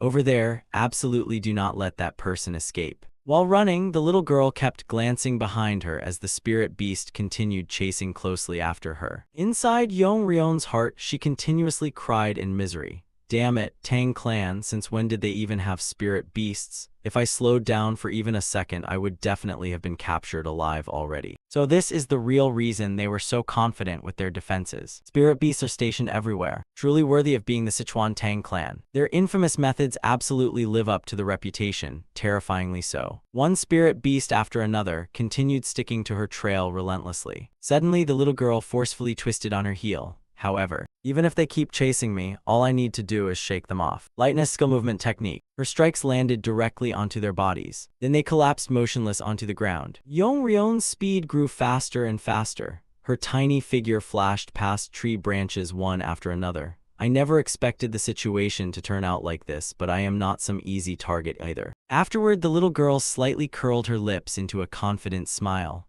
Very good, just wait there, Saryang. I will definitely capture you alive. Scene transition to the martial training grounds at the residence of the golden-haired bee queen within the Sichuan Tang clan. A short while later, the spirit beasts reported the news to Saryang. After receiving the signal, his heart filled with confusion. That guy actually escaped already. Huiyan, who stood beside him, spoke up. It is honestly unbelievable. He managed to leave the children far behind that quickly. The rumors about the greatest thief in the Central Plains truly were not exaggerated at all. Saryang frowned and continued speaking. Based on what was reported, it seems he already noticed the flood flower silk threads and the children's defenses. Her eyes glowed red with caution as she suggested, "It seems he still has not given up yet. He is definitely hiding somewhere waiting for the right chance to make a move on Saryang. To ensure safety, how about we temporarily hide inside the beehive for a while? Huiyan and I will handle patrolling the surrounding area," he nodded in response. "I understand, Huiyan." Afterward, he turned around and gently petted the spirit beasts. "I am truly sorry for barging in so suddenly. I will have to trouble you all for a little while because of this uninvited guest." Saryang happily walked into the cave. He excitedly asked them, "I heard that thief is supposed to retreat once dawn arrives, so what time is it right now anyway?" With the spirit beasts and everyone from the Tang clan fighting with everything they have, I do not think I will get kidnapped that easily. The little spirit beasts immediately gathered around and rubbed against Saryang's cheeks as if acting spoiled. He burst into delighted laughter. "So you guys are working hard to protect me too. They feel far softer and warmer than I imagined. This is seriously relaxing and comfortable." Suddenly, one of them stared directly at Saryang. Before anyone realized it, he had already fallen asleep with drool hanging down while the beasts could only stare at him in complete confusion. One of them used all its strength to shake Saryang's body violently. For a child with Saryang's physique, resisting sleepiness was truly not an easy task. Yeondu crawled out from inside his clothes. Suddenly, he jolted awake in complete panic. Saryang hurriedly forced himself fully awake, pretending to stay alert while immediately defending himself. "Dad is still totally awake here. I was not sleeping at all." Suddenly, a figure standing outside the stone cave called out, "Saryang." The beast looked at that person with fierce hostility. It turned out to be Seolpayo. He called back, "Seolpayo, you are here." Saryang stood up and explained, "It is okay, kids, that is my big sister." "Seolpayo, why did you suddenly come here?" she softly replied. "Listen carefully and try not to be too shocked. We already captured that thief." He clenched his fists excitedly and asked in surprise, "Really, big sister?" "That is right. Everyone is escorting him to the clan head right now. Let us hurry and go take a look." The two of them immediately ran out of the cave. He got captured that quickly. Dawn has not even arrived yet. Truly, one fierce tiger cannot fight an entire pack forever after all. After running for a while, Seolpayo pointed ahead. "This way." She intentionally let Saryang walk in front. I am honestly curious what that thief's face actually looks like. Suddenly, she launched a move from behind him. Saryang instantly collapsed onto the ground. She calmly explained, "I struck his paralysis point, so he will not be able to move for a short while. I truly have no bad intentions, so I hope you can understand." He looked upward helplessly. "What? This is not Seolpayo. This person is that thief." And this person was none other than Yongryon in disguise. Very impressive indeed, worthy of being young hero Saryang. Before someone discovers us, let us quickly leave this place. Saryang thought to himself, is there seriously nobody coming to save me? I really do not want to get kidnapped here. Suddenly, something inside his clothes began sparkling brightly. It turned out to be Sha. The moment it crawled out from his clothes, it bit the little girl's hand. Yongryon's eyes widened in panic. What is this? All he could do was lie there helplessly.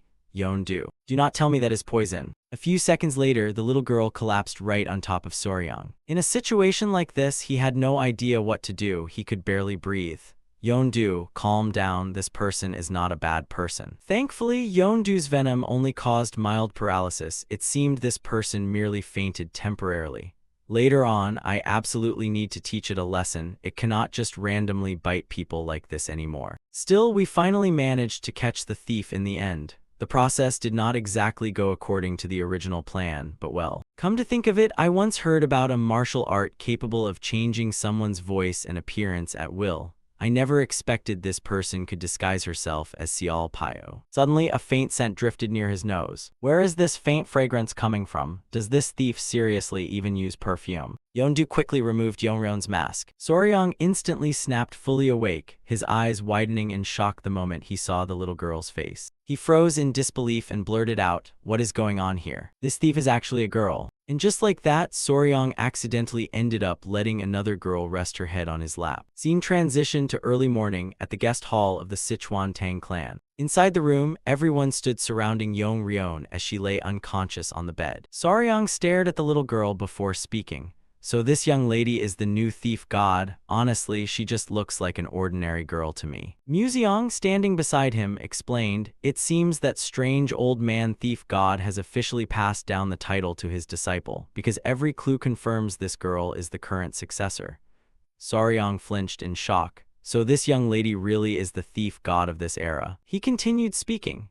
"Did you not notice the heavenly silkworm thread wrapped around her wrist? That is the sect's treasured heirloom of the thief god lineage. That alone proves she is definitely the current thief god." Sial Pyo immediately shouted furiously, "If that is really true, then even better. How dare she paralyze me and strip off all my clothes? Just wait until I wake her up. I will definitely fight her in a life or death duel." The reason Sial Pyo was furious to that extent was because not only had she been stripped by the thief god while unconscious, but even the clothes left behind did not fit her at all, leaving her unable to walk out from the forest properly. Huion quietly glanced sideways before asking carefully, "Let us put that matter aside for now. Why did the new thief god specifically try to kidnap Soryang? Could it be she secretly fell for you already? Come on, stop joking around like that. I have never even met her before." Still, it is possible for someone to become fascinated with a man or woman from afar and suddenly develop kidnapping intentions.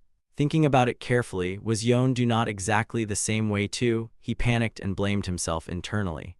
Soryang suddenly felt incredibly guilty. Suddenly, a loud voice called out from outside the door, "Young master, you must come outside immediately." Soryang asked back in confusion, "Did something happen, head steward?" The man scratched his head and stammered awkwardly, "Well, an uninvited guest has just appeared." Hearing that, he immediately asked again, "Who is it?" Scene transition outside. At that exact moment at the main gate of the Tang clan, someone leisurely nibbled on a pastry while calmly eating it. Beggar Emperor shook his head and sighed. "These kids work way too slowly." The area outside the tower remained completely silent. Suddenly, Soryang and Huion were seen sprinting outside at full speed. While running, she cheerfully called out, "Senior Beggar Emperor, it has been a long time since we last met. Has everyone been safe and sound?" Soryang stepped forward awkwardly and respectfully cupped his fists in greeting. "Senior, what kind wind brought you all the way to the Tang clan? Could it be the guards outside acted disrespectfully while receiving you?" The old man happily replied, "Nothing like that happened.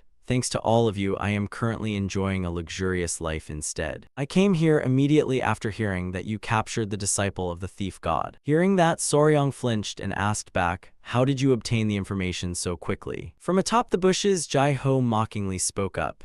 "Hey old man, how long are you planning to hide there? Did you not come here to bring your disciple home?" He gritted his teeth in frustration. A moment later, Jai-ho quickly moved down to where the three of them stood. Scratching his head awkwardly, he introduced himself. "This is my first time visiting this place, so I feel a little shy. It is an honor to meet you, young hero. I am the thief god, Gal Jai Hong." Soryang still looked confused and unable to process the situation.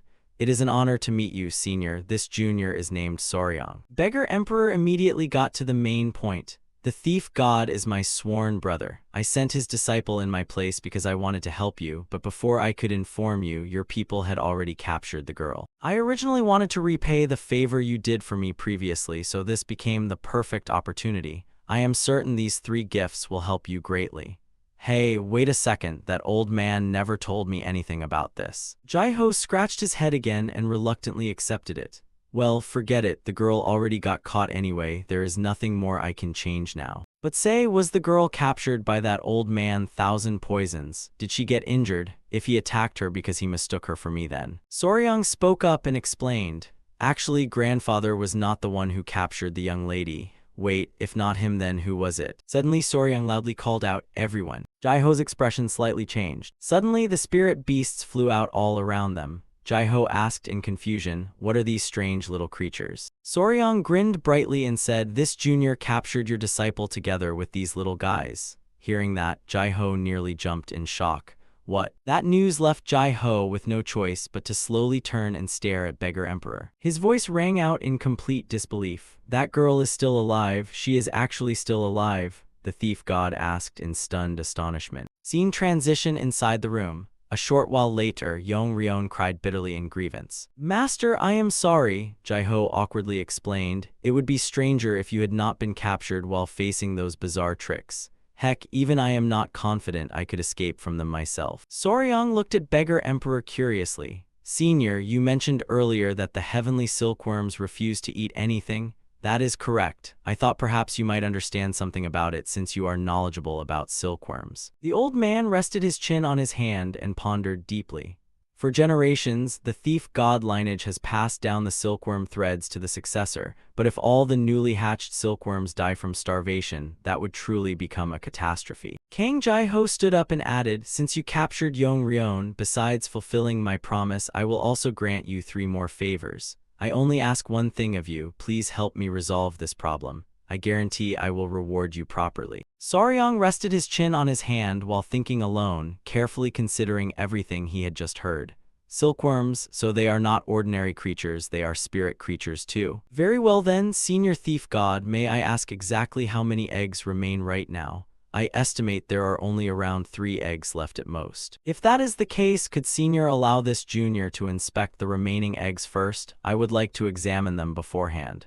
So you truly agree to help me? Yes, this junior will do his best to help senior fulfill your wish. However, this junior will take possession of all the celestial spider eggs. Hearing that, Jai-ho instantly flared up in anger. What nonsense are you talking about? You want me to hand over the celestial spider eggs to you? Exactly, did senior not promise to grant any request this junior makes? Beggar Emperor standing beside them immediately bared his teeth in a grin. He burst into hearty laughter. I heard rumors that you are obsessed with poisonous eggs, but this ambition of yours is truly no joke at all. Who would have thought the greatest thief in the Central Plains would one day get robbed in return like this? Jai-ho gritted his teeth and explained, are you messing with this old man right now? Without those eggs, how am I supposed to obtain what I need? As I already explained, they are extremely important to me. Soryang immediately changed his expression. This junior is completely serious, I am not joking at all. I do not know how much senior understands about celestial spiders and silkworms, but there is one obvious truth you are unintentionally overlooking. What truth? Let me hear it. Once silk extraction begins from the silkworms, they will definitely die. Silkworm cultivation has existed as a traditional profession since ancient times. Even after countless centuries, the techniques themselves have barely changed. Right before transforming into cocoons, the silkworms release silk from the silk glands beneath their mouths to wrap around their own bodies. The threads harvested from that process are what people call silk. However, to obtain those threads, people are forced to place the cocoons into boiling water and stir them around. During that process, the death of the silkworm inside is completely unavoidable. After hearing that, Jai-ho nodded and asked further, that is true, I also heard weavers mention this before. If they are not killed, there is no way to obtain the silk. So what exactly do you want me to do? The core problem is that only 3 eggs remain right now. Even if this junior finds a way to help the silkworms eat normally again, with only 3 of them, there is no guarantee we can harvest enough silk to weave a new thread, let alone leave behind a legacy for the next generation of the thief god lineage. In other words, the urgent matter right now is not immediately extracting silk, but carefully raising them until they transform into celestial spiders, then allowing them to reproduce and create more eggs. Those words caused Jai-ho to sink into serious thought. Indeed, that was absolutely true. Soryang excitedly continued speaking. Senior, have you ever heard the term specialist before? Specialist. It is a word created from the concepts of uniqueness, expertise, and family innovation. The term refers to a clan or individual who dedicates their entire life to researching one specific field until they reach the highest realm possible. Our Tang clan are specialists in poison and at the same time specialists in poisonous creatures as well. This junior confidently declares that across the entire Central Plains, we are the only people capable of carrying this responsibility. Yong-ryeon, sitting on the bed, quietly called out, "Master." He was still deeply lost in thought. I never expected this young hero to possess such determination and confidence. Jai-ho immediately asked once more, "Can you truly accomplish this?" But Soryang still maintained a firm attitude. Does Senior still doubt this junior? Afterward, he clasped both hands together respectfully. Soryang spoke with a completely serious voice. Please trust this matter to this junior. Scene transitioned to the guest room they had been discussing in earlier. Jai-ho pushed a mysterious wooden box forward. Here you go, these are the eggs of the silkworm species. The box sitting right before Soryang left him utterly shocked. This is unbelievable. Why is it so ridiculously huge? With an egg this massive, once it matures it will probably be as big as a human head. Jai-ho pointed at it and continued speaking. Very well, this time I will place my trust in you. The future fate of the thief god lineage is now practically resting in your hands.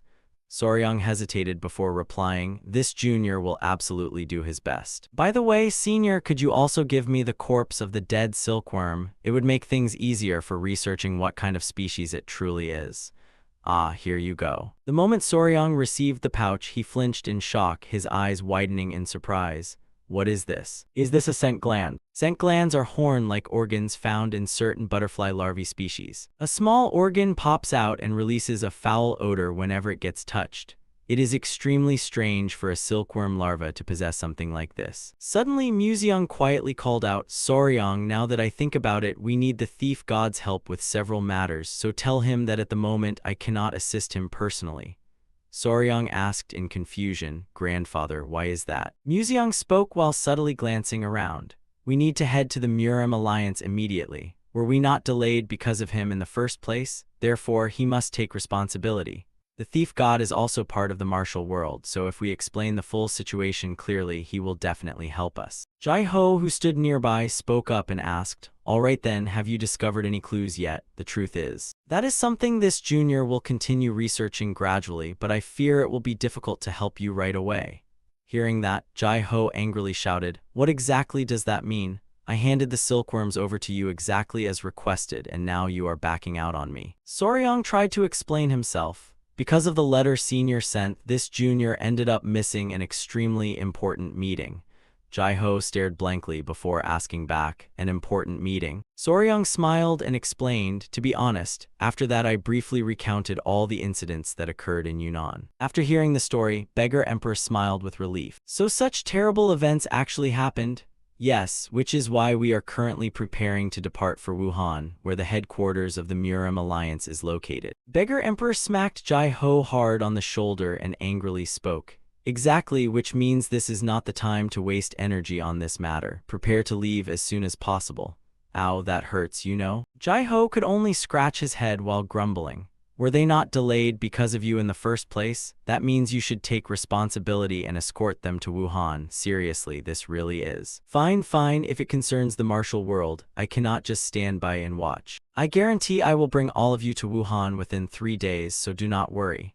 Only 3 days. Of course, did you think one of the 5 emperors only carried an empty title? I can easily carry someone like you there within such a short amount of time. Soryang hesitantly called out, Senior Thief God. It is not just this junior, Xiao Pio and Huiyan also need to come along as well. The moment they heard that, both women showed confused expressions. What? 3 people is pushing it too far already. If they were men, it would still be manageable, but carrying 2 women on my back is a bit much. Besides, Yong-ryeon has not reached the level where she can fly around while carrying 2 people yet. Xiao Pio, sitting nearby, angrily said, I do not even want that woman carrying me anyway, I can walk by myself. Yong-ryeon also spoke up, I already apologized for what happened that day, okay? She could not hold it in anymore and angrily shouted, and what exactly does your apology solve? Do you even know how humiliating it feels to get stripped naked? But nobody even saw anything though. You saw everything with your own eyes, did you not? Soryang quickly stepped in to stop them. All right, enough already, stop right there. Anyway, there are obvious limits to carrying people around, if only there were some other method. Suddenly, it seemed like he thought of something. If that is the case. Senior Thief God, do you happen to know about kite flying? Kite flying. Yes, a kite that is slightly larger and longer than usual. A little while later, Soryang looked incredibly excited about the new trick he had just invented. If we do it this way, nobody can complain anymore, right? The solution was to tie Sial Pio up with a rope and drag her around exactly like flying a kite. I shall name this technique Giant Centipede Flying Kite Carrying Style. This is simply the most efficient solution so all of us can travel together. Jaiho clicked his tongue and added, since the troublesome issue has been resolved, let us depart immediately. Huiyan hurriedly spoke up, wait a moment, Senior Thief God. But Soryang, are you really certain everything will be all right? I am a little worried about the children staying behind. He reassured her. Everything will be fine. Thanks to Senior Thief God's help, we saved an enormous amount of travel time, so we will definitely return in time for ice and snow's breeding season. Yondu, however, seemed completely emotionless, probably because it had not formed much attachment yet. But the biggest problem of all was naturally that little one over there, right? Soryang awkwardly pleaded, Yoa, you just need to endure for another 10 days. Dad will come back soon, all right. Jaiho merely watched the scene and already felt helpless. This situation truly was ridiculously troublesome. Suddenly, Yongryon came up with an idea. Young Master Soryang, please stop for a moment. Could you give me a piece of the string you used for flying the kite? Young Lady Yongryon. The little girl continued explaining, could you stretch your hand out for me a little? Yoa slowly extended its arm as well. Before long, Yongryon loudly announced, done. What exactly is this? Huiyan, standing nearby, excitedly spoke up. It is a red string. A red string. There is an ancient legend saying that if two people tie a red string around each other's ankles, they will never separate and will become soulmates forever. The little girl patiently continued explaining. Since we tied this string around both of your wrists, it can be considered a token of promise that you will definitely return. So, what do you think? Is this enough to let him leave now? Soryang stared blankly at Yoa in confusion. Suddenly, Yoa blushed bright red, making both of them instantly realize something at the same time. Jaiho, standing behind them, asked curiously, hey, does that creature not seem a little strange all of a sudden? Soryang stubbornly insisted, I already said that I truly treasure and care deeply about poisonous creatures. That part is absolutely true. But this is starting to go a little too far, you know. However, Yoa no longer had the mental capacity to listen to Soryang at all. It merely lowered its head shyly while blushing furiously. Soryang's face darkened. No way, right? Sial Pio suddenly interrupted and hurriedly urged them onward. All right already, let us depart.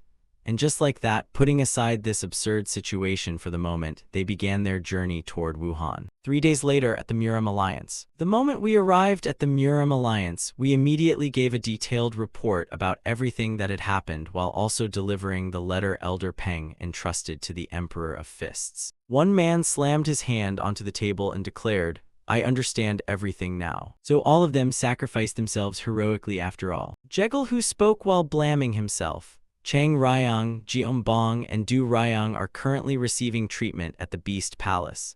I heard all three suffered severe injuries and require more than 3 months of secluded recovery. I should have dispatched far more experts from the start. All of this is my fault. Yoonghak seriously replied, this is not the time to assign blame. The Tang clan joining forces alongside the Beast Palace has strengthened the Muram alliance. Are these not all good pieces of news? Our only duty now is to make sure their sacrifice does not become meaningless. The Muram Alliance has once again received invaluable assistance from you. It seems I will need to prepare another reward for you soon. Soryang scratched his head awkwardly. It is nothing that important. As long as I can help the Muram Alliance, I am already satisfied. He spoke up again. You all must be exhausted after traveling such a long distance. Go and eat first. I will order the finest and most respectful hospitality to be prepared for all of you. Thank you very much, Senior Venerable Emperor. The sound of steady footsteps echoed nearby. Soryang cheerfully said, I was worried we might arrive too late, but thankfully everything went smoothly. Right, we also need to send a special envoy to Sichuan to announce that the Beast Palace has officially joined. Suddenly someone called out Huiyan's name. She flinched the moment she heard it. Standing before her was a handsome young man. She hesitated before speaking. Jai Ryang, it has been a long time. Huiyan. Huiyan quickly introduced them. Soryang, this is Earth Dragon, one of the 5 dragons and 3 phoenixes. Ryang, this is Soryang from the Beast Palace, and he is also my fiancé. It is an honor to meet you, young master. I am Jegal Yongchen, known by the title Ryang. Strategist Jegal Hu of the Muram Alliance is my uncle. Huiyan frowned slightly and curiously asked a few more questions. By the way, what wind brought you here? He replied. Actually, I have been very eager to hear news about Du Ryang, Chang Ryang, and Jihombong. Uncle mentioned earlier that Huiyan seems to have brought information about them. I cannot reveal too many details, but they are all still safe for now, so please do not worry too much. Ryang smiled faintly. I understand. Very well then, I shall take my leave here. And just like that, the two walked off in opposite directions. Let us go. Soryang, Senior Thief God, and Sial Pio are probably waiting for us already. Soryang's eyes darted around in confusion. What kind of weird atmosphere is going on here? They are not secretly in some complicated love triangle drama, are they? Under the bright golden afternoon sunlight, later on while everyone was eating at the guest hall. Inside the room, Jai Ho enthusiastically invited them. Come on, try some of this. This is Sheoxing liquor that has been aged for a full 10 years. Wait, was this also stolen? Of course. Did you really think a thief would spend money buying things? I will pass on that. Right at that moment, hurried footsteps suddenly echoed from outside. Young master. Seeing Gathu, Soryang immediately asked, Strategist, what happened? Why are you running here in such a panic? The man hurriedly spoke. Can you save him? What exactly do you need this junior to help with? My nephew Yongchen suddenly collapsed unconscious just moments ago. The instant they heard that, Huiyan and Soryang both froze in shock. Ryang, how could something like that happen? Jegal, who bitterly recounted the situation. I am not entirely certain what happened, but it seems somebody poisoned him. Scene transitioned to Ryang's resting chamber. Inside the guest residence of the Muram Alliance, eyes filled with pain stared at Yongchen. Huiyan forcefully pushed open the door and shouted, Iambong, Huiyan. Iambong could not hide her emotions and desperately pleaded, Please save Chang Ryang. Calm down first. Soryang stood there in confusion and asked, Chang Ryang? Huiyan explained further. Chang Ryang is the affectionate nickname Iambong uses for Ryang. Iambong is also one of the 5 dragons and 3 phoenixes, and she and Ryang are lovers as well. Let me first perform a basic examination of his condition. Soryang is knowledgeable about poisons too. Could you help me inspect him together? He quickly replied, Of course, Huiyan. Let us see now. Soryang stood beside them observing quietly while thinking to himself, ever since our first meeting, I already noticed his complexion was unnaturally pale. Even though he was poisoned, there are no obvious external signs visible at all. It seems he used pressure point techniques and opened his meridians to slow down the circulation of his blood. At first, I thought he merely had an ordinary illness, but even a divine physician specializing in poisons told me it looked like he had been poisoned. One Jiu, standing behind them, greeted politely. Young lady, it has been a long time. I am one Jiu. I wonder if you still remember me. She continued speaking. You are the divine physician from the main family whom the Muram Alliance sent earlier, correct? That is right. As someone from the Tang clan, after examining him, I can confirm that he has definitely been poisoned. Before using pressure point techniques, I noticed symptoms of stuttering speech and severe convulsions, but because my poison arts are still lacking, I could not determine what type of poison it was. That is enough information already. Let me personally inspect his pressure points. Huiyan immediately began examining the poison symptoms. She soon voiced her conclusion. Just as I suspected, he really was poisoned. Is this red mercury? Soryang silently speculated to himself. If it is red mercury, could it actually be mercury poison? Young lady Iambong, is there any possibility Ryang previously consumed medicine containing red mercury ingredients or used precious medicinal herbs over a long period of time? Absolutely not. At least from everything I know, definitely not. Huiyan also frowned in confusion. How strange, because it seems his body has been absorbing poison little by little over a very long period. Soryang rested his chin on his hand and thought deeply. Back when I studied poisons at the Tang clan, I heard about red mercury before. Red mercury is created by burning cinnabar, right? I also heard at the Namgung clan previously that cinnabar is what turns geckos red and dramatically increases their toxicity. Suddenly, something clicked inside his head. Wait a second, turning red. Could it be? Soryang turned and whispered quietly. Huiyan, I once learned at the Tang clan that the main ingredient of red mercury is cinnabar. If someone swallows cinnabar, the resulting toxicity will resemble red mercury poisoning, correct? That is correct. Since cinnabar is the primary ingredient of red mercury, it causes reactions almost identical to red mercury poisoning. The moment he finished asking, Soryang already seemed to have the answer, just as I thought. Did you discover some kind of clue already? He stood up and began explaining. Although things are still not completely clear yet, I think I finally understand who the real culprit is and where the true cause of all this originated. The instant Jegal heard that, he was completely shocked. Really? Huiyan quickly pressed him further. You already know who the culprit is. Who is it? Hurry and tell us immediately. Before revealing anything, Soryang calmly spoke up. Strategist, could you please ask everyone except yourself, Bong, and my companions to step outside for a moment? Jegal frowned suspiciously. Why? Is it because of the status of the person you are about to mention? It seems you are still too naive regarding the Murim world. You are a member of the Tang clan, and furthermore our Namgung clan will support you, so stop worrying and just say it already. Soryang awkwardly scratched his head. It is not like that. How should I put this? Doing that feels more like protecting the culprit's dignity somehow. Protecting the culprit's dignity? Are you trying to shield that person? Ah, young lady Bong, do you happen to have the lipstick case you are currently using?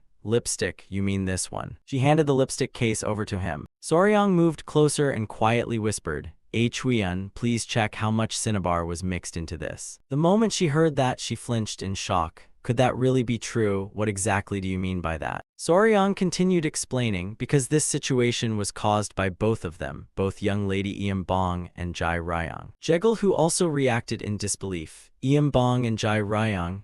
Bong, what exactly happened here? Bong clenched her fists tightly, feeling so wronged that her voice trembled.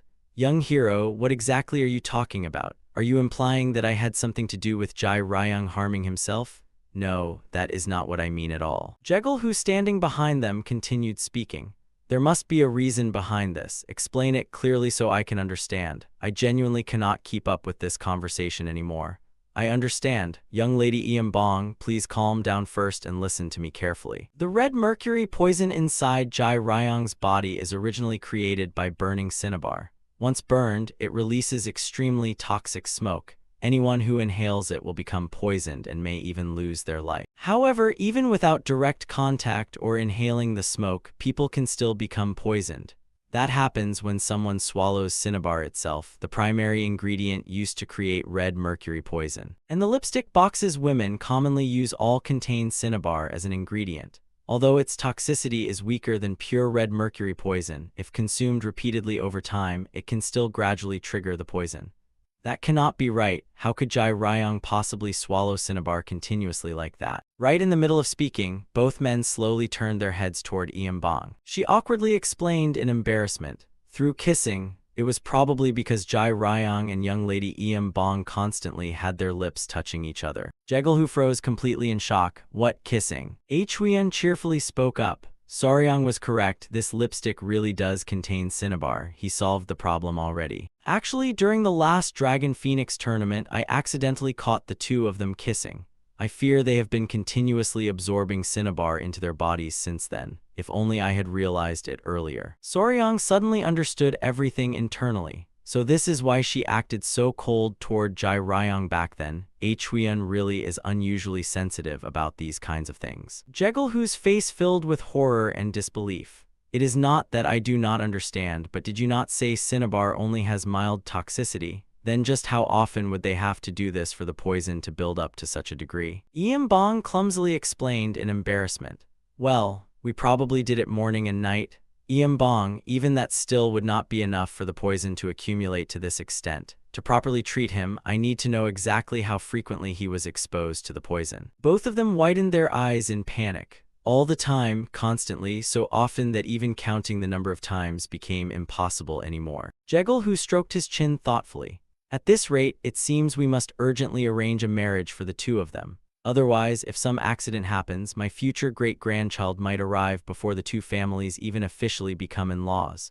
That is not what I meant. Aside from kissing, we absolutely never crossed the line even once. Jegal immediately asked back, and what exactly does crossing the line mean? Bong shyly tried to explain herself. That is not what happened. It was because she became so embarrassed she nearly exploded and directly charged at Yangchen to beat him up. Watching the entire scene unfold, Soryang could only force out an awkward laugh. It seems I managed to save one person, but another one looks like she is about to die from embarrassment instead. Young Lady Bong, please calm down first, otherwise you two might ascend to the heavens together at this rate. And just like that, the mysterious poisoning case was officially concluded, with the verdict of severe injury caused by excessive intimacy. The punishment for this couple was an immediate forced wedding ceremony. Scene transition, several days later, thanks to the help of the thief god, Jai Ryong quickly recovered and safely escorted my grandfather back as well. The 5 Venoms also arrived here extremely quickly. Thanks to that, Jai Ryong rapidly regained his health, while young Lady Bong also successfully expelled the red mercury poison from her body at the same time. Soryang cheerfully asked, "How does your body feel now?" "I feel much better already. Thank you so much, young hero. Without you, not only my life but even Bong would likely have been in danger as well. You truly are my great benefactor." Suddenly, a voice called out from outside, "Hey, Jai Ryong." A group of smiling people stood outside the door. The first person there was Kwon Ryong. Jeonbong and even Gungbong came too. Kwon Ryong spoke up with concern. "I heard the treatment was finally completed, so I purposely came here to check on your condition. Our little Byok-ho almost lost his life. As a good brother, how could I possibly not worry? So young hero little dragon of the Tang clan is here as well. It is an honor to meet you for the first time, Byok-ho." Jeonbong further explained, "That is Jai Ryong's new nickname. It is honestly hard to believe that someone praised as a dragon phoenix could be foolish enough to consume the cinnabar loved by geckos until his body ended up poisoned to this level." Jeonbong instantly blushed bright red and suddenly used her flute technique. The moment the 2 men heard it, they became dizzy. "Why does my head suddenly feel?" Soryang watched the scene in absolute horror. He stammered in confusion, "What just happened? Why did the 2 of them suddenly collapse asleep like that?" That is Bong's sound art. Her flute music transmits internal energy that vibrates the air itself, disrupting the opponent's true energy flow. It is a sound art capable of putting enemies to sleep or completely paralyzing their meridians. I merely taught those loose-tongued idiots a tiny lesson. So this is the martial art that completely surpassed the tiger wind roar technique from before, and it even hard counters it too. Bong lowered her head and quietly asked, "By the way, that cinnabar lipstick box is unusable now, right? Do not worry, I will buy you a brand new one made from roses instead." Suddenly Soryang's eyes sparkled brightly. "Young Lady Bong, if you do not mind, could this junior ask you for a favor later? I truly need assistance from young Lady Bong's martial art technique formula. Is it really that serious?" Yangchen glanced sideways and spoke, "Hey little brother, grabbing the hand of another man's woman without permission is a bit too much, you know. If that is the case." Soryang excitedly continued, "Then as repayment, I will personally create a type of lipstick that allows the 2 of you to kiss as much as you want without causing any harm anymore." The 2 of them instantly turned completely red in the face after hearing that. "We can freely kiss as much as we want." The couple immediately became extremely interested and tempted by Soryang's proposal. Scene transition outside, Huion shyly asked again, "Really? You are planning to create lipstick that allows people to comfortably kiss each other?" Soryang turned toward her and explained, "I already made an agreement that Bong would help us later when we hunt the strange fox demon in return. More accurately, it is not just a cinnabar container. It should be called an entirely new lipstick formula instead. It will not contain deadly toxins like red flower poison or mixed cinnabar at all. I plan to create a lipstick that is both beautiful and safe. Although it is not some miraculous healing medicine, it can still be considered a preventive spiritual remedy with useful effects." Huion frowned slightly and cautiously spoke up, "Well, it definitely sounds like something both of them desperately need right now." Soryang laughed and replied without hesitation, "Because feelings between men and women are not something people can suppress all the time." "But Soryang, this place is the Murim Alliance. How exactly are you planning to create lipstick here? As long as I have enough medicinal ingredients, I can make it. The strategist already permitted me to use the medicine hall anyway." After walking for a while, Soryang looked ahead and said, "We have arrived." The 2 of them slowly stopped in front of the medicine hall of the Murim Alliance. Afterward, both stepped inside and called out, "Is anyone here?" One Jiayu cheerfully greeted them. "Young lady, young master Soryang, what wind brought the 2 of you here?" Soryang casually replied, "I plan to make lipstick. Ah no, I mean prepare some spiritual medicine for Jai Ryong. One Jiao enthusiastically patted his chest. Then please tell me whatever ingredients you require, young master. I shall prepare them immediately. Soryang rested his chin on his hand and thought with half-closed eyes. Let me see now. Pearls and earthworms plus a little honey and cinnamon should be enough. Also lend me a mortar for grinding the ingredients too. Looking at those materials, it seems young master intends to make an external medicinal ointment, correct? Understood, please wait here for a moment. Huiyan widened her eyes suspiciously. Soryang, pearls and earthworms too, those ingredients are far stranger than I expected. Soryang explained each ingredient one by one. That is right, pearls will make the lipstick shimmer beautifully, while earthworm essence has excellent moisturizing properties. She covered her mouth and laughed softly. So basically, you are using Jai Ryong to cure Jai Ryong. Now that you put it that way, it really does sound exactly like that. One Jiao carried out a huge jar and loudly called, Young Master Soryang, here are the ingredients you requested. Thank you very much, one Jiao. Soryang hugged the jar and excitedly gestured toward Huiyan. All right, Huiyan, shall we go find the final ingredient now? Huiyan tilted her head curiously. The final ingredient? Soryang continued speaking. Because we are still missing the most important thing needed to create the lipstick's red color. She looked up at him excitedly and asked, Now that I think about it, have you figured out what to use yet? Ingredients capable of creating red color are extremely difficult to find. Safflower is not in season yet, and you definitely are not planning to use cinnabar again. The corner of Soryang's mouth curled upward confidently. Of course not. I will use cochineal. Huiyan asked back in surprise. Cochineal. His eyes sparkled brightly with confidence. That is the most suitable ingredient possible for an insect specialist like me. Solving every problem with insects, that is the true path of an insect master. Scene transitioned to dawn the following morning at the rear garden of the Murim Alliance. The two stood in the middle of the forest while searching all around them. She looked around before turning to ask, Soryang, does something called cochineal really exist in a place like this? Yes, although people here may call it by a different name. But suddenly Soryang froze in place. His eyes instantly widened as he shouted joyfully, Found it. This is it. I only see a withered tree that turned completely white. Huiyan, take a closer look at those little white spots. Huiyan carefully observed the tree. Then she awkwardly asked back, This is cochineal, the female of the scale insect species, also known by another name, mealybuck. Although on the outside they look like fluffy white cotton balls, inside they contain carminic acid that creates a vivid red color. The dye extracted from their bodily fluids is called cochineal color, an incredibly precious red coloring ingredient since ancient times. He continued explaining, as you can see, they usually cling together in clusters on tree branches like this. Some people even call them blood lumps. Hearing that, Huiyan shuddered and questioned him. Soryang, do not tell me you are seriously planning to make lipstick from these insects. Of course, I absolutely have to. Soryang crossed his arms while sinking into thought. Although the idea of putting insects onto someone's face might sound horrifying at first, these insects have been used for an incredibly long time. Even in my previous world, they were used in countless foods.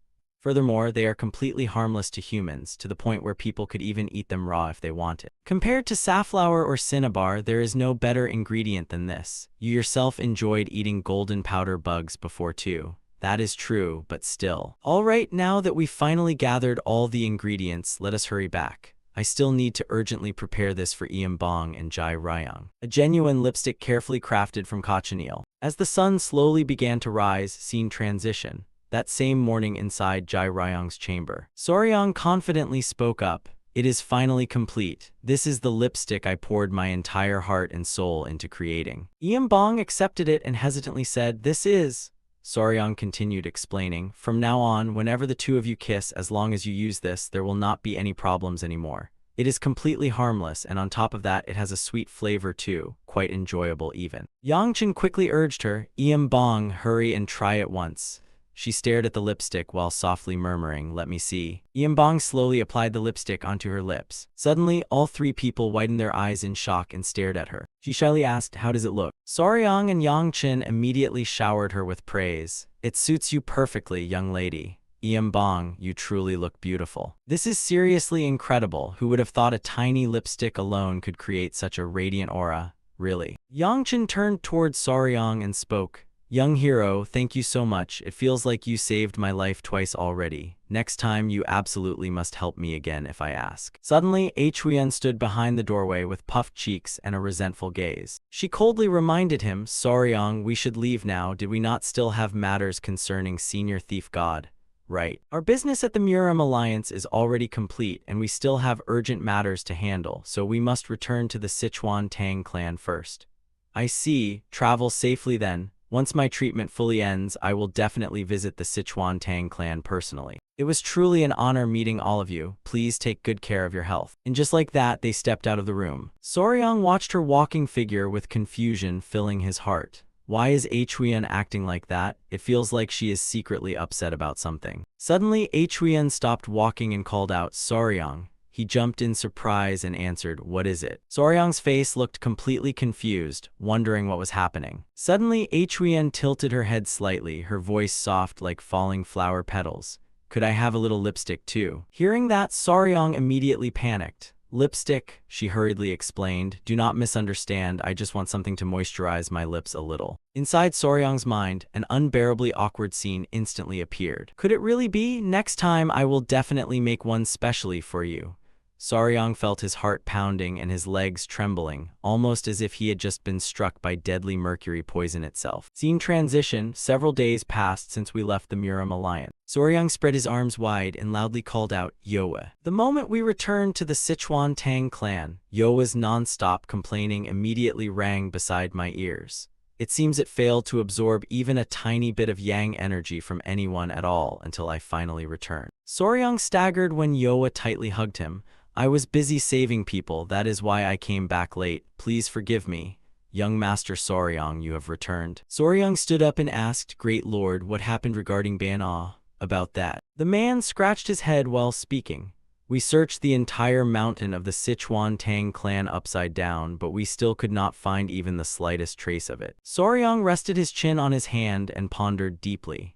Just like Xiao Pio said, perhaps it really is sleeping somewhere, but where exactly did it disappear to? Suddenly, the Great Lord's expression became slightly surprised as he hesitantly called out, Young Master Soryang. Everyone immediately gathered around in worry. Soryang. Brother Soryang, what suddenly happened to you? Someone screamed loudly, quickly call a physician here right now. Soryang's eyes suddenly widened. This feeling is. It felt as though an enormous flame erupted violently, burning down an entire forest. In the middle of the sea of flames, a beast still stood firmly without moving. The entire group froze in shock as his body began undergoing changes. Beast heart. Drops of blood suddenly splattered onto the ground. Everyone around him instantly panicked. Soryang stared in shock at the blood flowing down from his nose. Xiao Pio quickly supported him. Soryang, what suddenly happened to you? Huyen also anxiously spoke up.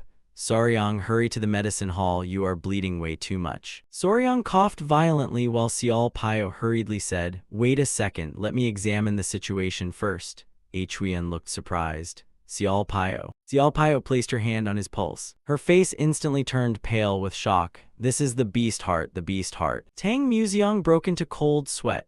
You mean the same thing that caused Soryang to collapse unconscious back when Soryang transformed into the flying centipede? She answered immediately. That is right, there is absolutely no mistake. Tang Museong frowned in confusion. But why would the beast heart suddenly activate now? What exactly happened? Xiao Pio also looked uncertain. Although I still do not know the exact reason, this is definitely backlash caused by the beast heart. Soryang felt unbearably hot inside, to the point where it almost seemed like smoke was coming out of his breath. He collapsed in agony while Duongvo Tin panicked. Soryang. Huyen supported him and laid his head onto her lap. Soryang fainted because of the beast heart again. Do you know anything about this? Xiao Pio looked towards Soryang with deep unease in her eyes. Unlike last time, this does not seem to be caused by Soryang. I cannot sense even the slightest beast heart aura coming from Soryang's body. Huyen also looked anxious.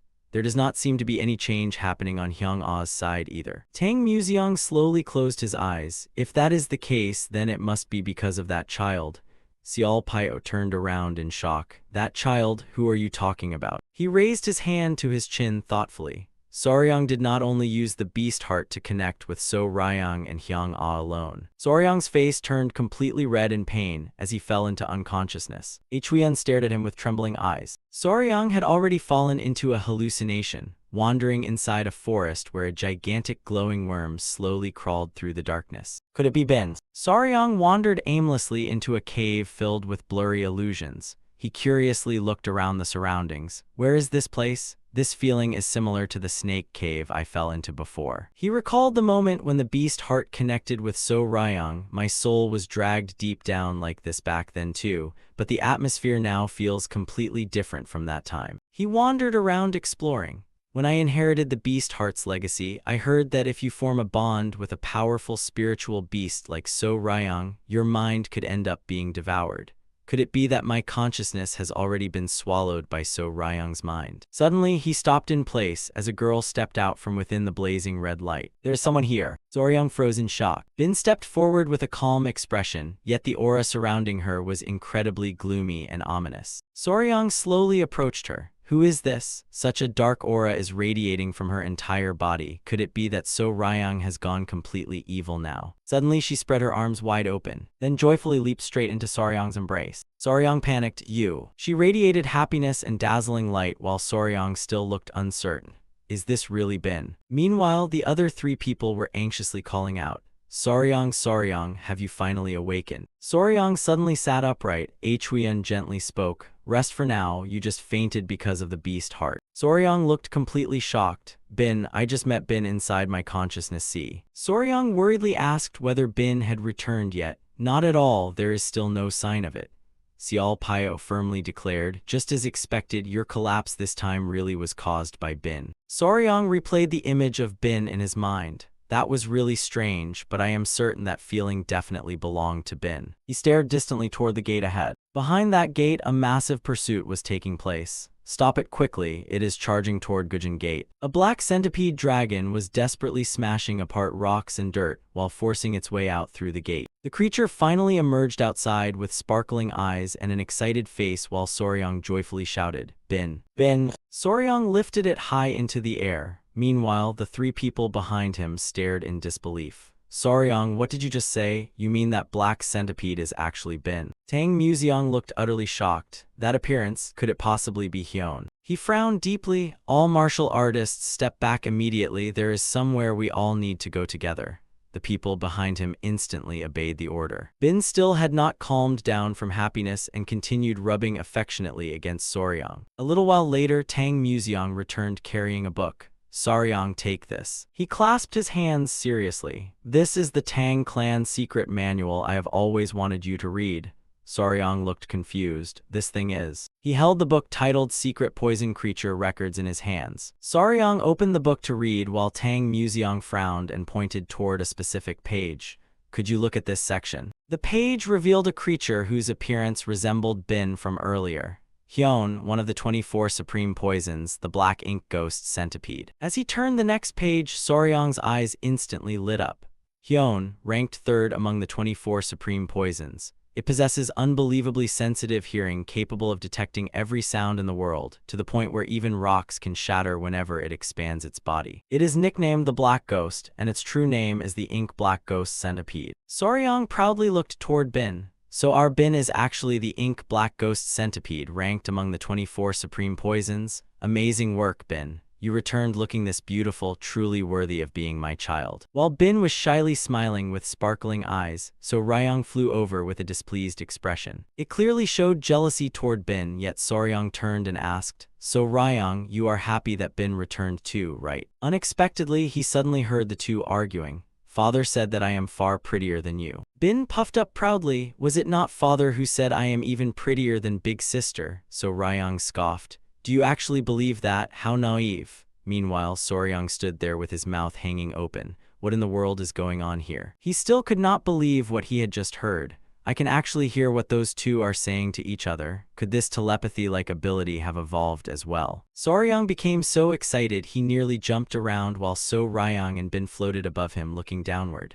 Father. The two proudly showed themselves off. Between the two of us, who is prettier? Soryang awkwardly tried to dodge the question.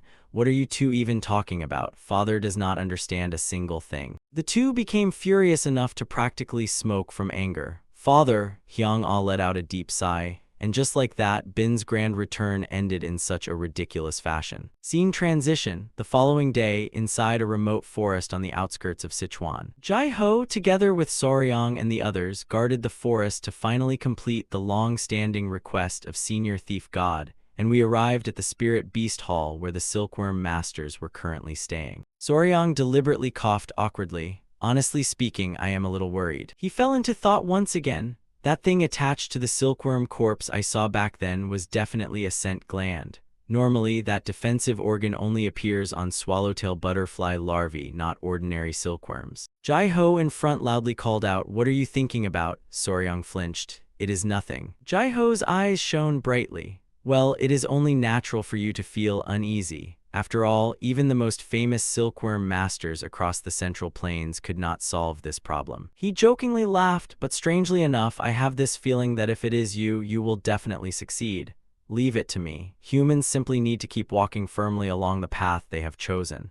Soryang respectfully replied, "This junior understands, Senior Thief God." While walking, Soryang continued thinking. That is right, first I need to slowly examine every step of the problem before me. There is a saying, a journey of 10,000 miles begins with a single step. Jai-ho suddenly stopped in his track. He pointed toward a simple house. This is the place. Soryang pressed his lips together in anticipation. All right then, if that is the case. His face suddenly brightened with excitement. Let us go inside and take a look. He pushed open the door and stepped inside. Excuse my rudeness, let us simply follow the natural flow of things. Time rewound through Jai-ho's memories as his hand slammed heavily onto the table.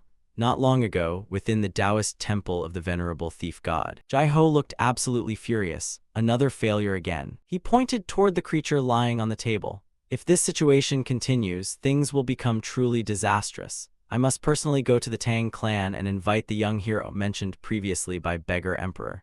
My apologies everyone, but please remain here and continue your research for a while longer. Beak-ga carried a basket full of leaves and respectfully answered, "We obey your command." Senior Thief God, people throughout the martial world always say that anyone who devotes themselves to serving the earth-stealing thief god will receive rare treasures worth many times more than their efforts. That reputation has long spread throughout the artisan circles of Jianghu. The man standing beside him showed absolute determination, yet repeated failures clung to them like a cursed shadow, even though they were masters who had devoted their entire lives to the art of silkworm breeding. This was no longer a simple request for help, it had become a brutal challenge tied to their honor itself. The three men burned with united fighting spirit. Everyone, hold firmly onto your faith. This time we will absolutely succeed. The fire of passion once again ignited fiercely within their hearts. Afterward, Jai-ho led everyone to the house, but the moment they arrived, all of them were shocked. And precisely at that moment, Soryang stepped inside and saw members of the Peng clan together with two others absent-mindedly chewing leaves from baskets like completely broken people. The instant Soryang pushed open the doors of the Taoist temple, the only thing before his eyes were the miserable appearances of the exhausted artisans, shriveled up like piles of white ash. Beak-ga's eyes widened in shock. "So you have finally arrived, Senior Thief God. Are you truly the talented young hero that Senior has spoken about all this time?" Jai-ho anxiously asked. "Can all of you even continue holding on any longer?" Beak-ga stood properly and respectfully greeted him. "It is an honor to meet you. I am Beak-ga." Soryang clasped his hands politely. "And this one is called Soryang." Soryang felt slightly frightened seeing the deep dark circles around Beak-ga's eyes. "Everyone's condition looks absolutely terrible. It seems you all forgot to rest for many days already."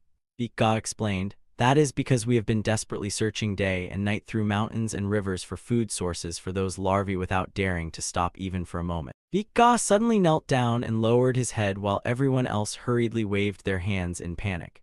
"We earnestly beg young hero to help us. You are said to be the greatest insect master in all the Central Plains. Please help release us from the frustration weighing heavily on our hearts for so long." Soryang turned pale after hearing that. "The frustration everyone speaks of? Please stand up first. I will do everything I can to examine the situation carefully." Soryang calmed himself down. "First, could everyone list for me exactly what foods you have already tried feeding them?" Beak-ga suddenly looked alert again.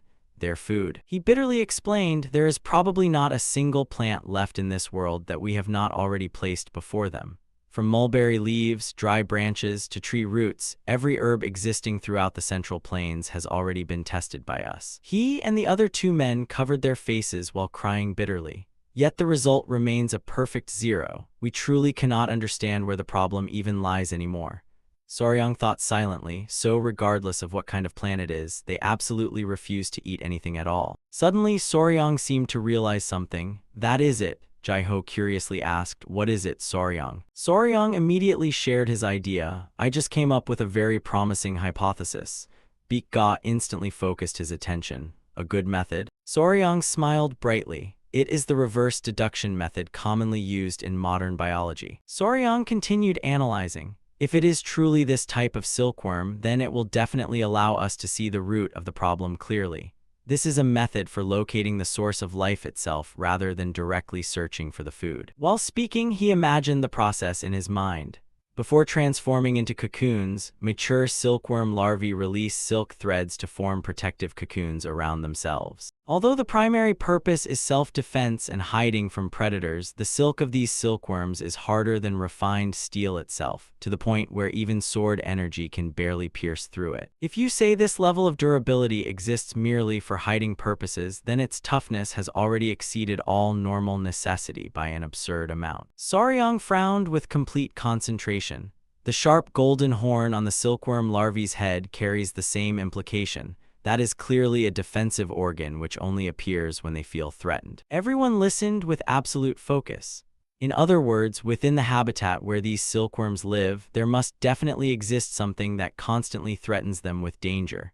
Once we accurately identify the source of that threat, discovering their food source will become incredibly simple. Beak-ga looked as if enlightenment had struck him. That is correct. Young Hero's analysis truly makes perfect sense. Logically speaking, the place they choose to form cocoons must certainly be the location with the richest supply of food. Soryang's face brightened with excitement. Senior Thief God, do you know where these celestial silkworms were originally discovered? Jai-ho seemed hesitant regarding that matter. He explained further. It was within a dangerous rocky mountain region filled with sharp stone formations called the Crimson Stone Forest. I personally traveled there before hopping to find more of their eggs. However, all I managed to collect were empty cocoons and at best a few scattered silkworm eggs. I never once saw a mature silkworm with my own eyes, nor did I encounter any major threats there. The place was merely a barren mountain wasteland so lifeless that not even a single blade of grass could survive. Hearing his words, Yongryon subconsciously glanced down at the cloth wrapped around her hand while Jai-ho continued. I used those abandoned cocoons I gathered back then to create the celestial silkworm thread I currently use. Soryang immediately understood. If that is truly the case, then we can already confirm it. The simultaneous existence of both cocoons and eggs there proves that place is definitely their habitat. Jai-ho continued speaking. To be even more certain, I think we should personally go there and verify it ourselves. If young Hero has already made up his mind like that, then I fully agree. Jai-ho secretly glanced toward the three craftsmen. As for these weavers, what should I do with them? If they still have value, I will keep them here, otherwise I will immediately send them home. Soryang offered his opinion. They have already suffered enough hardships. Why not simply let them return home? I alone am more than enough to handle the rest. Jai-ho handed over a large pouch of silver. Take this, it is merely a small token of my gratitude. Thank you all for accompanying my selfish request all this time. The three men panicked and waved their hands. Senior. They accepted the money pouch while tears streamed down their faces. No, we are the ones who should apologize for being unable to help you at all. We truly thank you from the bottom of our hearts. Senior. Soryang smiled in satisfaction. I honestly thought Senior Thief God had kidnapped all of you here by force. Yet for grown men, why are you all crying like this? Judging from their expressions, it seems he treated them extremely kindly during all this time. Jai-ho finished settling everything. All right then, Soryang, let us depart. Soryang quickly waved his hands, but before leaving, he cautiously asked, is this Crimson Stone Forest located very far away from here? Jai-ho looked puzzled. Why ask something like that? Soryang awkwardly explained, the thing is, if the destination is too far away, I am worried Soryang will not allow me to go. Jai-ho slowly nodded. I see now. He suggested then we should return to the Tang clan first and ask for permission properly. I also need to inform that old man about this matter. "Ah no, I mean report it to the 10,000 poisons." Soryang laughed loudly. "Yes, I understand." Just as everyone was discussing their departure, Beak Ga suddenly called out, "Wait a moment, please stop." "Young hero," the craftsman beside him loudly said, "could you perhaps allow us to examine that silk thread for a moment?" Soryang looked confused. "Why do all of you want to inspect this silk thread?" The three craftsmen widened their eyes in amazement. Heavens above! The three men could hardly believe their own eyes. It is both slender and lightweight, yet unbelievably durable, and on top of that it possesses extraordinary elasticity. This thread is honestly even more brilliant and lustrous than the finest premium silks woven from 7 or 8 ordinary layers of thread. Throughout our entire lives in this profession, we have never personally witnessed silk this perfect. Beak Ga urgently asked, "Young hero, what exactly is this thread?" Soryang awkwardly hesitated. To be honest, explaining that this silk comes from one of the 10 great poisonous creatures currently being raised would probably be rather difficult to properly explain. Beak Ga hurriedly grabbed onto Soryang's sleeve. With eyes filled with longing, Beak Ga earnestly pleaded, "Young hero, please show us mercy and allow us to use these threads to weave silk fabric." Soryang froze in shock. "Silk fabric?" Beak Ga firmly declared. "Absolutely. It will certainly become the most exquisite silk in existence, something unmatched by anything else in this world." Beak Ga sincerely confessed, "I have devoted more than half a century to the art of weaving. If I encounter supreme quality thread like this yet die before weaving it into fabric even once, then even if I descend into the Yellow Springs, I will never be able to rest in peace." Another craftsman standing nearby also agreed. "That is right, we are willing to risk even the lives senior thief God saved, all for the chance to personally weave it ourselves." Soryang awkwardly smiled. "You people really are." Looking at the excitement in the craftsman's eyes, Soryang silently understood. "I get it now, they feel exactly the same way I do. Those are the eyes of people utterly obsessed with their craft." Soryang happily agreed. "Very well then. But in exchange, you must promise to weave the most magnificent and supreme silk under heaven." "We are deeply grateful, young hero." Outside, Soryang and Bin happily played around while Beak Ga rejoiced excitedly. "We swear upon our lives that we will fulfill this wish." And so the story continued. Together, we began the journey back to the Tang clan, accompanied by those 3 talented weaving masters. Everyone had already gathered before the hall of the Tang clan leader when Sichuan arrived riding Bin, leaving everyone utterly shocked. Jialsin joyfully came forward to greet them. "Soryang, you even brought silk weavers back with you this time?" Soryang respectfully replied, "Yes, because they deeply wish to weave using Yowa's silk thread. Please consider allowing them to do so." The madam also looked delighted. "If they truly are veteran weaving masters, then are they not rare talents within the industry?" Jialsin also agreed. "The madam speaks correctly. I thought my son-in-law only possessed talent for taming poisonous creatures, yet who would have imagined he is equally gifted at recruiting talented people too." The 3 weavers trembled in fear. "Young hero, beneath your feet there is a spider. What kind of terrifying monster is that?" Soryang lightly laughed. "There are no monsters here. Yowa is merely a special spider species known as the human-faced spider." Soryang chuckled softly. "It can understand human speech, and if you need silk, it will provide as much as you want. Right, Yowa?" Yowa angrily turned its face away, leaving Soryang embarrassed. Well, the madam hurriedly stepped forward to smooth things over. "It seems Yowa is unhappy because it just returned only to immediately prepare for another journey, not to mention having to continuously spin silk for complete strangers too, right?" Soryang coaxed it gently while it still sulked. "Yowa, please do this for my sake just this once, alright?" Soryang sighed internally. "Looks like this situation will be rather difficult to handle." Then again, that is not surprising. While I was away, Yowa refused to accept yang energy from anyone else at all. His words suddenly caused Yowa to freeze in place. "I understand now, Yowa." Soryang continued sweet-talking it. "If Yowa obediently spins silk to help them." He confidently pointed forward. "Then I promise I will absolutely bring Yowa along on the upcoming journey too." Yowa's eyes instantly widened after hearing that. Soryang closed his eyes in satisfaction. "Good then." Chuan looked at Yowa and explained, "That expression clearly means it is saying everyone can leave the silk spinning completely to it." "Wonderful." Meanwhile, Soryang quietly grinned to himself. Looks like the negotiation ended in perfect success. The 3 weavers nervously stood there timidly. "About this, young hero," Soryang turned around, "is there another problem?" Beak Ga looked toward the thread wrapped around Chuan's wrist. "This humble one dares to ask, could the thread wrapped around young lady Yowa's wrist possibly be the same kind as the thread young hero is holding?" Soryang answered, "That is correct. I merely wrapped it there as proof of a promise." The 3 craftsmen immediately whispered among themselves. A promise, you see. I told you my judgment was not wrong. Ga cleared his throat and adjusted his tone. He cupped his hands respectfully. We will always respect every decision and preference of young hero. His next words left Soryang utterly confused. Every person has different tastes, and that is precisely what creates diversity in this world. Isn't that right? Soryang hurriedly waved his hands.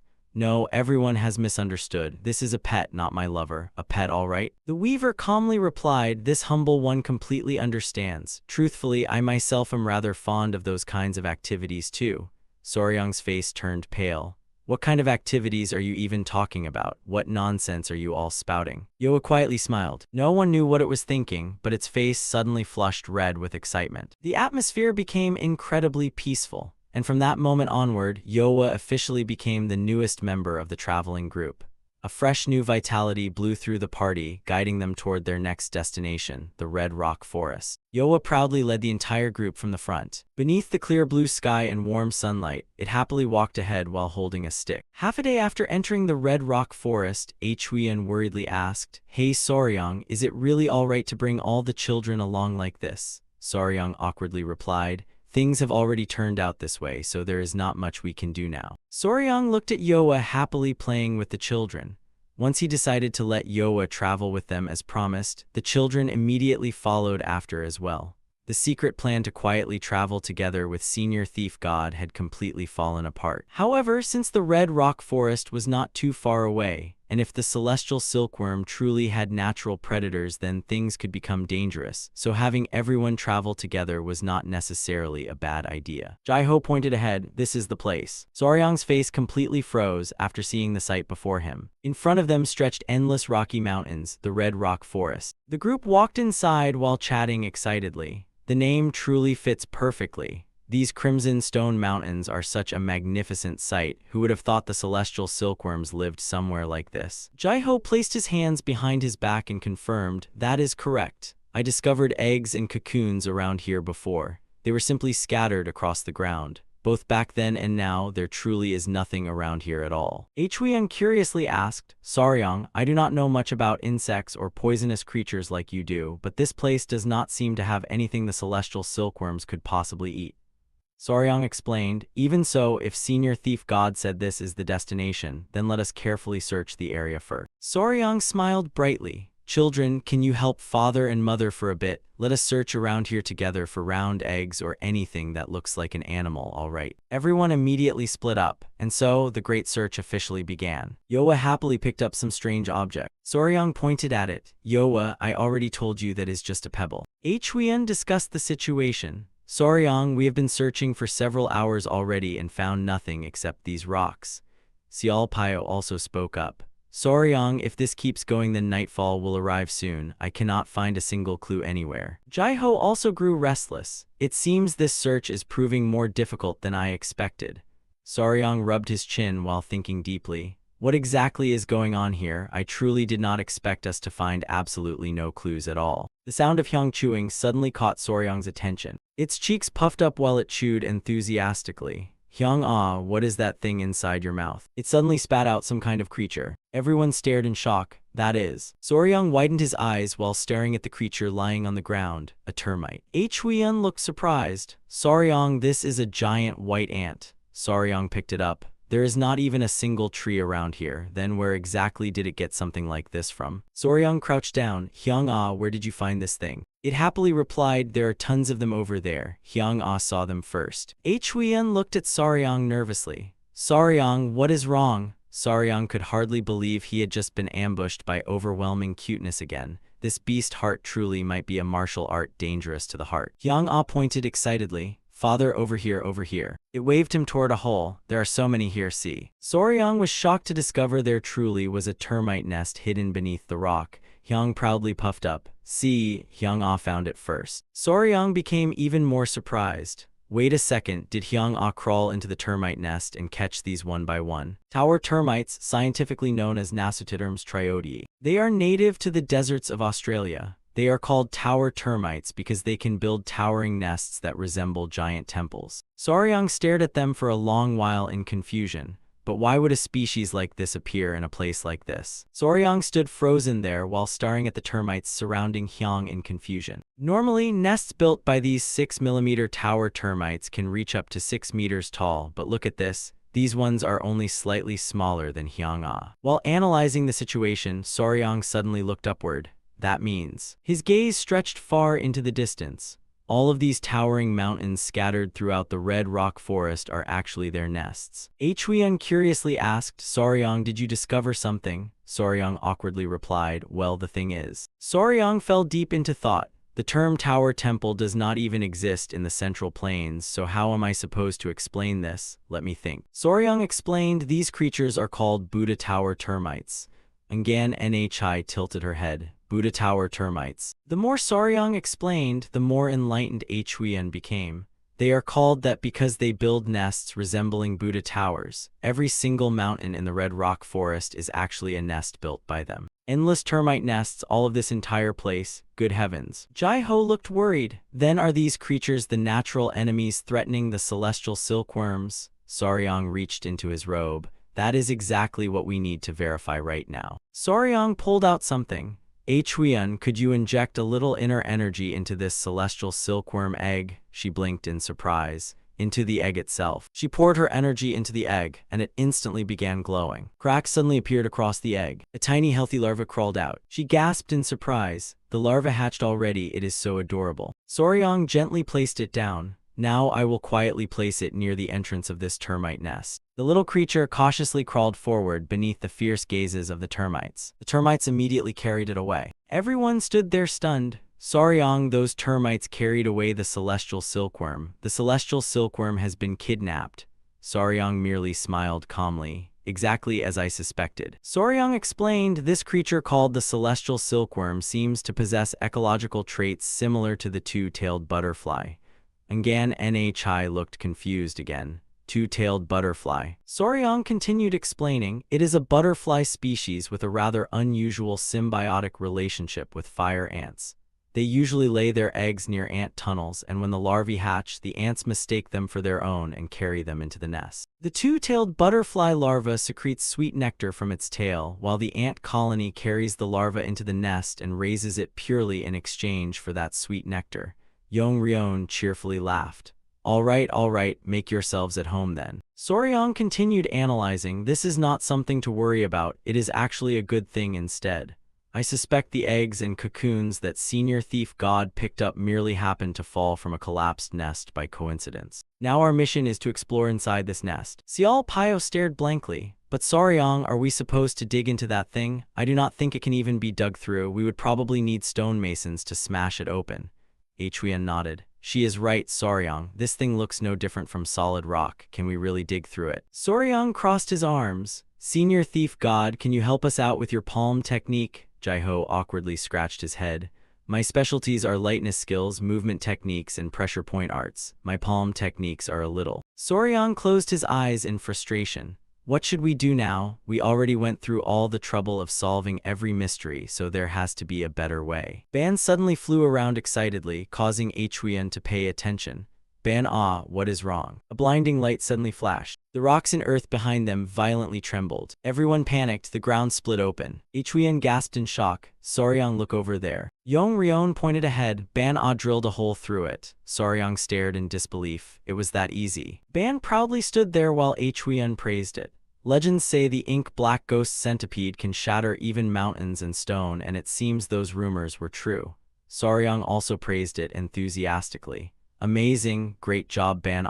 Jai-Ho inspected the opening. This gap is wide enough for us to crawl through. This nest seems much deeper than I originally imagined. Everyone entered inside. All right then, let us head in together now. The group steadily walked deeper inside. The interior space was incredibly vast. Huiyan looked delighted. There are glowing mushrooms scattered everywhere. Soryang guessed, those are probably food for the termites because not every termite species survives solely by chewing wood. Soryang noticed a dazzling light coming from the corner of the cave. Huiyan loudly shouted, we found them. Jai-Ho froze in total shock. These are all celestial silkworm cocoons. Soryang was equally stunned. There must be dozens of them. Soryang rejoiced, "Senior thief god, with this many we will not need to worry about celestial silkworms for a very long time."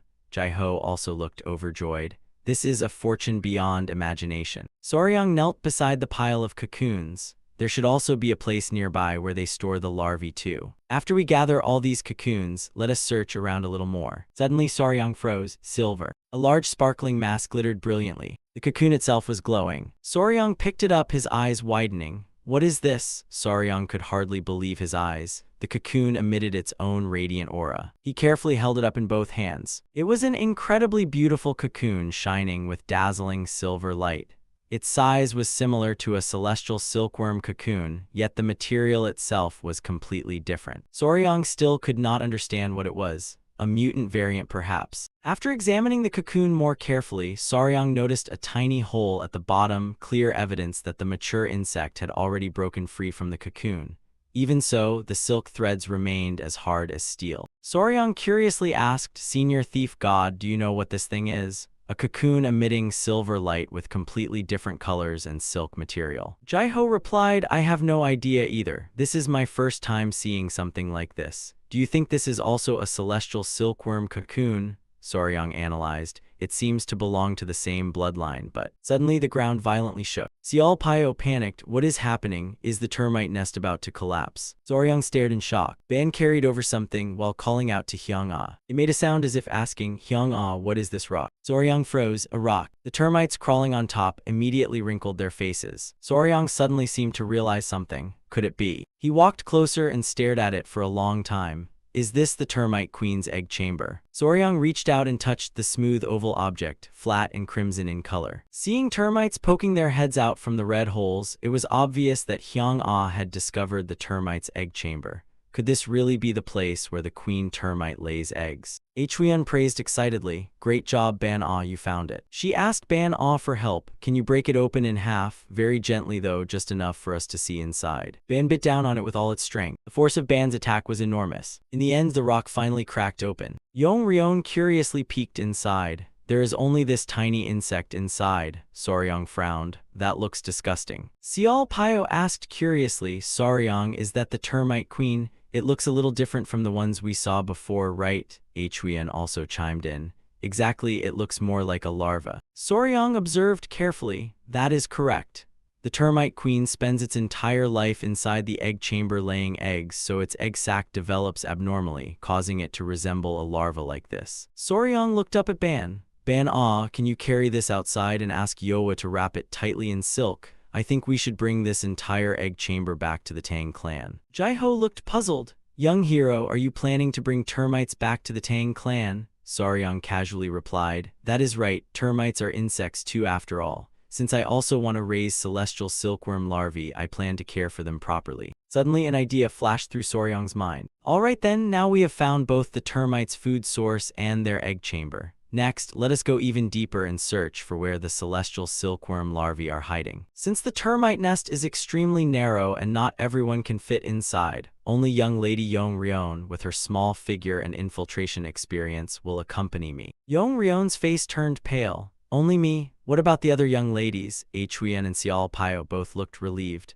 "Thank goodness." Soryang explained. "With their clothing, it would be difficult for them to crawl inside. Do not worry too much. Hyung-ah already chased all the termites away, so things should remain safe for now." Soryang cheerfully wrapped an arm around Yong-ryeon's shoulder. "Come on, becoming the future thief god means enduring situations like this, right?" The little girl trembled angrily. "Damn it." The two of them crawled through the nest together. And so, after traveling for quite a while with young lady Yong-ryeon tearfully whimpering beside him, they continued deeper into the termite nest. Soryang felt as though his horizons had suddenly expanded. The sight before them was truly magnificent. They had entered what looked like a food storage area, specifically a mushroom cultivation chamber. Yong-ryeon fearfully pointed ahead. "Young hero Soryang over there." Soryang looked shocked. "We found it." Yong-ryeon curiously asked, "Is that tiny creature eating termite larvae?" Soryang replied, "Normally they exchange nutrients with each other, but when nutrients become scarce, they sometimes even eat termite larvae like this." Seeing bite marks on the surrounding mushrooms, Soryang wondered, could it be that after finishing the larvae, it also devours the mushrooms as well? Yong-ryeon looked enlightened. so that is how it works. Soryang sighed heavily. Now that I think about it, this is actually a huge problem. Yongryon looked surprised. Why is that? Soryang began connecting the clues together while thinking deeply. If a larva immediately starts eating termite larvae as soon as it hatches, then before the termite colony we bring back can reproduce and cultivate enough mushrooms, we definitely will not be able to satisfy this creature's appetite. Soryang pondered for a very long time. The voices of the two echoed from inside the cave. I think we still cannot bring them away for now. Huiyan anxiously rushed over when the two emerged. Soryang. She urgently asked, what about the celestial silkworm larvae? Soryang hesitated. We did find them, but… Soryang began organizing the situation in his mind before explaining everything to everyone. Although it is rather unfortunate, since we first need to stabilize the termites to create a cultivation environment for the celestial silkworms, we decided to raise the remaining 2 eggs together with this new colony. Soryang turned around to leave but still glanced back one more time. Soryang quietly thought to himself, returning 1 egg back to nature may not be a bad idea after all, but the remaining 2 eggs absolutely must become 1 male and 1 female. Everyone finally started heading back, pushing aside their lingering regrets. Together, they returned to the Tang clan. Sunlight streamed through the trees. Several days later, in the mountains behind the Tang clan, the group returned to the termite nest once again. Soryang smiled brightly. The termite colony we brought back has already been buried in the mountain behind the Tang clan. In a place filled with dead trees and withered plants, a termite nest was created within just a few short days. To help the termites grow more efficiently, we also asked the members of the 5 Venoms sect to cultivate more mushrooms. As long as they have an abundant food source, their population growth will no longer be a problem. These termites will also digest the dead trees around them, making the soil much more fertile. Afterward, we can use this land to grow medicinal herbs and they should flourish wonderfully. We truly killed 2 birds with 1 stone. Actually no, make that 3 birds instead. Jai-Ho shared his thoughts. Thanks to everyone's efforts, we managed to discover this many celestial silkworm cocoons. Once the craftsmen from the Hidden Weapons Hall finish weaving the fabric, Jai-Ho firmly declared, I will begin creating new silk threads from the celestial silkworm cocoons. Until then, Yongryon and I will remain here at the Tang clan. Soryang gratefully replied, I truly do not know how I could ever fully express my gratitude to everyone. Jai-Ho modestly responded, it is nothing special. This was only possible because of everyone's hard work and effort. Soryang awkwardly continued, about that. As soon as I returned to the Tang clan, I immediately examined it. If we soak the cocoon in water, peel away the outer layer and reshape it, we can see its original form. At first, I thought it might be some kind of mutant species, but when comparing it to ordinary celestial silkworm cocoons, the only difference seems to be the color.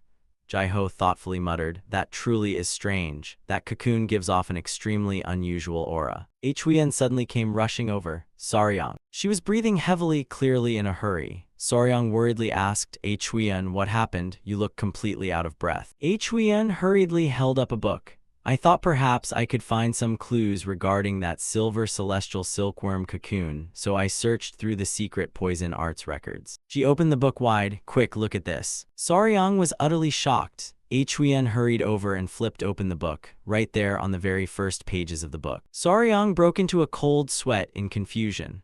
One of the 10 great venomous insects appeared right before their eyes, the silver moth. The scene looked like some kind of insect breeding hall as the instructor passionately lectured. Today we shall observe the cutest insect in the entire world, a moth. The people below immediately burst into chatter. A moth is cute. This guy has clearly suffered chi deviation again. Brother, this man seriously needs a few years in the military for discipline. What a hopeless case. I always hear comments like these whenever I introduce moths on my program. The instructor pulled away the cloth covering the cage, but that is only before people witness the true appearance of a moth. Now then, please admire this tiny little creature first before speaking. An adorable creature appeared, causing everyone to gasp in surprise. What is this? How should one describe it? Its antennae resembled rabbit ears, its body and 6 legs were covered in soft fluffy fur, and it possessed a pair of large sparkling eyes. It flew right in front of the instructor. Although few people recognize just how cute they are, moths absolutely stand at the peak of all insects in terms of adorableness. I did not notice because of the wings, but its face really is cute. Honestly, not bad at all. Soryang slowly raised his eyes, but cold sweat still dripped down as he stared at the book. A species of moth had actually entered the ranks of the 10 great venomous creatures. A dazzling silver-winged moth, a species whose entire body shimmered with radiant silver light. Normally, it was only about half a palm in size, but once it spread its wings, the span could reach nearly 3 meters. The more Soryang read, the more excited he became. Its nature is normally gentle, but once it senses danger, it releases silver scales. Anyone who touches or inhales the powder will itch, rot apart, and eventually die. Indeed, it was a creature far more terrifying than its appearance suggested. Huiyan closed the book and asked, "What do you think, Soryang? Do you think this record makes sense?" Soryang hesitated. "I cannot say with complete certainty, but..." He continued, "All signs indicate that the celestial silkworm seems to be undergoing evolution into one of the 10 great venomous creatures, the silverwing silk moth." Jai-ho stood there with his mouth hanging open. Evolution? Soryang showed off his knowledge. Wasn't So Ryang and Bana originally a blue-spotted centipede as well? Yet they evolved into a flying centipede and an umbral spirit centipede. The heavenly silkworm is no exception either. Depending on the environment and conditions, they can evolve into a silverwing silk moth. Jai-ho also became curious. "Just looking at those two alone, your reasoning is incredibly convincing. But how exactly are you planning to discover a method to help it evolve?" Soryang suddenly grinned. "I already have the perfect plan." He called out toward Bana, who was playing in the distance. "Bana." Soryang shamelessly flattered it. "I need to ask you something. Can you tell me where you became this beautiful?" Bana lay down while thinking deeply about it. It then guided everyone toward a place deep within the dense forest. The group followed along according to Bana's directions. Thus, Bana led them to a place none of them expected at all. It stopped at a vast area where the ground was cracked apart. "This place," Jai-ho muttered in realization. "So this is the 10,000 Serpents Cave where young hero Soryang fell before." "That's right." Soryang recalled the horrifying memory. "This is exactly where I fell during my fierce battle against the blood cult elder." Jai-ho nodded in satisfaction. Who would have thought Bana would wander all the way here? Soryang, however, sensed something strange. "But the aura here feels completely different from last time. I cannot sense even the slightest trace of yin energy anymore." Bana suddenly gave off a signal. It excitedly reenacted the appearance it had when transforming into a girl. "As for the yin energy, I already gobbled all of it up." Soryang was stunned. "Gobble it all up, even the yin energy?" Bana innocently replied. "Yep, then my body turned pitch black and swelled up like this." He fell into deep thought once again. So Ryang evolved after devouring the inner core of the flying serpent, while Bana evolved by absorbing the yin energy accumulated inside the 10,000 serpent cave. In that case, when the heavenly silkworm prepares to evolve into a silverwing silk moth, could it also need to consume something? "I must have overlooked something. I should probably return to the forest and inspect the termite nest one more time. For now, let us head back to the Tang clan first." Soryang and Huiyan were walking through the Tang clan grounds. Tang Muxiang stood there watching the two of them. He stepped closer with concern. "What is with that expression, Soryang?" The boy awkwardly smiled. "Grandfather." Soryang straightened his posture. "Your grandson was just about to pay respects to father-in-law, but what exactly is this?" "This," Tang Muxiang held out a wrapped bundle. "It is the thing you brought back from the forest." His tone suddenly became serious. "Soryang, you have discovered quite a remarkable treasure." "A treasure?" He unwrapped it. "I am referring to this spiritual herb." He carefully evaluated it. Although its quality is even lower than inferior-grade lingjai, it still qualifies as a spiritual herb. It seems to contain a faint trace of heaven and earth spiritual energy within it.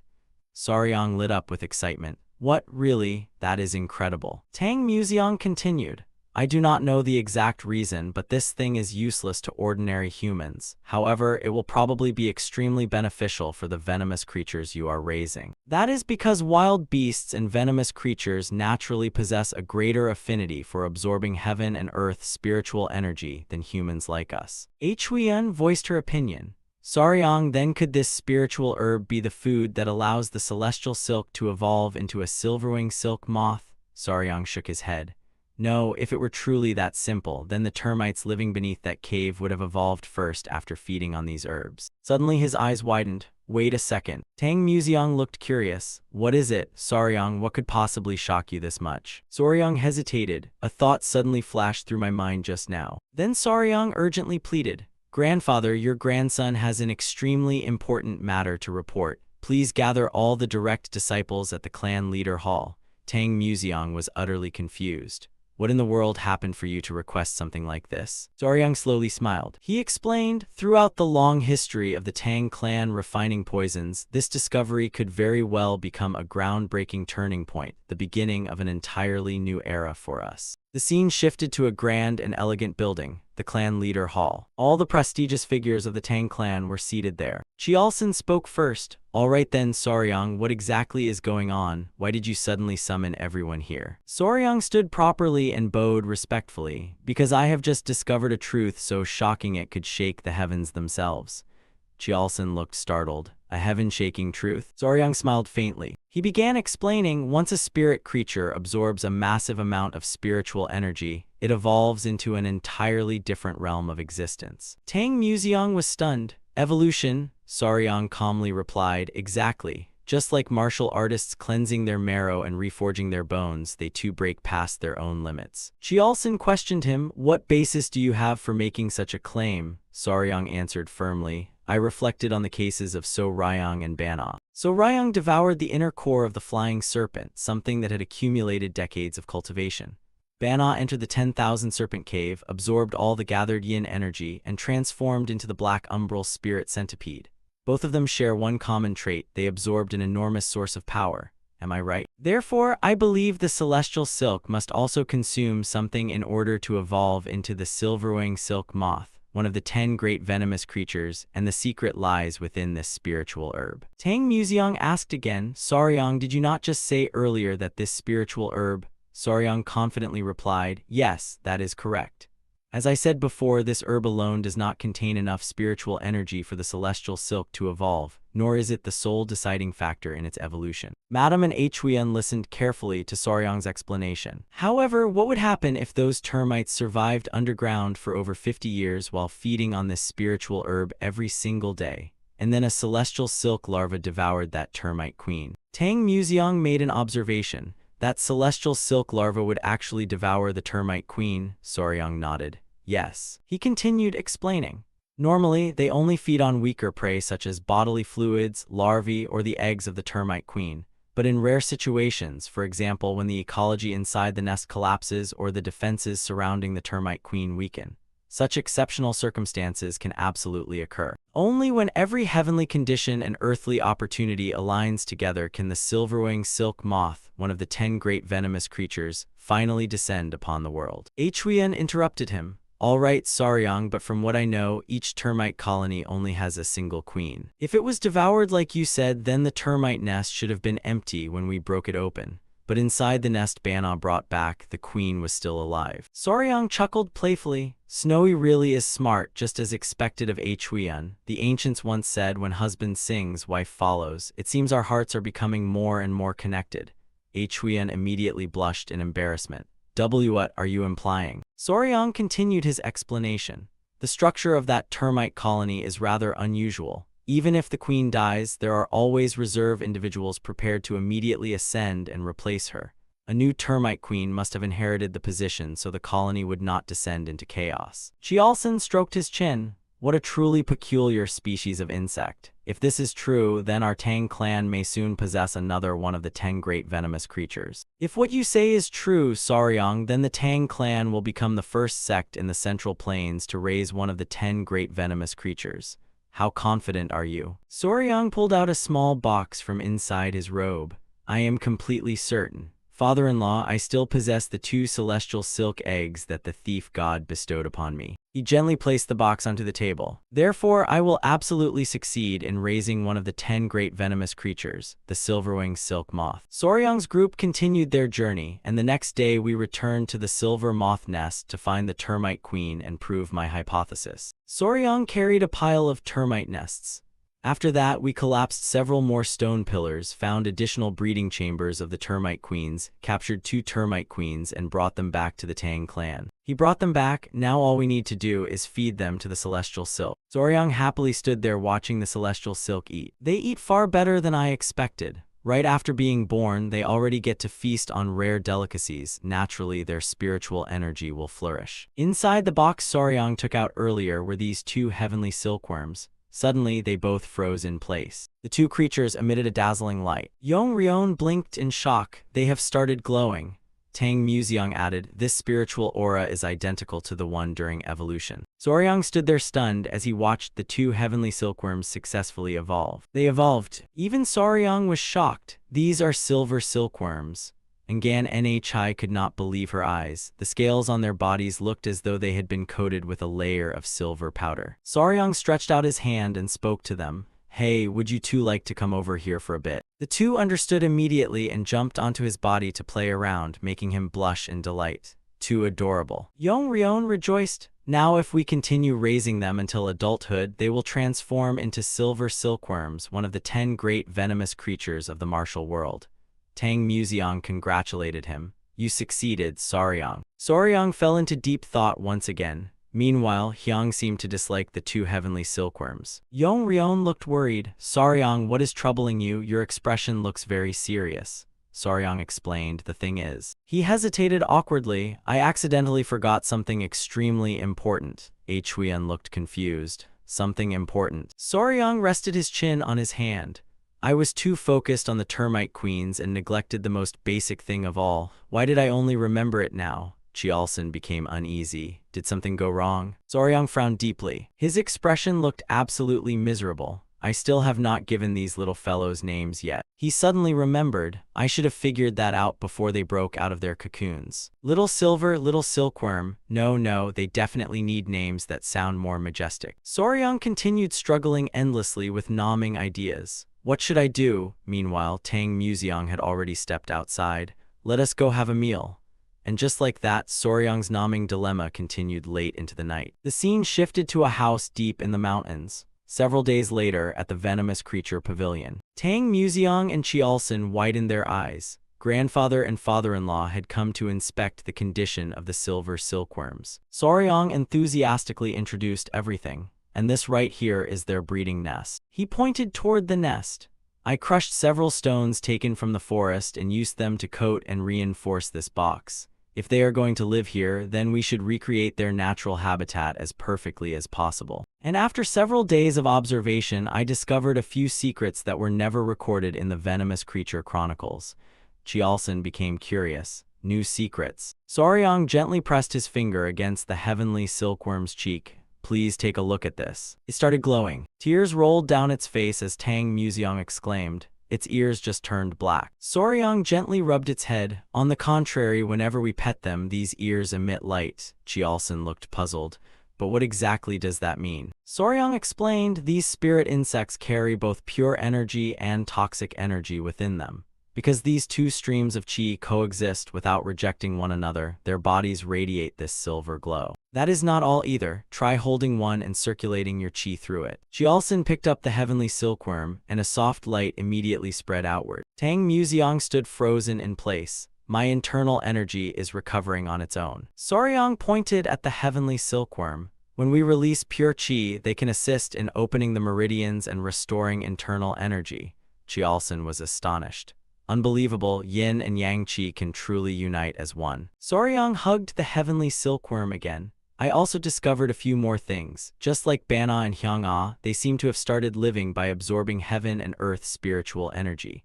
After evolving into silver silkworms, they no longer eat demon leaves or lingjai mushrooms. Since the food problem has been solved, I intended to bring the first offspring back. However, because it stayed in the wild for too long, it became extremely ferocious and emitted incredibly dense toxic energy.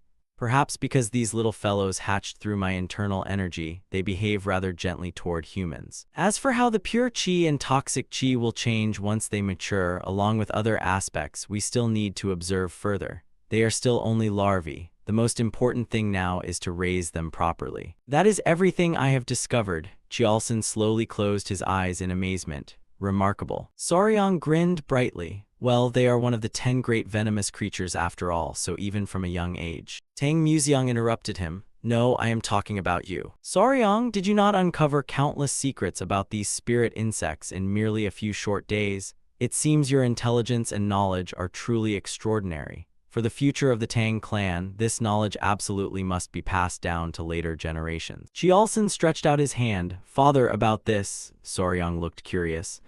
Are you planning to entrust something to me? Tang Museong handed him a book. Take this, Saryang. Saryang held it in his hands. This is a manuscript. Jialson spoke seriously. Saryang, what do you think about personally compiling your own venomous creature chronicle? Tang Museong added, the current ancient texts are not only lacking information, but they are also far too outdated.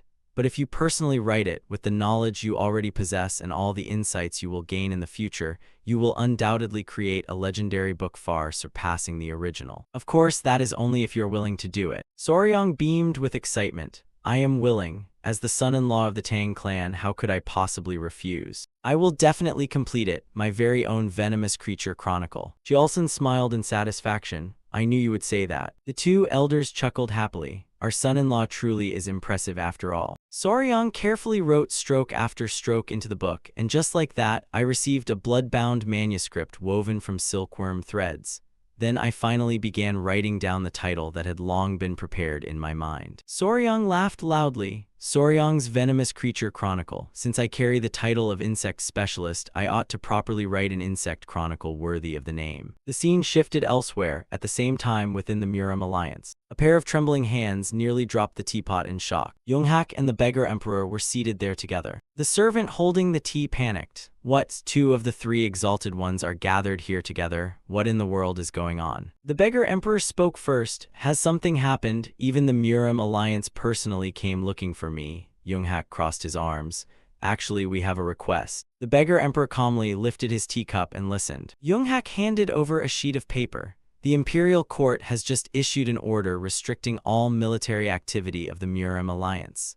The beggar emperor remained calm. Did the imperial court and the martial world not establish a mutual non-interference pact long ago? Yonghak replied, this is most likely a warning because recently we mobilized too many forces to suppress the blood cult. However, during this critical time, a mysterious series of deaths has occurred in Yuyang. They proposed a condition. If we solve this case, the military restriction order will be lifted. He slowly placed the teacup down. But the source of the incident appears to be connected to venomous parasite. What do you think? How about entrusting this mission to that young boy? Meanwhile, Saryang was sleeping soundly together with the two heavenly silkworms. The daytime sky looked exceptionally clear and blue. On the morning several days later, Saryang was still sleeping deeply. He sat up and saw Saryang yawning while flying over. Did you sleep well? Big Thumb and Little Pinky. You two are doing well too, right? Saryang glanced over at the two heavenly silkworms sleeping peacefully. I named these two silver silkworms Big Thumb and Little Pinky because whenever they crawl onto my hand, they always cling to my thumb and pinky finger for support. Aside from their adorable appearance, Big Thumb and Little Pinky are also among the 10 great venomous creatures of the world, and they possess the ability to restore internal energy. I originally thought they would become an enormous help to the Tang clan. But the elders said they are still too young, and since communication with them remains difficult, their innate abilities cannot be activated freely yet.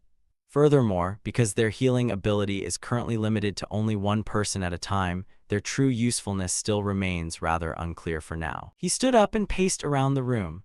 But does any of that even matter? Just being this adorable and fluffy is already more than enough. As for those innate abilities, can't we just patiently raise them until they mature and observe them later? Hurry up and grow into beautiful moths already. Suddenly, someone's voice called out from the doorway. Saryang. Huiyan stepped in from outside. Huiyan. Her face was glowing brightly. Good morning, Saryang. He looked confused. What brings you here so early? Huiyan replied. We have guests visiting the Tang clan, so I brought them here. He tilted his head in confusion. Guests. Saryang looked slightly surprised. Before he could even figure things out, the beggar emperor had already spoken up. Have you been well lately? Saryang respectfully greeted him. What brings you here this early? Did you already run out of imperial worm powder? The beggar emperor's face stiffened. What kind of person do you take me for? Do you think I only drag myself to the Tang clan whenever I need imperial worm powder? He cleared his throat. Actually, I came to deliver a mission from the Muram alliance to you. Huiyan blinked in surprise. A mission. The beggar emperor's eyes turned sharp. That's right. Saryang was utterly shocked after hearing it all. A strange species of insect has appeared in Yuyang. Huiyan asked worriedly, Yuyang, isn't Yuyang a strategic stronghold, the crossroads of the Central Plains land and water trade routes? The beggar emperor stroked his beard and replied, that is correct. It is also not too far from Wuhan. He continued explaining. Right now, the entire Yuyang region is being overrun by an unknown species of black insects. They gather in such massive swarms that people reportedly faint from being unable to breathe. The whole city is on the verge of paralysis. Soryang looked bewildered. Black insects. The beggar emperor rubbed his chin. What do you think? A bizarre insect-related incident with an unknown origin. Isn't that exactly your specialty? The scene shifted elsewhere, a little later inside an inn. The beggar emperor and Soryang sat facing each other. The leader of the beggars sect began explaining the entire situation in detail, along with the official secret letter from the Murim Alliance. He spoke gravely. Right now, the Murim Alliance is being restrained by interference from the imperial court. Soryang hesitated slightly. Interference from the imperial court. The beggar emperor continued. Ever since the blood cult disaster, the imperial court has been strictly monitoring all major movements of the martial world factions. Even though both sides maintain a mutual non-interference agreement, the alliance received a secret decree and cannot act freely. During that time, an unexpected guest came to meet Yonghak. Minister Jiang Yong respectfully cupped his fists in greeting. A pair of elegant female footsteps slowly descended from the carriage. Princess Jillian. Yonghak spoke politely. What an unexpected honor to receive a visit from a royal princess at the Murim Alliance. Jillian replied, Elder Yonghak, please do not stand so heavily on formalities today. I came here as a disciple of the Sword Pavilion as a fellow martial artist. Yonghak burst into laughter. He crossed his arms over his chest. As a disciple of the Sword Pavilion, I wonder whether I even possess the qualifications to receive a princess. Are you certain about this? Jillian smiled along with him. Elder, you truly have a way with jokes. She continued speaking. I understand your concerns, but once you hear about the gift I brought, I believe your opinion will change. Yonghak looked curious. A gift, you say? Jillian smiled faintly. Yonghak's expression grew serious after hearing her words. It concerns the military mobilization of the Murim Alliance. I can assist you with that matter. In exchange, would the Murim Alliance be willing to accept one request from me? Meanwhile, the beggar emperor explained everything again to Soryang. The condition Princess Jillian proposed is this. If the Murim Alliance resolves the insect disaster surrounding Yuyang, then as a princess, I will personally petition the emperor to grant the alliance leader the authority to mobilize troops. With the Murim Alliance currently tied hand and foot, there was simply no reason to refuse. Soryang looked stunned, but why would the princess want to interfere in the affairs of Yuyang? The beggar emperor answered seriously. Because she is the wife of the prefect of Yuyang. He continued explaining their relationship. People say the man was only recently appointed as the young prefect of Yuyang, so this insect disaster has thrown the hearts of the citizens into utter chaos. Seo Bin Ak was originally an unimpressive student at the Imperial Academy, but after marrying the princess, his status soared like a kite riding the wind, and he became the prefect of Yuyang. Tell me then, how could she possibly sit still while her husband faces the fury of the people? Soryang widened his eyes. I understand now. He got straight to the point. So in short, you want me to go to Yuyang to uncover the source of those black insects or find a way to deal with them? The beggar emperor nodded. Exactly, you've grasped the core of it. Soryang fell into deep thought once again. He crossed his arms with a serious expression. Since this is a mission from the Murim Alliance, of course I should lend a hand, but... The beggar emperor looked confused. Is there a problem? Soryang sighed sadly. Actually, when I helped the thief god, I brought the 2 silver silkworms with me. They're the kind that release poison if separated from me for too long, so it's difficult for me to travel far for extended periods. I also still have several snow divine lizard eggs that are about to hatch, and the others don't want to leave my side either, so if I go, I'll have to bring everyone along. I'm worried moving around with such a huge group might become troublesome. The beggar emperor stroked his beard. If that's what worries you, then put your mind at ease. The general has just sent one of the huge clan's ships for you. I heard you saved the general's son last time, is that true? As repayment, he decided to gift you one of the fastest ships on the Yangtze River. Soryang looked so happy he practically wanted to leap into the sky. That means you won't have to part ways with your precious poisonous creatures anymore. And do you think that's all? If you resolve this matter smoothly, this won't just be a chance to gain favor with the Murim Alliance, but also with someone from the imperial family. Who knows, maybe in the future the 3 saints of the Central Plains might become the 4 saints instead. Little Dragon cupped his fists respectfully as he sprang to his feet. I, Soryang of the Sichuan Tang clan, hereby accept the mission from the Murim Alliance. The beggar emperor smiled happily as well, reliable as always. Soryang bowed politely while still looking worried. but now that I think about it, these black insects, I wonder what kind of creatures they actually are. Normally, insects that multiply in swarms and harm people are things like flies, mosquitoes, cockroaches, or locusts. Just imagining it already makes my skin crawl. Hurried footsteps echoed in panic. Jai-ho and Huiyan rushed over in alarm. Soryang, young master Soryang. The two of them shoved the door open and rushed inside. Huiyan and even the sect master too. What's going on? Why is everyone in such a hurry? Jai-ho panted heavily. Elder Beggar Emperor, please forgive me for interrupting your conversation, but this matter is truly urgent. May I borrow Soryang for a moment? Soryang looked worried. Me, the Beggar Emperor also frowned. What exactly happened? Huiyan stammered nervously. It's happening. Soryang blinked in confusion. What's happening? Huiyan spoke with a grave expression. Snow is giving birth. Soryang panicked instantly. What? Snow was writhing in pain from labor. Huiyan glanced over and saw Snow's entire body trembling violently. Is that Snow? Not long after, in Soryang's room, Xiaopao anxiously stroked Snow's face and said, Sorry, I can't help you. She timidly said, I've helped Sister Wolf give birth several times, but this is my first time with a divine lizard. Just then, Soryang pushed the door open and rushed in. Sister Xiao. Xiaopao turned and called, Soryang, Snow is...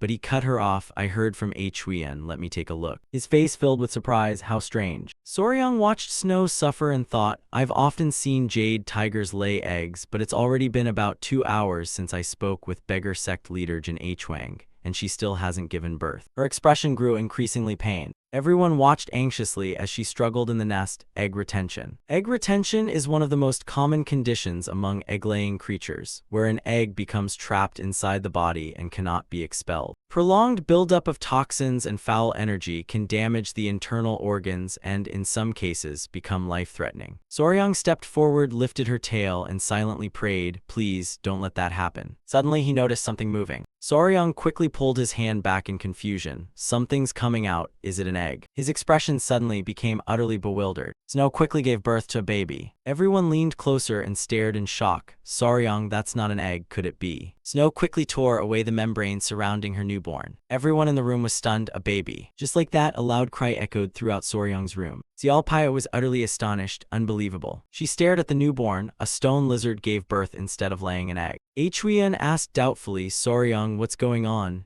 And he quickly replied, it's not actually unnatural. Instead of laying eggs, some stone lizards incubate them inside their bodies and give birth when they hatch, a form of ovoviviparity. Soryang recalled what he had read. I remember an unusual book saying ovoviviparity often appears among exotic beasts living in frozen regions, and since snow stone lizards are spirit beasts filled with extreme cold energy, this is entirely possible. Suddenly, he looked slightly puzzled. The newborn happily beamed. Soryang smiled at the family of 3. Either way, I'm relieved. The newborn spirit beast seems very healthy, and seeing Xiao and Snow licking it like that, they'll probably enter a period of parental care. Xiaopao turned and asked doubtfully, parental care? And Soryang quickly explained, I mean the instinct of parents to care for their offspring, since spirit beasts like stone lizards normally become independent immediately after birth. He reached toward the newborn anyway. Everyone smiled happily. Welcome, little one, to our family. And so, after all those complications, the birth ended safely. It bit me. Their family had gained another adorable little member. 2 days later, on the Yangtze River, Jialson looked up in admiration. He asked curiously, is this really your ship? Soryang nodded and replied, you could say that. To fulfill beggar sect leader Jin Huang's request, they departed for Yuyang aboard a ship offered by the Zhuge clan, and naturally all the children came along this time. He looked curiously at the 2 girls arguing excitedly ahead. Xiaopao said, Huiyan, no matter how I look at it, cold is the best name. It sounds so nice and means frozen cold. But Huiyan quickly objected, no, it sounds too feminine. Winter is better since it means the winter season, and besides, he's the eldest, right? Xiaolong cut them off. Are you still arguing over what to name the blue one? As I said, since it resembles ice, we should call it Icelet. Huiyan stammered, that name is temporarily off the list, and I agree. Suddenly Gu Pi called out, Soryang, do you have a moment? He asked suspiciously, what's wrong? Gu Pi hesitated. We're almost at Yuyang, so we should see the city lights by now, but there's nothing at all, so our current position may be wrong. Soryang looked up at the sky. Now that you mention it, the surroundings really are pitch black. And Chialson worriedly added, Even with fog blocking the way this late at night, there should at least be some faint light. Suddenly, the boat drifted close to a pier pillar. The impact startled everyone. Panicked cries rang out, "What was that? Lower the sail, hurry." Everyone tumbled around the boat in confusion as Soryang thought, "Looks like we hit the dock because of the darkness, and disaster struck on our very first journey. I thought these cliches only happened in my previous life." Everyone quickly jumped down, but the impact was minor and the boat was unharmed, so someone reassured them, "Don't worry, just get off the boat first." Suddenly, a figure came running from afar toward everyone. The man rushed over and shouted, "Put out every torch immediately, hurry, extinguish the torches." Everyone aboard hurriedly put them out. Although they did not understand why, they still obeyed. The man approached and asked, "Where have you come from?" Chiolson quickly replied, "We came from Sichuan at the request of the Martial Arts Alliance." The man immediately realized, "So you are the honored guests Her Highness has been waiting for. We have awaited you for a long time." He began explaining, "I told you to extinguish the torches because those black creatures will swarm over and cause chaos if they see fire," making Chiolson realize in astonishment, "No wonder we couldn't see any lights from Yang." Suddenly, Juryun's voice came from behind, "Have the honored guests from Sichuan arrived?" Soryang was utterly astonished. The man turned toward Juryun and called, "Your Highness." Chiolson quickly saluted, "I am Tang Chiolson, leader of the Sichuan Tang clan. Greetings, Your Highness." And she introduced herself, "I am Yu Juryun, and this is my husband, Governor Seo Bayek." Seo Bayek quickly said, "You must have endured a difficult journey to reach here," while Chiolson hurriedly waved his hands, "Not at all, not at all." Suddenly, both of them looked utterly astonished. They stared in disbelief at the spirit beasts hovering above Soryang's head. Soryang turned around in alarm and said, "Kids, the adults are discussing important matters, so hurry inside." Chiolson reassured them, "Please don't be afraid, they are spirit beasts raised by our Tang clan," and Juryun exclaimed in surprise, "You actually raise spirit beasts?" Sweating nervously, she exclaimed, "We requested an expert skilled in poisons, and it seems your reputation is truly deserved. With the Tang clan leader personally accompanying you, we feel even more reassured." Chiolson coughed awkwardly and said, "I'm ashamed to say this, but the one assisting Your Highness isn't me." He turned toward Soryang and continued, "It's the Tang clan's son-in-law standing over there, and Soryang is the one who accepted this commission." Soryang pointed at himself in confusion. Juryun was utterly astonished. "What? How can such a young hero exist? I thought it would be an experienced senior." While Soryang helplessly thought, "To outsiders, I really do look like an immature brat, so their doubts are understandable." Chiolson quickly pulled him forward. "Though he looks young, his knowledge of poisons is unrivaled in the Central Plains." And she quickly understood, saying, "I see, forgive me if I offended you. We entrust everything to you, young hero." Soryang quickly got to the point, "May I examine those black creatures first? Seeing them firsthand will help me understand the situation, so I'd like to inspect them personally." And Juryun readily agreed, "Understood." A torch was quickly lit. The bald man from earlier warned, "Those creatures start moving as soon as they see light. It's very dangerous, so please step back." Soryang looked utterly astonished. A swarm of insects flew through the sky toward them, and someone shouted, "They're coming." They began surrounding the burning torch. Soryang thoughtfully stared at the swarm. Watching the dark shapes darting rapidly through the air, he wondered, "Those things are." Soryang was utterly terrified. Soryang stared at the swarm of insects before him. He gritted his teeth as he recognized them as lovebugs. They belonged to the Plesia genus of the dark-winged fly family. These insects got their name because they usually fly in tightly joined pairs, sometimes even flying with their tails attached, making their strange and rather embarrassing appearance disgusting to behold. These insects gather in swarms when the weather grows warm after the snow, and I once read a report about an entire city driven mad when lovebugs appeared downtown, so I never imagined the black insects covering Yang were actually lovebugs. The bald man shouted a warning that they were retreating, and Gu Pi sighed in relief, saying they had survived. Even Chiolson was stunned, saying he had never seen so many insects in his life, like a black cloud blotting out the entire sky. Juryun stepped forward and asked, "Young hero, do you know what those creatures are?" And he hesitantly replied, "I do, but..." Soryang's face flushed as he stammered that the name was rather strange, so he felt embarrassed saying it before the princess, while Chiolson asked in confusion, "Their name? Why?" Soryang scratched his head and stammered, "Well, that's..." Everyone's jaws dropped when they heard that because the creatures were mating, they were called lovebugs. Everyone looked utterly shocked and exclaimed, "Mating? What vulgar creatures, how shameless." He quickly explained that he was not making it up and they were named that because they always moved while stuck together, thinking anxiously that he might be imprisoned for harassing the princess. Juryeon coughed a few times to break the awkward atmosphere. She asked, I see, now I understand why you hesitated to say it, but is there any way to eliminate these creatures? Soryang quickly explained that since 11 days had already passed, there was actually no need to do anything and it was best not to disturb them, making her ask in confusion what he meant. He explained carefully that large swarms of lovebugs naturally die after 10 days because that is their lifespan,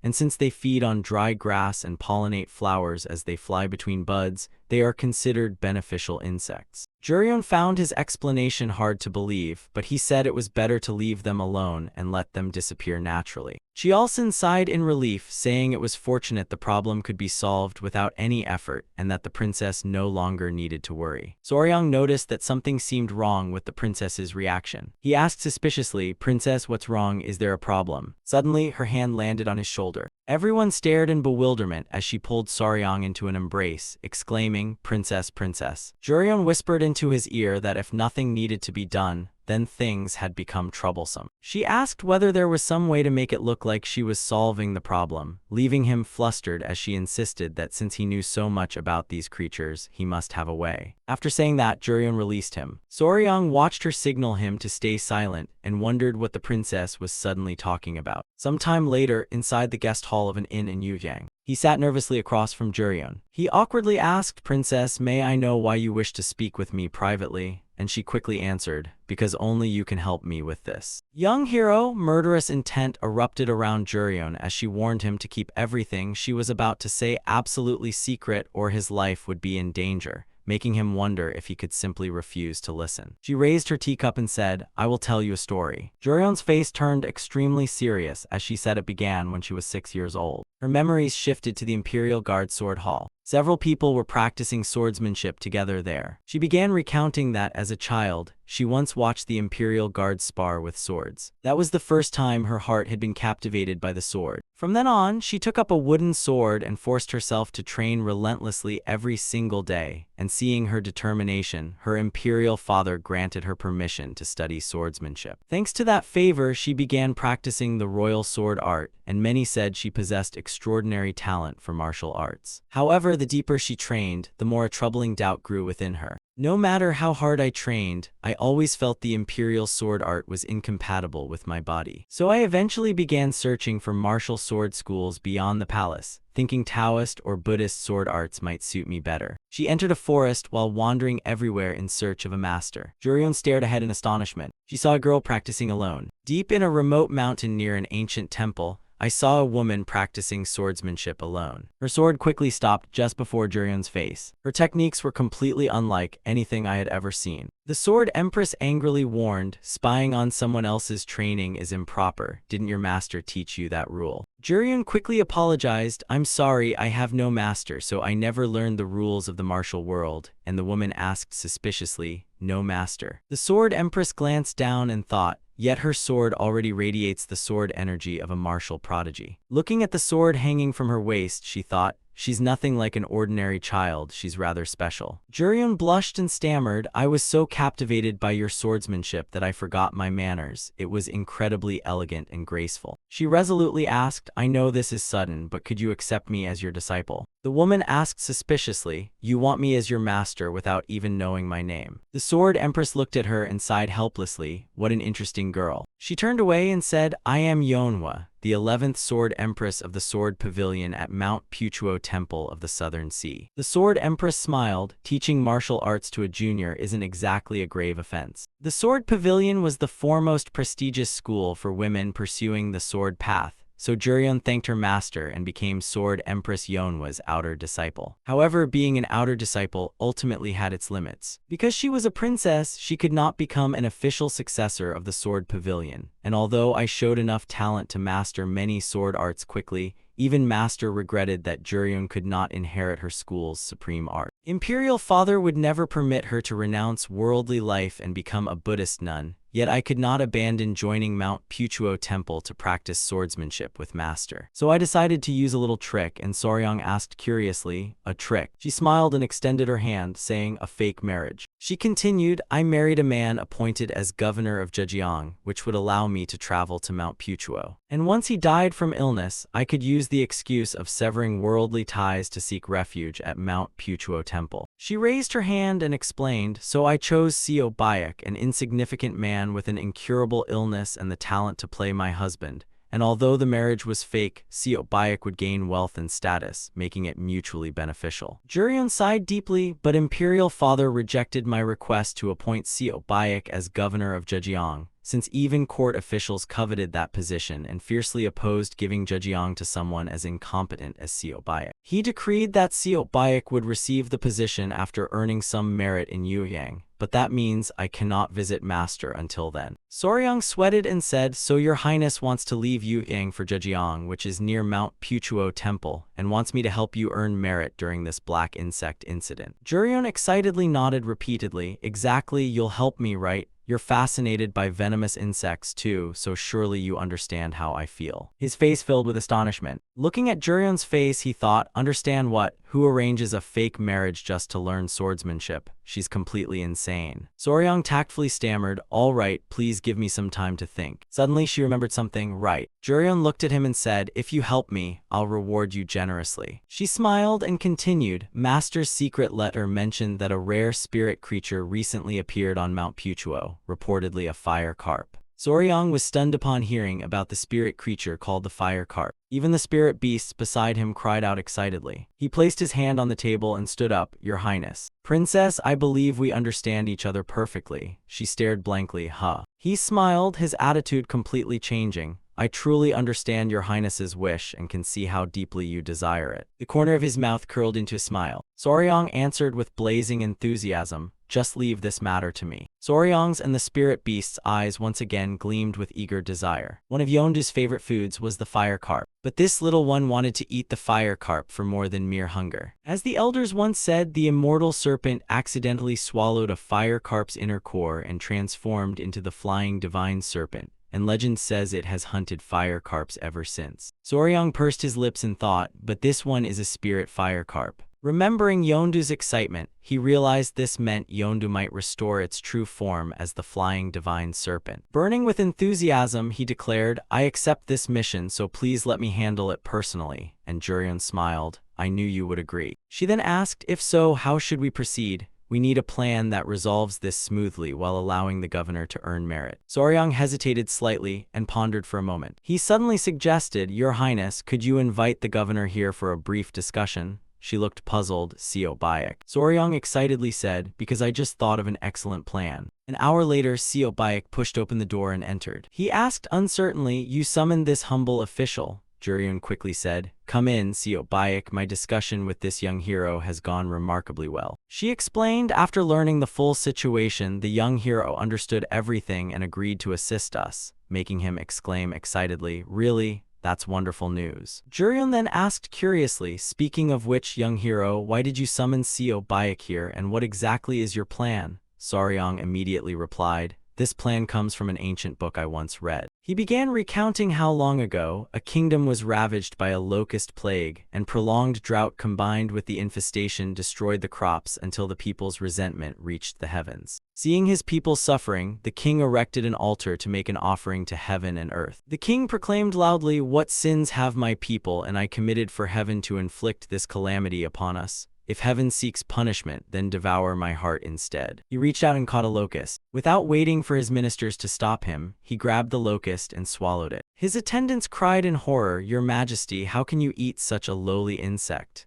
But he firmly replied, release me, I shall bear this calamity for all under heaven, so why do you stop me? Unexpectedly, heaven recognized his sincerity and ended the locust plague, while legend says the grateful people all bowed down and praised him. Soryang turned and asked, what do you two think? Juryeon replied suspiciously, I wondered what story this was, but you were referring to Emperor Taezong of Tang. Seo Bayek immediately understood, young hero, this truly is a brilliant plan. Not only can we easily submit a memorial to the royal court, but the people's hearts will also turn toward us again. He excitedly prepared to leave. There's no time to waste, I'll prepare the sacrificial altar immediately. But Soryang quickly stopped him.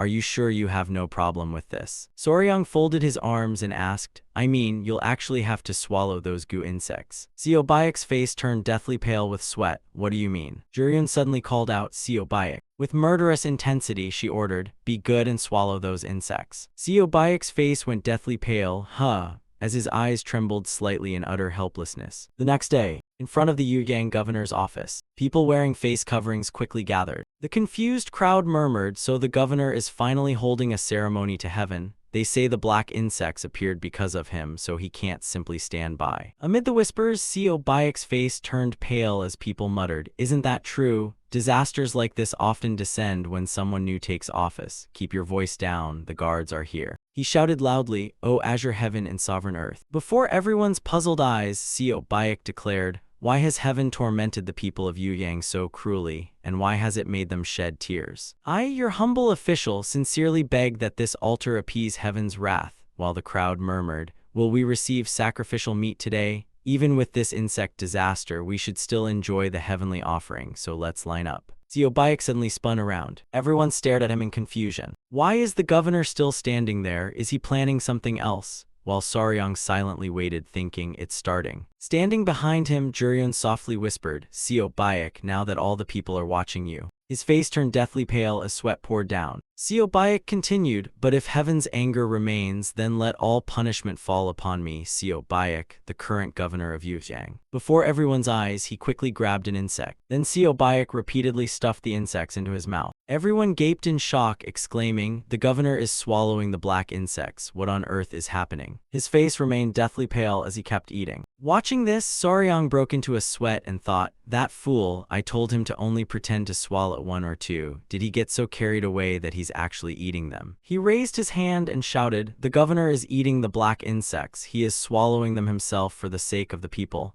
And the planted agitator began shouting too. Everyone quickly understood, exclaiming, so that's what this is. They looked at Seobayek gratefully, saying, the governor sacrificed himself to bear heaven's wrath, yet we never knew how deeply he cared for us. Looking at Seobayek's pale face, they said, I thought he was merely someone who rose through good fortune. Who knew he cared so deeply for his people? Everyone began shedding tears and cheering for Seobayek. They excitedly chanted his name without stopping. Soryang smiled in great satisfaction. By then Seobayek had already passed out. 2 days later, the black insect plague completely vanished, and several days after that, people began arriving with supplies. Is the governor in good health? This is fleeciflower root I personally gathered from the mountains to restore your strength, and I brought some angelica root too. The crowd gathered below, praying for the governor's swift recovery. Juryun looked down and smiled. She approached Soryang and said, his good name has already reached the imperial palace, so we need not report his merits ourselves, and I never expected this clever scheme to work so well. Thank you greatly, young hero. He looked towards Seobayek and asked, will the governor be all right? And she smiled reassuringly, don't worry. Looking at his pale face, the renowned physician diagnosed that he was merely bedridden from severe mental shock rather than any serious illness, and his life was in no danger, making Soryang sigh, thank heavens. Juryun excitedly said, thanks to you, young hero, everything went smoothly, so I will certainly fulfill my promise and mobilize the martial arts alliance's forces. He then asked about the earlier promise concerning the spirit fire carp, and Juryun quickly replied, of course, I have already made all the necessary arrangements. She took out a scroll. She handed it to Soryang and said, go to Mount Puchuo Nunnery and give this letter to my master, who will then grant you what you need. He repeated doubtfully, Mount Puchuo Nunnery, and Juryun nodded. Yes, I heard an enormous fire carp dwells in the mountain lake on Mount Puchuo, where Mount Puchuo Nunnery stands. She continued, it is not far from here, just follow the Yangtze River out to sea and then head toward Zhejiang province, and I have already arranged your route, so do not worry. He quickly accepted it and said, thank you, your highness, you truly didn't need to go through so much trouble, while Juryun smiled and replied,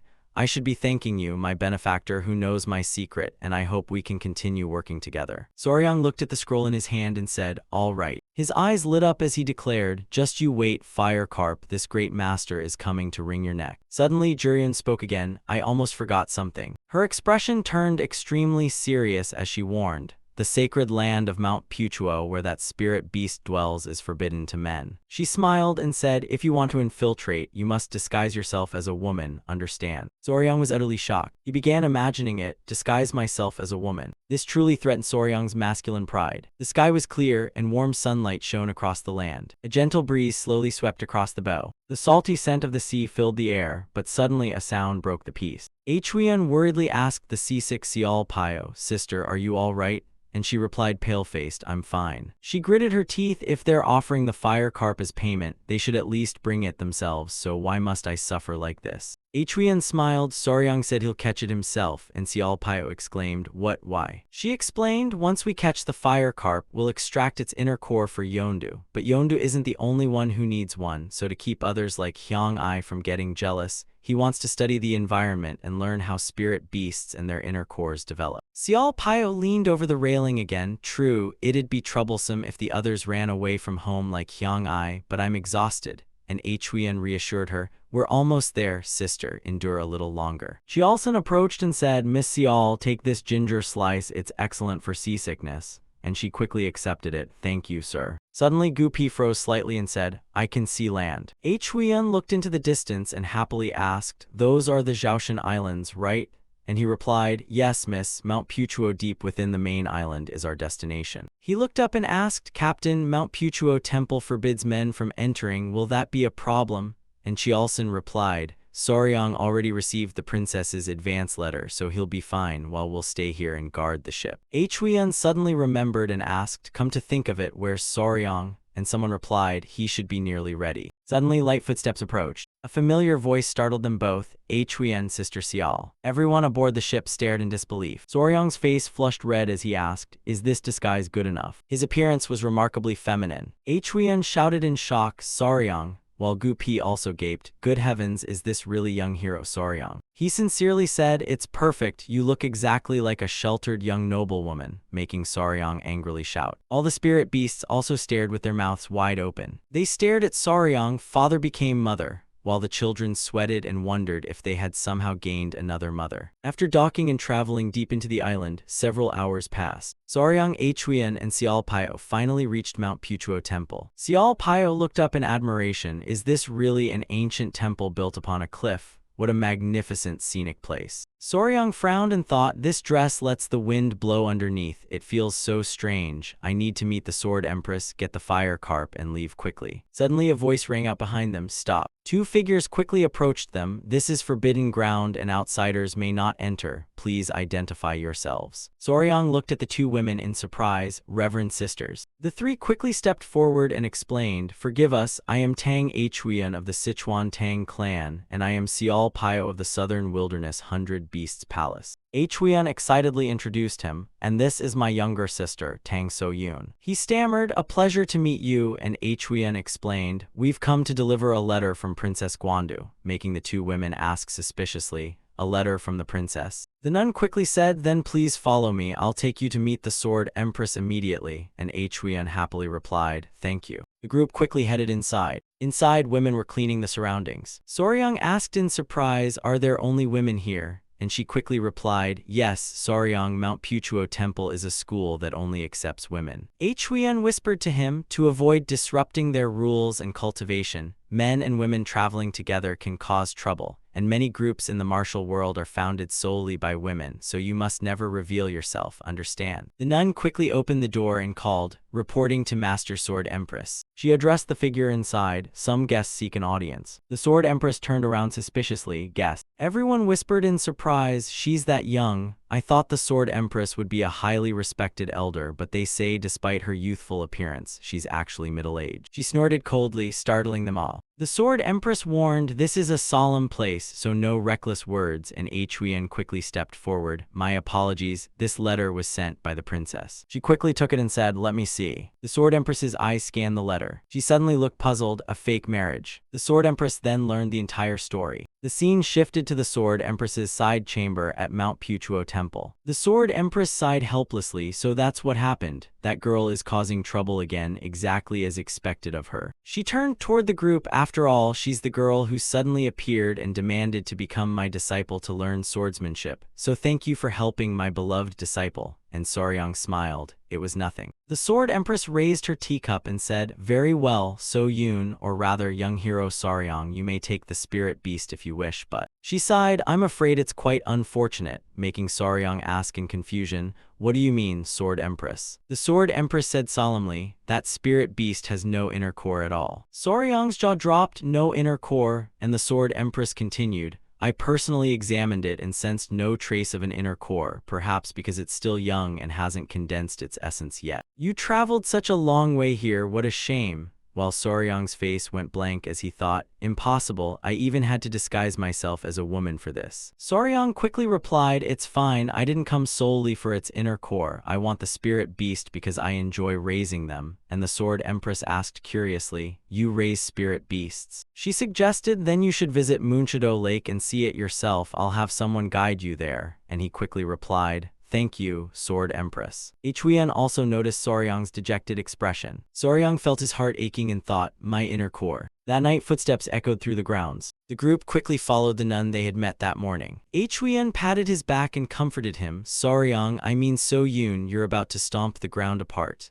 While Sial Pyo added, "We'll find a better inner core for Yondu later, all right?" The nun's voice rang out, "This is the place." She led everyone to a lake and said, "This is Moonshadow Lake. They say the moon is perfectly reflected across the water at night, hence its name, and the spirit beast you're looking for lives here." Soryang quickly leaned down to look. "Let me see." Huiyan also leaned down and observed, "I only see ordinary fish, where is it?" While Soryang asked miserably, "Where could it be?" Suddenly, a disturbance on the water caught his attention. Everyone stared in astonishment and exclaimed, "Something is approaching from over there." A pair of gleaming eyes rapidly darted toward them. Water suddenly splashed across Soryang's face. He looked down in confusion. "Huh." The junior nun beside him smiled. "Well, isn't it adorable? It probably thought we came to feed it, so it swam over." Soryang's jaw dropped in shock. This. He stared at the creature below, realizing it was not a fire carp at all, but a tadpole. The junior nun quickly stepped forward and stroked the tadpole's head. Sial Pyo whispered to Soryang, "I've looked carefully, but how could this creature possibly be a carp? It looks exactly like a tadpole." And Huiyan agreed that it certainly seemed so. She looked at it and asked, "Then why did the nuns mistake it for a carp?" And Soryang replied, "Perhaps because they rarely encounter animals and misidentified it." Suddenly realizing something, Soryang said, "But after hearing your analysis, I realize this is actually very strange." He recalled that Mount Puchuo Temple stood on an island amid the vast ocean, so marine fish were natural here, but a freshwater fish like a carp appearing here made no sense, and Sial Pyo helplessly agreed. Soryang thought helplessly that he had never seen a tadpole with such unusual colors and shape, regretting that he could not obtain an inner core to increase his celestial power, yet wondering what kind of frog or toad it would become. Suddenly the junior nun spoke. "All right then." She began removing her clothes and said, "Let's begin." Soryang covered his face in embarrassment and shouted, "Reverend, what are you doing?" The other two were equally flustered, asking why she was undressing and what exactly she intended to begin. She calmly replied, Obviously we're bathing, and soaking in this water also helps make your skin incredibly smooth. Mount Puchuo Temple forbids not only men but all male creatures because this is where we cleanse our bodies and seek inner peace, so ladies, hurry and undress too." Soryang hurriedly turned away, thinking that even among women she could not suddenly behave like this, while the nun smiled and called her bashful reaction adorable. She suddenly approached and placed her hand on Soryang's clothes. She quickly pulled down Soryang's robe and said, "Embarrassment is merely a state of mind, so let yourselves become one with nature, ladies." Her eyes gleamed, making Soryang panic and cry, "Wait, Reverend." He shouted so loudly that even the tadpole seemed bewildered, protesting that he was not mentally prepared as Soryang felt his chastity was under serious threat. A while later, the nun exhaled while trembling slightly. She said, "The water here truly feels refreshing," while Soryang sat beside the lake and replied, "We only came to observe that creature, so I can't do that." He poked the tadpole and remarked, "Come to think of it, this little fellow is surprisingly docile." Huiyan smiled and approached, saying it seemed completely unguarded around humans, and Soryang agreed while wondering how it had ended up here all alone. The nun quickly explained, "Right, isn't it adorable? We named it Yongyeon after this lake, and it suddenly appeared after a massive storm swept through here about 10 years ago." Soryang was astonished and exclaimed, 10 years ago? He stared at the tadpole in disbelief and asked, and after 10 whole years, it still looks exactly like a tadpole. He was deeply shocked because no amphibian could remain a tadpole for an entire decade, and even for a spirit beast, such growth was absurdly slow. I'm not sure whether this is natural for its species or caused by the surrounding environment, so I need to examine it more carefully. He turned to the nun and asked, Reverend, have you ever fed this tadpole, no, this carp, or noticed anything different from 10 years ago? And she stood thinking before replying that almost nothing had changed since they found it. However, its food is rather unusual, making Soryang ask curiously, what makes it unusual? She quickly brought over a lantern. The nun smiled and called out, everyone watch this. She brought the lantern closer and said, if I move the lantern near it like this. Suddenly, a flame emerged from the lantern and Yongyun swallowed it. Everyone stared in astonishment and exclaimed, the lantern, it's absorbing the flame. The nun smiled and explained that she had discovered this by chance recently while carrying a lantern to bathe at night. And although they once thought spirit beasts needed no food, she and the other nuns had fed it this way ever since. Xiao Pio quickly understood that this was why it had no fear of humans, while Soryang's eyes lit up at the thought of a fire-eating tadpole, undoubtedly an extremely rare creature. Suddenly she noticed the lantern. The nun hurriedly said, Yongyun, behave, we still need this flame to light our way down the mountain, so I'm sorry but you can't have any more. Soryang quickly reached out and said, let me see, I'll examine its body. Soryang picked it up and inspected it, saying, I've never encountered such an extraordinary creature, so stay still for a moment, all right. Suddenly Soryang froze slightly and Huiyan approached and asked, is something wrong? He quickly turned it over and found a sucker-like organ beneath its belly, while Xiao Pio approached and remarked that it really did resemble a tiny navel. Soryang said confidently, it seems this creature was once carried on its parents' backs, and Huiyan asked curiously, carried on their backs? Soryang explained, among amphibians like toads and frogs, some species carry their young on their backs, using these suction discs to cling tightly to their parents while being transported to water sources. Normally, their parents protect them until fully grown, but being stranded here alone means it lost both parents on the very day that great storm struck, making Huiyan lament, good heavens, how pitiful. Soryang quickly released it into the water. Watching Yongyun swim away, he said, the surroundings are dense forests, so there must once have been plenty of food for this species, and I suspect nutritional deficiency is why it still hasn't developed into an adult toad. Suddenly it approached a rock. Then it jumped onto the rock and lay there, astonishing everyone. It must mistake these rocks for its parents, which is why it keeps trying to cling to them.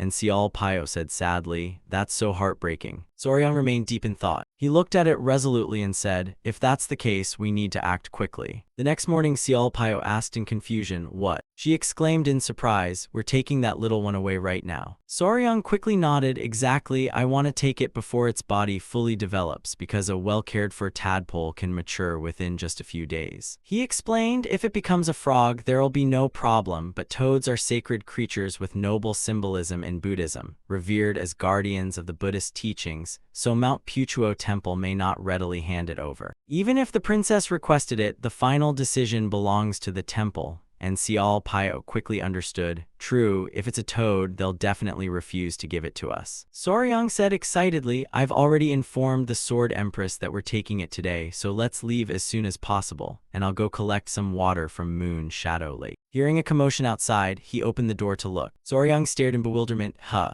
Outside, the nuns were crying endlessly. They wailed miserably, our Yongyun, our master never agreed to give Yongyun to them. They turned toward the Sword Empress, crying, you can't do this, Yongyun is still just a child whom we've all loved and cared for over the past 10 years. The Sword Empress angrily shouted, hey, what kind of attitude is that before honored guests? Mind your manners, and they stammered, but suddenly the nun's eyes met Soryang's. An inexplicable murderous intent surged forth. Soryang broke into a cold sweat and thought, what am I supposed to do now? Seeing the nun's furious gazes, Soryang wondered if he had somehow committed yet another sin and sweated under their resentful stares. At the pier beneath Mount Puchuo, where the Tang clan's ship was anchored, Soryang stood there holding Yongyun. Seeing Yongyun about to leave, everyone around them burst into tears. Don't go, Yongyun. Jialsin asked helplessly what you made them cry, while Soryang could only force an awkward smile. Yunhwa looked awkwardly at the crying crowd and said, what should we do? There are more people against this than expected. And someone replied, right, taking it away like this feels wrong.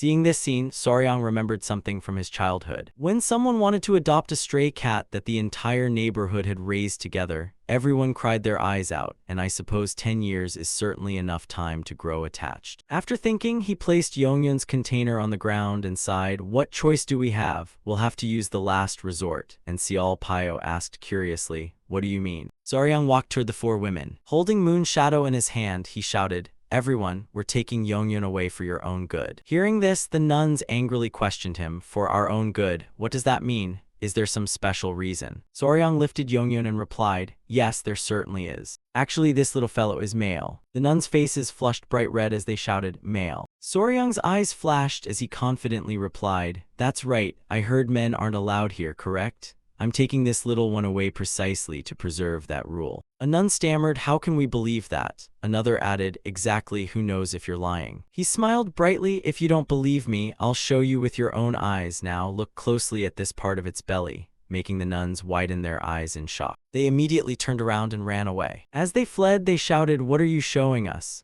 While Huiyan and Sial Pio's mouths twitched helplessly. "That's the last resort you mentioned." The Sword Empress also helplessly held her forehead and sighed. Watching the three nuns flee into the distance, Soryang smirked after achieving his goal, and thus women's screams echoed throughout the island. Thanks to that, the commotion finally settled down. Yongyun and the nuns said their farewells before departure. "Yongyun, until we meet again, stay healthy, and please take good care of Yongyun." Soryang smiled brightly, "Don't worry, I'll raise it carefully," while Yongyun also made a small sound. It then immediately sprayed a stream of water at one of the nuns. The nun still insisted, "Yongyun must be sad too, it's spraying water instead of tears. Yongyun will miss you dearly," while Soryang thought, "It doesn't seem emotional at all." The Sword Empress also bid farewell, "Take care, and if you happen to meet Juryun again, please give her my regards," and they replied, "Yes, Sword Empress, until we meet again." Afterwards, Soryang's group boarded the boat, raised the sails, and departed. Set sail. Everyone on shore continued waving goodbye to his group as they finally left Mount Puchuo Temple with the fire carp. Or rather, with the newest member of their family, Yongyun, and seeing it gaze at the nuns, Soryang lifted Yongyun high toward them. After traveling some distance, Soryang and Chialson happily watched Yongyun inside its water barrel. So the fire carp's true form was actually this tadpole. For some reason, just looking at it makes me feel relaxed and sleepy. Yunhwa then voiced her doubt, "But Soryang, what species is this little one really?" And he replied, "I'm not sure myself because it's still too young. Even though I'm known as an insect expert, I can't tell whether this little one is a frog or toad because the distinction between those two is fundamentally unclear. They aren't distinguished by evolutionary lineage, but by traits like bumpy skin or ability to survive on land. So they're even harder to identify as tadpoles because they look almost identical." Chialson raised an eyebrow at Soryang and asked, "What's troubling you so much?" Then added, "Soryang, do you suspect this is some kind of venomous creature?" Chialson stroked his beard and said, "Whether it's a toad or frog, some species belong among the 24 venomous branches or 10 great venomous creatures, but it's too vague to determine, especially while it's still a tadpole. As you know, records of heavenly venom spirit creatures were compiled from their mature forms, and some sections are so old and damaged that even I don't fully understand them," making Soryang widen his eyes and think, "So even father-in-law doesn't know." Hearing this, Soryang said, "Now I understand how difficult this mission will be," and Chialson asked in surprise, "Mission? What are you talking about?" A book he had written appeared in Soryang's mind as he happily said, "Soryang's Venomous Creature Records. From now on, I plan to record this little one as a new entry in that book. To prevent such uncertainty in the future, shouldn't I document it thoroughly?" Chialson laughed and praised him. "Soryang, you're absolutely right. As expected of my son-in-law, you're even thinking about future generations. I'm truly proud of you," he said while repeatedly slapping Soryang's back. Amid Chialson's hearty laughter, Soryang screamed, "That hurts, father-in-law." Only a few days remain before we reach the Tang estate, and during that time, the first draft of Soryang's Venomous Creature Records was finally written. A few days later, Yunhwa stood tiredly on the deck and yawned. Seeing her, Gu Pi suggested, "Young lady, let me keep watch while you rest inside." But Yunhwa replied, "It's fine, I can't sleep anyway, and we're almost at Sichuan." She turned toward the cabin and exclaimed softly. Looking at a lit room, she asked, "There's still a light in the cabin? It seems young Master Soryang is still awake," and Gu Pi replied, Yes, lately he often stays up late writing Soryang's venomous creature records. Huiyan then quickly entered Soryang's room. Inside, Soryang was happily focused on writing while the beasts around him watched with delight. Huiyan called out, and hearing her, Soryang stopped writing and looked up at her. Huiyan. Hyung-I too, are you all helping write Soryang's venomous creature records? And he replied, yes, we're recording everything that's happened so far without leaving anything out. Soryang added, these little ones insist on being portrayed as incredibly cool, so I've added a few exaggerated details. Huiyan stepped forward, picked up the book and said, let me see. The reason I, Soryang, leave behind this record of venomous creatures is to pass the wonders and beauty of poisonous creatures to future generations I will never meet. It is also so they will not suffer as I did from the lack of recorded information. Huiyan smiled brightly and began reading. Chapter 1, Blue-Spotted Centipede. On a drizzly evening, several people wearing martial robes with the word mourning on their chests entered the escort agency. One of the men asked me, young master, may we stay here for one night to shelter from the rain? Reaching this part, she exclaimed, is this when father and Soryang first met? It's written like a story, so it feels like I'm experiencing it myself.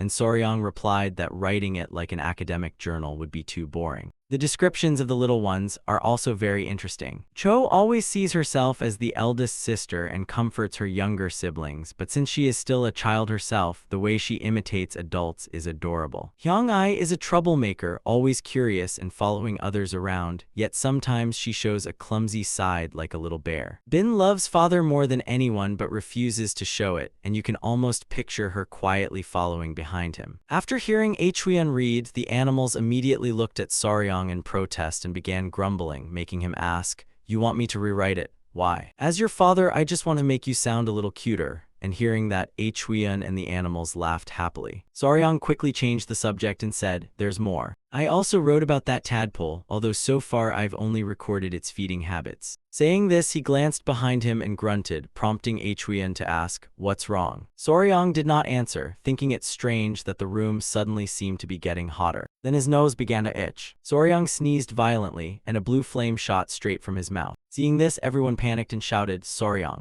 Huiyan worriedly said, fire is coming from your mouth, wait, let me examine you. She quickly lifted his arm and checked his pulse, her expression gradually turning grave. She hesitantly asked, are these symptoms of poisoning? A while later, in the guest cabin aboard the ship, Soryang's face was pale as he gritted his teeth against the pain caused by the poison. Seeing him like this, Chialson and the animals all watched him anxiously. Chialson frowned deeply as he carefully examined Soryang. Stroking his beard, he said, Huiyan, your diagnosis was correct. This is definitely poisoning. And Huiyan firmly answered, yes. Hearing her confirmation, his expression grew serious as he said the poison undoubtedly came from that poisonous frog. Yet this was the first time in his life he had seen a deadly poison formed from positive energy. Chialson turned to Soryang and said, for now, I've suppressed the poison's spread as much as possible, so endure a little longer. And Soryang replied, thank you, father-in-law. Suddenly, blood began flowing from his nose. Every drop that fell onto the wooden floor immediately caught fire, making everyone stare wide-eyed in shock. The tiny flame quickly spread around them, causing Soryang to panic. Chialson and Sialpayo hurriedly stomped out the flames, shouting, this is bad, the ship is catching fire. Soryang turned deathly pale as he stared fearfully at his palm, thinking that a mere cough had produced blue flames and now even his blood was igniting, wondering what monstrous poison could turn human blood into fuel. After extinguishing the fire, Chialson straightened up and panted, perhaps my father has a remedy because I am completely helpless against this poison, I'm truly sorry. While Soryang realized he had mistaken it for ordinary blood poison when its nature was entirely different. Hearing this, Huiyan asked, but that poisonous frog touched both me and Sister Sial, so why was only Soryang poisoned? And Sialpayo frowned, rubbing her chin as she wondered whether the poison only affected men. Soryang pondered before saying, I think the reason lies in its food, making them ask, its food. Soryang explained that poisonous creatures like the Shanxi frog often accumulate deadly toxins from what they consume, since they do not naturally produce poison themselves but absorb and transform toxins from other poisonous creatures. While that poisonous frog was inside the poison jar, it couldn't properly absorb fire energy, so it had almost no poison, and Huiyan and Sister Sial were unharmed by touching it. But after boarding the ship, it consumed enormous amounts of fire energy, which is why only I was poisoned when I touched it afterward. He exhaled and frowned, wondering how he could have predicted that it would refine poison by eating fire, calling it a foolish mistake born of inexperience and wondering if he had become overly excited after not seeing an amphibian for so long. As Soryang's thoughts raced, blue flames flared up again, catching Chialsen's attention. He quickly advised, "Stay calm, Soryang, judging from your pulse, I'm certain this deadly poison won't kill you, but it spreads extremely fast and seems to react instantly to even the slightest change in your body. If you move too violently or become emotionally agitated, your body will erupt in flames like before, and Soryang asked blankly, "Or what will happen?" He swallowed hard. His expression turned grave as he said solemnly, while the two beasts behind him echoed his warning, "You could explode into pieces." Hearing that, Soryang grew even more terrified and widened his eyes. Imagining himself exploding, Soryang screamed, "Explode!"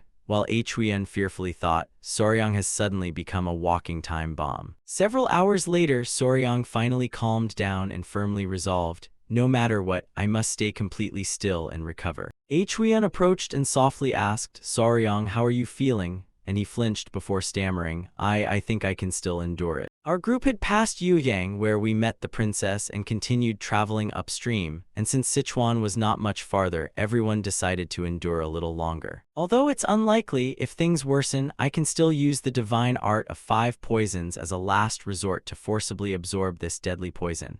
But if this poisonous frog is merely a low-grade venomous creature, my dream of filling my body with the 10 great deadly poisons will be ruined. Soryang resolved, I refuse to let my painstaking collection be ruined like this, for how could a true man let such minor danger shake his determination? Seeing his expression, Huiyan worriedly urged, "Soryang, just absorb it now, this is too dangerous, and I already told you I don't care what deadly poison you absorb anymore." While Xiao Pio snapped, "Seriously, if something happens because of your stubbornness, I'll tear you apart myself." Just as Xiao Pio finished speaking, the ship suddenly shook violently. Feeling the impact, all 4 people inside the cabin looked around in shock. Soryang stammered, "Why is the ship suddenly shaking like this? It feels like something enormous just slammed into us." Outside the cabin, Gu Pi anxiously threw open the door and warned them, "Everyone, hold on tight, there must have been heavy rain upstream because the flood is sweeping countless logs down toward us," making everyone exclaim, "What?" Soryang shouted fearfully, "The current is that strong." He silently pleaded, "Give me a break, if this continues, we're all going to die." Outside, the raging current continued carrying huge branches and logs toward the ship. Choyer and Yoa immediately rushed to the bow to block the incoming logs. The two quickly leaped into the water, using their claws and spider silk to stop the huge logs crashing toward the ship. Watching Choyer and Yoa desperately clear the obstacles and deflect the incoming trunks, Soryang proudly thought,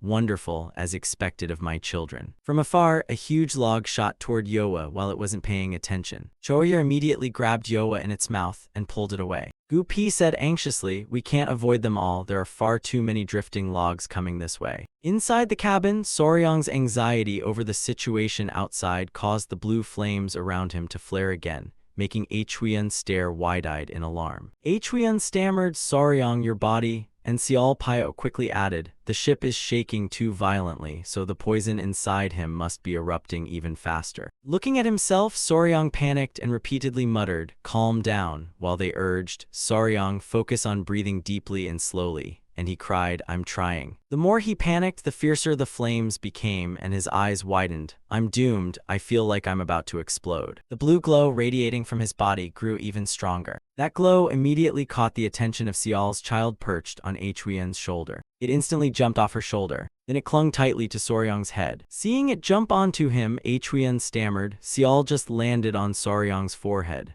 while Xiao Pio squeezed his eyes shut and shouted, "That's dangerous, get away." Xiao cried out, and the deep blue glow surrounding Soryang instantly vanished, leaving everyone bewildered. A faint blue glow began radiating around him in place of the intense blue light, surprising Soryang. "My body is suddenly cooling down. The fiery energy inside me is gradually disappearing, so what exactly happened?" Chialsen widened his eyes and stammered, "Is this fighting poison with poison, using one poison to cure another?" The poison of the venomous frog contains extremely powerful positive energy, while the stone marten's poison holds abundant negative energy, causing the two toxins to clash and neutralize each other. I never expected this accidental method to work so miraculously. Xiao, sitting atop Soryang's head, also smiled happily. Huiyan exclaimed in surprise. It seems both Xiao and Snow want to transfer more negative energy into him to help. Xiao and Snow then jumped onto him together, deeply moving him. Moved by his children, Soryang tightly pursed his lips. Soryang then burst into tears. My tears are flowing on their own. My beloved children, are you really doing all this for your useless father? Thank you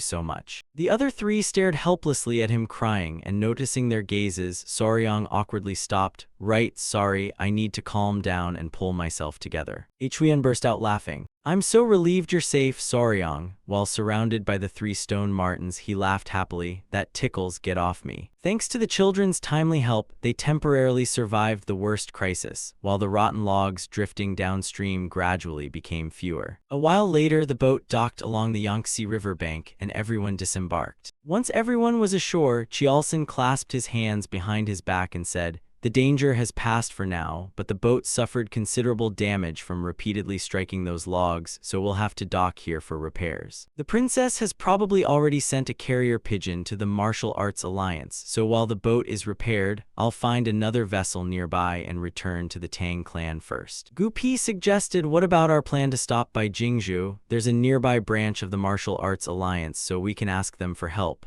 And Chialson replied, that's an excellent suggestion, Gu Pi. He then turned toward the 3 and said, I'll immediately return and report this venomous frog's deadly poison to father, while also helping the Martial Arts Alliance gather forces so you can safely follow afterward. Soryang then approached the boatman. Boatman, how long until this boat can set sail again? The man frowned and rubbed his chin. Let me see, it'll probably take about 3 days to seal these cracks with resin. Touching a crack in the hull, he added, since this is only a temporary patch, we can't immediately set sail again without putting too much strain on the hull. I see, honestly, it's already been a long journey for the little ones, so resting ashore for a while isn't a bad idea, and perhaps we should get some food and drinks first. Soryang's eyes lit up as he happily shouted, we should eat meat. While someone added, looks like you've finally gotten used to seasickness, haven't you? Meanwhile, not far away aboard another ship, someone was observing the Tang clan's vessel through a spyglass. On that ship, Li Ti and his subordinates smiled while watching Soryang's vessel. Looks like we've caught ourselves a big haul today. The sinister vessel approached the Tang clan's ship, flying a banner marked Yangtze River Water Fortress. A few days later, after temporarily repairing the hull, they decided to sail upstream along the Yangtze River. Everyone gathered at the bow as Huiyan said, the 3 gorges have the strongest currents on this river, so please sail slowly to avoid overloading the hull.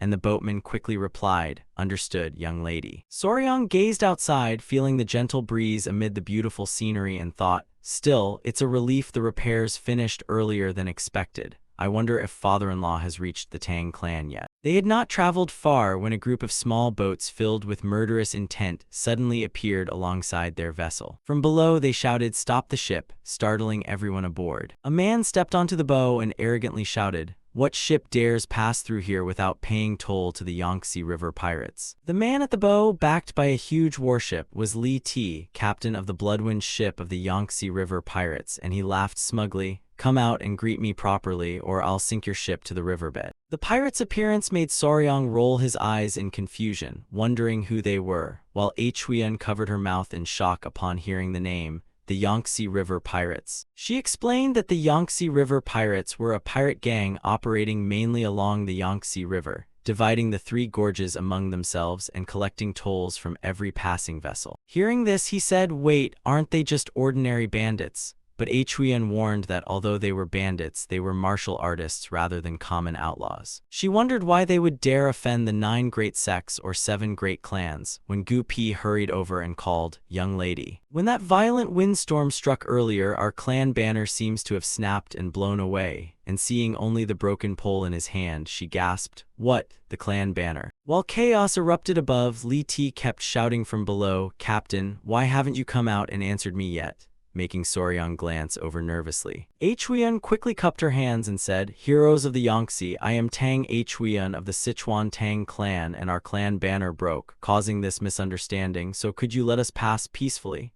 While he seemed to ponder briefly. Then he laughed wildly and shouted, the Tang clan's young lady, who would believe that? You're just making excuses to avoid the toll, but since you're quite beautiful, why not repay the debt with your body?" Hearing those words, Soryang's face bulged with anger as he shouted, "What did you just say?" Furious enough to fume, he cursed, "How dare these bastards speak so insolently before us?" While Xiao Paio angrily added, "You filthy scum." Soryang immediately turned around and ordered, "Cho, hurry and split those ships apart," leaving her bewildered. Yet Cho did nothing, and her reaction left both of them frozen. She floated up with wide, innocent eyes, leaving Soryang dumbfounded. Soryang hurriedly shouted, "I told you to smash those people into hundreds of pieces," but she merely smiled and made several incomprehensible sounds. Finally, Cho tilted her head innocently and asked, "Why? Why won't she listen?" Soryang stammered awkwardly. Faced with Cho's innocent question, Soryang felt his hair stand on end, and there was a perfectly good reason. It was a stage that nearly every child experiences once in life. The Y phase had arrived. According to child development theory, the Y phase usually appears around age 3, beginning with simple questions before escalating into endless interrogation of why. Why? Because children in this phase often destroy their parents' patience with endless questions. It is also called the question mark killer phase. Soryang was panicked, confused, and frightened, yet forced himself to smile. Of all the possible moments, his luck was terrible enough for this phase to strike Cho right now. Soryang calmed himself and stroked his chin, thinking that he assumed she had matured after evolving, but her actual awareness was probably only that of an infant, so this was perfectly natural. Helpless against her, Huiyan suggested, "Soryang, we could overpower them in battle, but they might cling to our ship, bore holes into it, and sink us, so however angry we are, our safest choice is probably to pay the toll and quietly pass." Xiao Paio frowned at losing money and shouted, "If this were Yunnan, I'd feed every one of them to the wolves," while Soryang reluctantly agreed and called out, "Fine, how much is the toll?" Li Ti gave a cunning grin. He eagerly named his price, shouting, "For such a large and magnificent ship, hand over 100 taels of silver." The second shock drove them mad as Xiao Paio yelled, "100 taels? That's daylight robbery,"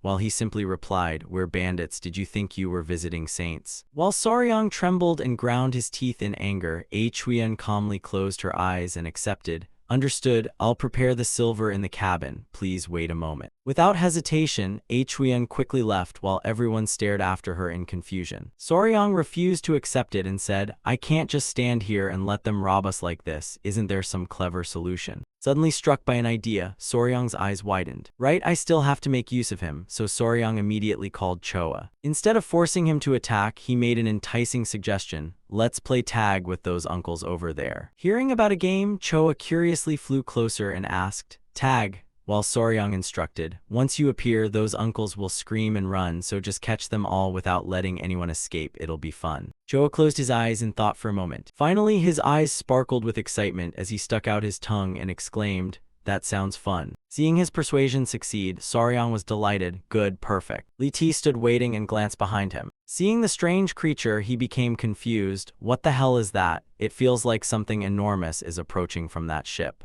As expected, the closer it came, the more terrified he became, his lips trembling violently. Choa, now twice his normal size, gradually charged toward the river pirates. His eyes gleamed as he opened his mouth and announced, "The game of tag begins," terrifying Li Ti and his followers out of their wits. Just as Li Ti's mouth dropped open, Choa slammed his massive body into their ship, knocking the river pirates into the water. Li Ti's face turned pale and his hands stiffened. They struggled helplessly while Soryang cheered gleefully, "Great job, Choa, smash everything to pieces." Yunhua held the money pouch in shock at the sight. "Soryang, stop Choa, there are rules in the martial world," while Xiao Paio pretended not to see and said, "This isn't the time to worry about that, just let him be for a while." Choa tore Li Ti's clothes, making him desperately beg, Please spare my life." Thus began the deadly game of tag, ending only after the place had been turned into a living hell, and some time later they continued along the mountain ranges. Li Ti was so terrified that his face turned deathly pale as he cried. He desperately begged, "Please spare us, we were wrong, we were blind not to recognize such a peerless master," then wailed, "Please don't eat us." Seeing their reaction, Choa curiously asked, "Father, why are those uncles crying?"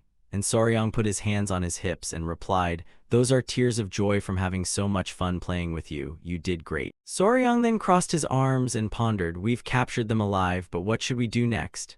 And the resentful Xiao Paio immediately suggested, "What else? Use them all as fish bait." Wanting to avoid trouble, Huyen warned Saryang if possible we should settle this peacefully, making him exclaim, "What, peacefully? They're the ones who tried to rob us first." "But there's still a major concern," she explained. "The Yangtze River Pirate Alliance consists of many pirate gangs who are also members of the martial world, so attacking one group means breaking its unwritten rules, and if word spreads, other pirates will trouble Tang clan ships and members." After hearing her lengthy explanation, Saryang asked in confusion, "What exactly are these unwritten rules of the martial world?" And she replied, "It's an unspoken agreement where we don't suppress them in exchange for them never touching ships flying the banners of the 9 great sects or 7 great clans." Understanding roughly, he asked, "So without a clan banner, we're required to pay passage money?" And Huyen replied, "Yes, Saryang, so technically we have no grounds to complain." However, Saryang looked at them with a scheming smile. "If there are no witnesses, can't we simply pretend nothing ever happened?" Terrifying Li Ti into stammering, "Nothing happened today and we saw nothing, so if you spare us, we'll keep our mouths completely shut." He began shamelessly pleading poverty. "The truth is, we became river pirates merely to survive and put food on the table, and we've eaten nothing but foul raw fish for 10 days. So when we saw a ship without a clan banner passing by, we immediately rushed over." Then he tearfully continued his act, "We only wanted a bowl of white rice, we're really not bad people," making Saryang glare irritably. "Are these bastards really trying such a cheap sympathy ploy on us?" Suddenly the helmsman appeared and called, "Young Master Saryang." Saryang quickly responded, "What happened?" And the captain reported, "It seems when your venomous beast went berserk, it threw someone into our ship. The impact was so powerful that the hull has started leaking again." Hearing that, Saryang broke into a cold sweat and his pupils contracted in panic. "What did you say?" The man added, "We're doing our best to patch it, but we need to dock somewhere soon for a complete repair," making Saryang groan helplessly. "Damn it, we're in a hurry." Hearing that trouble had arisen, Li Ti suddenly shouted from the other side, "Young master, we can repair it for you." He explained, "Our water fortress has an exceptional shipwright. How else do you think we could sink ships so precisely? It's because we know every part of a ship's structure." The pirate tried to persuade them, "He's a master shipwright from Fujian, so please trust us just this once." And hearing this, the boatman exclaimed, "Fujian." He leaned over and whispered, "A shipwright from Fujian must be among the finest craftsmen in the Central Plains, and this vessel was originally built in Fujian," making Saryang realize, so that's how it is. Saryang decided to trust them. "Then please lead us to your water fortress. We'll consider our earlier conflict settled." And after Huyen untied them, Li Ti gratefully replied, "Understood." He quickly ordered his men, "Why are you still standing there? Hurry and prepare to escort the Tang clan's warship." However, a troubling thought arose in Saryang's mind. After all, isn't a pirate hideout a dark and dangerous place? Will we really be all right? Meanwhile, inside an abandoned old house within a misty forest, a corpse was slowly decomposing on the wooden floor. Its body had shriveled dry, and its pupils were cloudy. Thus, we headed toward the pirates' hideout to repair the ship. However, inside the cabin, Xiao Pio and Huyen radiated hostility as they glared at each other. Huyen insisted, "I think Dong Ai sounds wonderful," while Xiao Pio refused, "Absolutely not, I already said Ningyi is the best." Watching silently from outside, Saryang thought, Huyen and Sister Xiao are still fiercely arguing over a name for the little snow stone marten because they think it'd be cruel to leave the little one who saved us without a name. Yet neither side would compromise as they angrily glared at each other, leaving Saryang helplessly asking,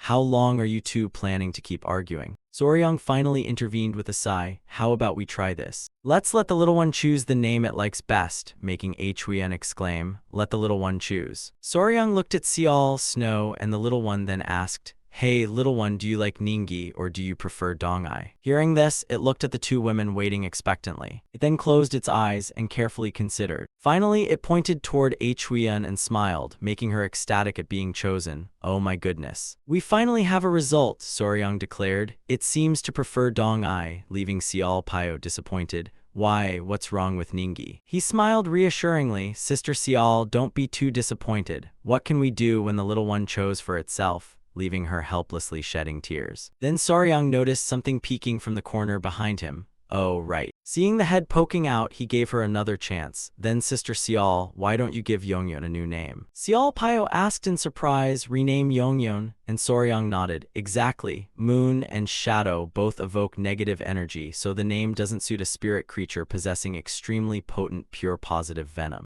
Understanding the issue, Xiao Pio rubbed her chin thoughtfully. So that's how it is. She quickly found an answer. Then how about Huiyang? Making Soryang ask in surprise, Huiyang. Xiao Pio explained, it eats fire, hence fire, and possesses positive venom, hence sun, so I think Huiyang is the perfect new name for it. At first it merely stared blankly, but an instant later it excitedly sprayed water, making Soryang freeze. Looks like this little guy really likes its new name, while Huiyang exclaimed, that went surprisingly smoothly. Then Soryang's pupils suddenly contracted. Noticing something strange, he asked, wait, has this little one's body always been this plump? And Huiyang replied, maybe it consumed too much fire, so I think it gained weight again. But Soryang went from one surprise to another shock. Forgetting everything he had just been thinking, he pointed and stammered, what is that? While Huiyang anxiously asked, what's wrong, Soryang? He stared toward the completely calm Huiyang. He immediately rushed forward, gritting his teeth in frustration. He had spent 2 whole days struggling against its poison. Yet in that brief moment, nobody noticed that a tiny pair of hind legs had begun sprouting from its body. A while later, she felt slightly awkward around him. Seeing him comfortably enjoying himself, she remarked that the passing breeze felt truly refreshing. Huiyang curiously asked, Soryang, you seem extremely excited, and he happily replied, of course I'm happy. Huiyang remained a tadpole for far too long, so I feared its development had stalled, but seeing it grow faster than expected now has finally eased my worries. Xiao Pio asked, Soryang, have we determined whether it's a frog or a toad yet?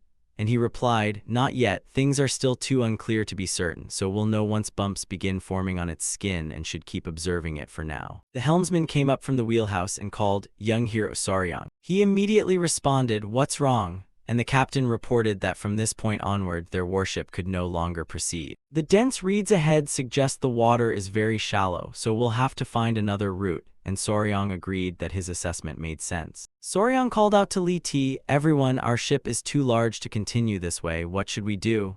And he confidently assured him, young hero Soryang, don't worry, this is actually our stronghold. Looking at the empty wilderness, he asked curiously, your territory, right here. Li Ti took out a flute and began playing it. More people emerged from within the dense reeds. The 3 of them reacted with astonishment. Look, the reeds are moving by themselves and opening a path. How can something so incredible happen? Looking carefully below, Soryang realized they had woven aquatic plants together to create floating platforms and planted reeds on top, clearly using this elaborate camouflage to hide from government forces. He finally relaxed, feeling as though he had been saved, and said, we've reached somewhere safe. Li Ti proudly introduced it. This is our river stronghold. Quite impressive, isn't it? The 4 of them docked and stepped ashore. Huiyang exclaimed that unlike what she imagined, this place resembled a peaceful village more than a pirate stronghold, making Xiao Pio warily ask, are you absolutely certain these people are really pirates? Li Ti explained, actually none of us were born pirates, but people suffering injustice from all across the land gathered here and naturally built this village together. A stranger approached and remarked, a mighty warship sailing proudly along the Yangtze River. It has been many years since this old man last saw such a vessel. This is Fleet Commander Sam Rang. Sam Rang immediately questioned him, Li Ti, what is going on? Why did you openly bring strangers into our territory?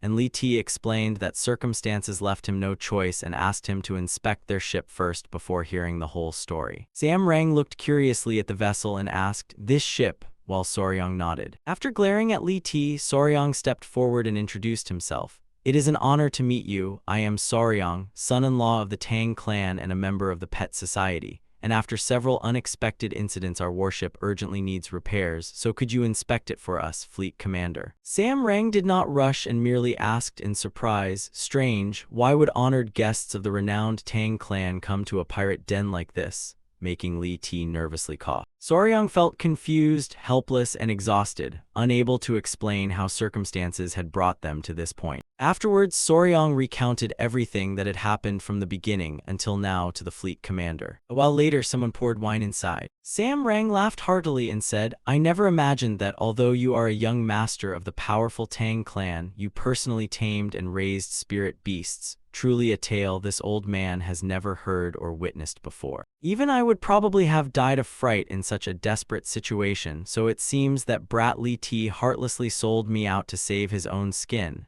making Li Ti protest indignantly. Who sold you out? This was entirely for the good of all our brothers. Sam Rang took a gulp of wine. Refreshed, he told Saryong, "Fine, since this brat still has some loyalty left, this old man will take responsibility for repairing your warship, young master." Raising a full cup, he warned Saryong, "We must haul the ship ashore, dry it, coat it with protective oil, and seal every crack, which should take about 10 days. But since your journey seems urgent, we'll begin repairs at dawn tomorrow." Delighted, Saryong replied, "Thank you very much, Fleet Commander, what a relief. Since this is a pirate stronghold, I was rather uneasy at first and had only just started worrying." Sam Rang asked cautiously, "But are you truly sure there's no problem getting involved in this? I'm currently a wanted criminal because I accidentally beat someone to death, and I only fear that associating with a serious criminal like me will tarnish the Tang clan's renowned reputation." Saryong was startled. He actually beat someone to death.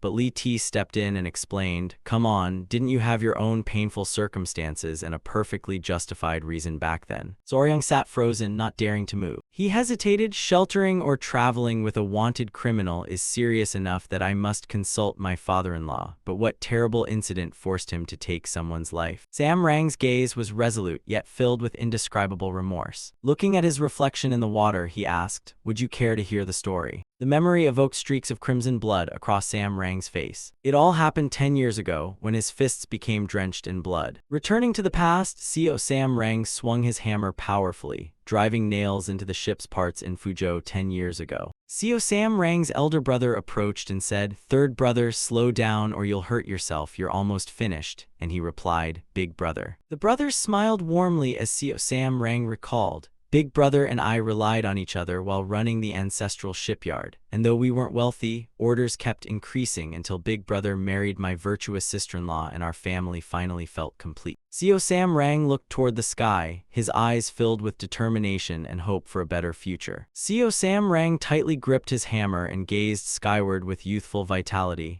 Back then, everything was peaceful and filled with laughter. But life never grants every wish so easily. CEO Sam Rang walked along the path beneath an unusually gloomy atmosphere, recalling, "One night, we worked until very late repairing an overdue ship before finally heading home." CEO Sam Rang's eyes widened in utter horror at something he could never have anticipated. He saw his respected elder brother collapsed on the cold ground. "The sight before me was Big brother lying unconscious right outside our home." CEO Sam Rang rushed over, lifted him up, and desperately tried to wake him. "Big brother, wake up, what happened here?" A fat man stood nearby with his arms crossed and threatened him imperiously. "Leave now before you bring disaster upon yourself." Radiating a menacing aura, he continued, "The son of a high-ranking official is borrowing this place to handle important business, and anyone who enters will die." Though frightened, CEO Sam Rang asked, "The son of a high-ranking official?" And the bald man sneered, "Exactly, he's merely handling some private business today, so if you value your life, keep your mouth shut." CEO Sam Rang immediately sensed something terrible had happened to his sister-in-law, and a jolt ran through him as he muttered tensely, "Sister-in-law." Seeing the fear vanish from CEO Sam Rang's eyes, the man shouted in surprise, "Hey, you bastard, I warned you not to go inside." Without hesitation, CEO Sam Rang punched him directly, leaving him dazed as he cried out in confusion, "Ha!" Inside the house, a thug was trying to violate CEO Sam Rang's sister-in-law when CEO Sam Rang violently burst in, startling him. His sister-in-law lay beneath him with disheveled clothes and tears streaming down her face as the thug complained, "How annoying, I was just enjoying myself, and I clearly ordered everyone to keep anyone from disturbing me." CEO Sam Rang's bloodied arm hung at his side, confusing the thug. CEO Sam Rang gripped the door frame and glared at him with murderous intent, but unaware of the approaching danger, the thug arrogantly demanded, "Who the hell are you, nobody?" CEO Sam Rang stared at the drunken bastard trying to violate his sister-in-law and thought, "The horrifying sight before me was that beast grinning lewdly in a drunken stupor while my poor sister-in-law sobbed with her clothes torn apart." As that thought ended, CEO Sam Rang's rage reached its limit and his strength erupted. Before the thug could react, CEO Sam Rang punched him straight in the face. At that moment, I completely lost all reason. CEO Sam Rang relentlessly pounded his face with brutal punches, leaving him unable to resist and helplessly taking every blow. The bastard's filthy blood sprayed out with every punch. Blood soon flowed freely, soaking Seo Sam Rang's clothes. After venting all his anger, Seo Sam Rang panted heavily as he stared at the thug he had mercilessly beat. His tearful sister grabbed his shoulder and snapped Seo Sam Rang back to his senses, but by then he had beaten the thug beyond recognition, and when he finally came around, that beast was already a lifeless corpse. He finished his story. Every misfortune began from that fateful moment. Branded a serious criminal and hunted by the royal court, I began living as a fugitive throughout the martial world. Seo Sam Rang continued with a smile. Only when I had nowhere left to go did Li Ti reach out and save me, while Saryang remained silent in thought. Stroking his chin, Saryang thought, so that's why this village became a refuge for people burdened by injustice. I've seen someone with a similar fate before, and that bastard deserved to die. Saryang looked worriedly at Seo Sam Rang and thought, so he isn't truly an evil man by nature, then how should I handle this situation? Suddenly he heard a loud commotion outside. Two people frantically pushed open the door and gasped, "Young master, Li Ti, something terrible has happened." Seo Sam Rang calmed them. "What happened? Why are you both so frantic?" And while catching their breath, they replied, "Something horrifying happened." One of them spoke first. "Has anyone seen Bayam Jayu these past few days? I went over to check whether he was sick, but I discovered that Bayam Jayu's arm had already begun rotting. There's no life left in him now. He has breathed his last." Everyone was utterly shocked upon hearing the news. Saryang froze and struggled to ask, "What?" Saryang and Li Ti immediately rushed outside. The two ran off in panic, leaving 3 people behind in the house. Saryang ran as fast as possible, and upon seeing Huiyun and Xiao Pio, he shouted, "Huiyun, Sister Xiao," and they immediately answered, "Saryang." He anxiously asked what exactly happened, and Huiyun quickly replied, "I was with Sister Xiao when we heard someone had suddenly died, so we rushed here." She slowly explained, "They said his body had turned into a dried corpse," making Saryang exclaim, "A dried corpse?" Upon entering the small house, Saryang was horrified by what he saw. Saryang thought fearfully, if he's completely dried up, does that mean all his vital blood was drained?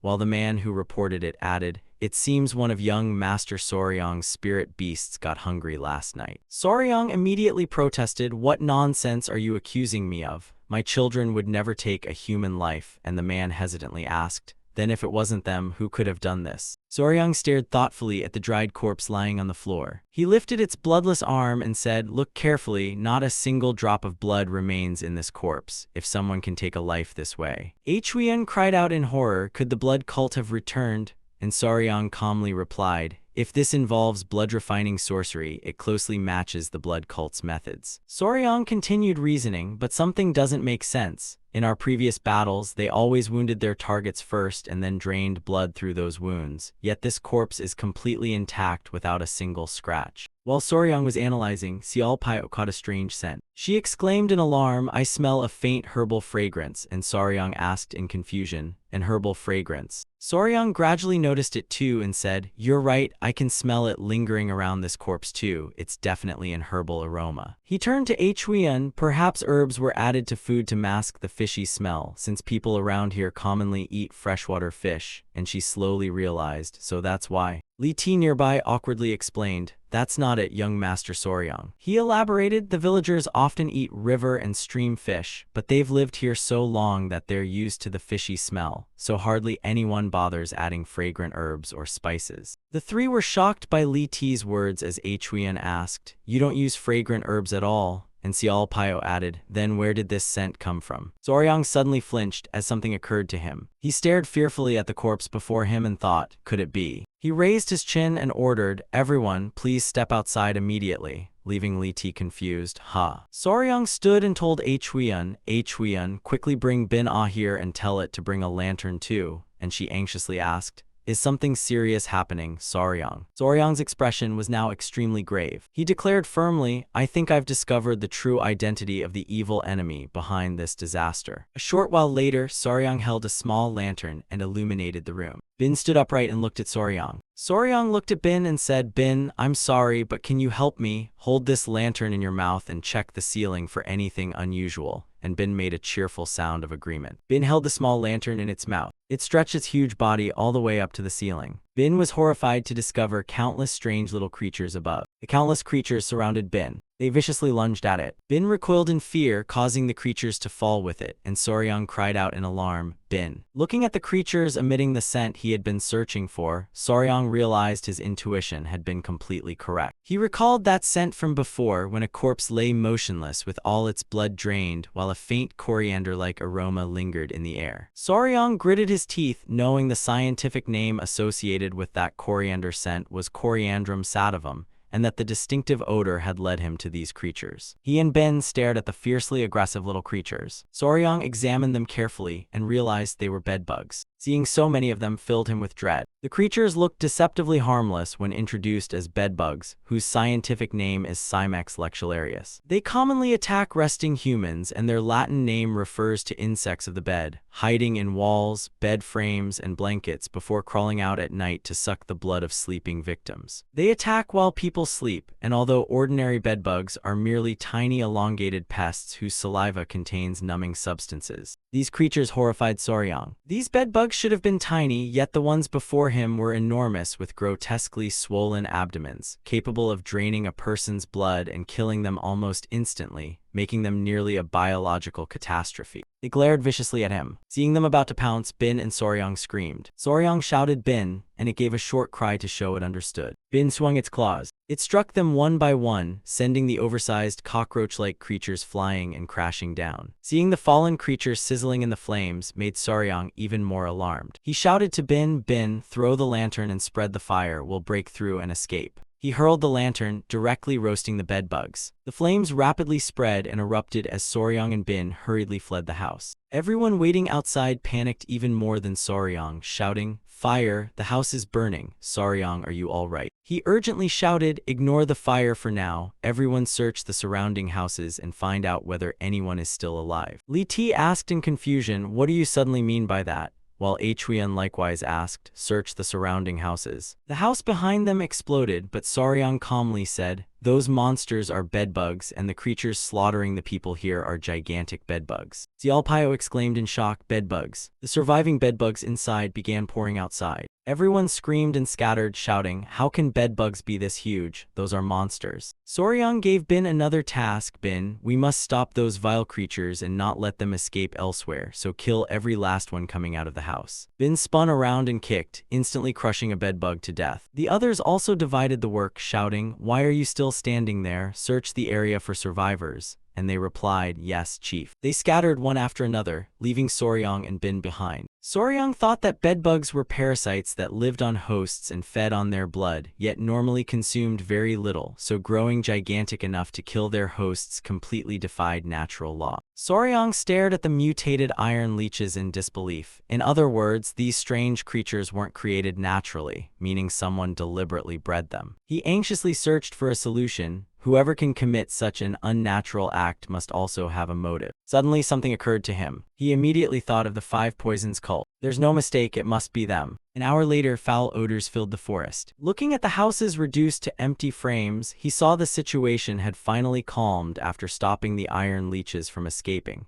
And as if prearranged, they vanished into the mountain behind the village like smoke the moment the sun rose. Soryang remained deeply uneasy, and Huan felt the same. Resting his chin on his hand, he thought, "But this isn't over. Those nocturnal insects only retreated to avoid sunlight, and once night falls, they'll definitely return." Those who died were moved somewhere safer to rest in peace, but although all the villagers were immediately evacuated, the death toll continued rising. The losses crushed Li Ti's resolve as he wept over his fallen companions, including 2 river pirates he had sent to scout the area, whose bodies were found cold and dried out after the iron leeches drained every drop of blood. Staring bitterly at their cold bodies despite knowing nothing could be undone, he choked out, "You idiot, wake up. Didn't you say you wanted to return home and visit your mother?" Someone beside him comforted him. "Li Ti, calm down. This is a terrible tragedy, but as their leader, you must stay composed to protect those still alive." Soryang also advised, "We've temporarily dealt with the insects that surfaced, but we still don't know how many iron leeches are hiding throughout the village, so we must decide our next move immediately." He continued tensely, "The first victim was discovered last night, but this village may have been infested long before then, and they may already have spread beyond control." Huan cautiously cautiously said, "Soryang, you may have noticed this too." And he agreed with her reasoning. "Yes, with such an unnatural demonic insect attack, I suspect this is a scheme by the Five Poisons cult." Xiao Pio exclaimed, "The Five Poisons cult? They released these iron leeches." And Soryang frowned. "The Three Gorges of the Yangtze is a strategic location perfect for spreading disaster across the Central Plains, and by placing just a few iron leeches aboard passing ships, they could spread calamity throughout the realm." Xiao Pio clutched her chest fearfully. "This method resembles the first demon lord's practice of massacring entire regions with venomous insects and harmful creatures." Soryang turned to Xiao Pio and said, "If the Five Poisons cult truly caused this, then an even more horrifying plot may have already unfolded," making her exclaim, "Already unfolded? Besides the iron leech attack." He explained, "Weren't all the attacking iron leeches already adults? An iron leech must molt 5 times to mature, and every molt requires it to feed on blood. This disaster was caused by iron leeches, meaning these creatures must have drained blood somewhere at least 5 times already, and with such vast numbers, countless livestock and people may have died." Sam Rang was shocked by Soryang's words and looked toward the mountain they had crossed. "I'm certain their nest lies beyond that mountain." He continued seriously, "Young hero Soryang, there's actually a mountain stronghold nearby," making Soryang ask in surprise, "A mountain stronghold?" CEO Sam Rang explained, "The Green Forest Bandits of the Central Plains are divided into 3 great powers. The Yangtze River Pirates, the 18 strongholds of Dongting centered around Dongting Lake, and the 72 Green Forest Stronghold." Looking toward the mountain, he declared, "That towering peak behind us is Stone Emperor Mountain, where a stronghold under the 72 Green Forest Strongholds has around 300 men. Beyond it, crossing a narrower tributary will lead to the main road," making Soryang ask, "Is that really true?" Soryang was surprised. "Then I should personally investigate." But someone asked, "The iron leeches will certainly attack again tonight. Can you really leave your position?" Soryang laughed confidently. "You don't need to worry. I've already prepared a contingency plan." And Xiao Pio asked in surprise, "A contingency plan?" He explained, "Iron leeches can't cross waterways because they can't swim, so once Bin Ah washes off the filth from fighting those insects, I plan to immediately dig a water-filled trench." Soryang clarified his plan: "We'll use flowing water to isolate the passage between the village and the mountain behind it, greatly restricting their movements," making Huiyan realize, "I see." Suddenly, Soryang scratched his cheek and hesitantly said, "But..." Looking at the gloomy atmosphere surrounding the village, he continued,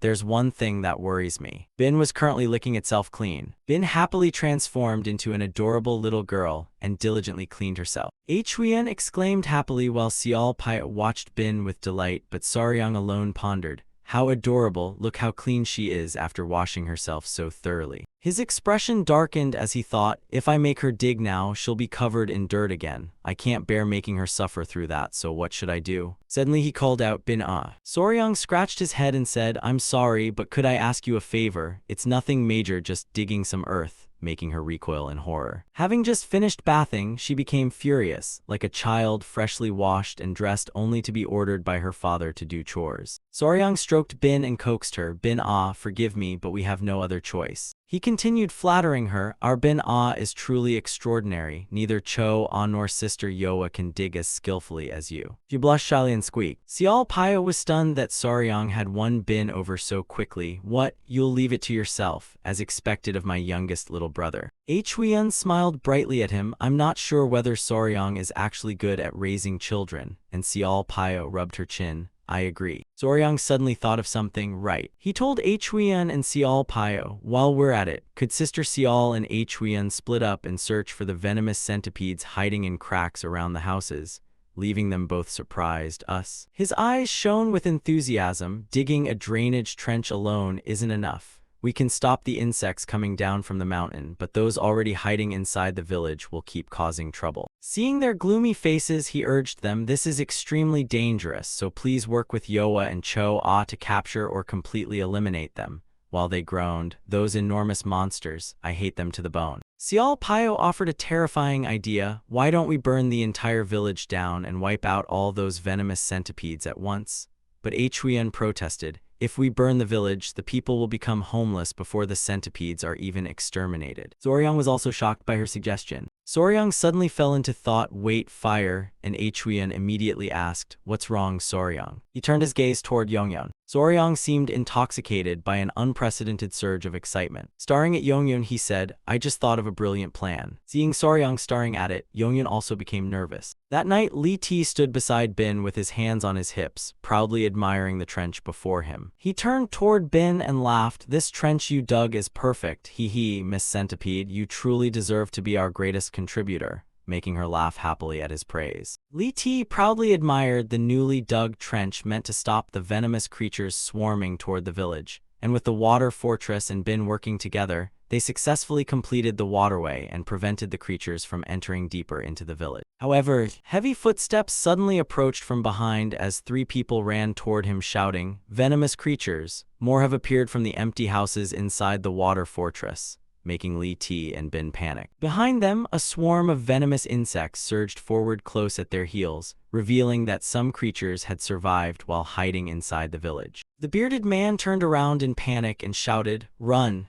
But at that moment, a venomous insect lunged forward and bit the man in blue, making him turn pale and scream. After looking around and failing to see Soryang, Li Ti anxiously asked, Young hero, where is Soryang? Where did he go? From another direction, Huiyan, Xiao Pio, and Soryang suddenly rushed out, each carrying containers filled with water. Yongyun was strapped to Soryang's back, bouncing with every step he took. Seeing the 3 rush out, Li Ti shouted, Young hero Soryang. Soryang frowned and called out, Huiyan, Sister Xiao now. Hearing him, Huiyan and Xiao Pio immediately opened their water containers and splashed the water directly over the swarm of venomous insects. The drenched venomous insects began screeching. After a while, the 3 had completely soaked the entire swarm. Looking at the poisonous insects scattered everywhere, Soryang frowned thoughtfully. Suddenly, one poisonous insect trembled and stood up. It and the others quickly turned and fled toward the forest, making one worker shout, They're escaping! While Li Ti panicked, Capture those beasts alive. As soon as he finished, Soryang calmly said, No need, Li Ti, let them escape. Leaving Li Ti bewildered, let them go. Soryang's eyes gleamed as he glanced at Huiyang and explained, The water I poured over them was mixed with Huiyang's deadly poison, so they'll be poisoned one after another and it will spread instantly. These poisonous creatures gather together in dark places before sunrise, so once a poisoned one enters the swarm. Soryang frowned knowingly and continued, All those poisonous creatures will eventually burst apart and die. He secretly felt pleased because he had made Huiyang absorb massive amounts of flame to produce highly concentrated poison, while specially asking Huiyan to make protective gloves to prevent the toxin from spreading to them. With his hands on his hips, he watched the forest where the insects had fled and thought, So run as fast as you can. Soryang gave a slight nod. The moment they return to their nest, Huiyang's deadly poison will become the perfect insecticide. Several hours later, Huiyan and Xiao Pio stared wide-eyed toward the forest. Just as Soryang predicted, blue flames and thick black smoke rose deep within the forest, making everyone gasp in astonishment. Huiyan happily remarked that the blazing blue flames were truly beautiful, while Xiao Pio agreed despite feeling uneasy knowing they were burning those disgusting poisonous creatures. Soryang then turned and smiled at the villagers, saying, The area around the village should now be completely cleansed and the waterway is finished, so we needn't worry about the poisonous creatures for now,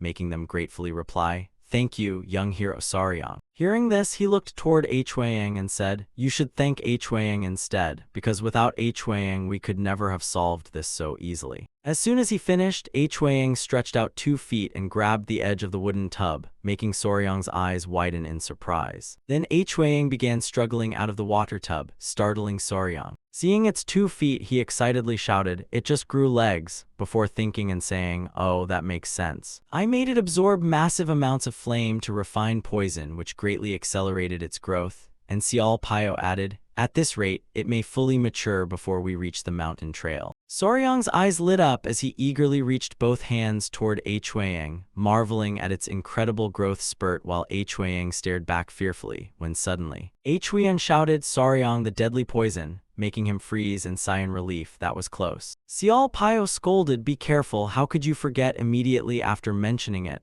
While Soryang sweated at Huiyang's fierce stare and said, I nearly shared the same fate as those bedbugs. Soryang stared at Huiyang and thought, It seems it has begun breathing through lungs instead of gills, and I feared something might happen during our long journey, but seeing it grow smoothly puts me at ease. From afar, two young villagers approached and urgently called, "Young hero Saryang." Across the waterway, there are countless burned animal carcasses, far more than normal, so we think you should personally inspect them. Saryang looked at Huyan and Sialpio and said, "Then let's hurry over." A while later, they arrived, and the villagers anxiously called out, "Young master." Looking at the poisonous creatures' corpses scattered across the ground, Sialpio exclaimed, "Are all of these poisonous creatures?"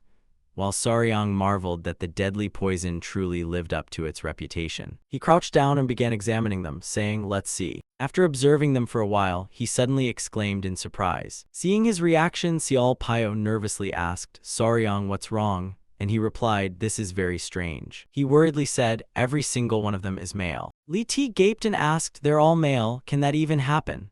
While Saryang wondered whether he had missed a clue or if it was coincidence before concluding, "No, there are clear signs of human interference because natural reproduction could never produce such an extreme imbalance." Huyan asked, "Then what should we do now?" Saryang's face paled as he hesitantly said, "It seems we must immediately investigate their lair. We need to see what condition the mountain bandits' stronghold is currently in." Not long afterward, Saryang and Huyan rode on Cho's back, and as they traveled he thought that since they did not know how many bedbugs remained hidden in the village, he and Huyan had decided to scout the mountain stronghold first. Upon reaching the mountain stronghold, Saryang was immediately shocked. Looking at the desolate scene before him, Saryang thought, "I can't sense even the slightest trace of human life." The two landed inside the stronghold and looked at the corpses scattered across the ground as Saryang said, "All I see are ruined buildings and several rotting corpses amid the desolation. What the hell happened here?" A large manor in the distance caught Cho's attention. He leaned down and said, "Father, look at that large manor over there," making Saryang murmur, "Hem." The three of them then headed toward the manor. After entering and seeing the scene inside, Saryang hesitated. "This place is." Huyan continued, "With so many medicinal herbs and elixirs stored here, this was probably the stronghold leader's room, so is this corpse the leader?" Suddenly, a book on the table caught Saryang's attention. Saryang stared blankly at the book. "That's." He quickly picked it up and showed Huyan. "Huyan, look at this. It's exactly the symbol we saw in the Five Poisons cult's underground secret cavern," making her frown anxiously. "What? The Five Poisons cult? Saryang, let me see that." Once she had the book, she quickly opened it and began reading. After reading for a moment, she exclaimed, "This is..." And Saryang anxiously asked, "What is it?" Huyan replied gravely, "It's the journal of Dan Moxio from the Five Poisons cult's Centipede Squad. He's one of the Five Poisons cult's high-ranking members." And hearing this, Saryang's face turned pale. Huyan finally concluded, "This is definitely the vice captain's journal." Flipping through the book, Yunhua said, "The journal of Dan Moxio, vice captain of the Five Poisons cult's Centipede Squad." She began reading aloud, "Beginning of summer. The first batch of blood leeches has fully matured, so it's time to find somewhere to release them, and we must have those blood cult vermin find a suitable location. A few days before Grain and Ear, with the blood cult's help, we raided a green forest bandit stronghold near the Three Gorges of the Yangtze, an ideal place to spread these blood leeches, while also providing the human blood needed to raise them." Reading this far, her pupils contracted in horror. Huyan stammered, "They severed all the bandits' tendons and fed them blood-replenishing pills so the blood leeches could drain even more blood, and judging by how terrifyingly fast their numbers multiplied, the experiment succeeded." Hearing this, Saryang shouted furiously, "What?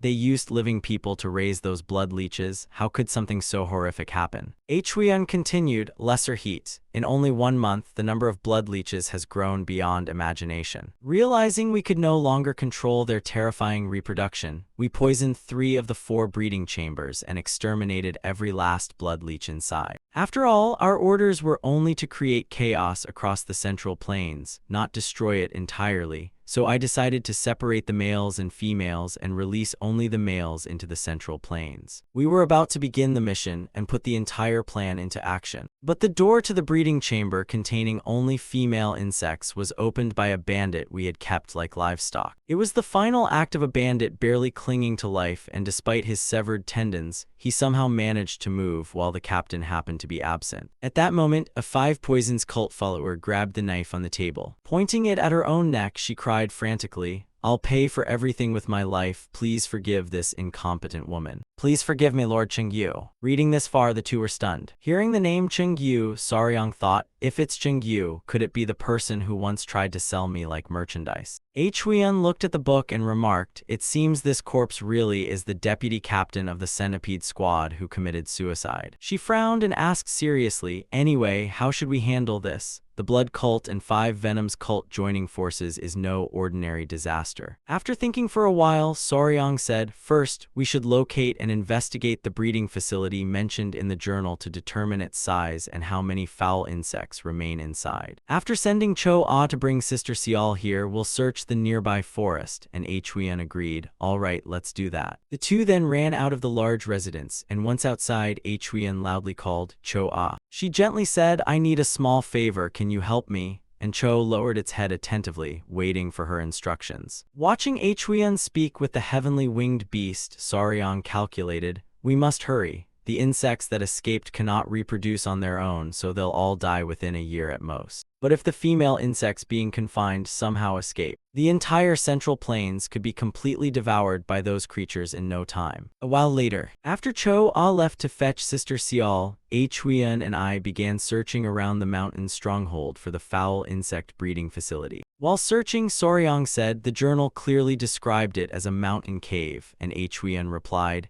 then let's head toward the mountainside. After traveling some distance, the two hid behind a tree to observe. Upon spotting an entrance, Saryang's eyes widened. Saryang exclaimed happily, found it. He sniffed the air and said, a faint medicinal scent is coming from deep inside, so this must be the place. Huiyan clenched her fist and asked, what if there are still foul insects inside? And Saryang thought briefly before replying, gather some branches and make a torch before entering. With fire to repel them, they won't easily approach us. The two prepared a torch and entered the cave. Saryang walked quickly in front, while Huiyan anxiously watched their surroundings from behind. As they moved, Saryang thought, carefully venturing deeper into the cave, we could sense foul insects hiding throughout the darkness. As they advanced through the eerie atmosphere, corpses began appearing scattered everywhere. Upon reaching a door, both of them stopped. Saryang illuminated the door with his torch and said, this is it. They probably modified this cave and installed doors to create insect breeding chambers. Looking inside, few foul insects seemed to remain alive, and every door stood wide open. Looking around, Saryang thought there are still several foul insects wandering nearby, so a female must be hiding somewhere around here. Where exactly is it? Suddenly, a box in the distance, surrounded by foul insects, caught his attention. The box radiated a dangerous presence, making him recoil. What is that? Suddenly, a figure appeared behind them and slowly approached. The person angrily roared, who's there? Hearing the voice, Saryang fearfully turned around and saw a large man from the 5 Venoms cult behind him. Saryang's face turned pale as he screamed inwardly, damn, is he from the centipede squad? Of all times, they had to arrive while I'm here. Immediately afterward, 2 more men rushed over and shouted, Captain. The 2 reported, Captain, the deputy captain appears to have died at least 20 or 30 days ago. It seems she couldn't bear the situation she caused and committed suicide. After reporting, the 2 immediately noticed Saryang and Huiyan and shouted, intruders. Someone broke into the insect breeding chamber. Saryang frowned and stepped in front of Huiyan while she anxiously asked, Saryang, what should we do? Without answering, he stared at the large man and thought, that must be the centipede squad captain mentioned in the journal. Now we're completely trapped. Thinking of Sial Pio, he told himself, as long as the heavenly winged beast brings Sister Sial here, we can definitely overcome this danger, so I just need to stall until then. Seeing his calculating expression, Guan Sam said, even from here, I can practically hear you scheming in your head. Then he glanced at his subordinates and said, since these intruders refuse to identify themselves, capture them and make them confess. And the other 2 respectfully replied, understood, Captain. As soon as he finished speaking, the 2 men rushed towards Saryang and Huiyan. In the crisis, Huiyan quickly pulled out 3 throwing darts and shouted, Saryang, watch out. She then hurled the 3 darts at the 2 men. One of them was struck in the arm, cried out in pain, and retreated. Seeing this, Guan Sam widened his eyes and exclaimed, hidden weapons. One of his 2 subordinates steadied himself. Then he hesitantly asked, you wretch, what connection do you have with the Tang clan? Seeing their reaction, Saryang wondered, what's going on? Why did these guys suddenly hesitate? Suddenly, Hyung crawled out from inside his clothes. It angrily shouted, who dares bother my father? I'll give you a really painful bite. Seeing it enraged, Saryang hurriedly stopped it and said, calm down. Seeing Hyung, one of the 2 men turned and asked, Captain, isn't that a larva of the blue-spotted centipede? and Guan Sam agreed. Indeed it is, he said before suddenly removing his mask and asking, then that means. His face flushed as he asked, are you young Master Soryang? Hearing this, Soryang and Huiyan stared blankly and asked, young Master Soryang. Guan Sam smiled brightly, cupped his fists, and introduced himself. Guan Sam, captain of the Centipede Squad and leader of the venomous dragon sect, greets young Master Soryang, master of the flying divine centipede. Seeing this, Soryang gaped and wondered what was wrong with these people. Looking at Guan Sam bowing and the other two kneeling, he screamed inwardly, why did they suddenly start acting like this? Inside the mountain cave, the men respectfully knelt on the ground while Soryang remained utterly confused. Soryang and Hyang gaped together, wondering why these bandits had suddenly begun treating him with such respect. Unable to hide his curiosity, Soryang asked first, do you know who I am? He immediately replied, of course, how could I not? Young Master Soryang, master of the world's deadliest poison, the flying divine centipede, how could a centipede squad captain like me fail to recognize you? He then mentioned another interesting rumor. I clearly heard that Miss Cheng-yu intends to make you her man, making Huiyan frown and ask in disbelief, whose man? Soryang tensely considered his next move, thinking that clingy woman had spread ridiculous rumors again, but this was actually perfect for buying time. Outwardly, Soryang pretended to remember and said, Cheng-yu, you mean Cheng-yu? Making the man sigh in relief. You still remember her, thank goodness, because Miss Cheng-yu would be furious if you forgot her. Guan Sam nodded and continued, speaking of which. He kept smiling, but his words turned sinister. I never expected to meet young Master Soryang here with a Tang clan wench, and Miss Cheng-yu actually asked us to handle something related to this, so how convenient. Making Soryang nervously ask, what did she ask? He gave a vile grin and said without hesitation, her order was to respectfully escort young Master Soryang back, while killing that Tang clan wench and sending her corpse back to the Tang clan. Both Soryang and Huiyan were furious. Huiyan loudly cursed, you filthy scum, and seeing things worsen, Soryang quietly tried to calm her. Calm down, Huiyan, Sister Sial will be here to help us very soon. Before Soryang could finish, he curled his lips into a sinister grin. As though Guan Sam had already seen through their entire plan, he sneered, are you stalling for time while waiting for the flying divine centipede? He laughed loudly and continued exposing their plan. Did you think I wouldn't notice?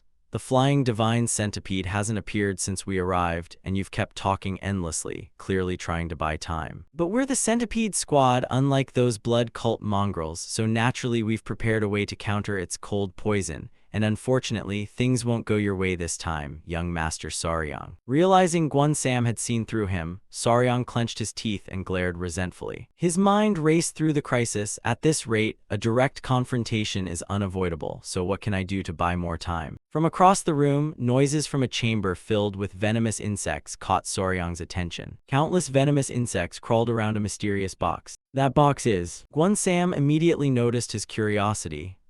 It seems you're interested in that box at the very back. He asked first, are you curious how our 5 poison sect breeds venomous species? And Soryang immediately replied, I raise venomous creatures myself, so naturally I'm curious. Guan Sam laughed heartily, fine, since we'll soon become family anyway, I'll explain it to you. Without hiding anything, he revealed the box's secret. Inside are female venomous insects that we keep separately to prevent reproduction. Soryang became intrigued, thinking females. He looked toward the room and began calculating. Having formed a plan, Soryang called behind him, Huiyan, and she answered with a slight start, yes, Soryang. Without hesitation, he pointed directly at it and boldly ordered, can you bring that box over here? Huiyan froze in place, her mouth hanging open speechlessly. It took her a moment to recover from her shock.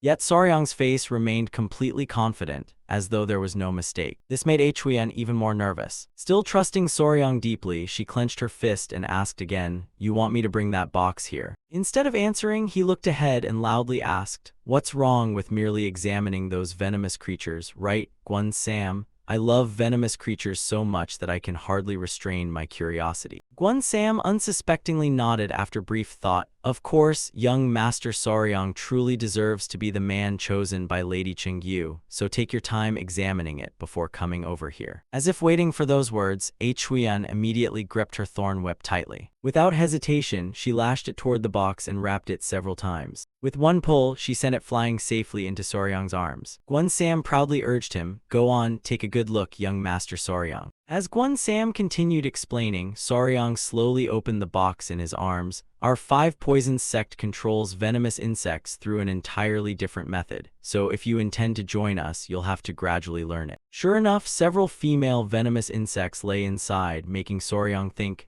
this box really is fascinating. Suddenly, Soryang grabbed one and pulled it out. Without hesitation, he threw it straight toward Guan Sam. Guan Sam and his subordinates nervously raised their hands to block it. The female venomous insect's bodily fluid splattered everywhere. Looking at the liquid beneath his hand, Guan Sam became extremely tense and growled like a wild beast. I politely offered to escort you with respect, so what is the meaning of this, young Master Soryang? If you exhaust my patience, this won't end well. Soryang showed no fear and smirked provocatively. Is that so? Seeing his scheme taking effect, he laughed. The male venomous insects smelled the females and are already swarming over, so it seems you aren't the only one who's run out of patience. One man noticed and looked up at the ceiling, warning, Captain, the venomous insects are gathering around us. The long-starved venomous insect stared down hungrily with blood-red eyes. Seeing his chance, Soryang tightly grabbed her hand and shouted, Chuyan. The two immediately turned and ran with all their might. Run. They rushed past the group while Guan Sam helplessly shouted, wait. But they could not pursue because the venomous insects had already surrounded them, and screams rang out, stay away from me. Soryang delighted in the success of his plan and did not forget to glance back. Soryang laughed and shouted into the cave, take your time and enjoy yourselves, while agonized screams echoed throughout the cavern for a long while. After running for some time, Soryang and Chuyan slowed down panting, and he looked back and whispered, Chuyan, we must leave immediately. If we stay too long, those venomous insects will attack us too. And she thoughtfully replied, yes, Soryang. Only then did Chuyan have time to think and anxiously ask, speaking of which, how did you do that? The moment you threw those female insects out of the box, the others charged straight at them. Soryang did not hide it and explained, I merely exploited their mating behavior, making her curiously ask, their mating behavior. Soryang began a brief lesson on venomous insects. This species is truly bizarre, especially its extremely unusual method of reproduction. The females lack ordinary reproductive organs, while the males cannot even accurately distinguish the sex of their own kind. So whenever a male smells a female's pheromones, it frantically attacks whatever is in front of it. He explained the mechanism further. They drive their sharp, hook-like reproductive organs into anything they can. So those fools from the 5 Venoms cult are probably experiencing something horrific right now. Soryang smiled and concluded, that's why I threw the female insects toward them, and Chuyan nodded in understanding. So that's how it was. She sighed in relief and lowered her head. Thank you, Soryang. Thanks to you we escaped danger again. I'm sorry I always have to rely on your help. Soryang smiled gently. Of course I'd help. Without the slightest annoyance, he reassured Chuyan. I was merely punishing those villains for insulting and coveting my woman. As a man, how could I stand by and watch that happen? Her maiden heart could hardly endure those words, and her face flushed bright red. She stammered softly, I feel exactly the same way, Soryang. The blush remained on Chuyan's face, but her resolve was sincere. You belong to me too, Soryang, and I won't let those fools from the 5 Venoms cult take you away. Suddenly she stepped closer and tightly gripped Soryang's clothes. As though hearing something incredibly strange, his face unconsciously turned red too. Having a beautiful woman acting so tenderly before him left him flustered as countless questions filled his mind. Why does this atmosphere feel so strange? Chuyan softly called Soryang. The distance between them gradually narrowed, until barely any space remained between them.